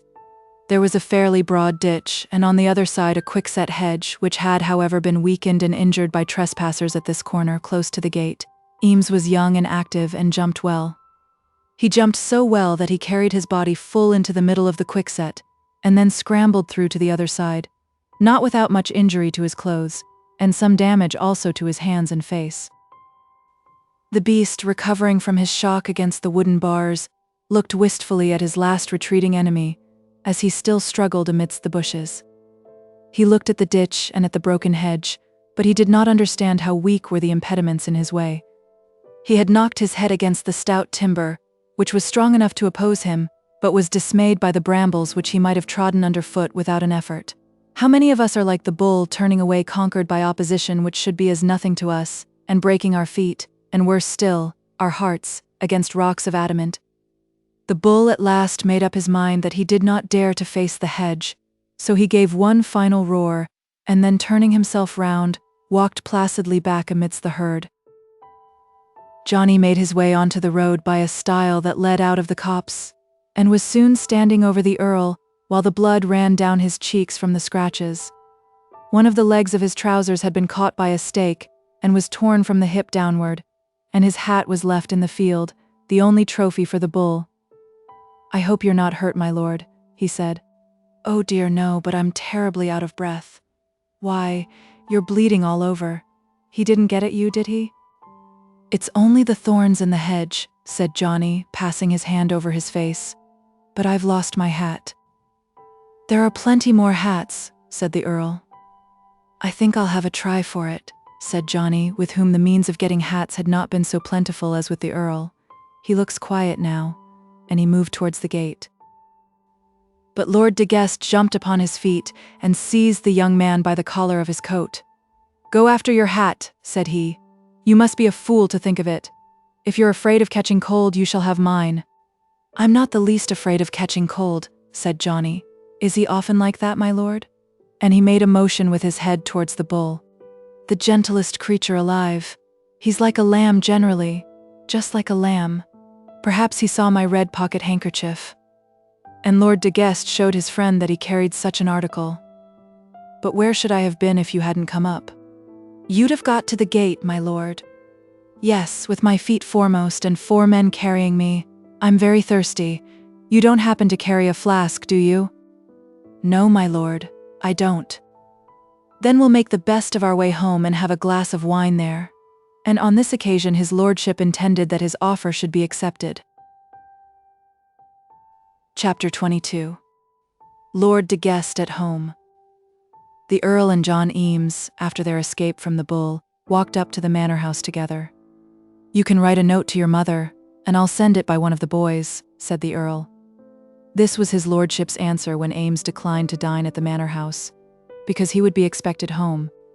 "But I'm so badly off for clothes, my lord," pleaded Johnny. "I tore my trousers in the hedge." "There will be nobody there beside us two and Dr. Crofts. The doctor will forgive you when he hears the story. And as for me, I didn't care if you hadn't a stitch to your back. You'll have company back to Guestwick, so come along." Eames had no further excuse to offer, and therefore did as he was bidden. He was by no means as much at home with the Earl now as during those minutes of the combat. He would rather have gone home, being somewhat ashamed of being seen in his present tattered and bare-headed condition by the servants of the house, and moreover his mind would sometimes revert to the scene which had taken place in the garden at Allington. But he found himself obliged to obey the Earl, and so he walked on with him through the woods. The Earl did not say very much, being tired and somewhat thoughtful. In what little he did say, he seemed to be specially hurt by the ingratitude of the bull towards himself. I never teased him or annoyed him in any way. "I suppose they are dangerous beasts?" said Eames. "Not a bit of it, if they're properly treated. It must have been my handkerchief, I suppose. I remember that I did blow my nose." He hardly said a word in the way of thanks to his assistant. "Where should I have been if you had not come to me?" he had exclaimed immediately after his deliverance, but having said that he didn't think it necessary to say much more to Eames. But he made himself very pleasant, and by the time he had reached the house his companion was almost glad that he had been forced to dine at the manor house. "And now we'll have a drink," said the Earl. "I don't know how you feel, but I never was so thirsty in my life." Two servants immediately showed themselves, and evinced some surprise at Johnny's appearance. "Has the gentleman hurt himself, my lord?" asked the butler, looking at the blood upon our friend's face. "He has hurt his trousers the worst, I believe," said the Earl. "And if he was to put on any of mine, they'd be too short and too big, wouldn't they? I am sorry you should be so uncomfortable, but you mustn't mind it for once." "I don't mind it a bit," said Johnny. "And I'm sure I don't," said the Earl. "Mr. Eames is going to dine here, Vickers." "Yes, my lord." "And his hat is down in the middle of the 19 acres. Let 3 or 4 men go for it." "3 or 4 men, my lord." "Yes, 3 or 4 men. There's something gone wrong with that bull. And you must get a boy with a pony to take a note into Guestwick, to Mrs. Eames. Oh dear, I'm better now," and he put down the tumbler from which he'd been drinking. "Write your note here, and then we'll go and see my pet pheasants before dinner." Vickers and the footman knew that something had happened of much moment, for the Earl was usually very particular about his dinner table.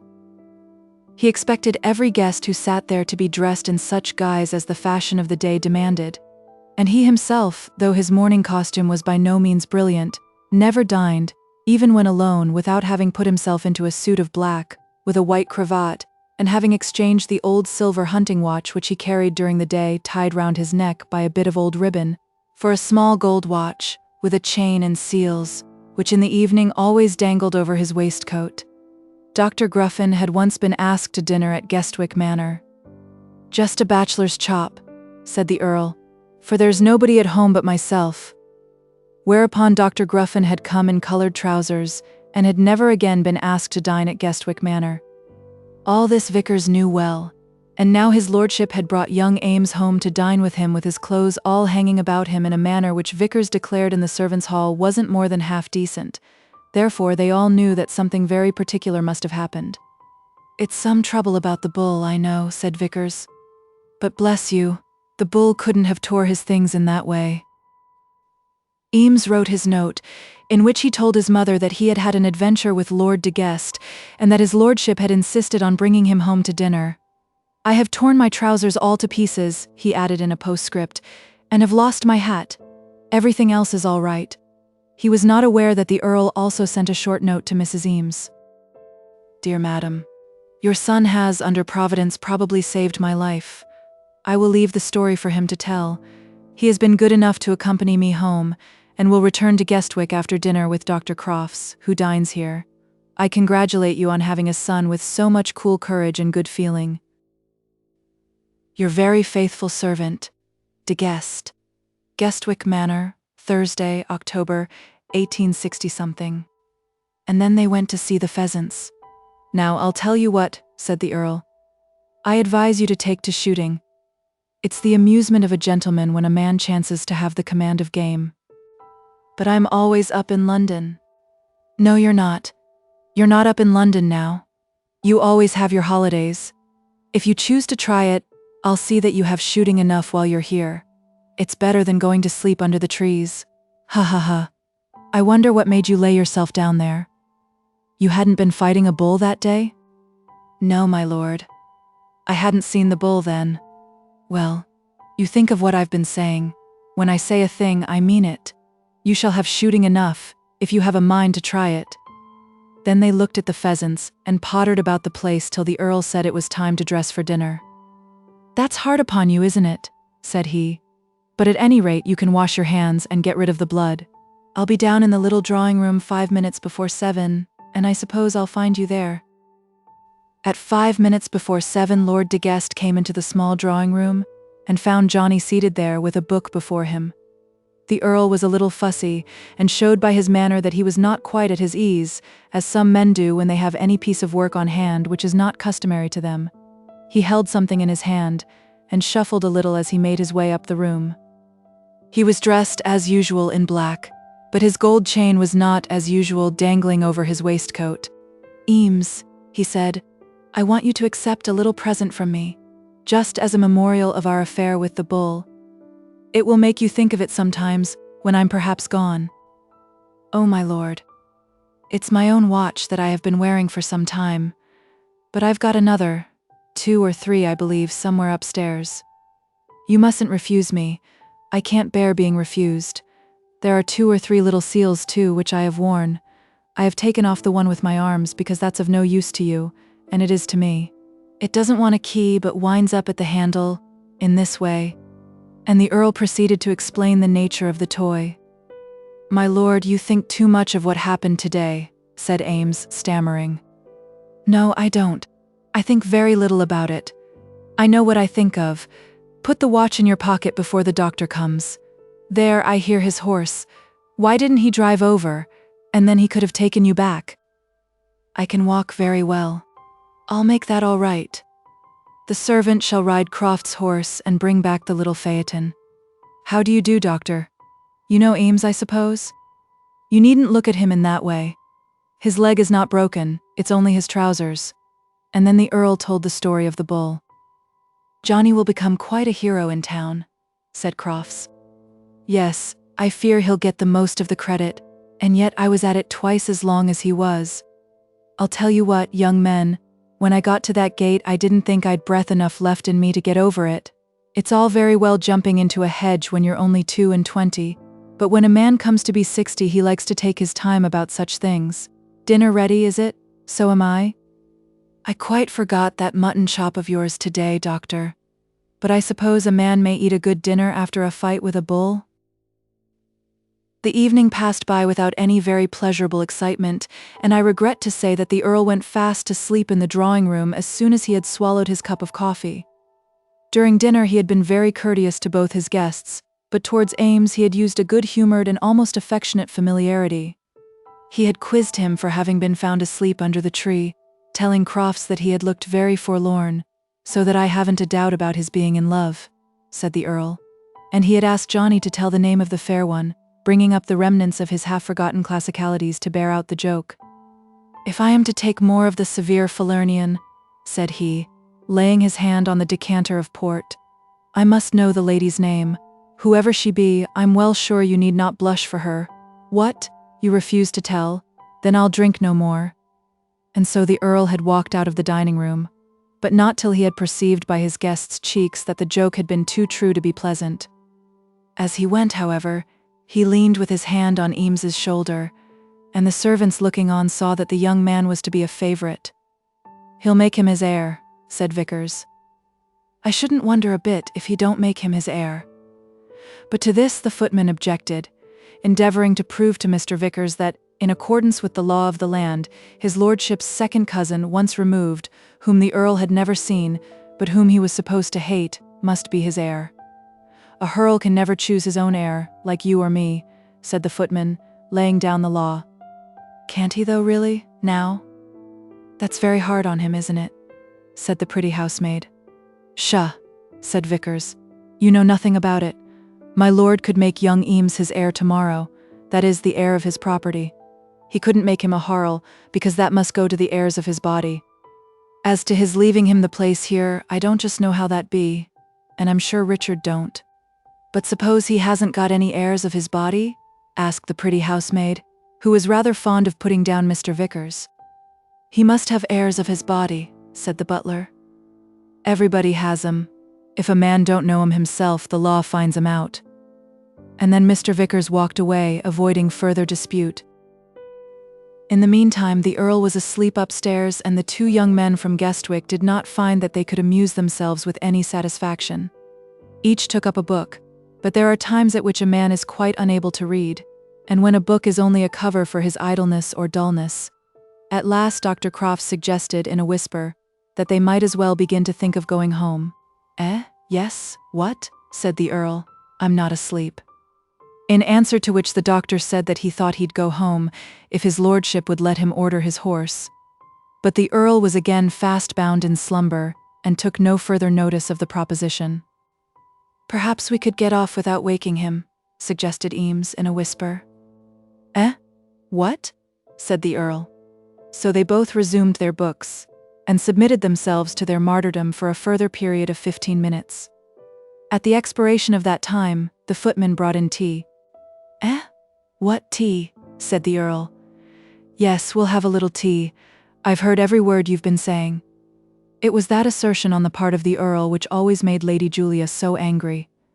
You cannot have heard what I have been saying, Theodore, because I have said nothing, she would reply. But I should have heard it if you had, the Earl would rejoin, snappishly. On the present occasion neither Crofts nor Eames contradicted him, and he took his tea and swallowed it while still 3 parts asleep. If you'll allow me, my lord, I think I'll order my horse, said the doctor. Yes, horse, yes, said the Earl, nodding. But what are you to do, Eames, if I ride? Said the doctor.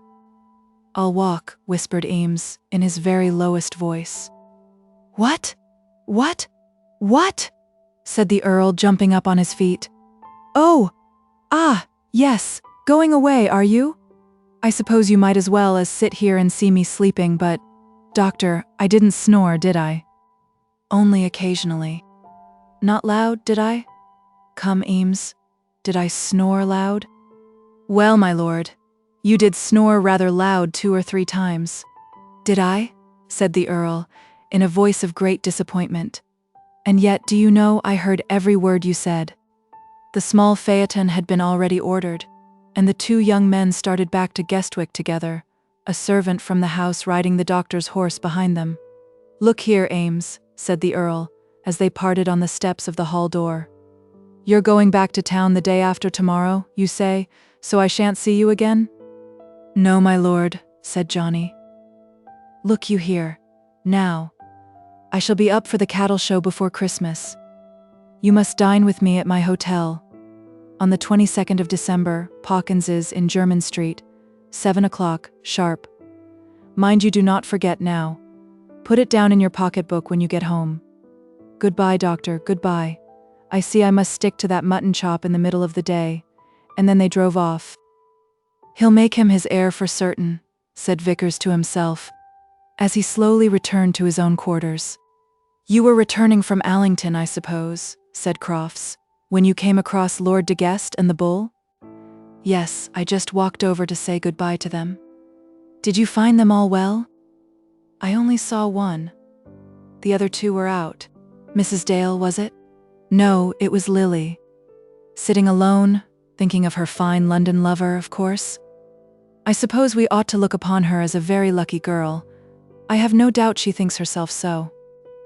I'm sure I don't know, said Johnny. I believe he's a very good young man, said the doctor, but I can't say I quite liked his manner. I should think not, said Johnny. But then in all probability he did not like mine a bit better. Or perhaps yours either. And if so, it's all fair. I don't see that it's a bit fair. He's a snob, said Eames, and I don't believe that I am. He had taken a glass or 2 of the Earl's severe Falernian, and was disposed to a more generous confidence, and perhaps also to stronger language, than might otherwise have been the case. No, I don't think he is a snob, said Crofts. Had he been so, Mrs. Dale would have perceived it? You'll see, said Johnny, touching up the Earl's horse with energy as he spoke. You'll see. A man who gives himself airs is a snob, and he gives himself airs. And I don't believe he's a straightforward fellow. It was a bad day for us all when he came among them at Allington. I can't say that I see that. I do, but mind, I haven't spoken a word of this to anyone, and I don't mean, what would be the good? I suppose she must marry him now. Of course she must. and be wretched all her life. Ooh! And he muttered a deep groan. I'll tell you what it is, Crofts. He is going to take the sweetest girl out of this country that ever was in it, and he don't deserve her.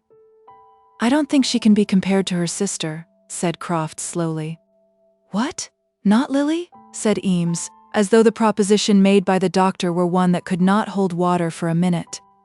I have always thought that Belle was the more admired of the two, said Crofts. I'll tell you what, said Eames. I have never yet set my eyes on any human creature whom I thought so beautiful as Lily Dale. And now that beast is going to marry her. I'll tell you what, Crofts, I'll manage to pick a quarrel with him yet. Whereupon the doctor, seeing the nature of the complaint from which his companion was suffering, said nothing more, either about Lily or about Belle. Soon after this Eames was at his own door, and was received there by his mother and sister with all the enthusiasm due to a hero. He has saved the Earl's life, Mrs. Eames had exclaimed to her daughter on reading Lord de Guest's note. Oh goodness, and she threw herself back upon the sofa almost in a fainting condition. Saved Lord de Guest's life, said Mary. Yes, under Providence, said Mrs. Eames, as though that latter fact added much to her son's good deed. But how did he do it? By cool courage and good feeling, so his lordship says. But I wonder how he really did do it? Whatever way it was, he's torn all his clothes and lost his hat, said Mary. I don't care a bit about that, said Mrs. Eames. I wonder whether the Earl has any interest at the income tax. What a thing it would be if he could get Johnny a step. It would be £70 a year at once. He was quite right to stay and dine when his lordship asked him. And so Dr. Crofts is there. It couldn't have been anything in the doctoring way, I suppose. No, I should say not, because of what he says of his trousers. And so the two ladies were obliged to wait for John's return. How did you do it, John? Said his mother, embracing him, as soon as the door was opened. How did you save the Earl's life? Said Mary, who was standing behind her mother. Would his lordship really have been killed if it had not been for you? Asked Mrs. Eames. And was he very much hurt? Asked Mary. Oh, bother, said Johnny, on whom the results of the day's work, together with the Earl's Falernian, had made some still remaining impression.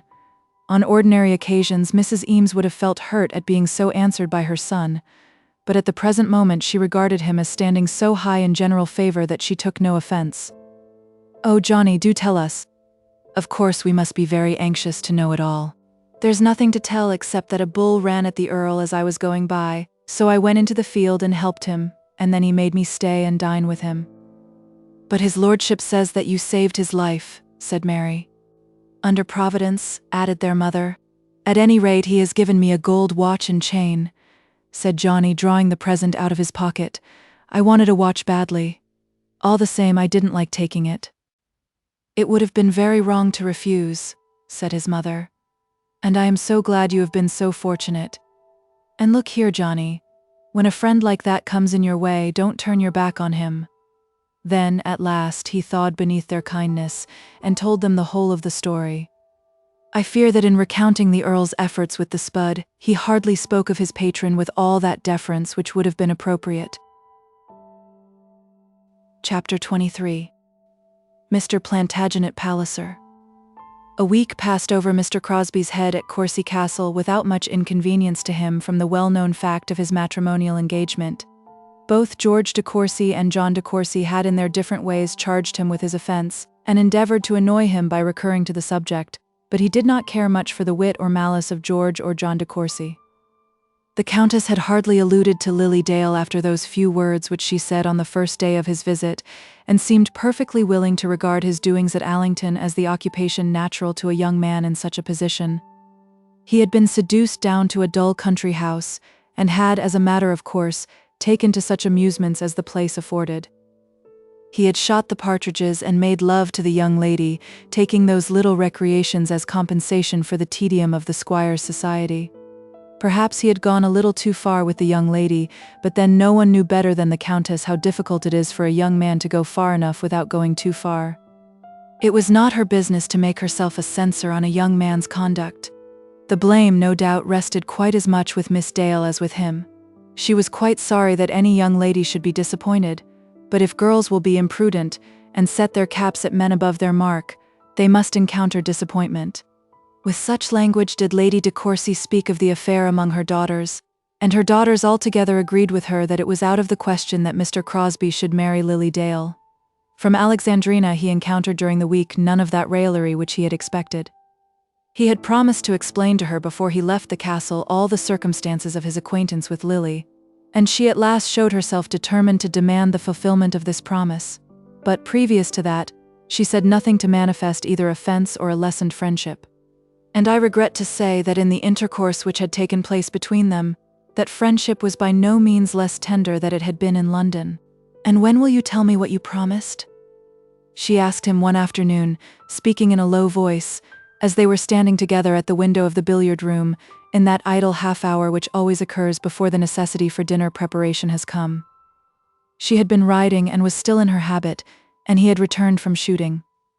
She knew that she looked more than ordinarily well in her tall straight hat and riding gear, and was wont to hang about the house, walking skillfully with her upheld drapery during this period of the day.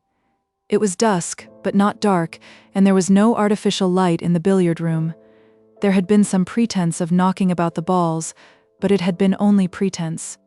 Even Diana, she had said, could not have played billiards in a habit.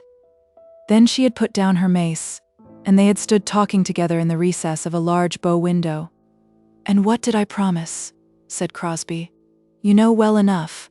Not that it is a matter of any special interest to me, only, as you undertook to promise, of course my curiosity has been raised." "If it be of no special interest," said Crosbie, "you will not object to absolve me from my promise." "That is just like you," she said. "And how false you men always are. You made up your mind to buy my silence on a distasteful subject by pretending to offer me your future confidence, and now you tell me that you do not mean to confide in me. You begin by telling me that the matter is one that does not in the least interest you. That is so false again. You know very well what I meant. Do you remember what you said to me the day you came? And am I not bound to tell you after that? That your marriage with this or that young lady is not matter of special interest to me? Still, as your friend? Well, as my friend, I shall be glad to know. But I am not going to beg for your confidence. Only I tell you this fairly, that no man is so mean in my eyes as a man who fights under false colors. And am I fighting under false colors? Yes, you are. And now, as she spoke, the Lady Alexandrina blushed beneath her hat, and dull as was the remaining light of the evening, Crosbie, looking into her face, saw her heightened color. Yes, you are. A gentleman is fighting under false colors who comes into a house like this, with a public rumor of his being engaged, and then conducts himself as though nothing of the kind existed. Of course it is not anything to me specially, but that is fighting under false colors. Now, sir, you may redeem the promise you made me when you first came here, or you may let it alone. It must be acknowledged that the lady was fighting her battle with much courage, and also with some skill. In 3 or 4 days Crosbie would be gone, and this victory, if it were ever to be gained, must be gained in those 3 or 4 days. And if there were to be no victory, then it would be only fair that Crosbie should be punished for his duplicity, and that she should be avenged as far as any revenge might be in her power. Not that she meditated any deep revenge, or was prepared to feel any strong anger. She liked Crosbie as well as she had ever liked any man. She believed that he liked her also. She had no conception of any very strong passion, but conceived that a married life was more pleasant than one of single bliss. She had no doubt that he had promised to make Lily Dale his wife, but so had he previously promised her, or nearly so. It was a fair game, and she would win it if she could. If she failed, she would show her anger, but she would show it in a mild, weak manner, turning up her nose at Lily before Crosbie's face, and saying little things against himself behind his back. Her wrath would not carry her much beyond that. Now, sir, you may redeem the promise you made me when you first came here, or you may let it alone. So she spoke, and then she turned her face away from him, gazing out into the darkness. Alexandrina, he said. Well, sir? But you have no right to speak to me in that style. You know that you have no right to call me by my name in that way. You mean that you insist upon your title? All ladies insist on what you call their title, from gentlemen, except under the privilege of greater intimacy than you have the right to claim. You did not call Miss Dale by her Christian name till you had obtained permission, I suppose? You used to let me call you so. Never. Once or twice when you have done so. I have not forbidden it, as I should have done. Very well, sir. As you have nothing to tell me, I will leave you. I must confess that I did not think you were such a coward. And she prepared to go, gathering up the skirts of her habit, and taking up the whip which she had laid on the window-sill. Stay a moment, Alexandrina, he said.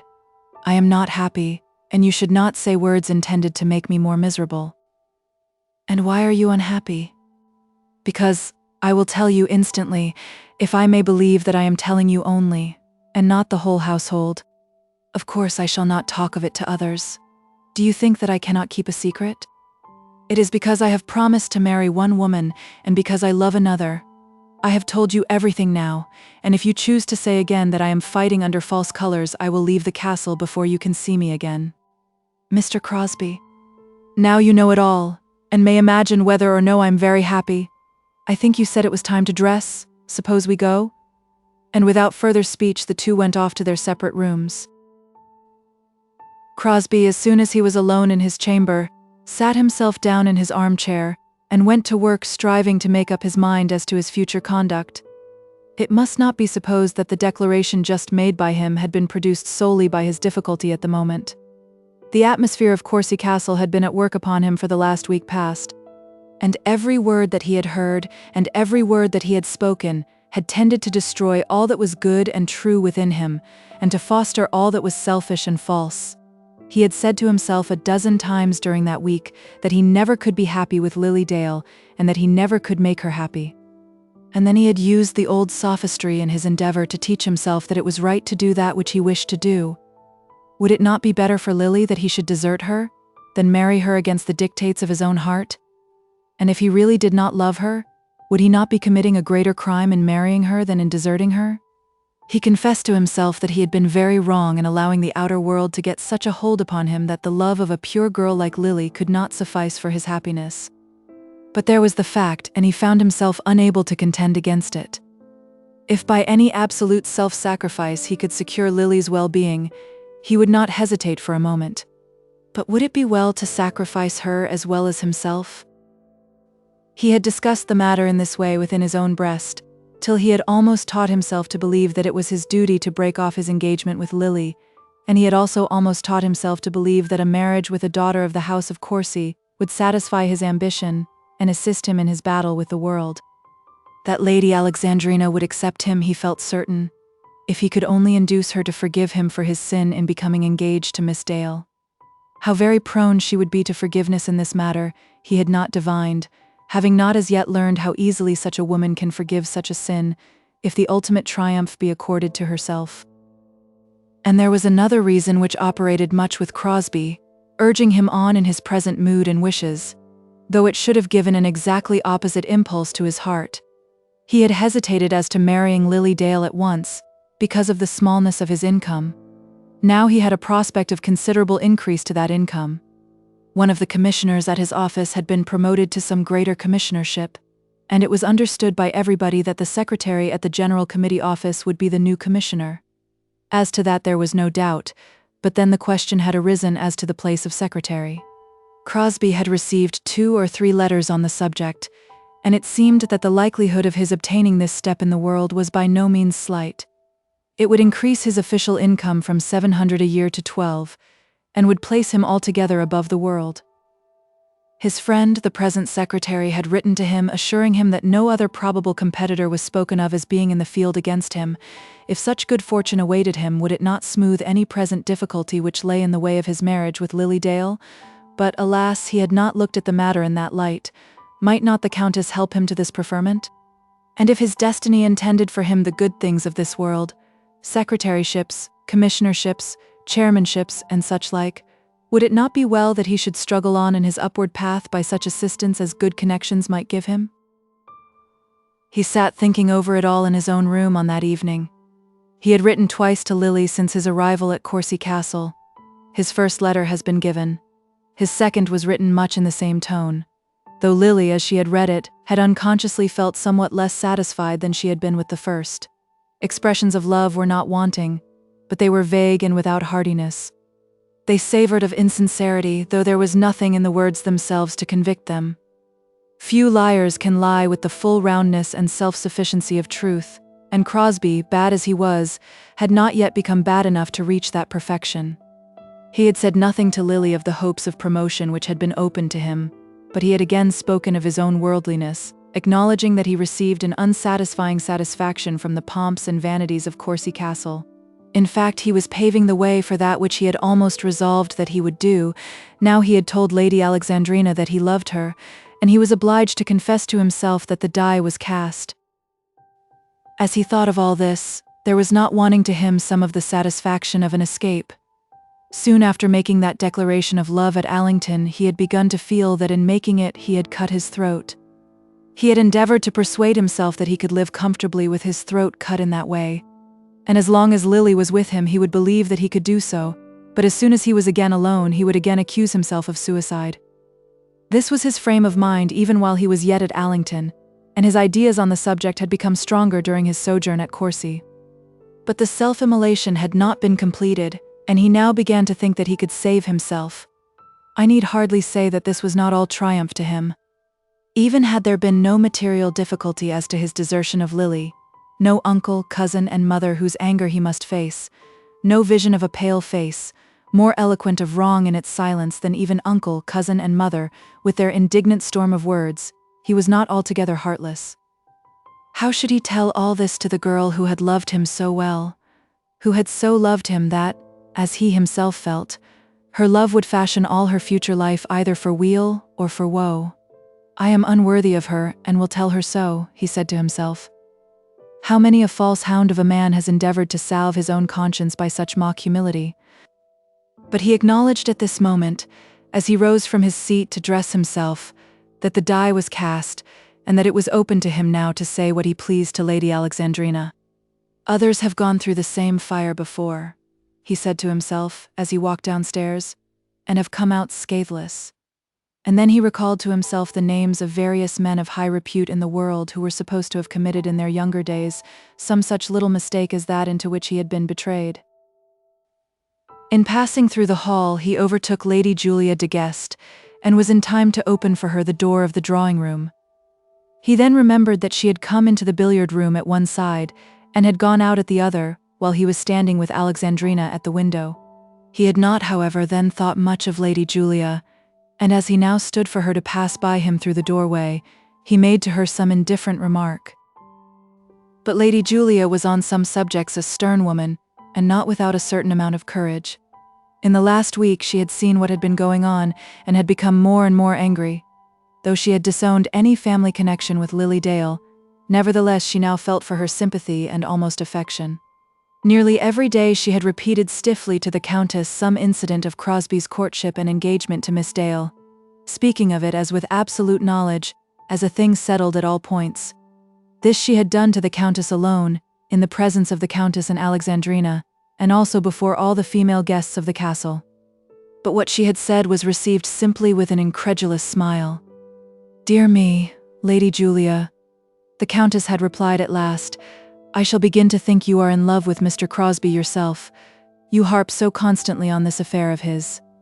One would think that young ladies in your part of the world must find it very difficult to get husbands, seeing that the success of one young lady is trumpeted so loudly."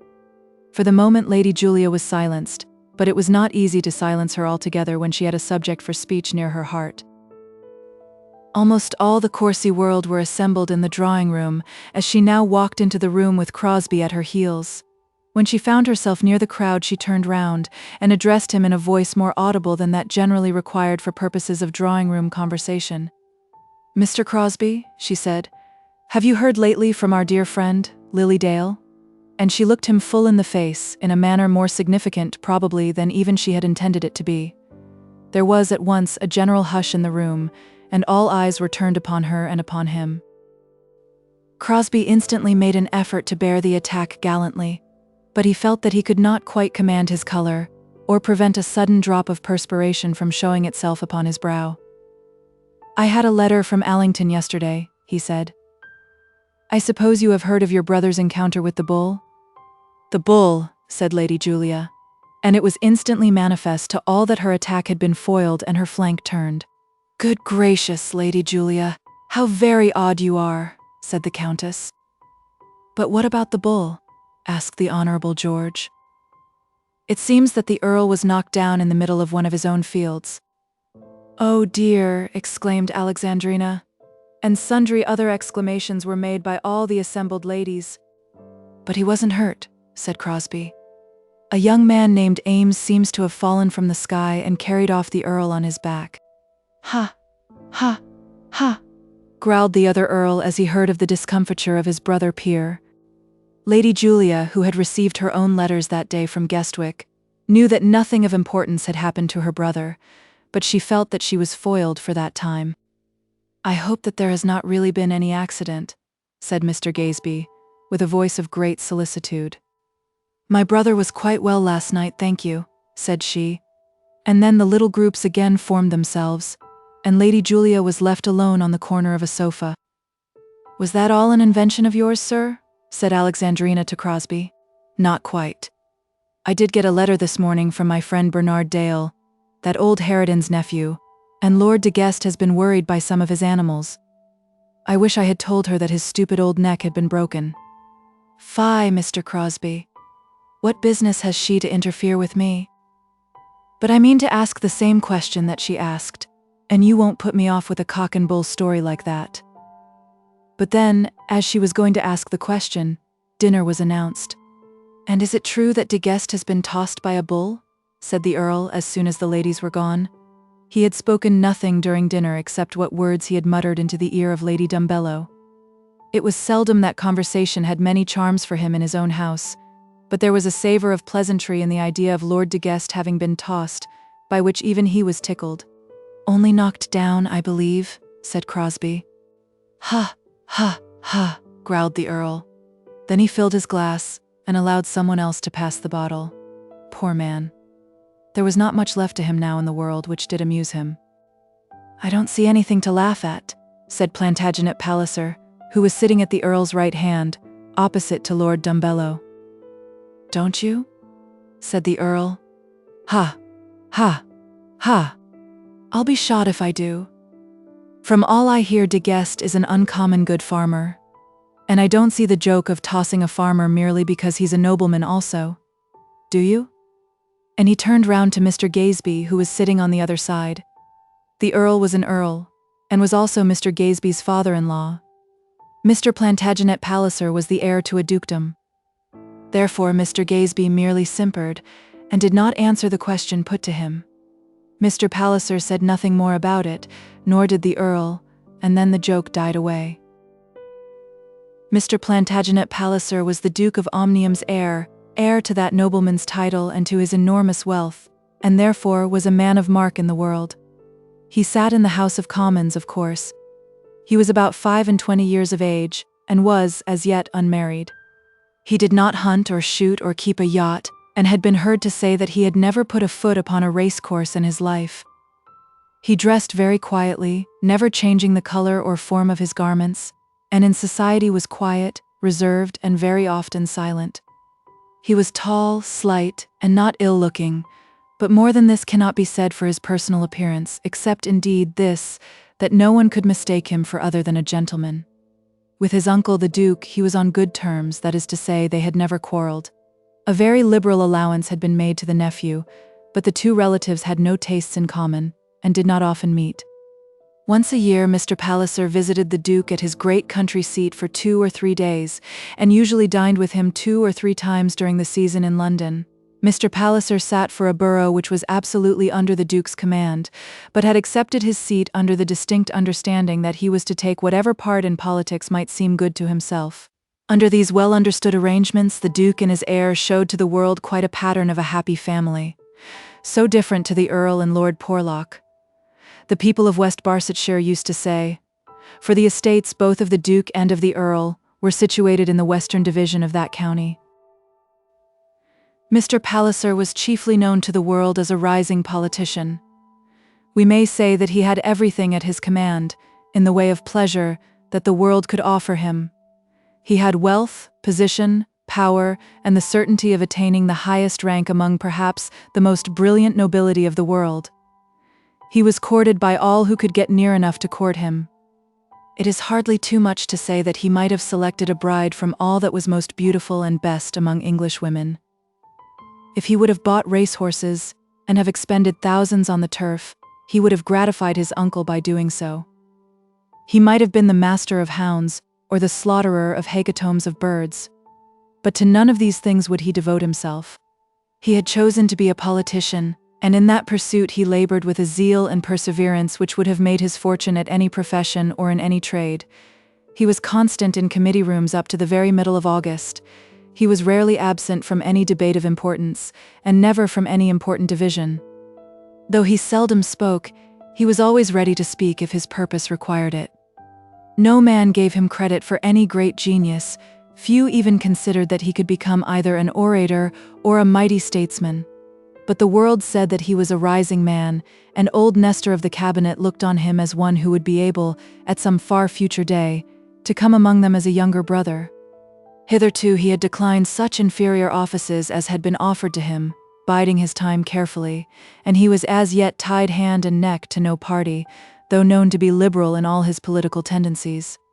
He was a great reader, not taking up a book here and another there as chance brought books before him, but working through an enormous course of books, getting up the great subject of the world's history, filling himself full of facts, though perhaps not destined to acquire the power of using those facts otherwise than as precedents.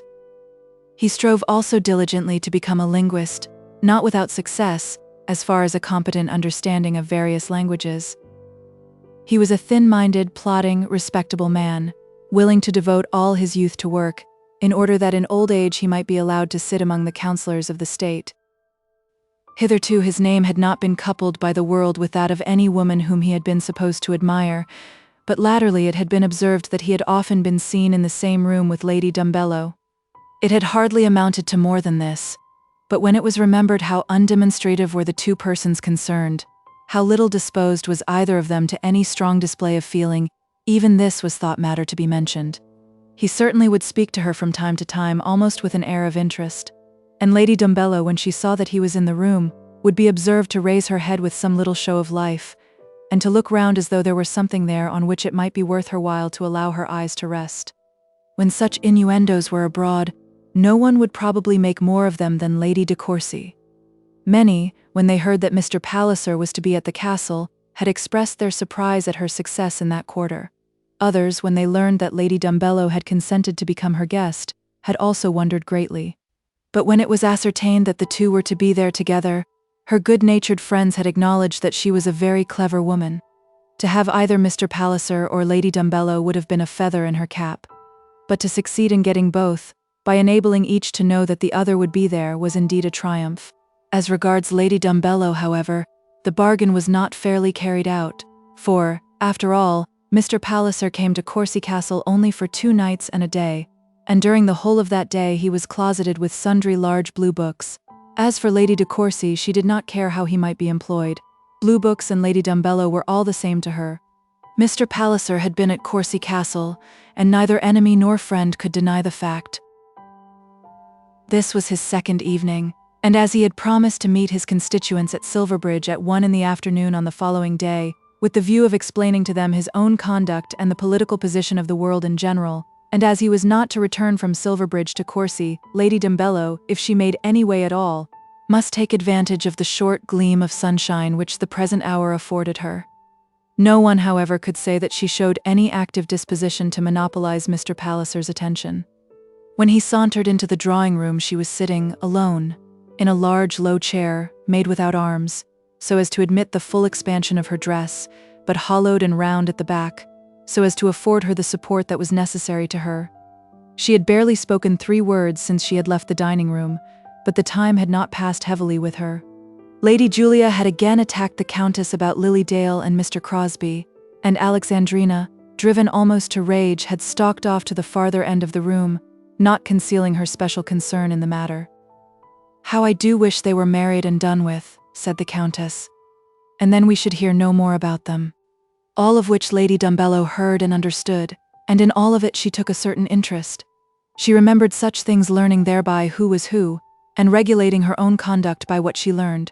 She was by no means idle at this or at other such times, going through, we may say, a considerable amount of really hard work in her manner of working. There she had sat speechless, unless when acknowledging by a low word of assent some expression of flattery from those around her. Then the door opened, and when Mr. Palliser entered she raised her head, and the faintest possible gleam of satisfaction might have been discerned upon her features. But she made no attempt to speak to him, and when, as he stood at the table, he took up a book and remained thus standing for a quarter of an hour, she neither showed nor felt any impatience. After that Lord Dumbello came in, and he stood at the table without a book. Even then Lady Dumbello felt no impatience. Plantagenet Palliser skimmed through his little book, and probably learned something. When he put it down he sipped a cup of tea, and remarked to Lady de Courcy that he believed it was only 12 miles to Silverbridge. "I wish it was 112, said the Countess. "In that case I should be forced to start tonight," said Mr. Palliser. "Then I wish it was 1012, said Lady de Courcy. "In that case I should not have come at all," said Mr. Palliser. He did not mean to be uncivil, and had only stated a fact.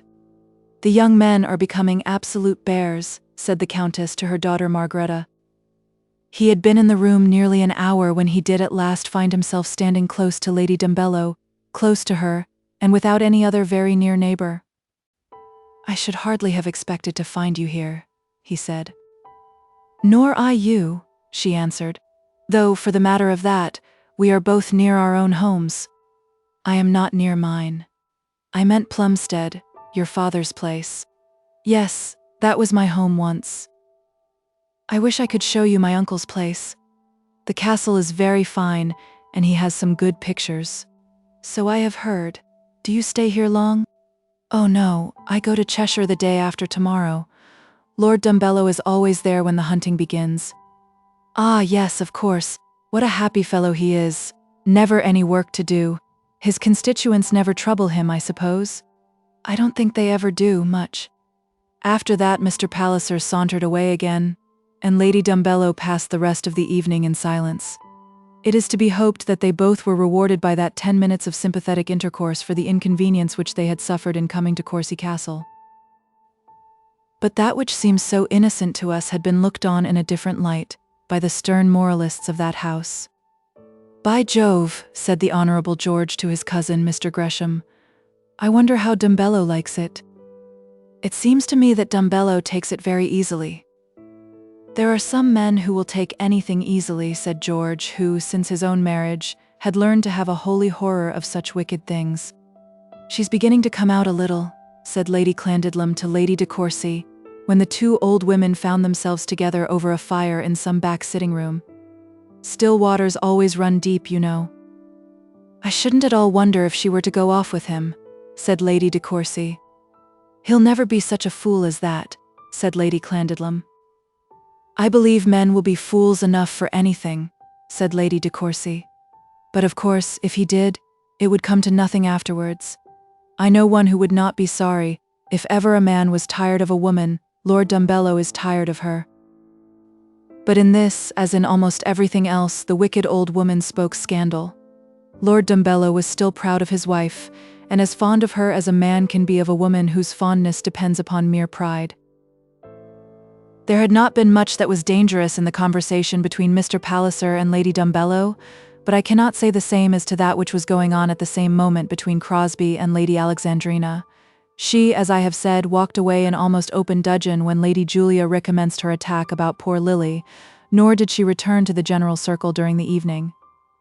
There were 2 large drawing-rooms at Courcy Castle, joined together by a narrow link of a room, which might have been called a passage, had it not been lighted by 2 windows coming down to the floor, carpeted as were the drawing-rooms, and warmed with a separate fireplace. Hither she betook herself, and was soon followed by her married sister Amelia. "That woman almost drives me mad," said Alexandrina, as they stood together with their toes upon the fender. "But my dear, you of all people should not allow yourself to be driven mad on such a subject." "That's all very well, Amelia. The question is this, my dear. What does Mr. Crosbie mean to do? How should I know? If you don't know, it will be safer to suppose that he is going to marry this girl. And in that case... Well, what in that case? Are you going to be another Lady Julia? What do I care about the girl? I don't suppose you care much about the girl. And if you care as little about Mr. Crosbie, there's an end of it. Only in that case, Alexandrina. Well, what in that case? You know I don't want to preach to you. Can't you tell me at once whether you really like him? You and I have always been good friends. And the married sister put her arm affectionately round the waist of her who wished to be married. I like him well enough. And has he made any declaration to you? In a sort of a way he has. Hark, here he is. And Crosbie, coming in from the larger room, joined the sisters at the fireplace. We were driven away by the clack of Lady Julia's tongue, said the elder. I never met such a woman, said Crosbie. There cannot well be many like her, said Alexandrina, and after that they all stood silent for a minute or two. Lady Amelia Gaisby was considering whether or no she would do well to go and leave the two together. If it were intended that Mr. Crosbie should marry her sister, it would certainly be well to give him an opportunity of expressing such a wish on his own part. But if Alexandrina was simply making a fool of herself, then it would be well for her to stay. I suppose she would rather I should go, said the elder sister to herself, and then, obeying the rule which should guide all our actions from one to another, she went back and joined the crowd. Will you come on into the other room? Said Crosbie. I think we are very well here, Alexandrina replied. But I wish to speak to you, particularly, said he. And cannot you speak here? No, they will be passing backwards and forwards. Lady Alexandrina said nothing further but led the way into the other large room. That also was lighted, and there were in it 4 or 5 persons. Lady Rosina was reading a work on the millennium, with a light to herself in one corner. Her brother John was asleep in an armchair, and a young gentleman and lady were playing chess. There was, however, ample room for Crosbie and Alexandrina to take up a position apart. And now, Mr. Crosbie, what have you got to say to me? But first, I mean to repeat Lady Julia's question, as I told you that I should do. When did you hear last from Miss Dale? It is cruel in you to ask me such a question, after what I have already told you. You know that I have given to Miss Dale a promise of marriage. Very well, sir. I don't see why you should bring me in here to tell me anything that is so publicly known as that. With such a herald as Lady Julia, it was quite unnecessary. If you can only answer me in that tone, I will make an end of it at once. When I told you of my engagement, I told you also that another woman possessed my heart. Am I wrong to suppose that you knew to whom I alluded? Indeed I did not, Mr. Crosbie. I am no conjurer, and I have not scrutinized you so closely as your friend Lady Julia. It is you that I love, I am sure I need hardly say so now. Hardly indeed, considering that you are engaged to Miss Dale. As to that I have, of course, to own that I have behaved foolishly, worse than foolishly, if you choose to say so. You cannot condemn me more absolutely than I condemn myself, but I have made up my mind as to one thing. I will not marry where I do not love. Oh, if Lily could have heard him as he then spoke. It would be impossible for me to speak in terms too high of Miss Dale, but I am quite sure that I could not make her happy as her husband. Why did you not think of that before you asked her? Said Alexandrina. But there was very little of condemnation in her tone. I ought to have done so. But it is hardly for you to blame me with severity. Had you, when we were last together in London, had you been less? Less what? Less defiant, said Crosbie. All this might perhaps have been avoided. Lady Alexandrina could not remember that she had been defiant, but however she let that pass. Oh yes, of course it was my fault. I went down there to Allington with my heart ill at ease, and now I have fallen into this trouble. I tell you all as it has happened. It is impossible that I should marry Miss Dale. It would be wicked in me to do so, seeing that my heart belongs altogether to another. I have told you who is that other, and now may I hope for an answer? An answer to what? Alexandrina, will you be my wife? If it had been her object to bring him to a point-blank declaration and proposition of marriage, she had certainly achieved her object now. and she had that trust in her own power of management and in her mother's, that she did not fear that in accepting him she would incur the risk of being served as he was serving Lily Dale. She knew her own position and his too well for that. If she accepted him, she would in due course of time become his wife, let Miss Dale and all her friends say what they might to the contrary.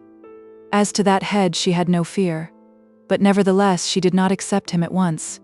Though she wished for the prize, her woman's nature hindered her from taking it when it was offered to her. "How long is it, Mr. Crosbie," she said, "since you put the same question to Miss Dale?" "I have told you everything, Alexandrina, as I promised that I would do, if you intend to punish me for doing so. And I might ask another question. How long will it be before you put the same question to some other girl?" He turned round as though to walk away from her in anger, but when he had gone half the distance to the door he returned. "By heaven," he said, and he spoke somewhat roughly too, "I'll have an answer. You at any rate have nothing with which to reproach me. All that I have done wrong I have done through you or on your behalf. You have heard my proposal. Do you intend to accept it? I declare you startle me. If you demanded my money or my life, you could not be more imperious. Certainly not more resolute in my determination. And if I decline the honor, I shall think you the most fickle of your sex. And if I were to accept it, I would swear that you were the best, the dearest and the sweetest of women. I would rather have your good opinion than your bad, certainly," said Lady Alexandrina. And then it was understood by both of them that that affair was settled. Whenever she was called on in future to speak of Lily, she always called her, "that poor Miss Dale." But she never again spoke a word of reproach to her future lord about that little adventure. "I shall tell Mamma tonight," she said to him, as she bade him good night in some sequestered nook to which they had betaken themselves. Lady Julia's eye was again on them as they came out from the sequestered nook, but Alexandrina no longer cared for Lady Julia. "George, I cannot quite understand about that Mr. Palliser. Isn't he to be a duke, and oughtn't he to be a lord now?" This question was asked by Mrs. George de Courcy of her husband, when they found themselves together in the seclusion of the nuptial chamber. "Yes, he'll be Duke of Omnium when the old fellow dies. I think he's one of the slowest fellows I ever came across. He'll take deuced good care of the property, though. But, George, do explain it to me. It is so stupid not to understand, and I am afraid of opening my mouth for fear of blundering." "Then keep your mouth shut, my dear. You'll learn all those sort of things in time, and nobody notices it if you don't say anything." "Yes, but, George, I don't like to sit silent all the night. I'd sooner be up here with a novel if I can't speak about anything. Look at Lady Dumbello. She doesn't want to be always talking." "Lady Dumbello is very different from me. But do tell me, who is Mr. Palliser?" "He's the Duke's nephew. If he were the Duke's son, he would be the Marquis of Silverbridge." "And will he be plain Mr. till his uncle dies?" "Yes, a very plain Mr. What a pity for him. But, George, if I have a baby, and if he should be a boy, and if— Oh, nonsense. It will be time enough to talk of that when he comes. I'm going to sleep. Chapter 24. A mother-in-law and a father-in-law. On the following morning, Mr. Plantagenet Palliser was off upon his political mission before breakfast. Either that or else some private comfort was afforded to him in guise of solitary rolls and coffee. The public breakfast at Courcy Castle was going on at 11 o'clock, and at that hour Mr. Palliser was already closeted with the Mayor of Silverbridge. "I must get off by the 3:45 train," said Mr. Palliser. "Who is there to speak after me?" "Well, I shall say a few words, and Groudy, he'll expect them to listen to him. Groudy has always stood very firm by his grace, Mr. Palliser. Mind we are in the room sharp at 1, and you can have a fly for me to get away to the station ready in the yard. I won't go a moment before I can help. I shall be just an hour and a half myself. No, thank you. I never take any wine in the morning, and I may here state that Mr. Palliser did get away by the 3:45 train, leaving Mr. Groudy still talking on the platform. Constituents must be treated with respect, but time has become so scarce nowadays that that respect has to be meted out by the quarter of an hour with parsimonious care." In the meantime there was more leisure at Courcy Castle. Neither the Countess nor Lady Alexandrina came down to breakfast, but their absence gave rise to no special remark. Breakfast at the castle was a morning meal at which people showed themselves, or did not show themselves as it pleased them. Lady Julia was there looking very glum, and Crosbie was sitting next to his future sister-in-law Margaretta, who already had placed herself on terms of close affection with him. As he finished his tea, she whispered into his ear, "Mr. Crosbie, if you could spare half an hour, Mamma would so like to see you in her own room." Crosbie declared that he would be delighted to wait upon her, and did in truth feel some gratitude in being welcomed as a son-in-law into the house, and yet he felt also that he was being caught, and that in ascending into the private domains of the Countess he would be setting the seal upon his own captivity. Nevertheless, he went with a smiling face and a light step, Lady Margaretta ushering him the way. "Mamma," said she, "I have brought Mr. Crosbie up to you. I did not know that you were here, Alexandrina, or I should have warned him." The Countess and her youngest daughter had been breakfasting together in the elder lady's sitting room, and were now seated in a very graceful and well-arranged deshabille. The teacups out of which they had been drinking were made of some elegant porcelain, the teapot and cream jug were of chased silver, and as delicate in their way. The remnant of food consisted of morsels of French roll which had not even been allowed to crumble themselves in a disorderly fashion, and of infinitesimal pats of butter. If the morning meal of the two ladies had been as unsubstantial as the appearance of the fragments indicated, it must be presumed that they intended to lunch early. The Countess herself was arrayed in an elaborate morning wrapper of figured silk, but the simple Alexandrina wore a plain white muslin peignoir, fastened with pink ribbon. Her hair, which she usually carried in long rolls, now hung loose over her shoulders, and certainly added something to her stock of female charms. The Countess got up as Crosbie entered and greeted him with an open hand, but Alexandrina kept her seat and merely nodded at him a little welcome. "I must run down again," said Margaretta, "or I shall have left Amelia with all the cares of the house upon her." "Alexandrina has told me all about it," said the Countess, with her sweetest smile, "and I have given her my approval. I really do think you will suit each other very well." "I am very much obliged to you," said Crosbie. "I'm sure at any rate of this, that she will suit me very well." "Yes, I think she will. She is a good, sensible girl." "Pshaw, Mamma. Pray don't go on in that goody two-shoes sort of way." "So you are, my dear. If you were not, it would not be well for you to do as you are going to do. If you were giddy and harum-scarum, and devoted to rank and wealth and that sort of thing, it would not be well for you to marry a commoner without fortune. I'm sure Mr. Crosbie will excuse me for saying so much as that." "Of course I know," said Crosbie, "that I had no right to look so high." "Well, we'll say nothing more about it," said the Countess. "Pray don't," said Alexandrina. "It sounds so like a sermon." "Sit down, Mr. Crosbie," said the Countess, "and let us have a little conversation. She shall sit by you if you like it." "Nonsense, Alexandrina, if he asks it." "Don't, Mamma. I mean to remain where I am." "Very well, my dear. Then remain where you are. She is a willful girl, Mr. Crosbie, as you will say when you hear that she has told me all that you told her last night." Upon hearing this, he changed color a little, but said nothing. "She has told me," continued the Countess, "about that young lady at Allington. Upon my word, I'm afraid you have been very naughty." "I have been foolish, Lady de Courcy. Of course, I did not mean anything worse than that. Yes, you have been foolish, amusing yourself in a thoughtless way, you know, and perhaps a little piqued because a certain lady was not to be won so easily as your Royal Highness wished. Well now, all that must be settled, you know, as quickly as possible. I don't want to ask any indiscreet questions, but if the young lady has really been left with any idea that you meant anything, don't you think you should undeceive her at once?" "Of course he will, Mamma. Of course you will. And it will be a great comfort to Alexandrina to know that the matter is arranged. You hear what Lady Julia is saying almost every hour of her life. Now, of course, Alexandrina does not care what an old maid like Lady Julia may say, but it will be better for all parties that the rumor should be put a stop to. If the Earl were to hear it, he might, you know," and the Countess shook her head, thinking that she could thus best indicate what the Earl might do if he were to take it into his head to do anything.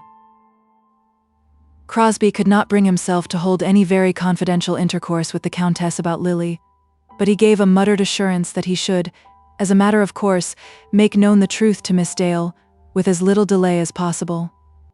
He could not say exactly when he would write, nor whether he would write to her or to her mother, but the thing should be done immediately on his return to town. "If it will make the matter easier, I will write to Mrs. Dale," said the Countess. But to this scheme Mr. Crosbie objected very strongly. And then a few words were said about the Earl. "I will tell him this afternoon," said the Countess. "And then you can see him tomorrow morning. I don't suppose he will say very much, you know, and perhaps he may think, you won't mind my saying it, I'm sure, that Alexandrina might have done better. But I don't believe that he'll raise any strong objection. There will be something about settlements, and that sort of thing, of course." Then the Countess went away, and Alexandrina was left with her lover for half an hour. When the half hour was over, he felt that he would have given all that he had in the world to have back the last 24 hours of his existence. But he had no hope. To jilt Lily Dale would no doubt be within his power, but he knew that he could not jilt Lady Alexandrina de Courcy. On the next morning at 12 o'clock he had his interview with the father, and a very unpleasant interview it was. He was ushered into the Earl's room, and found the great peer standing on the rug, with his back to the fire, and his hands in his breeches pockets. "So you mean to marry my daughter?" said he. "I'm not very well, as you see, I seldom am." These last words were spoken in answer to Crosbie's greeting. Crosbie had held out his hand to the Earl, and had carried his point so far that the Earl had been forced to take one of his own out of his pocket, and give it to his proposed son-in-law. "If your lordship has no objection, I have, at any rate, her permission to ask for yours." "I believe you have not any fortune, have you?" "She's got none, of course you know that." "I have a few £1,000, and I believe she has as much. About as much as will buy bread to keep the two of you from starving. It's nothing to me. You can marry her if you like, only look here, I'll have no nonsense. I've had an old woman in with me this morning, one of those that are here in the house, telling me some story about some other girl that you have made a fool of. It's nothing to me how much of that sort of thing you may have done, so that you do none of it here, but if you play any prank of that kind with me, you'll find that you've made a mistake." Crosbie hardly made any answer to this, but got himself out of the room as quickly as he could. "You'd better talk to Gaesby about the trifle of money you've got," said the Earl. Then he dismissed the subject from his mind, and no doubt imagined that he had fully done his duty by his daughter. On the day after this, Crosbie was to go. On the last afternoon, shortly before dinner, he was waylaid by Lady Julia, who had passed the day in preparing traps to catch him. "Mr. Crosbie," she said, "let me have one word with you. Is this true?" "Lady Julia," he said, "I really do not know why you should inquire into my private affairs." "Yes, sir, you know very well.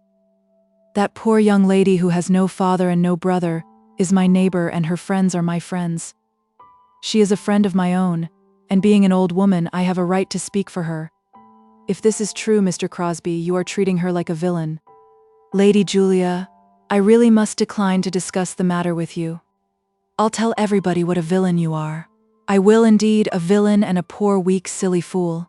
She was too good for you. That's what she was." Crosbie, as Lady Julia was addressing to him the last words, hurried upstairs away from her. But her ladyship, standing on a landing place, spoke up loudly, so that no word should be lost on her retreating enemy. "We positively must get rid of that woman," the Countess, who heard it all, said to Margaretta. "She is disturbing the house and disgracing herself every day. She went to Papa this morning, Mamma." "She did not get much by that move," said the Countess. On the following morning Crosbie returned to town, but just before he left the castle he received a third letter from Lily Dale. "I have been rather disappointed at not hearing this morning," said Lily, "for I thought the postman would have brought me a letter. But I know you'll be a better boy when you get back to London, and I won't scold you." "Scold you indeed? No, I'll never scold you, not though I shouldn't hear for a month." He would have given all that he had in the world, 3 times told, if he could have blotted out that visit to Courcy Castle from the past facts of his existence. Chapter 25. Adolphus Crosbie spends an evening at his club. Crosbie, as he was being driven from the castle to the nearest station, in a dog cart hired from the hotel, could not keep himself from thinking of that other morning, not yet a fortnight past, on which he had left Allington, and as he thought of it he knew that he was a villain. On this morning Alexandrina had not come out from the house to watch his departure, and catch the last glance of his receding figure. As he had not started very early, she had sat with him at the breakfast table, but others also had sat there, and when he got up to go, she did no more than smile softly and give him her hand. It had been already settled that he was to spend his Christmas at COURCY, as it had been also settled that he was to spend it at Allington. Lady Amelia was, of all the family, the most affectionate to him, and perhaps of them all, she was the one whose affection was worth the most. She was not a woman endowed with a very high mind or with very noble feelings. She had begun life trusting to the nobility of her blood for everything, and declaring somewhat loudly among her friends that her father's rank and her mother's birth imposed on her the duty of standing closely by her own order. Nevertheless, at the age of 33 she had married her father's man of business, under circumstances which were not altogether creditable to her. But she had done her duty in her new sphere of life with some constancy and a fixed purpose. And now that her sister was going to marry, as she had done, a man much below herself in social standing, she was prepared to do her duty as a sister and a sister-in-law. "We shall be up in town in November, and of course you'll come to us at once. Albert Villa, you know, in Hamilton Terrace, St. John's Wood. We dine at 7 and on Sundays at 2, and you'll always find a place. Mind you come to us and make yourself quite at home. I do so hope you and Mortimer will get on well together." "I'm sure we shall," said Crosbie. But he had had higher hopes in marrying into this noble family than that of becoming intimate with Mortimer Gaisby. What those hopes were he could hardly define to himself now that he had brought himself so near to the fruition of them. Lady de Courcy had certainly promised to write to her first cousin, who was Under Secretary of State for India, with reference to that secretaryship at the General Committee Office, but Crosbie, when he came to weigh in his mind what good might result to him from this, was disposed to think that his chance of obtaining the promotion would be quite as good without the interest of the Under-Secretary of State for India as with it. Now that he belonged, as we may say, to this noble family, he could hardly discern what were the advantages which he had expected from this alliance. He had said to himself that it would be much to have a countess for a mother-in-law, but now, even already, although the possession to which he had looked was not yet garnered, he was beginning to tell himself that the thing was not worth possessing. As he sat in the train, with a newspaper in his hand, he went on acknowledging to himself that he was a villain. Lady Julia had spoken the truth to him on the stairs at COURCY, and so he confessed over and over again. But he was chiefly angry with himself for this, that he had been a villain without gaining anything by his villainy, that he had been a villain and was to lose so much by his villainy. He made comparison between Lily and Alexandrina, and owned to himself, over and over again, that Lily would make the best wife that a man could take to his bosom. As to Alexandrina, he knew the thinness of her character. She would stick by him, no doubt, and in a circuitous, discontented, unhappy way, would probably be true to her duties as a wife and mother. She would be nearly such another as Lady Amelia Gaisby. But was that a prize sufficiently rich to make him contented with his own prowess and skill in winning it? And was that a prize sufficiently rich to justify him to himself for his terrible villainy? Lily Dale he had loved, and he now declared to himself that he could have continued to love her through his whole life. But what was there for any man to love in Alexandrina de Courcy? While resolving during his first 4 or 5 days at the castle that he would throw Lily Dale overboard, he had contrived to quiet his conscience by inward allusions to sundry heroes of romance. He had thought of Lothario, Don Juan, and of Lovelace, and had told himself that the world had ever been full of such heroes. And the world, too, had treated such heroes well, not punishing them at all as villains, but caressing them rather, and calling them curled darlings. Why should not he be a curled darling as well as another? Ladies had ever been fond of the Don Juan character, and Don Juan had generally been popular with men also. And then he named to himself a dozen modern Lotharios, men who were holding their heads well above water, although it was known that they had played this lady false, and brought that other one to death's door, or perhaps even to death itself. War and love were alike, and the world was prepared to forgive any guile to militants in either camp. But now that he had done the deed, he found himself forced to look at it from quite another point of view. Suddenly that character of Lothario showed itself to him in a different light, and one in which it did not please him to look at it as belonging to himself.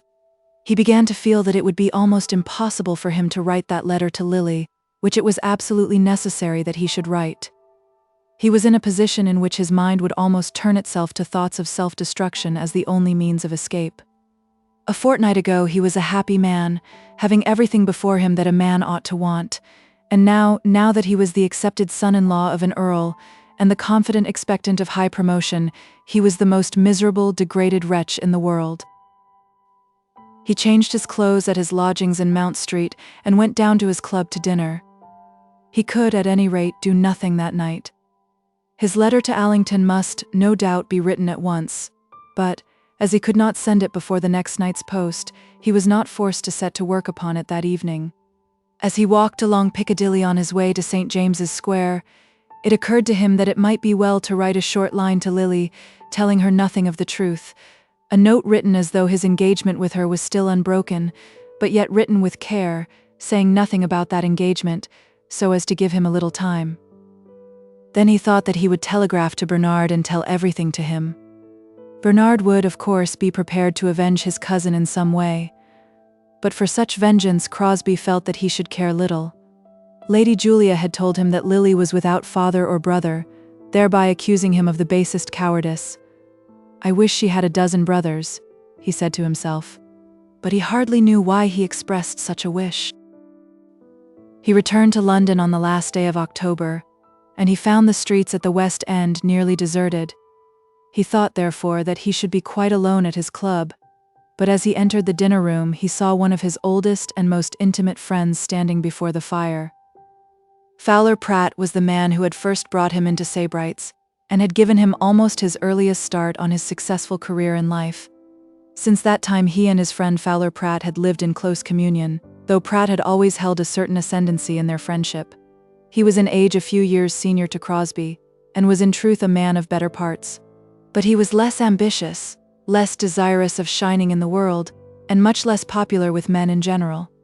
He was possessed of a moderate private fortune on which he lived in a quiet, modest manner, and was unmarried, not likely to marry, inoffensive, useless, and prudent. For the first few years of Crosbie's life in London, he had lived very much with his friend Pratt, and had been accustomed to depend much on his friend's counsel, but latterly, since he had himself become somewhat noticeable, he had found more pleasure in the society of such men as Dale, who were not his superiors either in age or wisdom. But there had been no coolness between him and Pratt, and now they met with perfect cordiality. "I thought you were down in Barsetshire," said Pratt, "and I thought you were in Switzerland." "I have been in Switzerland," said Pratt. "And I have been in Barsetshire," said Crosbie. Then they ordered their dinner together. "And so you're going to be married?" said Pratt, when the waiter had carried away the cheese. "Who told you that?" "Well, but you are?" "Never mind who told me if I was told the truth." "But if it be not true?" "I have heard it for the last month," said Pratt, "and it has been spoken of as a thing certain, and it is true, is it not?" "I believe it is," said Crosbie, slowly. "Why, what on earth is the matter with you, that you speak of it in that way? Am I to congratulate you, or am I not? The lady, I'm told, is a cousin of Dale's." Crosbie had turned his chair from the table round to the fire and said nothing in answer to this. He sat with his glass of sherry in his hand, looking at the coals, and thinking whether it would not be well that he should tell the whole story to Pratt. No one could give him better advice, and no one, as far as he knew his friend, would be less shocked at the telling of such a story. Pratt had no romance about women, and had never pretended to very high sentiments. "Come up into the smoking room and I'll tell you all about it," said Crosbie. So they went off together, and, as the smoking room was untenanted, Crosbie was able to tell his story. He found it very hard to tell, much harder than he had beforehand fancied. "I have got into terrible trouble," he began by saying. Then he told how he had fallen suddenly in love with Lily, how he had been rash and imprudent, how nice she was, infinitely too good for such a man as I am, he said, how she had accepted him, and then how he had repented. "I should have told you beforehand," he then said, that I was already half engaged to Lady Alexandrina de Courcy. The reader, however, will understand that this half engagement was a fiction. And now you mean that you are altogether engaged to her? Exactly so. And that Miss Dale must be told that, on second thoughts, you have changed your mind? I know that I have behaved very badly, said Crosbie. Indeed you have, said his friend. It is one of those troubles in which a man finds himself involved almost before he knows where he is. Well, I can't look at it exactly in that light. A man may amuse himself with a girl, and I can understand his disappointing her and not offering to marry her, though even that sort of thing isn't much to my taste. But, by George, to make an offer of marriage to such a girl as that in September, to live for a month in her family as her affianced husband, and then coolly go away to another house in October and make an offer to another girl of higher rank. You know very well that that has had nothing to do with it. It looks very like it. And how are you going to communicate these tidings to Miss Dale? I don't know, said Crosbie, who was beginning to be very sore. And you have quite made up your mind that you'll stick to the Earl's daughter? The idea of jilting Alexandrina instead of Lily had never as yet presented itself to Crosbie, and now, as he thought of it, he could not perceive that it was feasible. Yes, he said, I shall marry Lady Alexandrina. That is, if I do not cut the whole concern, and my own throat into the bargain. If I were in your shoes, I think I should cut the whole concern. I could not stand it. What do you mean to say to Miss Dale's uncle? I don't care for Miss Dale's uncle, said Crosbie. If he were to walk in at that door this moment, I would tell him the whole story, without. As he was yet speaking, one of the club's servants opened the door of the smoking room, and seeing Crosbie seated in a lounging chair near the fire, went up to him with a gentleman's card. Crosbie took the card and read the name, Mr. Dale, Allington. The gentleman is in the waiting room, said the servant. Crosbie for the moment was struck dumb. He had declared that very moment that he should feel no personal disinclination to meet Mr. Dale, and now that gentleman was within the walls of the club, waiting to see him. Who's that? Asked Pratt. And then Crosbie handed him the card. Whoo, whoo, whistled Pratt. Did you tell the gentleman I was here? Asked Crosbie. I said I thought you were upstairs, sir. That will do, said Pratt. The gentleman will no doubt wait for a minute. And then the servant went out of the room. Now, Crosbie, you must make up your mind. By one of these women and all her friends you will ever be regarded as a rascal, and they of course will look out to punish you with such punishment as may come to their hands. You must now choose which shall be the sufferer. The man was a coward at heart. The reflection that he might even now at this moment meet the old squire on pleasant terms, or at any rate not on terms of defiance, pleaded more strongly in Lily's favor than had any other argument since Crosbie had first made up his mind to abandon her. He did not fear personal ill usage. He was not afraid lest he should be kicked or beaten, but he did not dare to face the just anger of the angry man. If I were you, said Pratt, I would not go down to that man at the present moment for a trifle. But what can I do? Shirk away out of the club. Only if you do that it seems to me that you'll have to go on shirking for the rest of your life. Pratt, I must say that I expected something more like friendship from you. What can I do for you? There are positions in which it is impossible to help a man. I tell you plainly that you have behaved very badly. I do not see that I can help you. Would you see him? Certainly not if I am to be expected to take your part. Take any part you like. Only tell him the truth. And what is the truth?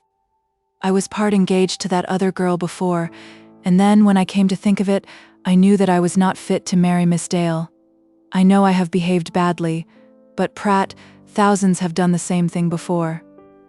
I can only say that I have not been so unfortunate as to reckon any of those thousands among my friends. You mean to tell me, then, that you are going to turn your back on me? Said Crosbie. I haven't said anything of the kind. I certainly won't undertake to defend you, for I don't see that your conduct admits of defense.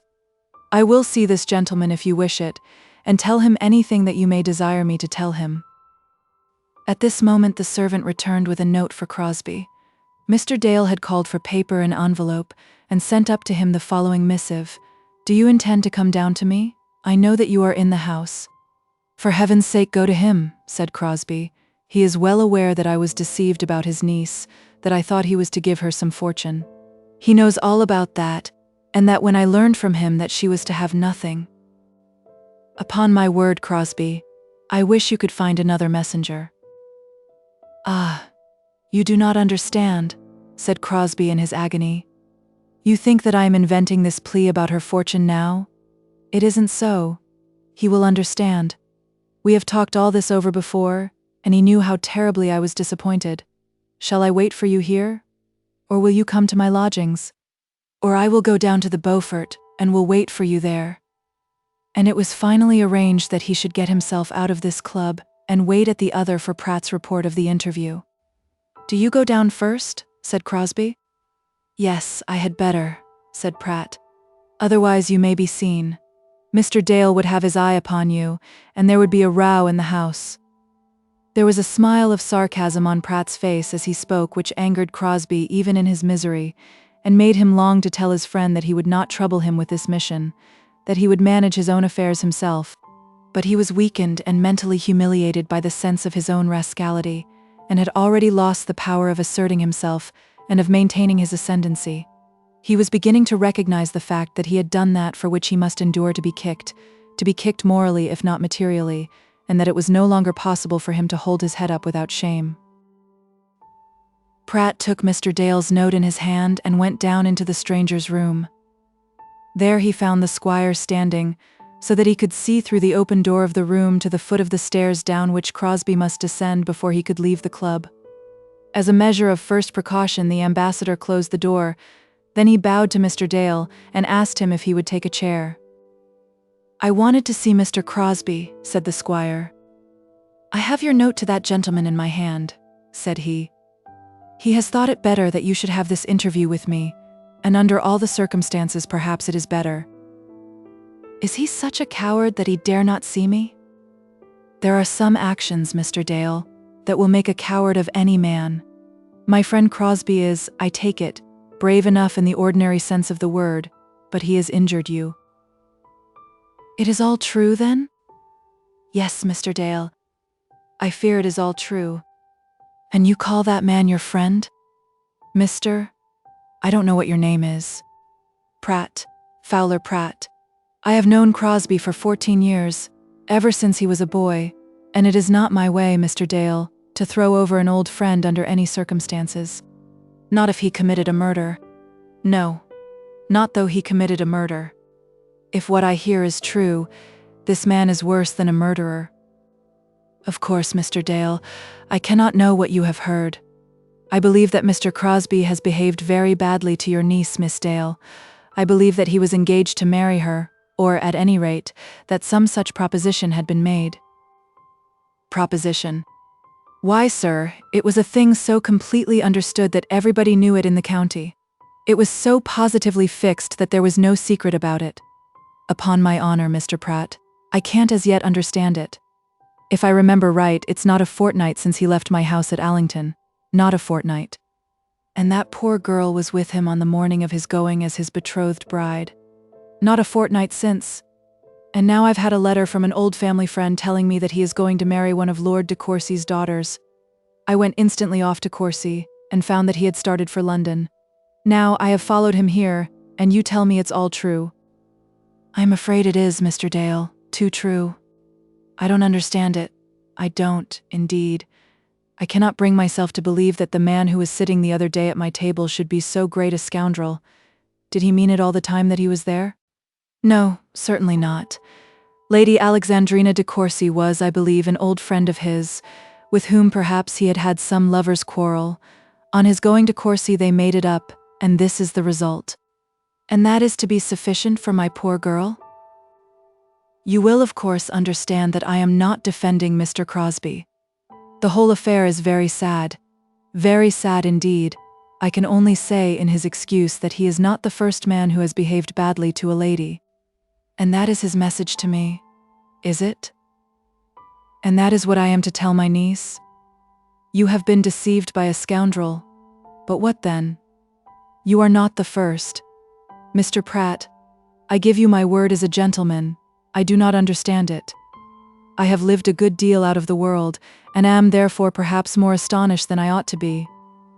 Mr. Dale, I feel for you. Feel for me. What is to become of my girl? And do you suppose that I will let this other marriage go on, that I will not tell the de Courcys, and all the world at large, what sort of a man this is, that I will not get at him to punish him? Does he think that I will put up with this? I do not know what he thinks. I must only beg that you will not mix me up in the matter, as though I were a participator in his offense. Will you tell him from me that I desire to see him? I do not think that that would do any good. Never mind, sir. You have brought me his message. Will you have the goodness now to take back mine to him? Do you mean at once this evening now? Yes, at once this evening. Now. This minute. Ah, he has left the club. He is not here now. He went when I came to you. Then he is a coward as well as a scoundrel. In answer to which assertion, Mr. Fowler Pratt merely shrugged his shoulders. He is a coward as well as a scoundrel. Will you have the kindness to tell your friend from me that he is a coward and a scoundrel, and a liar, sir? If it be so, Miss Dale is well quit of her engagement. That is your consolation, is it? That may be all very well nowadays, but when I was a young man, I would sooner have burnt out my tongue than have spoken in such a way on such a subject. I would indeed. Good night, Mr. Pratt. Pray make your friend understand that he has not yet seen the last of the Dales, although, as you hint, the ladies of that family will no doubt have learned that he is not fit to associate with them. Then, taking up his hat, the squire made his way out of the club. I would not have done it, said Pratt to himself, for all the beauty and all the wealth, and all the rank that ever were owned by a woman.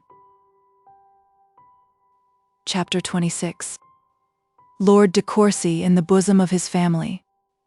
Lady Julia de Guest had not during her life written many letters to Mr. Dale of Allington, nor had she ever been very fond of him. But when she felt certain how things were going at Courcy, or rather, as we may say, how they had already gone, she took pen in hand and sat herself to work, doing, as she conceived, her duty by her neighbour. My dear Mr. Dale, I believe I need make no secret of having known that your niece Lilian is engaged to Mr. Crosbie, of London. I think it proper to warn you that if this be true, Mr. Crosbie is behaving himself in a very improper manner here. I am not a person who concerns myself much in the affairs of other people, and under ordinary circumstances the conduct of Mr. Crosbie would be nothing to me, or indeed less than nothing, but I do to you as I would wish that others should do unto me. I believe it is only too true that Mr. Crosbie has proposed to Lady Alexandrina de Courcy, and been accepted by her. I think you will believe that I would not say this without warrant, and if there be anything in it, it may be well for the poor young lady's sake, that you should put yourself in the way of learning the truth. Believe me to be yours sincerely, Julia de Guest. Courcy Castle, Thursday. The squire had never been very fond of any of the de Guest family, and had perhaps liked Lady Julia the least of them all. He was wont to call her a meddling old woman, remembering her bitterness and pride in those now long bygone days in which the gallant major had run off with Lady Fanny. When he first received this letter, he did not, on the first reading of it, believe a word of its contents. Cross-grained old harridan, he said out loud to his nephew. Look what that aunt of yours has written to me. Bernard read the letter twice, and as he did so his face became hard and angry. You don't mean to say you believe it? Said the squire. I don't think it will be safe to disregard it. What? You think it possible that your friend is doing as she says? It is certainly possible. He was angry when he found that Lily had no fortune. Heavens, Bernard. And you can speak of it in that way?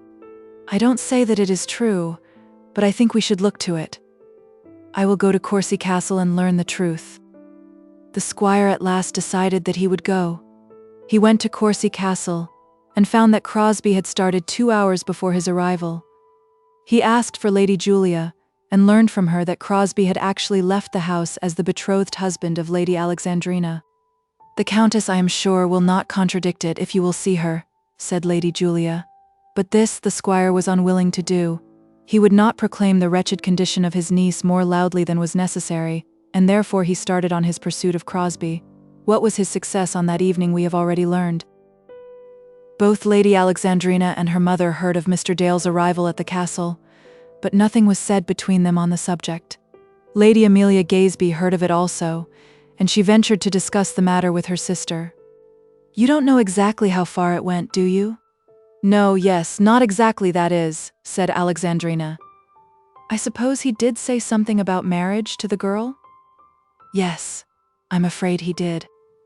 "Dear, dear, it's very unfortunate. What sort of people are those Dales? I suppose he talked to you about them?" "No, he didn't. Not very much. I dare say she is an artful, sly thing. It's a great pity men should go on in such a way." "Yes, it is," said Lady Amelia. "And I do suppose that in this case the blame has been more with him than with her. It's only right I should tell you that. But what can I do?" "I don't say you can do anything, but it's as well you should know. But I don't know, and you don't know, and I can't see that there is any use talking about it now. I knew him a long while before she did, and if she has allowed him to make a fool of her, it isn't my fault." "No one says it is, my dear. But you seem to preach to me about it. What can I do for the girl? The fact is, he don't care for her a bit, and never did." "Then he shouldn't have told her that he did." "That's all very well, Amelia, but people don't always do exactly all that they ought to do. I suppose Mr. Crosbie isn't the first man that has proposed to two ladies. I dare say it was wrong, but I can't help it. As to Mr. Dale coming here with a tale of his niece's wrongs, I think it very absurd. Very absurd indeed. It makes it look as though there had been a scheme to catch Mr. Crosbie, and it's my belief that there was such a scheme. I only hope that there'll be no quarrel. Men don't fight duels nowadays, Amelia. But do you remember what Frank Gresham did to Mr. Moffat when he behaved so badly to poor Augusta? Mr. Crosbie isn't afraid of that kind of thing, and I always thought that Frank was very wrong indeed. What's the good of two men beating each other in the street? Well, I'm sure I hope there'll be no quarrel, but I own I don't like the look of it. You see, the uncle must have known all about it, and have consented to the marriage, or he would not have come here." "I don't see that it can make any difference to me, Amelia." "No, my dear, I don't see that it can. We shall be up in town soon, and I will see as much as possible of Mr. Crosbie. The marriage, I hope, will take place soon." "He talks of February." "Don't put it off, Allie, whatever you do. There are so many slips, you know, in these things." "I'm not a bit afraid of that," said Alexandrina, sticking up her head. "I dare say not. And you may be sure that we will keep an eye on him. Mortimer will get him up to dine with us as often as possible, and as his leave of absence is all over, he can't get out of town. He's to be here at Christmas, isn't he?" "Of course he is. Mind you keep him to that. And as to these Dales, I would be very careful, if I were you, not to say anything unkind of them to anyone. It sounds badly in your position." And with this last piece of advice, Lady Amelia Gaisby allowed the subject to drop. On that day, Lady Julia returned to her own home. Her adieux to the whole family at Courcy Castle were very cold, but about Mr. Crosbie and his lady-love at Allington, she said no further word to any of them. Alexandrina did not show herself at all on the occasion, and indeed had not spoken to her enemy since that evening on which she had felt herself constrained to retreat from the drawing-room. "Goodbye," said the Countess. "You have been so good to come, and we have enjoyed it so much." "I thank you very much. Good morning," said Lady Julia with a stately courtesy. "Pray remember me to your brother. I wish we could have seen him. I hope he has not been hurt by the bull." And then Lady Julia went her way. "What a fool I have been to have that woman in the house," said the Countess, before the door was closed behind her guest's back. "Indeed you have," said Lady Julia, screaming back through the passage. Then there was a long silence, then a suppressed titter, and after that a loud laugh. "Oh, Mamma, what shall we do?" said Lady Amelia. "Do," said Margaretta. "Why should we do anything? She has heard the truth for once in her life." "Dear Lady Dumbello, what will you think of us?" said the Countess, turning round to another guest, who was also just about to depart. "Did anyone ever know such a woman before?"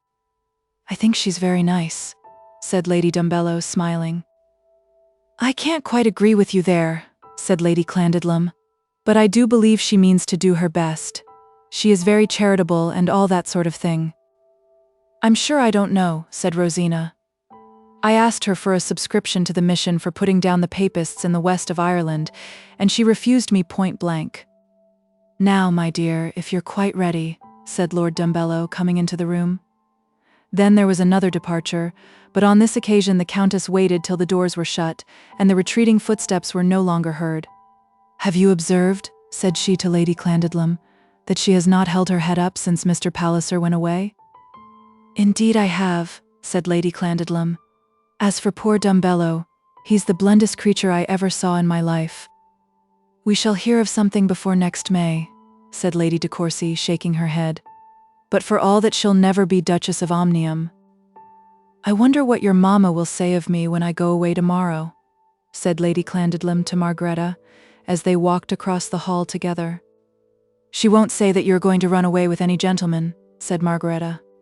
At any rate not with the Earl, said Lady Clandidlem. Ha ha ha. Well, we are all very good-natured, are we not? The best is that it means nothing. Thus by degrees all the guests went, and the family of the de Courcys was left to the bliss of their own domestic circle. This, we may presume, was not without its charms, seeing that there were so many feelings in common between the mother and her children. There were drawbacks to it, no doubt, arising perhaps chiefly from the Earl's bodily infirmities. When your father speaks to me, said Mrs. George to her husband, he puts me in such a shiver that I cannot open my mouth to answer him. You should stand up to him, said George. He can't hurt you, you know. Your money's your own, and if I'm ever to be the heir, it won't be by his doing. But he gnashes his teeth at me. You shouldn't care for that if he don't bite. He used to gnash them at me, and when I had to ask him for money I didn't like it, but now I don't mind him a bit. He threw the peerage at me one day, but it didn't go within a yard of my head. If he throws anything at me, George, I shall drop upon the spot. But the Countess had a worse time with the Earl than any of her children. It was necessary that she should see him daily, and necessary also that she should say much that he did not like to hear, and make many petitions that caused him to gnash his teeth. The Earl was one of those men who could not endure to live otherwise than expensively, and yet was made miserable by every recurring expense. He ought to have known by this time that butchers and bakers and corn chandlers and coal merchants will not supply their goods for nothing, and yet it always seemed as though he had expected that at this special period they would do so. He was an embarrassed man, no doubt, and had not been fortunate in his speculations at Newmarket or Homburg, but nevertheless he had still the means of living without daily torment, and it must be supposed that his self-imposed sufferings with regard to money rose rather from his disposition than his necessities.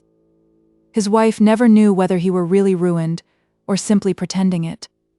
She had now become so used to her position in this respect that she did not allow fiscal considerations to mar her happiness. Food and clothing had always come to her, including velvet gowns, new trinkets, and a man-cook, and she presumed that they would continue to come.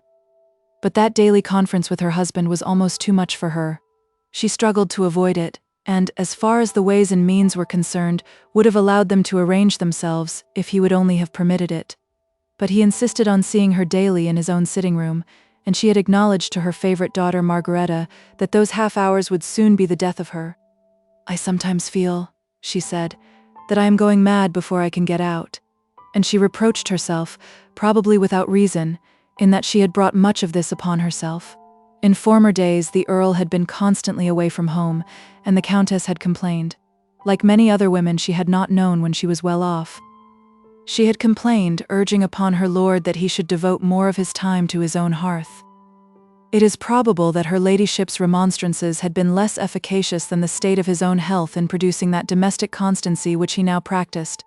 But it is certain that she looked back with bitter regret to the happy days when she was deserted, jealous, and querulous. Don't you wish we could get Sir Omicron to order him to the German Spass? She had said to Margaretta. Now Sir Omicron was the great London physician, and might no doubt do much in that way. But no such happy order had as yet been given, and as far as the family could foresee, paterfamilias intended to pass the winter with them at COURCY. The guests, as I have said, were all gone, and none but the family were in the house when her ladyship waited upon her lord one morning at 12 o'clock, a few days after Mr. Dale's visit to the castle. He always breakfasted alone, and after breakfast found in a French novel and a cigar what solace those innocent recreations were still able to afford him. When the novel no longer excited him, and when he was saturated with smoke, he would send for his wife. After that his valet would dress him. "She gets it worse than I do," the man declared in the servants' hall, "and minds it a deal more. I can give warning, and she can't." "Better?" "No, I ain't better," the husband said in answer to his wife's inquiries. "I never shall be better while you keep that cook in the kitchen. But where are we to get another if we send him away?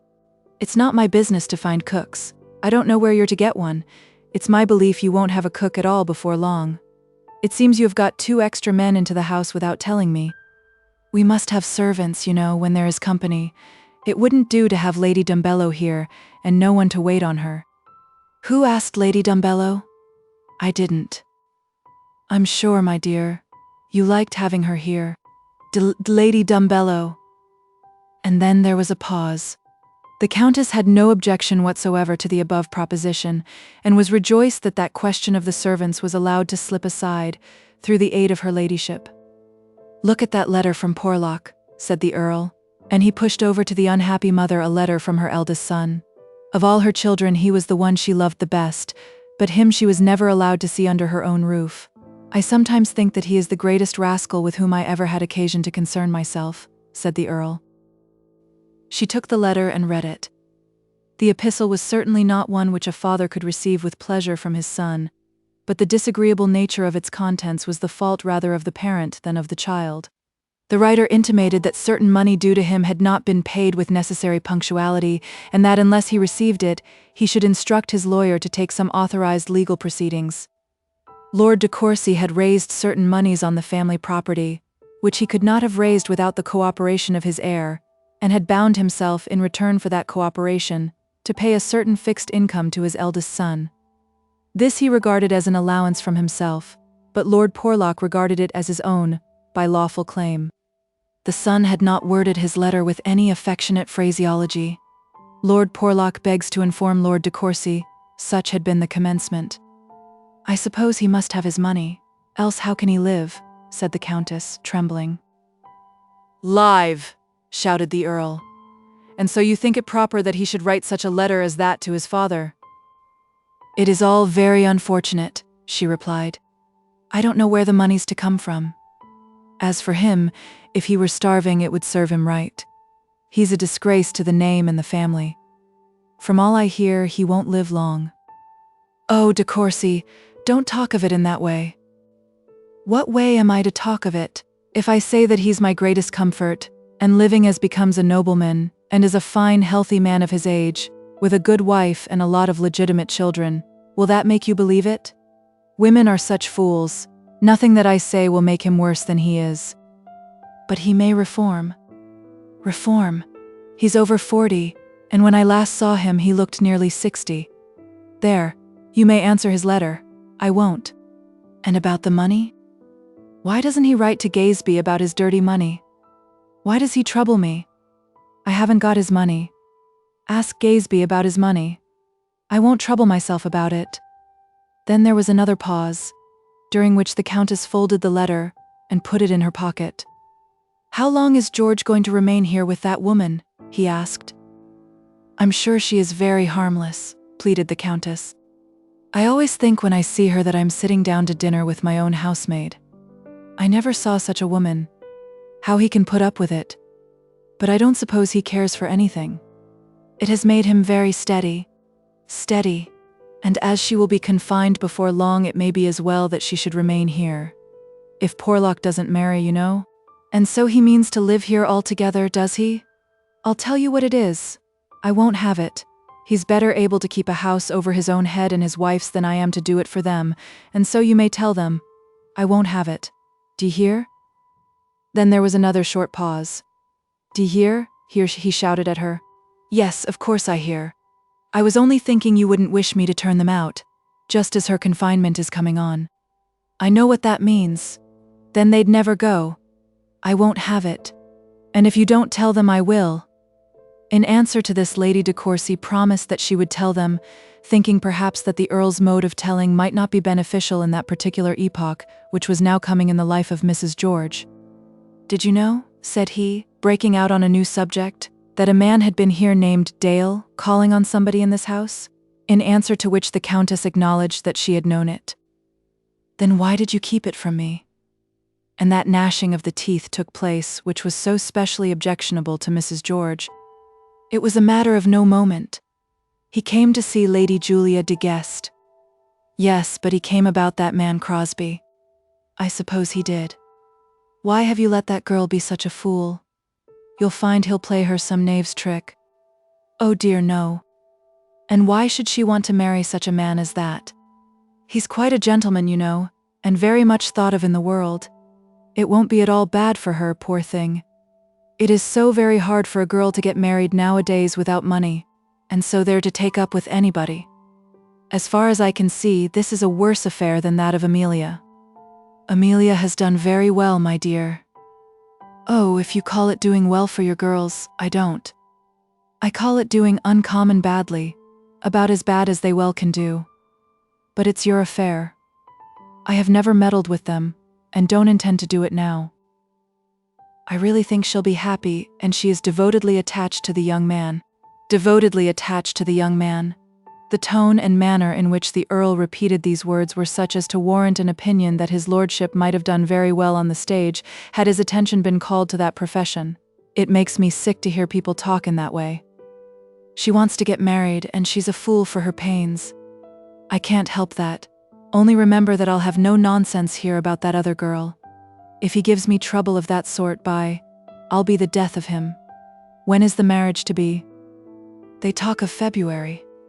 I won't have any tomfoolery and expense. If she chooses to marry a clerk in an office, she shall marry him as clerks are married. He'll be the secretary before that, de Courcy. What difference does that make? Secretary, indeed. What sort of men do you suppose secretaries are? A beggar that came from nobody knows where. I won't have any tomfoolery, ye hear?" Whereupon the Countess said that she did hear, and soon afterwards managed to escape. The valet then took his turn, and repeated, after his hour of service, that old Nick and his tantrums had been more like the Prince of Darkness than ever. Chapter 27. On my honor, I do not understand it. In the meantime, Lady Alexandrina endeavored to realize to herself all the advantages and disadvantages of her own position. She was not possessed of strong affections, nor of depth of character, nor of high purpose, but she was no fool, nor was she devoid of principle. She had asked herself many times whether her present life was so happy as to make her think that a permanent continuance in it would suffice for her desires, and she had always replied to herself that she would fain change to some other life if it were possible.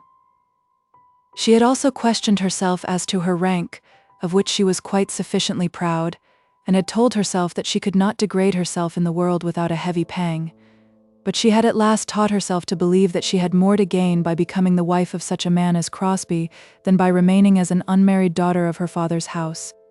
There was much in her sister Amelia's position which she did not envy, but there was less to envy in that of her sister Rosina.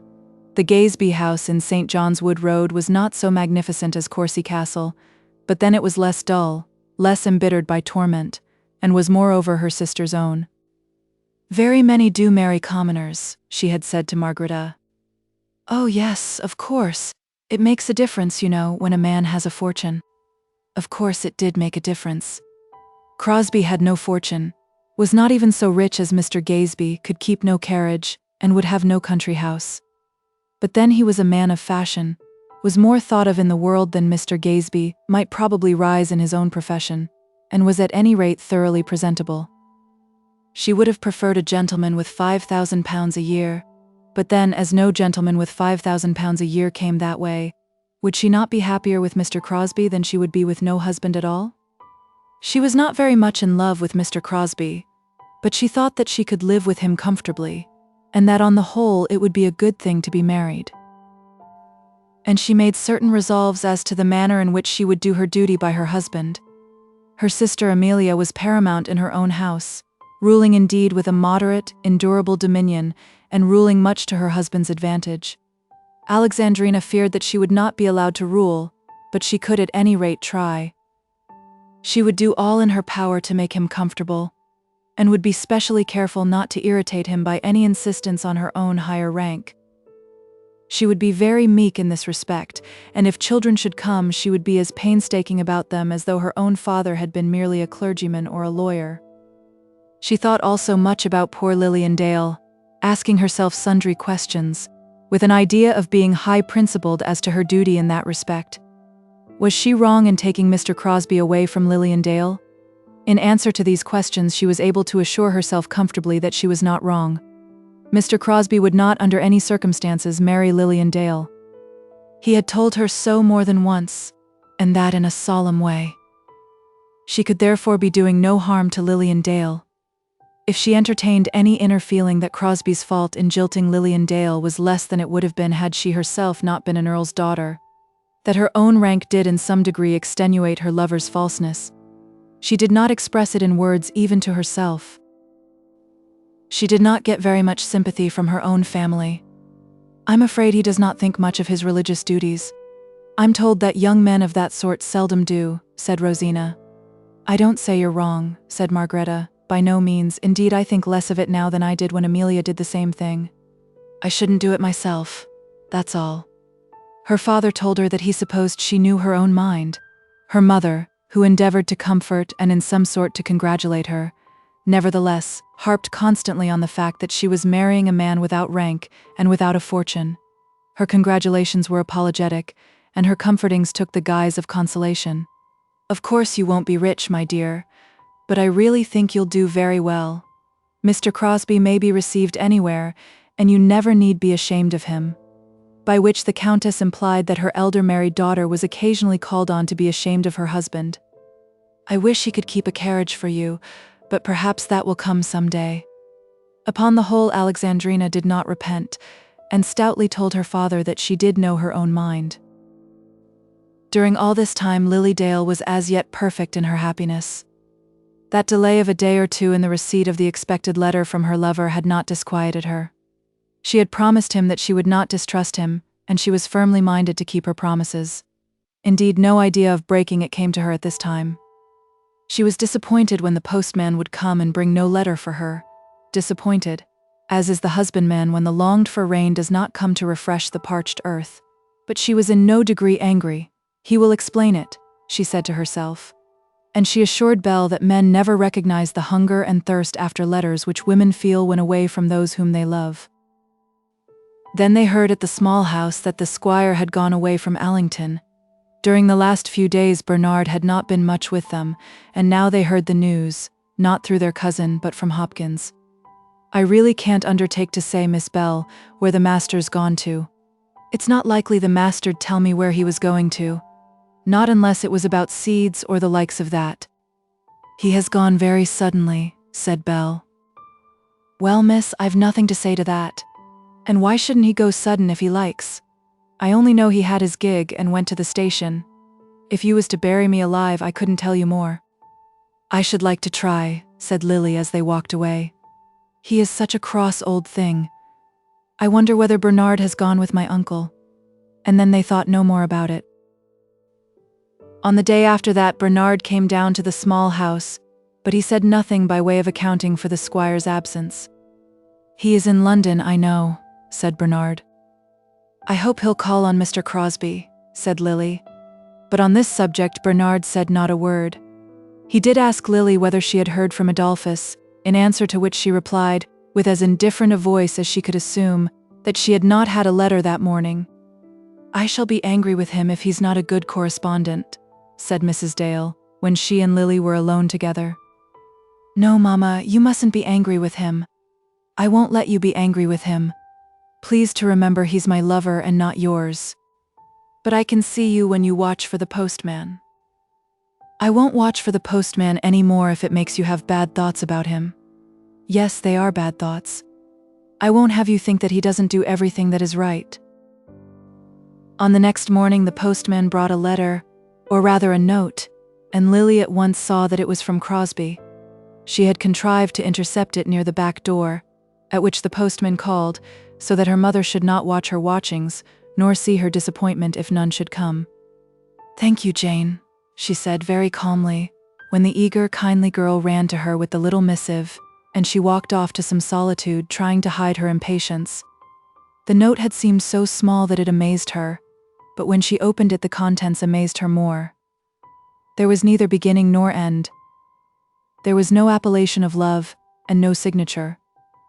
It contained but 2 lines. "I will write to you at length tomorrow. This is my first day in London, and I have been so driven about that I cannot write." That was all, and it was scrawled on half a sheet of notepaper. Why, at any rate, had he not called her his dearest Lily? Why had he not assured her that he was ever her own? Such expressions, meaning so much, may be conveyed in a glance of the pen. "Ah," she said, "if he knew how I hunger and thirst after his love." She had but a moment left to her before she must join her mother and sister, and she used that moment in remembering her promise. "I know it is all right," she said to herself. "He does not think of these things as I do. He had to write at the last moment, as he was leaving his office." And then with a quiet, smiling face, she walked into the breakfast parlor. "What does he say, Lily?" asked Belle. "What would you give to know?" said Lily. "I wouldn't give 2 pence for the whole of it," said Belle. "When you get anybody to write to you letters, I wonder whether you'll show them to everybody?" "But if there's any special London news, I suppose we might hear it," said Mrs. Dale. "But suppose there's no special London news, Mamma. The poor man had only been in town 1 day, you know, and there never is any news at this time of the year. Had he seen Uncle Christopher?" "I don't think he had, but he doesn't say. We shall get all the news from him when he comes. He cares much more about London news than Adolphus does." And then there was no more said about the letter. But Lily had read her 2 former letters over and over again at the breakfast table, and though she had not read them aloud, she had repeated many words out of them, and had so annotated upon them that her mother, who had heard her, could have almost rewritten them. Now, she did not even show the paper, and then her absence, during which she had read the letter, had hardly exceeded a minute or 2. All this Mrs. Dale observed, and she knew that her daughter had been again disappointed. In fact, that day Lily was very serious, but she did not appear to be unhappy. Early after breakfast, Belle went over to the parsonage, and Mrs. Dale and her youngest daughter sat together over their work. "Mamma," she said, "I hope you and I are not to be divided when I go to live in London." "We shall never be divided in heart, my love." "Ah, but that will not be enough for happiness, though perhaps enough to prevent absolute unhappiness. I shall want to see you, touch you, and pet you as I do now." And she came and knelt on the cushion at her mother's feet. "You will have someone else to caress and pet, perhaps many others. Do you mean to say that you are going to throw me off, Mamma?" "God forbid, my darling. It is not mothers that throw off their children. What shall I have left when you and Belle are gone from me?" "But we will never be gone." "That's what I mean. We are to be just the same to you always, even though we are married. I must have my right to be here as much as I have it now, and, in return, you shall have your right to be there. His house must be a home to you, not a cold place which you may visit now and again, with your best clothes on. You know what I mean, when I say that we must not be divided. But Lily—" "Well, Mamma, I have no doubt we shall be happy together, you and I. But you were going to say more than that. Only this, that your house will be his house and will be full without me. A daughter's marriage is always a painful parting." "Is it, Mamma? Not that I would have it otherwise than it is. Do not think that I would wish to keep you at home with me. Of course you will both marry and leave me. I hope that he to whom you are going to devote yourself may be spared to love you and protect you." Then the widow's heart became too full, and she put away her child from her that she might hide her face. "Mamma, Mamma, I wish I was not going from you." "No, Lily, do not say that. I should not be contented with life if I did not see both my girls married. I think that it is the only lot which can give to a woman perfect content and satisfaction. I would have you both married. I should be the most selfish being alive if I wished otherwise." Belle will settle herself near you, and then you will see more of her and love her better than you do me. I shall not love her better. I wish she would marry some London man, and then you would come with us and be near to us. Do you know, Mama, I sometimes think you don't like this place here. Your uncle has been very kind to give it to us. I know he has, and we have been very happy here, but if Belle should leave you, then should I go also?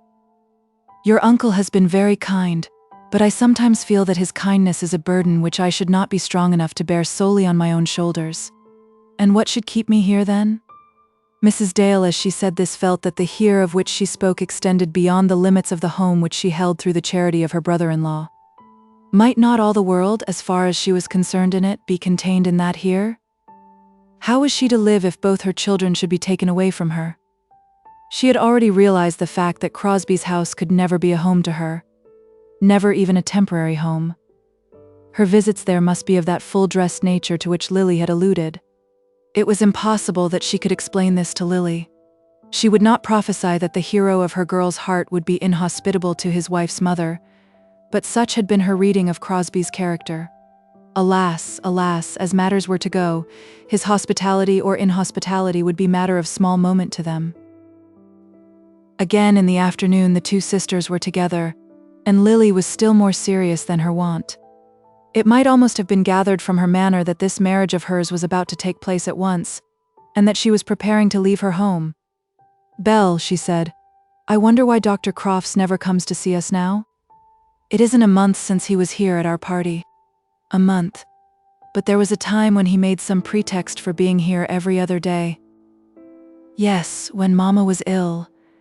Aye, and since Mama was well too. But I suppose I must not break the promise you made me give you. He's not to be talked about even yet, is he?" "I didn't say he was not to be talked about. You know what I meant, Lily, and what I meant then? I mean now. And how long will it be before you mean something else? I do hope it will come some day. I do indeed." "It never will, Lily. I once fancied that I cared for Dr. Crofts, but it was only fancy. I know it, because..." She was going to explain that her knowledge on that point was assured to her, because since that day she had felt that she might have learned to love another man, but that other man had been Mr. Crosbie, and so she stopped herself. "I wish he would come and ask you himself." "He will never do so. He would never ask such a question without encouragement, and I shall give him none. Nor will he ever think of marrying till he can do so without what he thinks to be imprudence as regards money. He has courage enough to be poor himself without unhappiness, but he has not courage to endure poverty with a wife. I know well what his feelings are." "Well, we shall see," said Lily. "I shouldn't wonder if you were married first now, Belle. For my part, I'm quite prepared to wait for 3 years. Late on that evening the squire returned to Allington, Bernard having driven over to meet him at the station.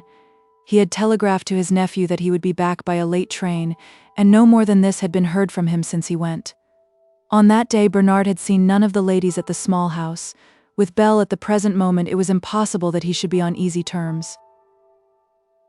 He could not meet her alone without recurring to the one special subject of interest between them, and as to that he did not choose to speak without much forethought.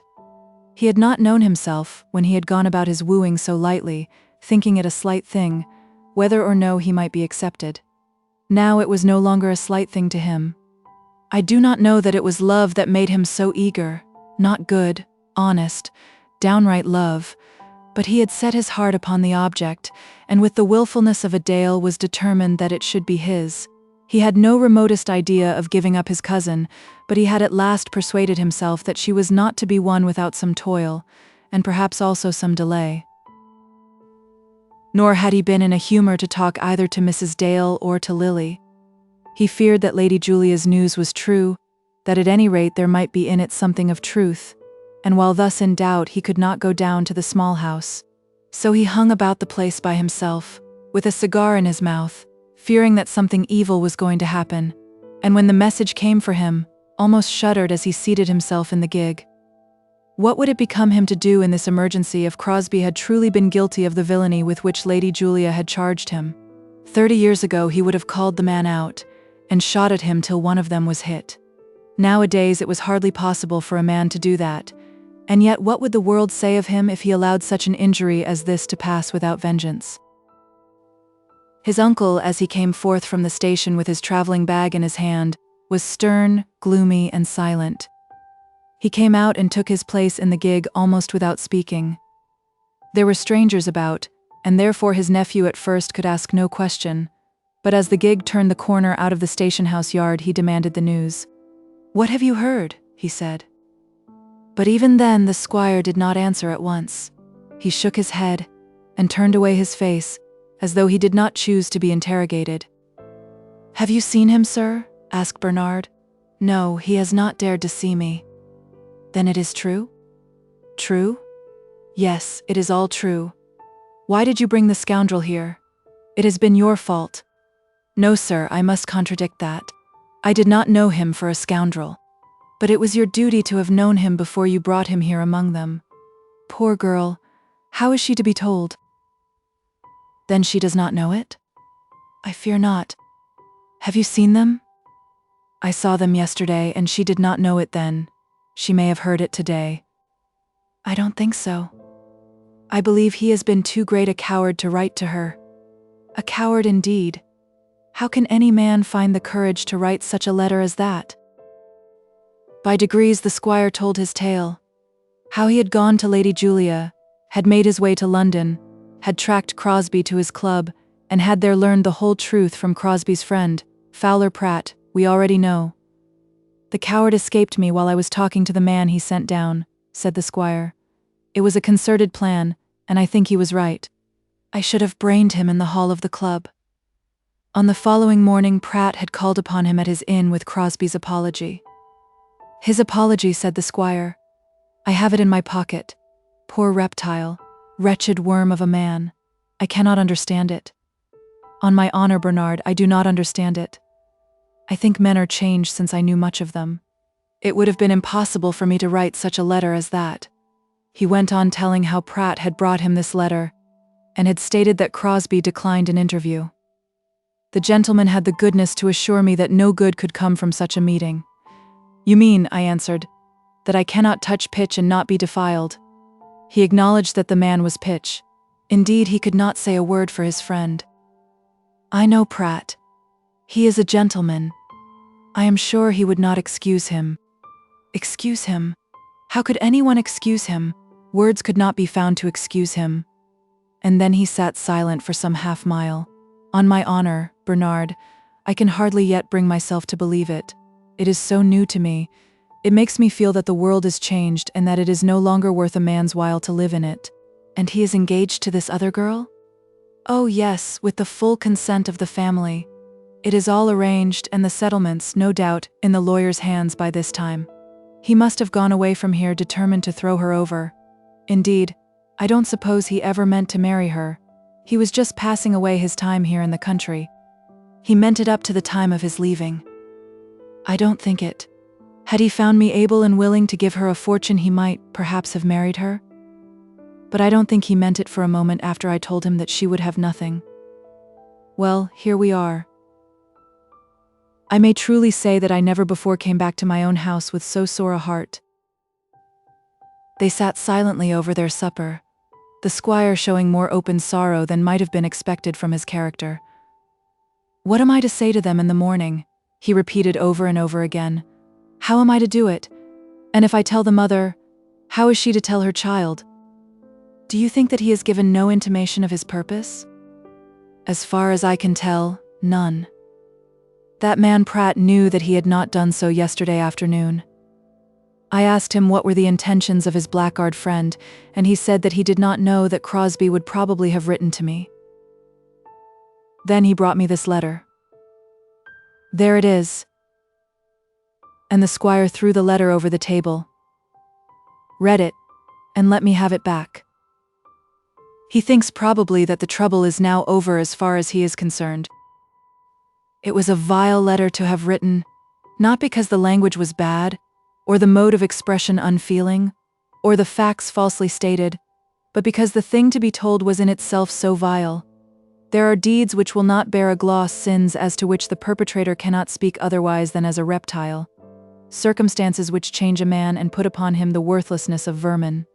Crosbie had struggled hard to write it, going home to do it after his last interview on that night with Pratt. But he had sat moodily in his chair at his lodgings, unable to take the pen in his hand. Pratt was to come to him at his office on the following morning, and he went to bed resolving that he would write it at his desk. On the next day, Pratt was there before a word of it had been written. "I can't stand this kind of thing," said Pratt. "If you mean me to take it, you must write it at once."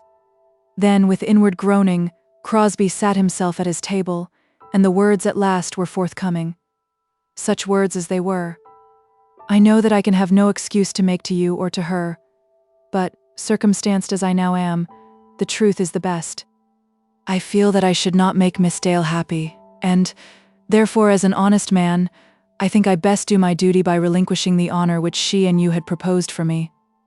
There was more of it, but we all know of what words such letters are composed, and how men write when they feel themselves constrained to write as reptiles. "As an honest man," repeated the squire. "On my honor, Bernard, as a gentleman, I do not understand it.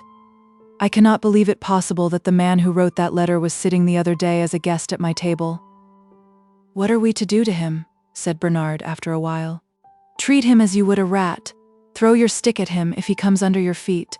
But beware, above all things, that he does not get into your house. That is too late for us now." "There must be more than that, uncle." "I don't know what more. There are deeds for committing which a man is doubly damned, because he has screened himself from overt punishment by the nature of his own villainy. We have to remember Lily's name, and do what may best tend to her comfort. Poor girl. Poor girl." Then they were silent, till the squire rose and took his bed candle. "Bernard," he said, "let my sister-in-law know early tomorrow that I will see her here, if she will be good enough to come to me after breakfast. Do not have anything else said at the small house. It may be that he has written today." Then the squire went to bed, and Bernard sat over the dining-room fire, meditating on it all. How would the world expect that he should behave to Crosbie? And what should he do when he met Crosbie at the club? Chapter 28. The board? Crosbie, as we already know, went to his office in Whitehall on the morning after his escape from Sebright's, at which establishment he left the Squire of Allington in conference with Fowler Pratt. He had seen Fowler Pratt again that same night, and the course of the story will have shown what took place at that interview. He went early to his office, knowing that he had before him the work of writing 2 letters, neither of which would run very glibly from his pen. One was to be his missive to the squire, to be delivered by his friend; the other that fatal epistle to poor Lily, which, as the day passed away, he found himself utterly unable to accomplish. The letter to the squire he did write under certain threats, and as we have seen, was considered to have degraded himself to the vermin rank of humanity by the meanness of his production. But on reaching his office he found that other cares awaited him, cares which he would have taken much delight in bearing, had the state of his mind enabled him to take delight in anything. On entering the lobby of his office at 10 o'clock, he became aware that he was received by the messengers assembled there with almost more than their usual deference. He was always a great man at the General Committee office, but there are shades of greatness and shades of deference, which, though quite beyond the powers of definition, nevertheless manifest themselves clearly to the experienced ear and eye. He walked through to his own apartment, and there found 2 official letters addressed to him lying on his table. The first which came to hand, though official, was small and marked private, and it was addressed in the handwriting of his old friend, Butterwell, the outgoing secretary. "I shall see you in the morning, nearly as soon as you get this," said the semi-official note, "but I must be the first to congratulate you on the acquisition of my old shoes. They will be very easy in the wearing to you, though they pinched my corns a little at first. I dare say they want new soling, and perhaps they are a little down at heels, but you will find some excellent cobbler to make them all right, and will give them a grace in the wearing which they have sadly lacked since they came into my possession. I wish you much joy with them, etc., etc." He then opened the larger official letter, but that had now but little interest for him. He could have made a copy of the contents without seeing them. The Board of Commissioners had had great pleasure in promoting him to the office of secretary, vacated by the promotion of Mr. Butterwell to a seat at their own board, and then the letter was signed by Mr. Butterwell himself. How delightful to him would have been this welcome on his return to his office had his heart in other respects been free from care. And as he thought of this, he remembered all Lily's charms. He told himself how much she excelled the noble scion of the de Courcy stock, with whom he was now destined to mate himself, how the bride he had rejected excelled the one he had chosen in grace, beauty, faith, freshness, and all feminine virtues, if he could only wipe out the last fortnight from the facts of his existence. But fortnights such as those are not to be wiped out, not even with many sorrowful years of tedious scrubbing. And at this moment it seemed to him as though all those impediments which had frightened him when he had thought of marrying Lily Dale were withdrawn. That which would have been terrible with 700 or 800 a year would have been made delightful with 12 or 13. Why had his fate been so unkind to him? Why had not this promotion come to him but one fortnight earlier? Why had it not been declared before he had made his visit to that terrible castle? He even said to himself that if he had positively known the fact before Pratt had seen Mr. Dale, he would have sent a different message to the squire, and would have braved the anger of all the race of the de Courcys. But in that he lied to himself, and he knew that he did so. An earl in his imagination was hedged by so strong a divinity, that his treason towards Alexandrina could do no more than peep at what it would.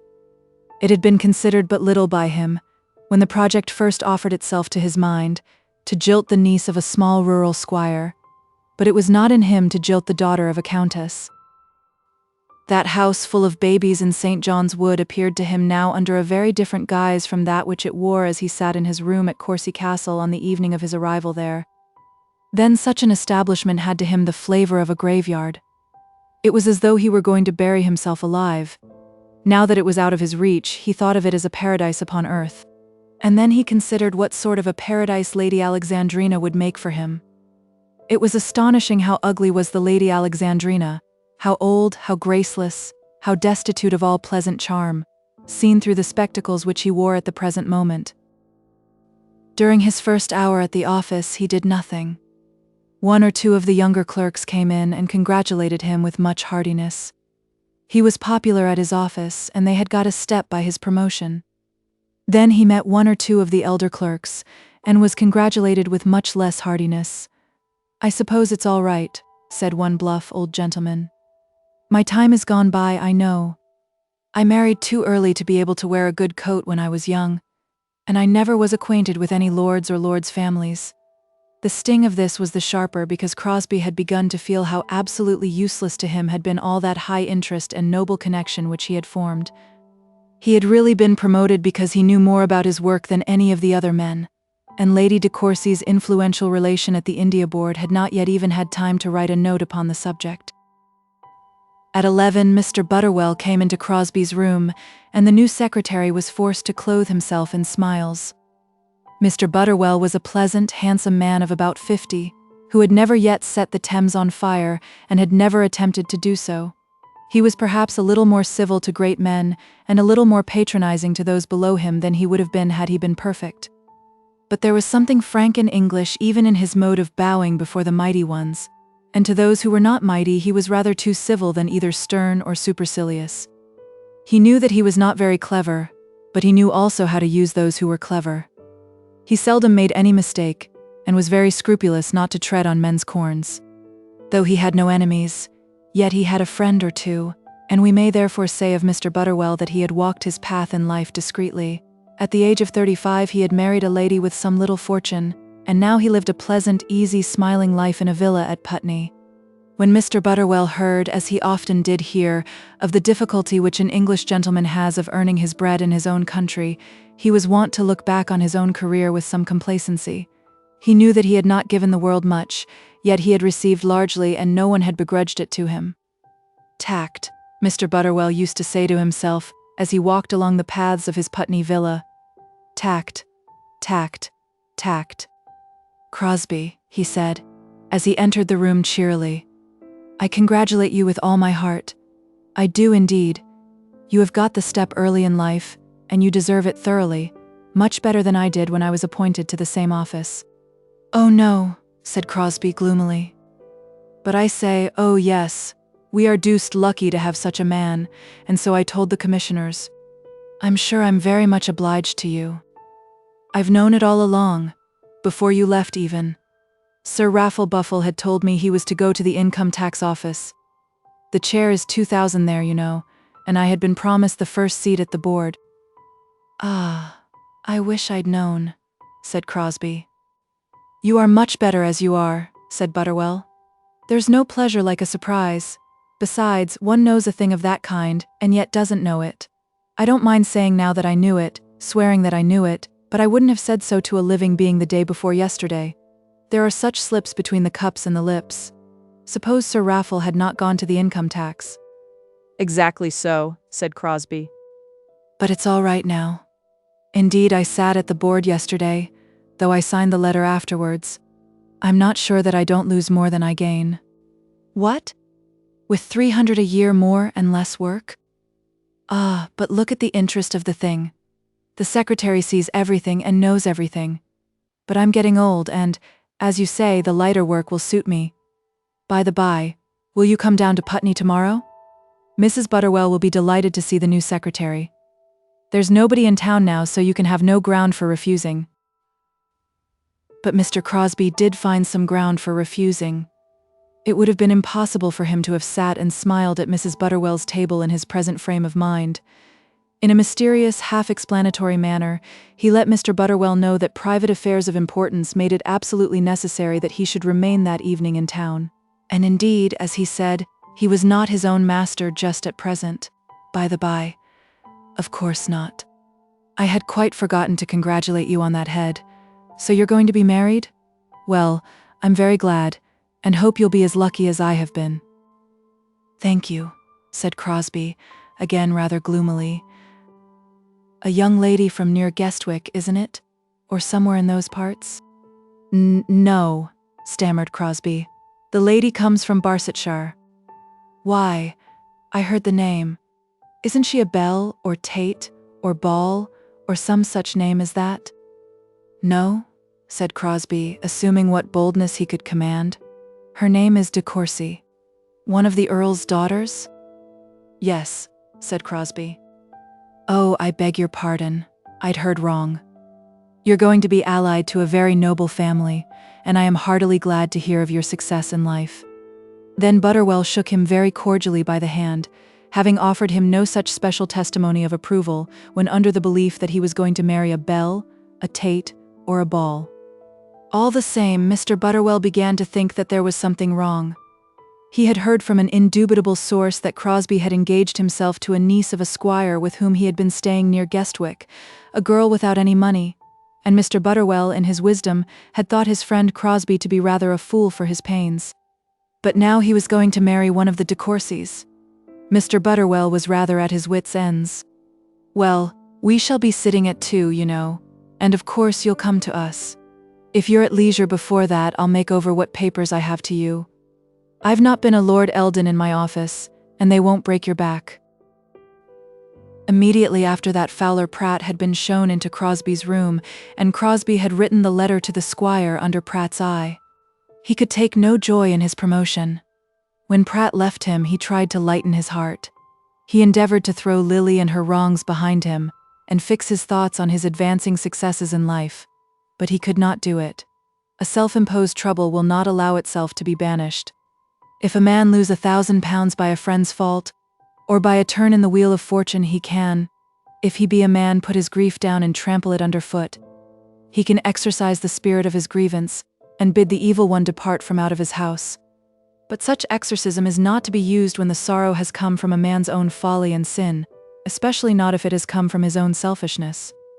Such are the cases which make men drink, which drive them on to the avoidance of all thought, which create gamblers and reckless prodigals, which are the promoters of suicide. How could he avoid writing this letter to Lily?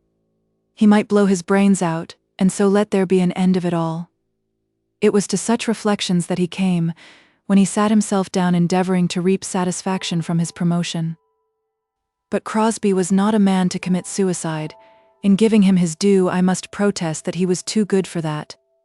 He knew too well that a pistol bullet could not be the be-all and the end-all here, and there was too much manliness in him for so cowardly an escape.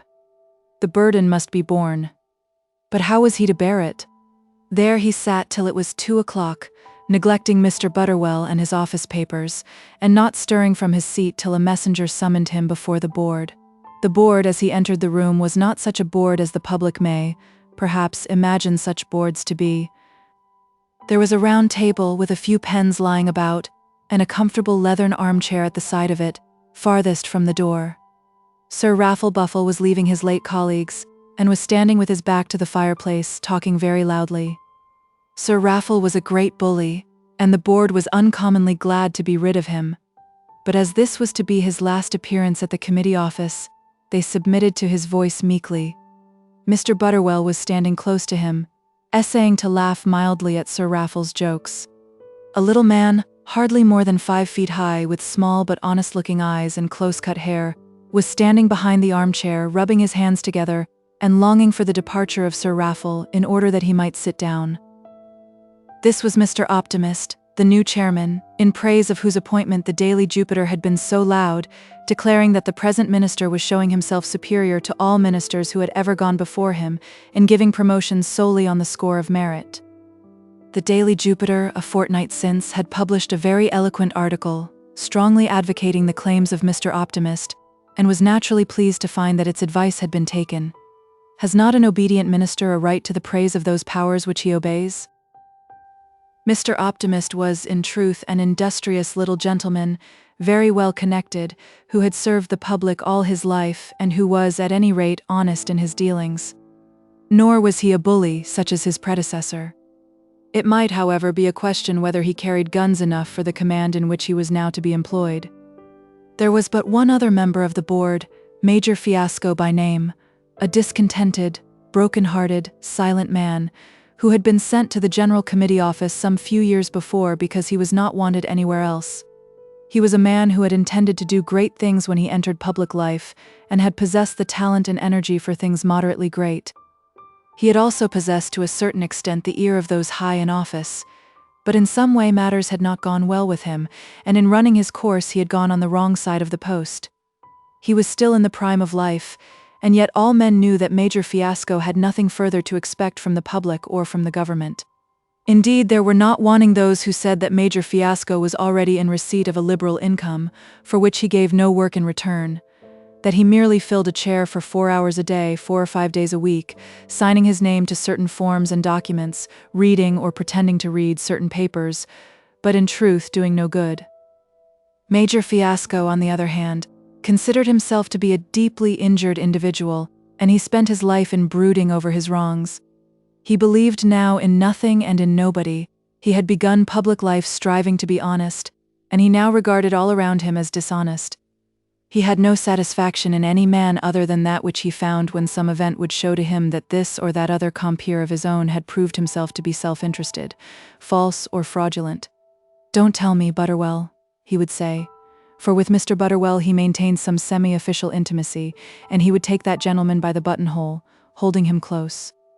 "Don't tell me. I know what men are. I've seen the world. I've been looking at things with my eyes open. I knew what he was doing." And then he would tell of the sly deed of some official known well to them both, not denouncing it by any means, but affecting to take it for granted that the man in question was a rogue.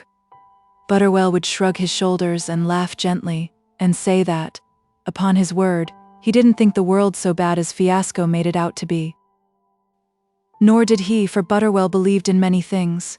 He believed in his Putney Villa on this earth, and he believed also that he might achieve some sort of Putney Villa in the world beyond, without undergoing present martyrdom.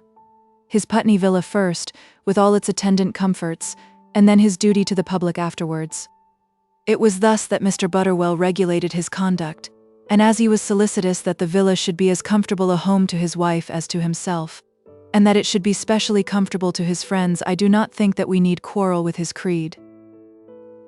Mr. Optimist believed in everything, but especially he believed in the Prime Minister, in the Daily Jupiter, in the General Committee office, and in himself. He had long thought that everything was nearly right, but now that he himself was chairman at the General Committee office, he was quite sure that everything must be right. In Sir Raffle Buffle, indeed, he had never believed, and now it was, perhaps, the greatest joy of his life that he should never again be called upon to hear the tones of that terrible knight's hated voice. Seeing who were the components of the new board, it may be presumed that Crosbie would look forward to enjoying a not uninfluential position in his office. There were indeed some among the clerks who did not hesitate to say that the new secretary would have it pretty nearly all his own way. As for old Opt, there would be, they said, no difficulty about him. Only tell him that such and such a decision was his own, and he would be sure to believe the teller. Butterwell was not fond of work, and had been accustomed to lean upon Crosbie for many years. As for Fiasco, he would be cynical in words but wholly indifferent in deed. If the whole office were made to go to the mischief, Fiasco, in his own grim way, would enjoy the confusion. "Wish you joy, Crosbie," said Sir Raffle, standing up on the rug, waiting for the new secretary to go up to him and shake hands. But Sir Raffle was going, and the new secretary did not indulge him. "Thank ye, Sir Raffle," said Crosbie, without going near the rug. "Mr. Crosbie, I congratulate you most sincerely," said Mr. Optimist. "Your promotion has been the result altogether of your own merit. You have been selected for the high office which you are now called upon to fill, solely because it has been thought that you are the most fit man to perform the onerous duties attached to it. Ha. As regards my share in the recommendation which we found ourselves bound to submit to the Treasury, I must say that I never felt less hesitation in my life, and I believe I may declare as much as regards the other members of the board." And Mr. Optimist looked around him for approving words. He had come forward from his standing ground behind his chair to welcome Crosbie, and had shaken his hand cordially. Fiasco also had risen from his seat, and had assured Crosbie in a whisper that he had feathered his nest uncommon well. Then he had sat down again. "Indeed you may, as far as I am concerned," said Butterwell. "I told the Chancellor of the Exchequer," said Sir Raffle, speaking very loud and with much authority, "that unless he had some first-rate man to send from elsewhere I could name a fitting candidate." "Sir Raffle," he said, "I mean to keep it in the office, and therefore shall be glad of your opinion." "In that case, Mr. Chancellor," said I, "Mr. Crosbie must be the man." "Mr. Crosbie shall be the man," said the Chancellor, "and Mr. Crosbie is the man." "Your friend Sark spoke to Lord Brock about it," said Fiasco. Now the Earl of Sark was a young nobleman of much influence at the present moment, and Lord Brock was the Prime Minister. "You should thank Lord Sark. Had as much to do with it as if my footman had spoken," said Sir Raffle. "I am very much obliged to the board for their good opinion," said Crosbie gravely.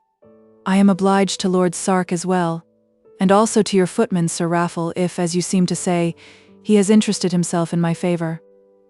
"I didn't say anything of the kind," said Sir Raffle. "I thought it right to make you understand that it was my opinion, given, of course, officially, which prevailed with the Chancellor of the Exchequer. Well, gentlemen, as I shall be wanted in the city, I will say good morning to you. Is my carriage ready, Boggs?" Upon which the attendant messenger opened the door, and the great Sir Raffle Buffle took his final departure from the scene of his former labors. "As to the duties of your new office," and Mr. Optimist continued his speech, taking no other notice of the departure of his enemy than what was indicated by an increased brightness of his eye and a more satisfactory tone of voice, "you will find yourself quite familiar with them." "Indeed he will," said Butterwell. "And I am quite sure that you will perform them with equal credit to yourself, satisfaction to the department, and advantage to the public. We shall always be glad to have your opinion on any subject of importance that may come before us, and as regards the internal discipline of the office, we feel that we may leave it safely in your hands. In any matter of importance you will, of course, consult us, and I feel very confident that we shall go on together with great comfort and with mutual confidence." Then Mr. Optimist looked at his brother commissioners, sat down in his armchair, and taking in his hand some papers before him, began the routine business of the day. It was nearly 5 o'clock when, on this special occasion, the secretary returned from the boardroom to his own office. Not for a moment had the weight been off his shoulders while Sir Raffle had been bragging or Mr. Optimist making his speech. He had been thinking, not of them, but of Lily Dale, and though they had not discovered his thoughts, they had perceived that he was hardly like himself. "I never saw a man so little elated by good fortune in my life," said Mr. Optimist. "Ah, he's got something on his mind," said Butterwell. He's going to be married, I believe." "If that's the case, it's no wonder he shouldn't be elated," said Major Fiasco, who was himself a bachelor. When in his own room again, Crosbie at once seized on a sheet of notepaper, as though by hurrying himself on with it he could get that letter to Allington written. But though the paper was before him, and the pen in his hand, the letter would not, get itself written. With what words was he to begin it? To whom should it be written? How was he to declare himself the villain which he had made himself? The letters from his office were taken away every night shortly after 6, and at 6 o'clock he had not written a word. "I will do it at home tonight," he said to himself, and then, tearing off a scrap of paper, he scratched those few lines which Lily received, and which she had declined to communicate to her mother or sister. Crosbie, as he wrote them, conceived that they would in some way prepare the poor girl for the coming blow, that they would, at any rate, make her know that all was not right. But in so supposing he had not counted on the constancy of her nature, nor had he thought of the promise which she had given him that nothing should make her doubt him. He wrote the scrap, and then taking his hat walked off through the gloom of the November evening up Charing Cross and St. Martin's Lane, towards the Seven Dials and Bloomsbury, into regions of the town with which he had no business, and which he never frequented. He hardly knew where he went or wherefore. How was he to escape from the weight of the burden which was now crushing him? It seemed to him as though he would change his position with thankfulness for that of the junior clerk in his office. If only that junior clerk had upon his mind no such betrayal of trust as that of which he was guilty. At 7:30 he found himself at Sebright's, and there he dined. A man will dine even though his heart be breaking. Then he got into a cab and had himself taken home to Mount Street. During his walk he had sworn to himself that he would not go to bed that night till the letter was written and posted. It was 12 before the first words were marked on the paper, and yet he kept his oath. Between 2 and 3, in the cold moonlight, he crawled out and deposited his letter in the nearest post office. Chapter 29. John Eames returns to Burton Crescent. John Eames and Crosbie returned to town on the same day. It will be remembered how Eames had assisted Lord de Guest in the matter of the bull, and how great had been the Earl's gratitude on the occasion. The memory of this, and the strong encouragement which he received from his mother and sister for having made such a friend by his gallantry, lent some slight satisfaction to his last hours at home. But his two misfortunes were too serious to allow of anything like real happiness. He was leaving Lily behind him, engaged to be married to a man whom he hated, and he was returning to Burton Crescent, where he would have to face Amelia Roper, Amelia either in her rage or in her love. The prospect of Amelia in her rage was very terrible to him, but his greatest fear was of Amelia in her love. He had in his letter declined matrimony, but what if she talked down all his objections, and carried him off to church in spite of himself? When he reached London and got into a cab with his portmanteau, he could hardly fetch up courage to bid the man drive him to Burton Crescent. "I might as well go to an hotel for the night," he said to himself, "and then I can learn how things are going on from Cradell at the office." Nevertheless, he did give the direction to Burton Crescent, and when it was once given felt ashamed to change it. But as he was driven up to the well-known door, his heart was so low within him that he might almost be said to have lost it. When the cabman demanded whether he should knock, he could not answer, and when the maidservant at the door greeted him, he almost ran away. "Who's at home?" said he, asking the question in a very low voice. "There's Mrs.," said the girl, "and Miss Spruce and Mrs. LUPEX. He's away somewhere, in his tantrums again. And there's Mr. Is Miss Roper here?" he said, still whispering. "Oh yes, Miss Melior's here," said the girl, speaking in a cruelly loud voice. She was in the dining room just now, putting out the table. Miss Melior. And the girl, as she called out the name, opened the dining room door. Johnny Eames felt that his knees were too weak to support him. But Miss Melior was not in the dining room. She had perceived the advancing cab of her sworn adorer, and had thought it expedient to retreat from her domestic duties, and fortify herself among her brushes and ribbons. Had it been possible that she should know how very weak and cowardly was the enemy against whom she was called upon to put herself in action, she might probably have fought her battle somewhat differently, and have achieved a speedy victory at the cost of an energetic shot or two, but she did not know. She thought it probable that she might obtain power over him and manage him, but it did not occur to her that his legs were so weak beneath him that she might almost blow him over with a breath. None but the worst and most heartless of women know the extent of their own power over men, as none but the worst and most heartless of men know the extent of their power over women. Amelia Roper was not a good specimen of the female sex, but there were worse women than her. "She ain't there, Mr. Eames, but you'll see her in the drawing room," said the girl. "And she'll be glad to see you back again, Mr. Eames."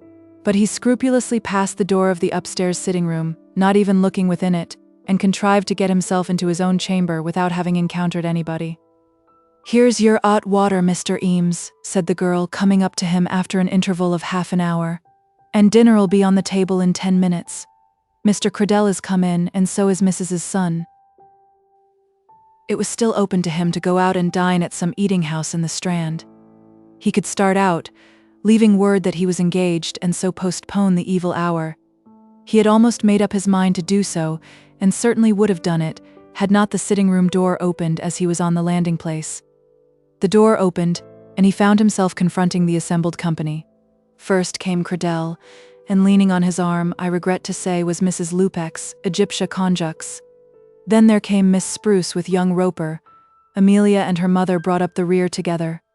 There was no longer question of flight now, and poor Eames, before he knew what he was doing, was carried down into the dining room with the rest of the company. They were all glad to see him, and welcomed him back warmly. But he was so much beside himself that he could not ascertain whether Amelia's voice was joined with the others. He was already seated at table, and had before him a plate of soup, before he recognized the fact that he was sitting between Mrs. Roper and Mrs. LUPEX. The latter lady had separated herself from Mr. Cradell as she entered the room. "Under all the circumstances, perhaps it will be better for us to be apart," she said. "A lady can't make herself too safe, can she, Mrs. Roper? There's no danger between you and me, is there, Mr. Eames, especially when Miss Amelia is opposite?" The last words, however, were intended to be whispered into his ear. But Johnny made no answer to her, contenting himself for the moment with wiping the perspiration from his brow. There was Amelia opposite to him, looking at him, the very Amelia to whom he had written, declining the honor of marrying her. Of what her mood towards him might be, he could form no judgment from her looks. Her face was simply stern and impassive, and she seemed inclined to eat her dinner in silence. A slight smile of derision had passed across her face as she heard Mrs. LUPEX whisper, and it might have been discerned that her nose, at the same time, became somewhat elevated. But she said not a word. "I hope you've enjoyed yourself, Mr. Eames, among the vernal beauties of the country," said Mrs. LUPEX. "Very much, thank you," he replied. "There's nothing like the country at this autumnal season of the year. As for myself, I've never been accustomed to remain in London after the breaking up of the beau monde. We've usually been to Broadstairs, which is a very charming place, with most elegant society, but now—" and she shook her head, by which all the company knew that she intended to allude to the sins of Mr. LUPEX. "I'd never wish to sleep out of London for my part," said Mrs. Roper. "When a woman's got a house over her head, I don't think her mind's ever easy out of it." She had not intended any reflection on Mrs. LUPEX for not having a house of her own, but that lady immediately bristled up. "That's just what the snails say, Mrs. Roper. And as for having a house of one's own, it's a very good thing, no doubt. Sometimes, but that's according to circumstances. It has suited me lately to live in lodgings, but there's no knowing whether I mayn't fall lower than that yet, and have—" But here she stopped herself, and looking over at Mr. Cradell, nodded her head. "And have to let them," said Mrs. Roper. "I hope you'll be more lucky with your lodgers than I have been with some of mine. Jemima, hand the potatoes to Miss Spruce. Miss Spruce, do let me send you a little more gravy? There's plenty here, really."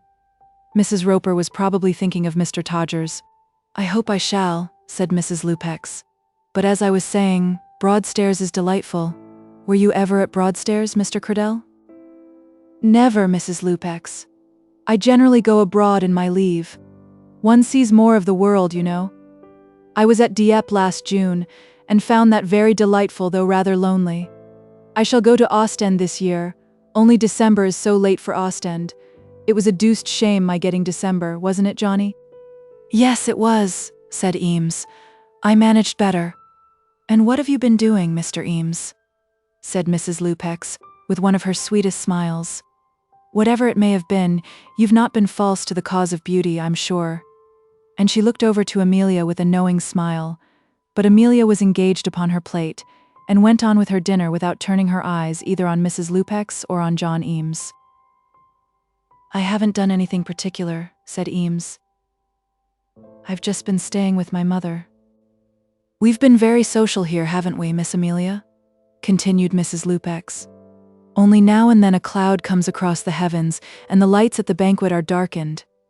Then she put her handkerchief up to her eyes, sobbing deeply, and they all knew that she was again alluding to the sins of her husband.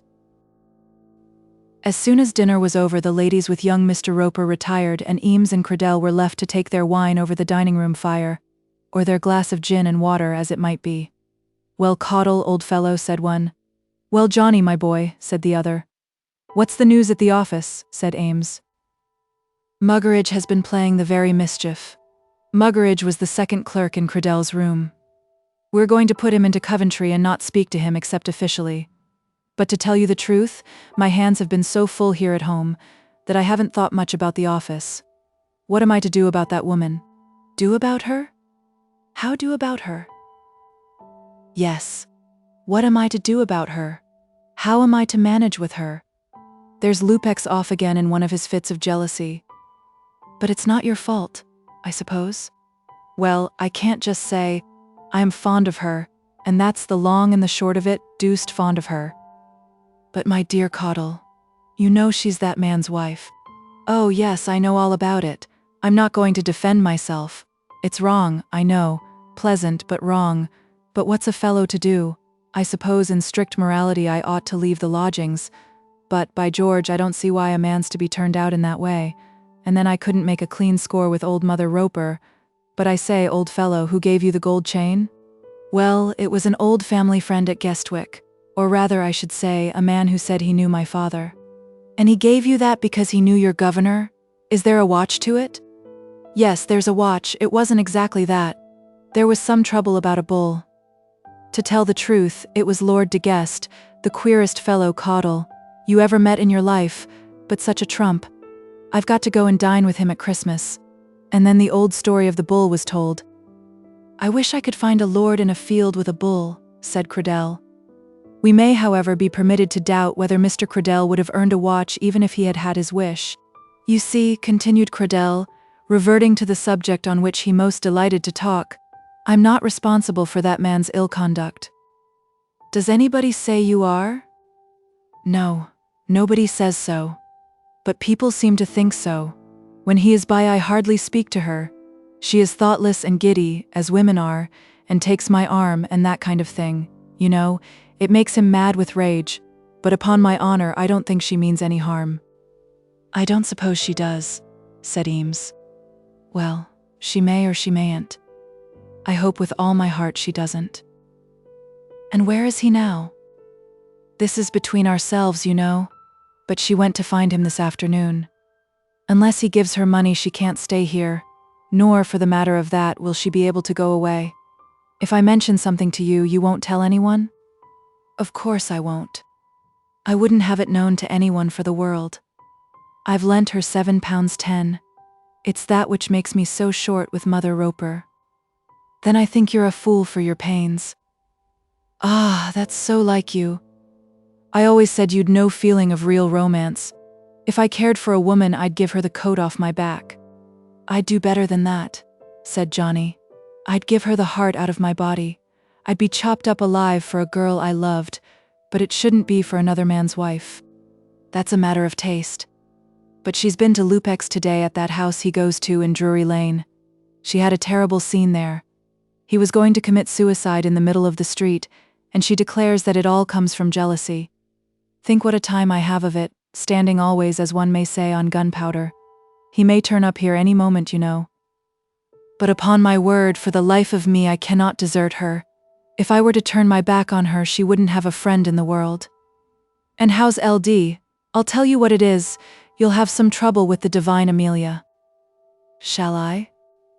"By Jove, you will. But how's LD all this time?" LD is engaged to be married to a man named Adolphus Crosbie, said poor Johnny slowly. If you please, we will not say any more about her. Whew, that's what makes you so down in the mouth. LD going to marry Crosbie.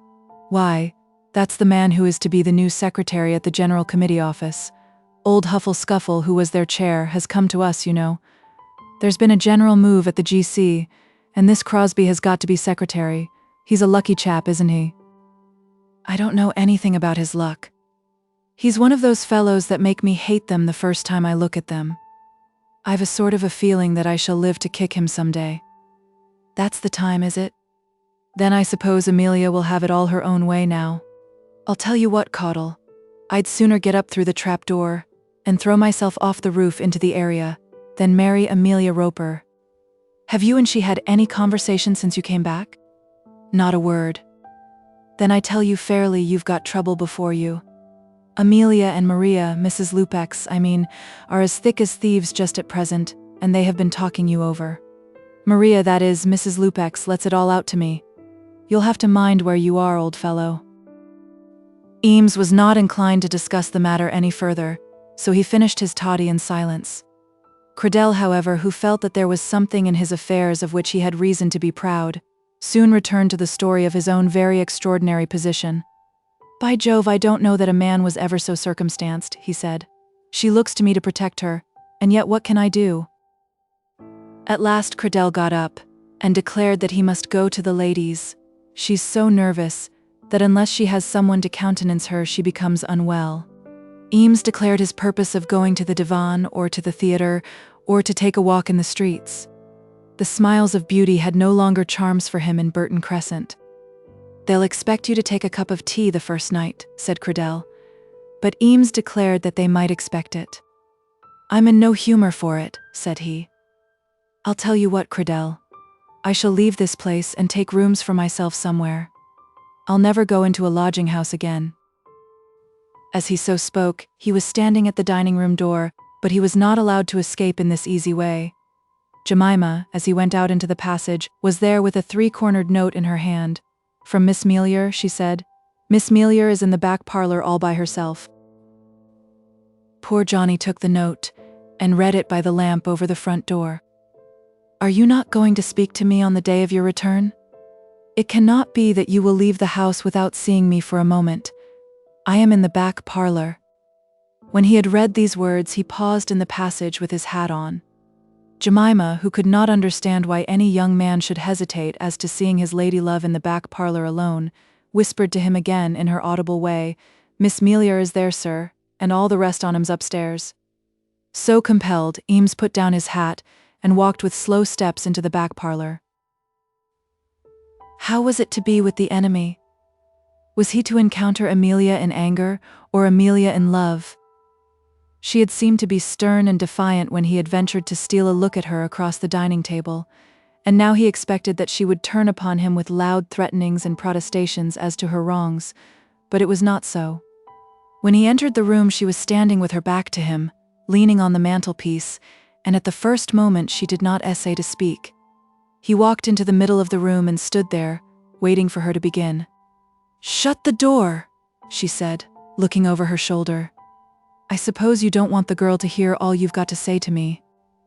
Then he shut the door, but still Amelia stood with her back to him, leaning upon the mantelpiece. It did not seem that he had much to say, for he remained perfectly silent. "Well," said Amelia, after a long pause, and she then again looked over her shoulder. "Well, Mr. Eames." "Jemima gave me your note, and so I've come," said he. "And is this the way we meet?" she exclaimed, turning suddenly upon him, and throwing her long black hair back over her shoulders. There certainly was some beauty about her. Her eyes were large and bright, and her shoulders were well turned. She might have done as an artist's model for a Judith, but I doubt whether any man, looking well into her face, could think that she would do well as a wife. "Oh, John, is it to be thus, after love such as ours?" And she clasped her hands together and stood before him. "I don't know what you mean," said Eames. "If you are engaged to marry LD, tell me so at once. Be a man and speak out, sir." No, said Eames. I am not engaged to marry the lady to whom you allude. On your honor? I won't have her spoken about. I'm not going to marry her, and that's enough. Do you think that I wish to speak of her? What can LD be to me as long as she is nothing to you? Oh, Johnny, why did you write me that heartless letter? Then she leaned upon his shoulder, or attempted to do so. I cannot say that Eames shook her off, seeing that he lacked the courage to do so, but he shuffled his shoulder about so that the support was uneasy to her, and she was driven to stand erect again. Why did you write that cruel letter? She said again. Because I thought it best, Amelia. What's a man to do with £90 a year, you know? But your mother allows you 20. And what's a man to do with 110? Rising £5 every year, said the well-informed Amelia.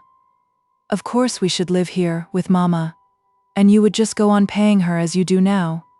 If your heart was right, Johnny, you wouldn't think so much about money. If you loved me as you said you did, then a little sob came, and the words were stopped. The words were stopped, but she was again upon his shoulder. What was he to do?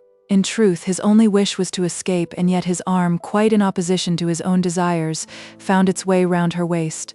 In such a combat a woman has so many points in her favor.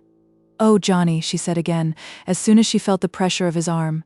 Gracious, what a beautiful watch you've got, and she took the trinket out of his pocket. Did you buy that? No, it was given to me. John Eames, did LD give it you? No, no, no, he shouted, stamping on the floor as he spoke. Oh, I beg your pardon, said Amelia, quelled for the moment by his energy. Perhaps it was your mother. No, it was a man.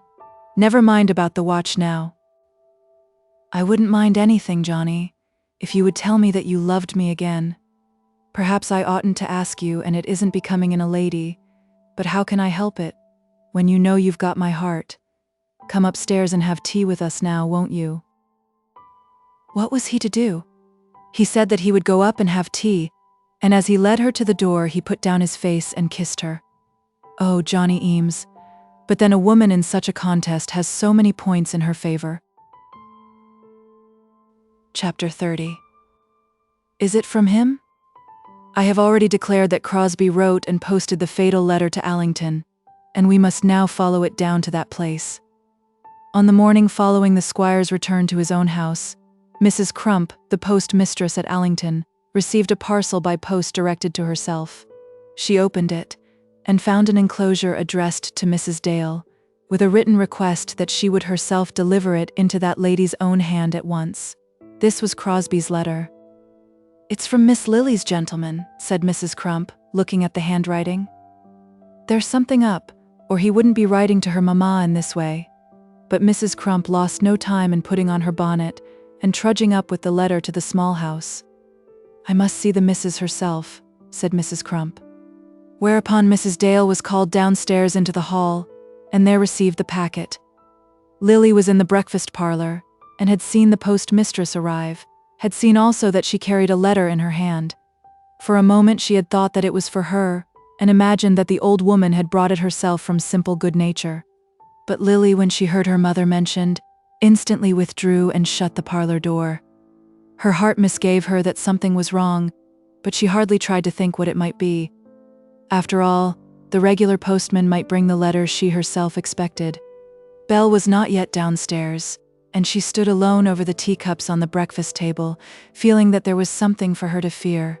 Her mother did not come at once into the room, but, after a pause of a moment or two, went again upstairs.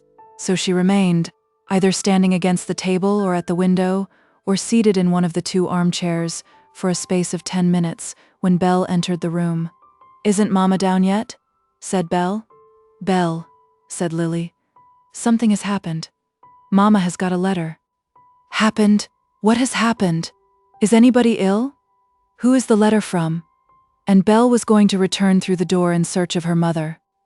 "Stop, Belle," said Lily. "Do not go to her yet, I think it's from Adolphus."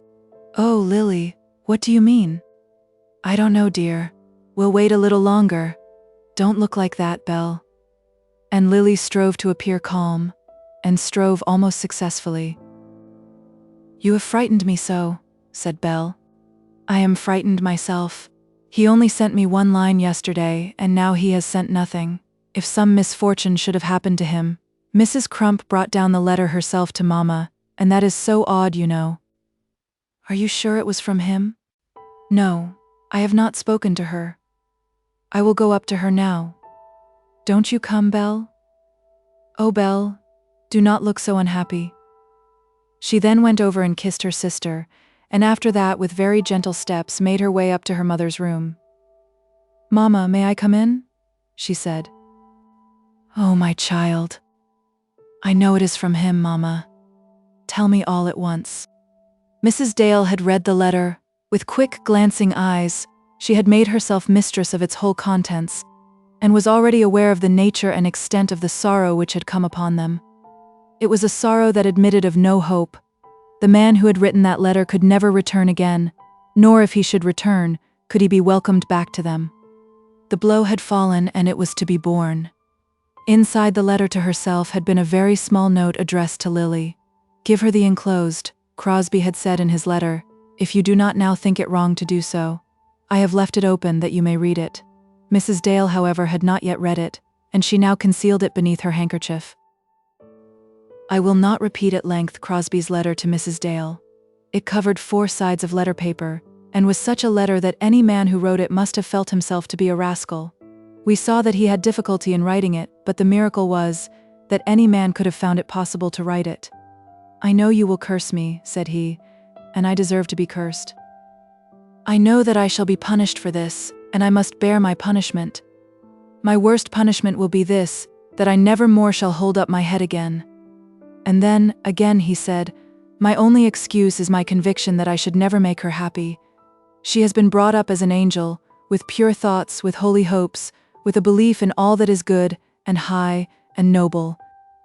I have been surrounded through my whole life by things low, and mean, and ignoble. How could I live with her, or she with me? I know now that this is so, but my fault has been that I did not know it when I was there with her. I choose to tell you all, he continued, towards the end of the letter, and therefore I let you know that I have engaged myself to marry another woman. Ah, I can foresee how bitter will be your feelings when you read this, but they will not be so bitter as mine while I write it. Yes, I am already engaged to one who will suit me, and whom I may suit. You will not expect me to speak ill of her who is to be near and dear to me, but she is one with whom I may mate myself without an inward conviction that I shall destroy all her happiness by doing so. Lilian, he said, shall always have my prayers, and I trust that she may soon forget, in the love of an honest man, that she ever knew one so dishonest as Adolphus Crosbie. Of what like must have been his countenance as he sat writing such words of himself under the ghastly light of his own small, solitary lamp? Had he written his letter at his office, in the daytime, with men coming in and out of his room, he could hardly have written of himself so plainly. He would have bethought himself that the written words might remain, and be read hereafter by other eyes than those for which they were intended. But, as he sat alone during the small hours of the night, almost repenting of his sin with true repentance, he declared to himself that he did not care who might read them. They should, at any rate, be true. Now they had been read by her to whom they had been addressed, and the daughter was standing before the mother to hear her doom. Tell me all at once, Lily had said. But in what words was her mother to tell her? Lily, she said, rising from her seat, and leaving the 2 letters on the couch, that addressed to the daughter was hidden beneath a handkerchief, but that which she had read she left open and in sight. She took both the girl's hands in hers as she looked into her face, and spoke to her. Lily, my child. Then she burst into sobs and was unable to tell her tale. Is it from him, Mamma? May I read it? He cannot be. It is from Mr. Crosbie. Is he ill, Mamma? Tell me at once. If he is ill, I will go to him. No, my darling, he is not ill. Not yet. Do not read it yet. Oh, Lily, it brings bad news. Very bad news. Mamma, if he is not in danger, I can read it. Is it bad to him or only bad to me? At this moment the servant knocked, and not waiting for an answer half opened the door. If you please, ma'am, Mr. Bernard is below and wants to speak to you. Mr. Bernard asked Miss Bell to see him. Miss Bell is with him, ma'am. but he says that he specially wants to speak to you." Mrs. Dale felt that she could not leave Lily alone. She could not take the letter away, nor could she leave her child with the letter open. "I cannot see him," said Mrs. Dale. "Ask him what it is.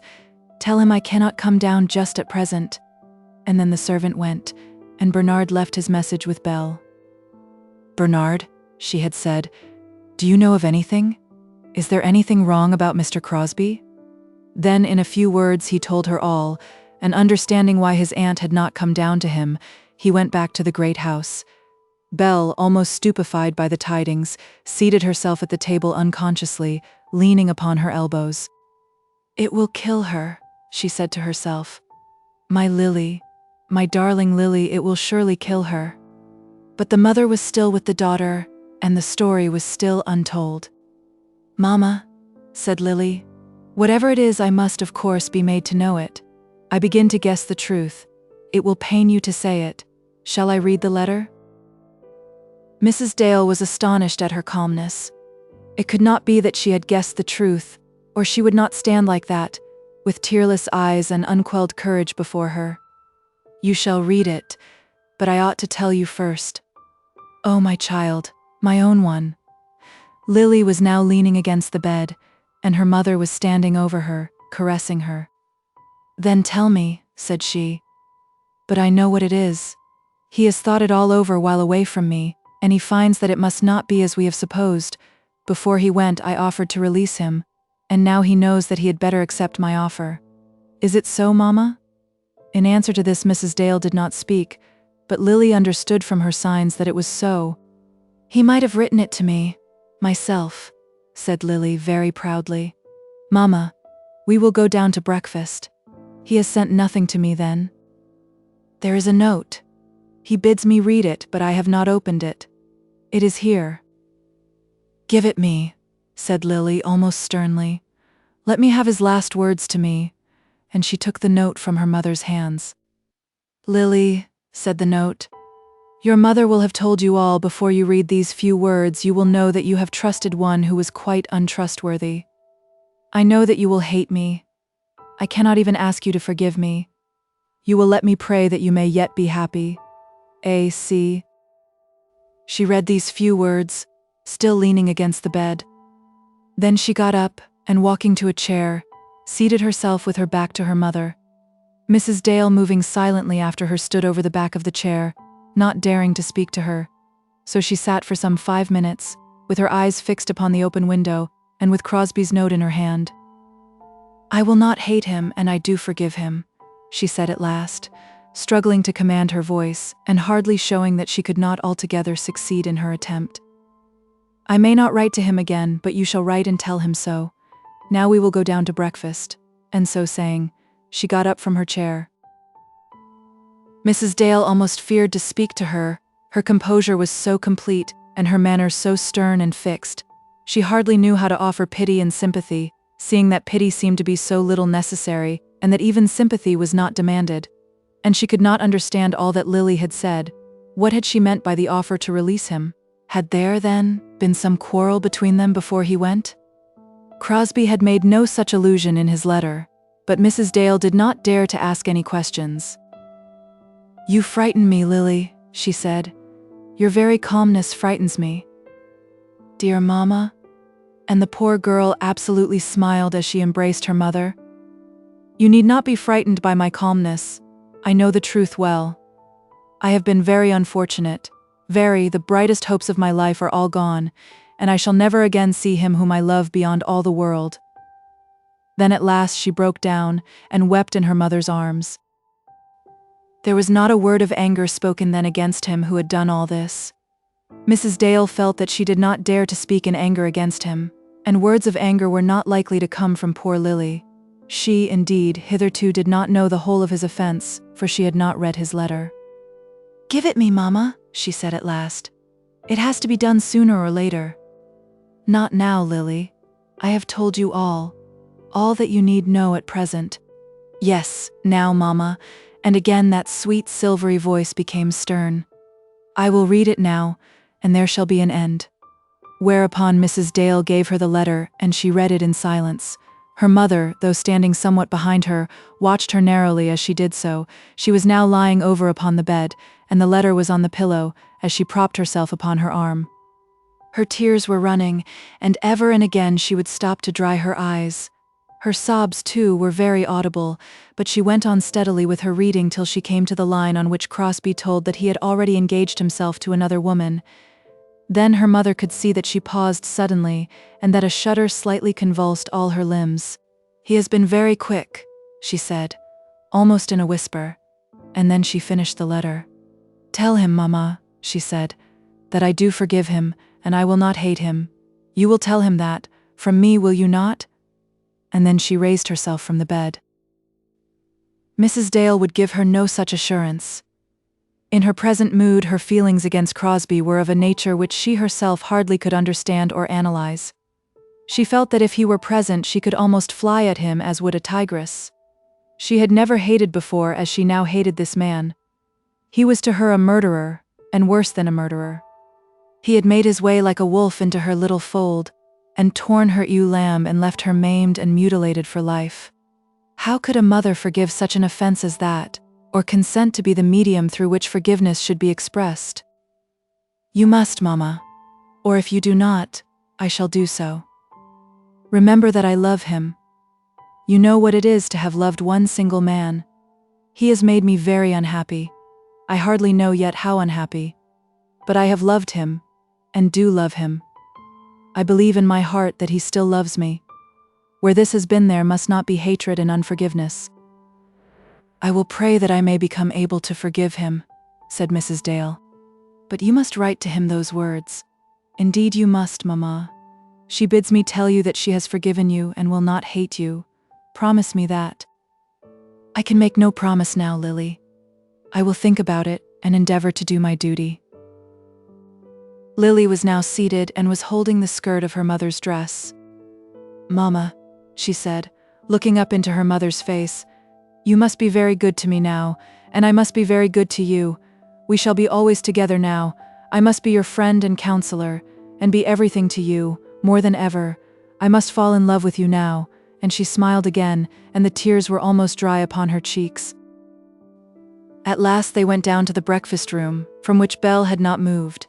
Mrs. Dale entered the room first, and Lily followed, hiding herself for a moment behind her mother. Then she came forward boldly, and taking Belle in her arms, clasped her close to her bosom. "Belle," she said, "he has gone." "Lily, Lily, Lily," said Belle, weeping. "He has gone. We shall talk it over in a few days and shall know how to do so without losing ourselves in misery. Today we will say no more about it. I am so thirsty, Belle. Do give me my tea." And she sat herself down at the breakfast table. Lily's tea was given to her and she drank it. Beyond that I cannot say that any of them partook with much heartiness of the meal. They sat there, as they would have sat if no terrible thunderbolt had fallen among them, and no word further was spoken about Crosbie and his conduct. Immediately after breakfast they went into the other room, and Lily, as was her wont, sat herself immediately down to her drawing. Her mother looked at her with wistful eyes, longing to bid her spare herself, but she shrank from interfering with her. For a quarter of an hour Lily sat over her board, with her brush or pencil in her hand, and then she rose up and put it away. "It is no good pretending," she said. "I am only spoiling the things, but I will be better tomorrow. I'll go away and lie down by myself, Mamma." And so she went. Soon after this Mrs. Dale took her bonnet and went up to the great house, having received her brother-in-law's message from Belle.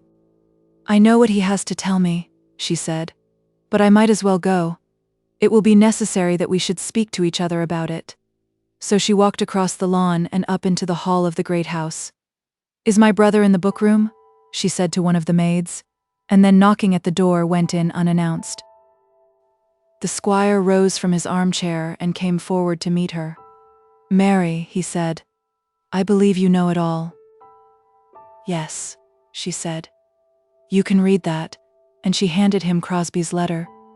How was one to know that any man could be so wicked as that? "And she has heard it?" asked the squire. "Is she able to bear it?" "Wonderfully. She has amazed me by her strength. It frightens me, for I know that a relapse must come. She has never sunk for a moment beneath it. For myself, I feel as though it were her strength that enables me to bear my share of it." And then she described to the squire all that had taken place that morning. "Poor child," said the squire. "Poor child. What can we do for her? Would it be good for her to go away for a time? She is a sweet, good, lovely girl, and has deserved better than that. Sorrow and disappointment come to us all, but they are doubly heavy when they come so early." Mrs. Dale was almost surprised at the amount of sympathy which he showed. "And what is to be his punishment?" she asked. "The scorn which men and women will feel for him. Those, at least, whose esteem or scorn are matters of concern to anyone. I know no other punishment. You would not have Lily's name brought before a tribunal of law?" "Certainly not that. And I will not have Bernard calling him out. Indeed, it would be for nothing. For in these days a man is not expected to fight duels. You cannot think that I would wish that. What punishment is there then? I know of none. There are evils which a man may do, and no one can punish him. I know of nothing. I went up to London after him, but he contrived to crawl out of my way. What can you do to a rat but keep clear of him?" Mrs. Dale had felt in her heart that it would be well if Crosbie could be beaten till all his bones were sore. I hardly know whether such should have been a woman's thought, but it was hers. She had no wish that he should be made to fight a duel. In that there would have been much that was wicked, and in her estimation nothing that was just. But she felt that if Bernard would thrash the coward for his cowardice, she would love her nephew better than ever she had loved him. Bernard also had considered it probable that he might be expected to horsewhip the man who had jilted his cousin, and as regarded the absolute bodily risk, he would not have felt any insuperable objection to undertake the task. But such a piece of work was disagreeable to him in many ways. He hated the idea of a row at his club. He was most desirous that his cousin's name should not be made public. He wished to avoid anything that might be impolitic. A wicked thing had been done, and he was quite ready to hate Crosbie as Crosbie ought to be hated. But as regarded himself, it made him unhappy to think that the world might probably expect him to punish the man who had so lately been his friend. And then he did not know where to catch him, or how to thrash him when caught. He was very sorry for his cousin, and felt strongly that Crosbie should not be allowed to escape. But what was he to do? "Would she like to go anywhere?" said the squire again, anxious, if he could, to afford solace by some act of generosity. At this moment he would have settled 100 a year for life upon his niece, if by so doing he could have done her any good. "She will be better at home," said Mrs. Dale. "Poor thing. For a while she will wish to avoid going out." "I suppose so." And then there was a pause. "I'll tell you what, Mary. I don't understand it. On my honor, I don't understand it. It is to me as wonderful as though I had caught the man picking my pence out of my pocket. I don't think any man in the position of a gentleman would have done such a thing when I was young. I don't think any man would have dared to do it, but now it seems that a man may act in that way and no harm come to him. He had a friend in London who came to me and talked about it as though it were some ordinary, everyday transaction of life. Yes, you may come in, Bernard. The poor child knows it all now." Bernard offered to his aunt what of solace and sympathy he had to offer, and made some sort of half-expressed apology for having introduced this wolf into their flock. "We always thought very much of him at his club," said Bernard. "I don't know much about your London clubs nowadays," said his uncle, "nor do I wish to do so if the society of that man can be endured after what he has now done." "I don't suppose half a dozen men will ever know anything about it," said Bernard. "Umph," ejaculated the squire. He could not say that he wished Crosbie's villainy to be widely discussed, seeing that Lily's name was so closely connected with it. But yet he could not support the idea that Crosbie should not be punished by the frown of the world at large. It seemed to him that from this time forward any man speaking to Crosbie should be held to have disgraced himself by so doing. "Give her my best love," he said as Mrs. Dale got up to take her leave. "My very best love. If her old uncle can do anything for her, she has only to let me know. She met the man in my house, and I feel that I owe her much. Bid her come and see me. It will be better for her than moping at home. And Mary," this he said to her, whispering into her ear, "think of what I said to you about Belle." Mrs. Dale, as she walked back to her own house, acknowledged to herself that her brother-in-law's manner was different to her from anything that she had hitherto known of him. During the whole of that day, Crosbie's name was not mentioned at the small house. Neither of the girls stirred out, and Belle spent the greater part of the afternoon sitting, with her arm round her sister's waist upon the sofa. Each of them had a book, but though there was little spoken, there was as little read. Who can describe the thoughts that were passing through Lily's mind as she remembered the hours which she had passed with Crosbie, of his warm assurances of love, of his accepted caresses, of her uncontrolled and acknowledged joy in his affection? It had all been holy to her then, and now those things which were then sacred had been made almost disgraceful by his fault. And yet as she thought of this, she declared to herself over and over again that she would forgive him. Nay, that she had forgiven him. And he shall know it too, she said, speaking almost out loud. Lily, dear Lily, said Belle, turn your thoughts away from it for a while if you can. They won't go away, said Lily.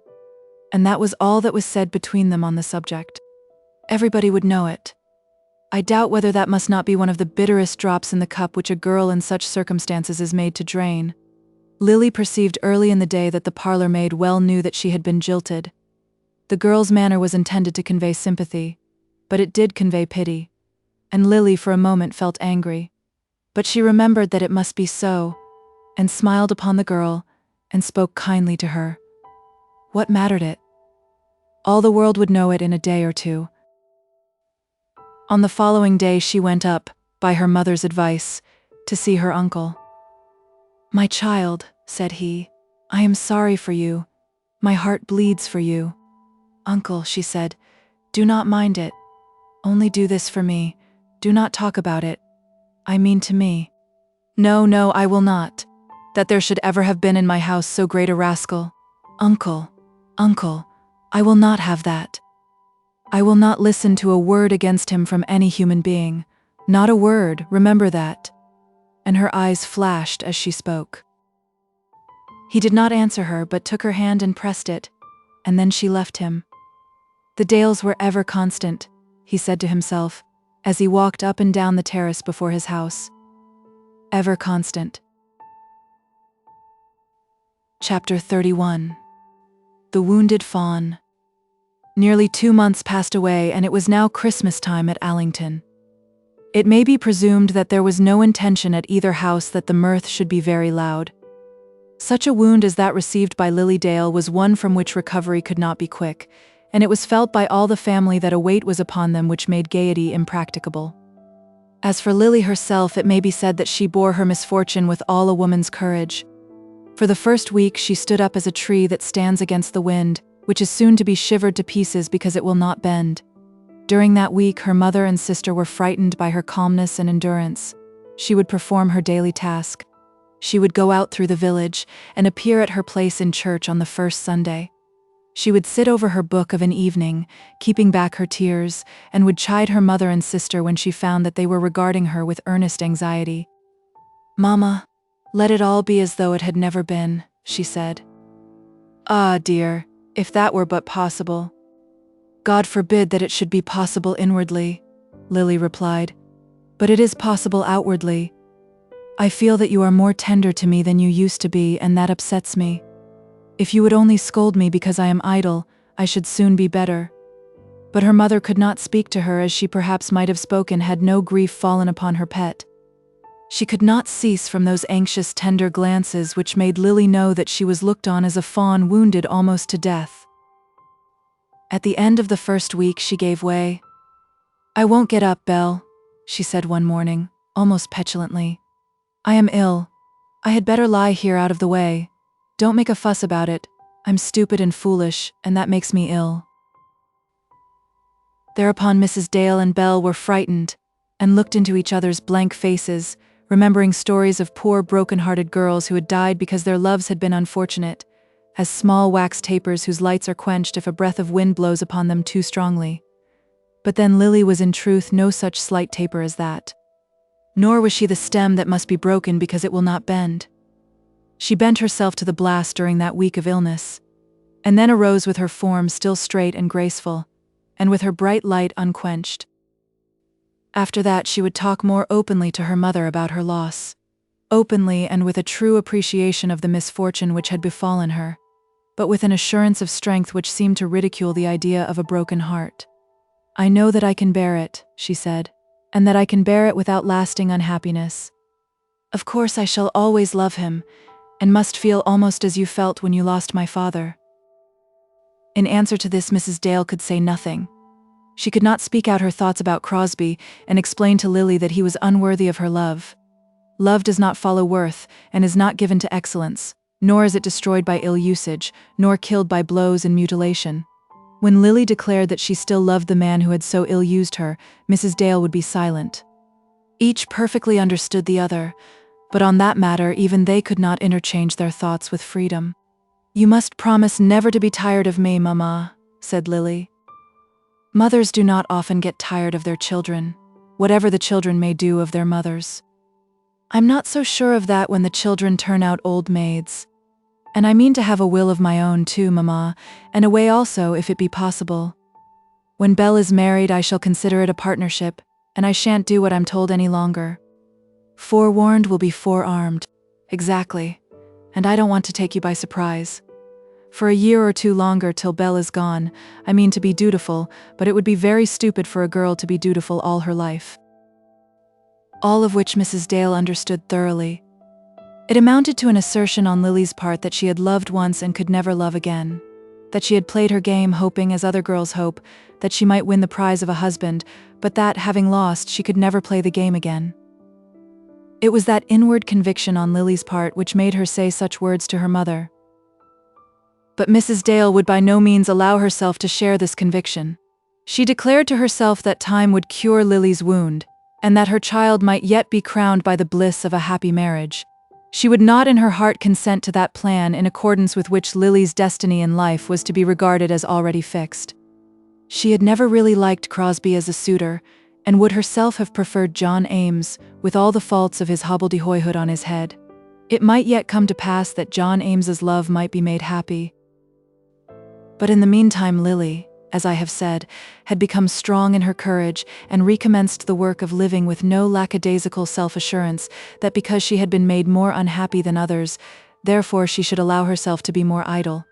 Morning and night she prayed for him, and daily, almost hour by hour, she assured herself that it was still her duty to love him. It was hard, this duty of loving without any power of expressing such love. But still she would do her duty. "Tell me at once, Mamma," she said one morning, "when you hear that the day is fixed for his marriage. Pray don't keep me in the dark."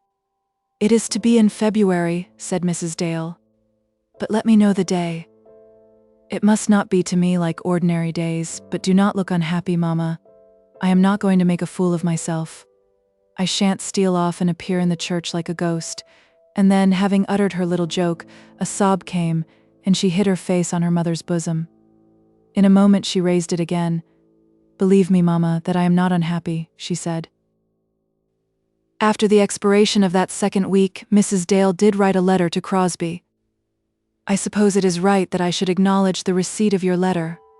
I do not know that I have aught else to say to you. It would not become me as a woman to say what I think of your conduct, but I believe that your conscience will tell you the same things. If it do not, you must indeed be hardened. I have promised my child that I will send to you a message from her. She bids me tell you that she has forgiven you, and that she does not hate you. May God also forgive you, and may you recover his love. Mary Dale." I beg that no rejoinder may be made to this letter, either to myself or to any of my family. The squire wrote no answer to the letter which he had received, nor did he take any steps towards the immediate punishment of Crosbie. Indeed, he had declared that no such steps could be taken, explaining to his nephew that such a man could be served only as one serves a rat. "I shall never see him," he said once again. "If I did, I should not scruple to hit him on the head with my stick, but I should think ill of myself to go after him with such an object." And yet it was a terrible sorrow to the old man that the scoundrel who had so injured him and his should escape scot-free. He had not forgiven Crosbie. No idea of forgiveness had ever crossed his mind. He would have hated himself had he thought it possible that he could be induced to forgive such an injury. "There is an amount of rascality in it," of low meanness which I do not understand," he would say over and over again to his nephew. And then, as he would walk alone on the terrace, he would speculate within his own mind whether Bernard would take any steps towards avenging his cousin's injury. "He is right," he would say to himself. "Bernard is quite right. But when I was young, I could not have stood it. In those days, a gentleman might have a fellow out who had treated him as he has treated us. A man was satisfied in feeling that he had done something. I suppose the world is different nowadays." The world is different, but the squire by no means acknowledged in his heart that there had been any improvement. Bernard also was greatly troubled in his mind. He would have had no objection to fight a duel with Crosbie, had duels in these days been possible, but he believed them to be no longer possible, at any rate without ridicule. And if he could not fight the man, in what other way was he to punish him? Was it not the fact that for such a fault the world afforded no punishment? Was it not in the power of a man like Crosbie to amuse himself for a week or two at the expense of a girl's happiness for life, and then to escape absolutely without any ill effects to himself? "I shall be barred out of my club lest I should meet him," Bernard said to himself. But he will not be barred out. Moreover, there was a feeling within him that the matter would be one of triumph to Crosbie rather than otherwise. In having secured for himself the pleasure of his courtship with such a girl as Lily Dale, without encountering the penalty usually consequent upon such amusement, he would be held by many as having merited much admiration. He had sinned against all the Dales, and yet the suffering arising from his sin was to fall upon the Dales exclusively. Such was Bernard's reasoning as he speculated on the whole affair, sadly enough, wishing to be avenged but not knowing where to look for vengeance. For myself, I believe him to have been altogether wrong as to the light in which he supposed that Crosbie's falsehood would be regarded by Crosbie's friends. Men will still talk of such things lightly, professing that all is fair in love as it is in war, and speaking almost with envy of the good fortunes of a practiced deceiver. But I have never come across the man who thought in this way with reference to an individual case. Crosbie's own judgment as to the consequences to himself of what he had done was more correct than that formed by Bernard Dale. He had regarded the act as venial as long as it was still to do, while it was still within his power to leave it undone, but from the moment of its accomplishment it had forced itself upon his own view in its proper light. He knew that he had been a scoundrel, and he knew that other men would so think of him. His friend Fowler Pratt, who had the reputation of looking at women simply as toys, had so regarded him. Instead of boasting of what he had done, he was as afraid of alluding to any matter connected with his marriage as a man is of talking of the articles which he has stolen. He had already felt that men at his club looked askance at him, and, though he was no coward as regarded his own skin and bones, he had an undefined fear lest some day he might encounter Bernard Dale purposely armed with a stick. The squire and his nephew were wrong in supposing that Crosbie was unpunished. And as the winter came on, he felt that he was closely watched by the noble family of de Courcy. Some of that noble family he had already learned to hate cordially. The Honourable John came up to town in November, and persecuted him vilely. Insisted on having dinners given to him at Sebright's, of smoking throughout the whole afternoon in his future brother-in-law's rooms, and on borrowing his future brother-in-law's possessions, till at last Crosbie determined that it would be wise to quarrel with the Honourable John, and he quarrelled with him accordingly, turning him out of his rooms, and telling him in so many words that he would have no more to do with him. "You'll have to do it, as I did," Mortimer Gaisby had said to him.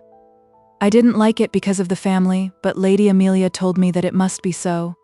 Whereupon Crosbie took the advice of Mortimer Gaisby. But the hospitality of the Gaisbys was perhaps more distressing to him than even the importunities of the Honourable John. It seemed as though his future sister-in-law was determined not to leave him alone. Mortimer was sent to fetch him up for the Sunday afternoons, and he found that he was constrained to go to the villa in St. John's Wood, even in opposition to his own most strenuous will. He could not quite analyze the circumstances of his own position, but he felt as though he were a cock with his spurs cut off, as a dog with his teeth drawn. He found himself becoming humble and meek. He had to acknowledge to himself that he was afraid of Lady Amelia, and almost even afraid of Mortimer Gaisby. He was aware that they watched him, and knew all his goings out and comings in. They called him Adolphus, and made him tame. That coming evil day in February was dinned into his ears. Lady Amelia would go and look at furniture for him, and talked by the hour about bedding and sheets. "You had better get your kitchen things at Tompkins. They're all good and he'll give you 10% off if you pay him ready money, which of course you will, you know." Was it for this that he had sacrificed Lily Dale? For this that he had allied himself with the noble house of de Courcy? Mortimer had been at him about the settlements from the very first moment of his return to London, and had already bound him up hand and foot. His life was insured and the policy was in Mortimer's hands. His own little bit of money had been already handed over to be tied up with Lady Alexandrina's little bit. It seemed to him that in all the arrangements made the intention was that he should die off speedily, and that Lady Alexandrina should be provided with a decent little income, sufficient for St. John's Wood.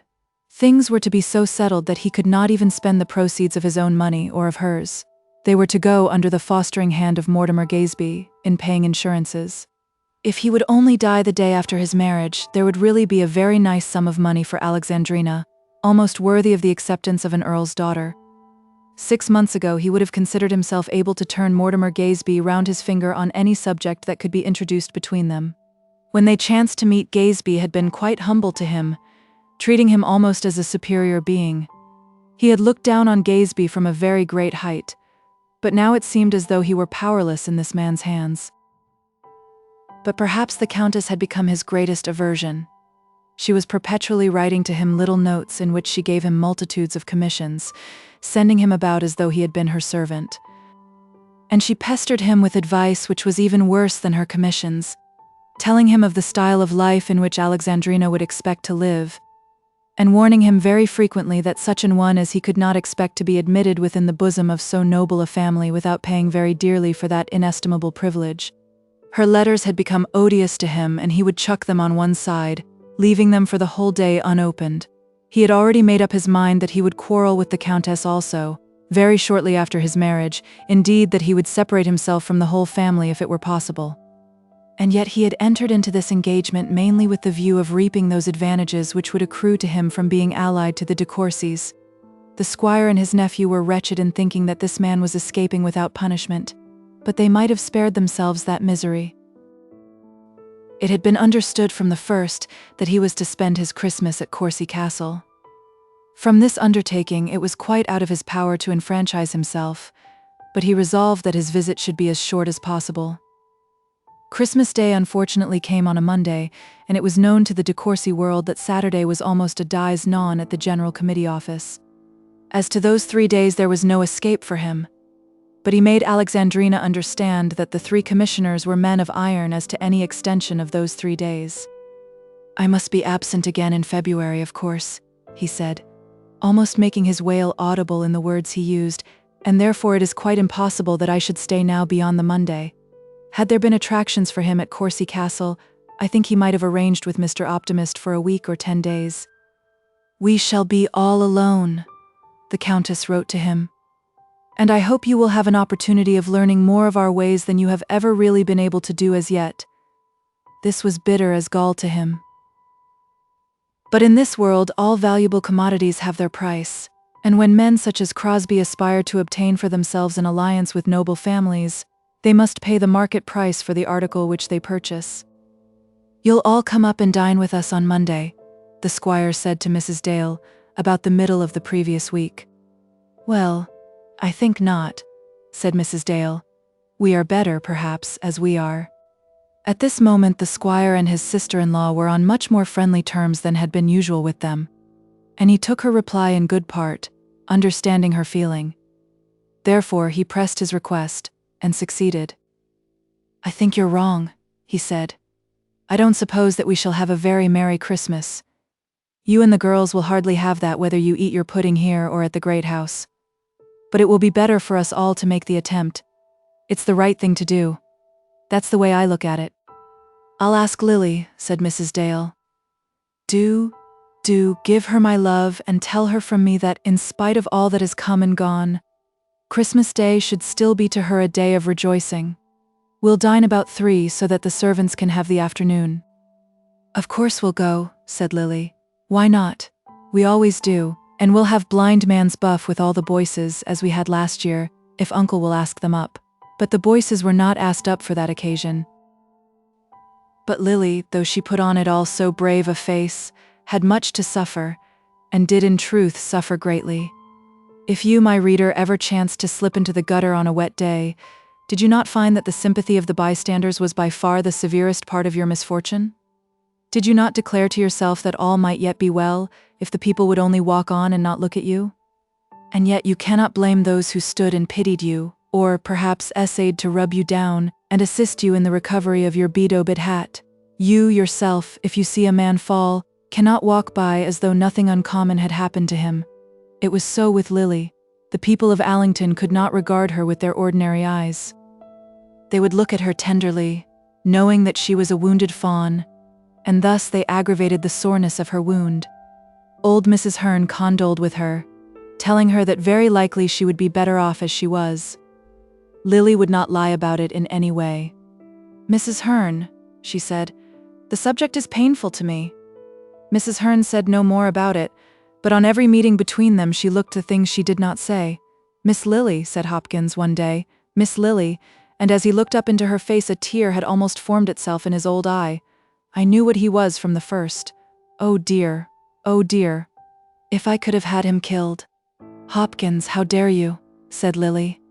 "If you speak to me again in such a way, I will tell my uncle." She turned away from him, but immediately turned back again, and put out her little hand to him. "I beg your pardon," she said.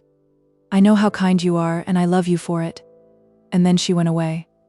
"I'll go after him yet and break the dirty neck of him," said Hopkins to himself, as he walked down the path.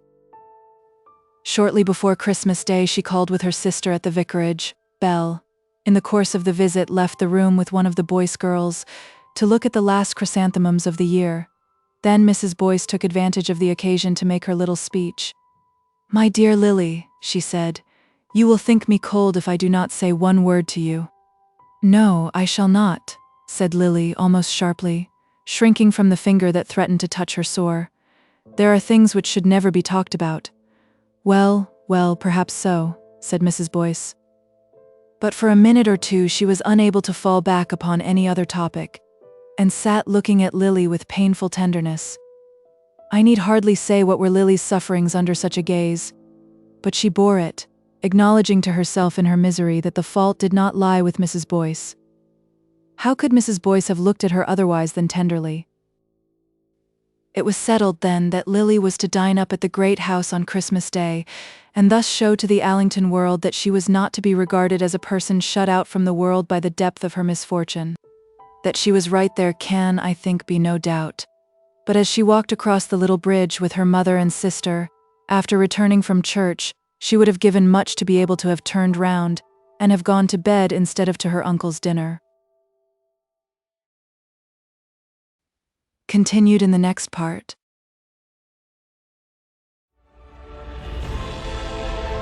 A whole galaxy to go.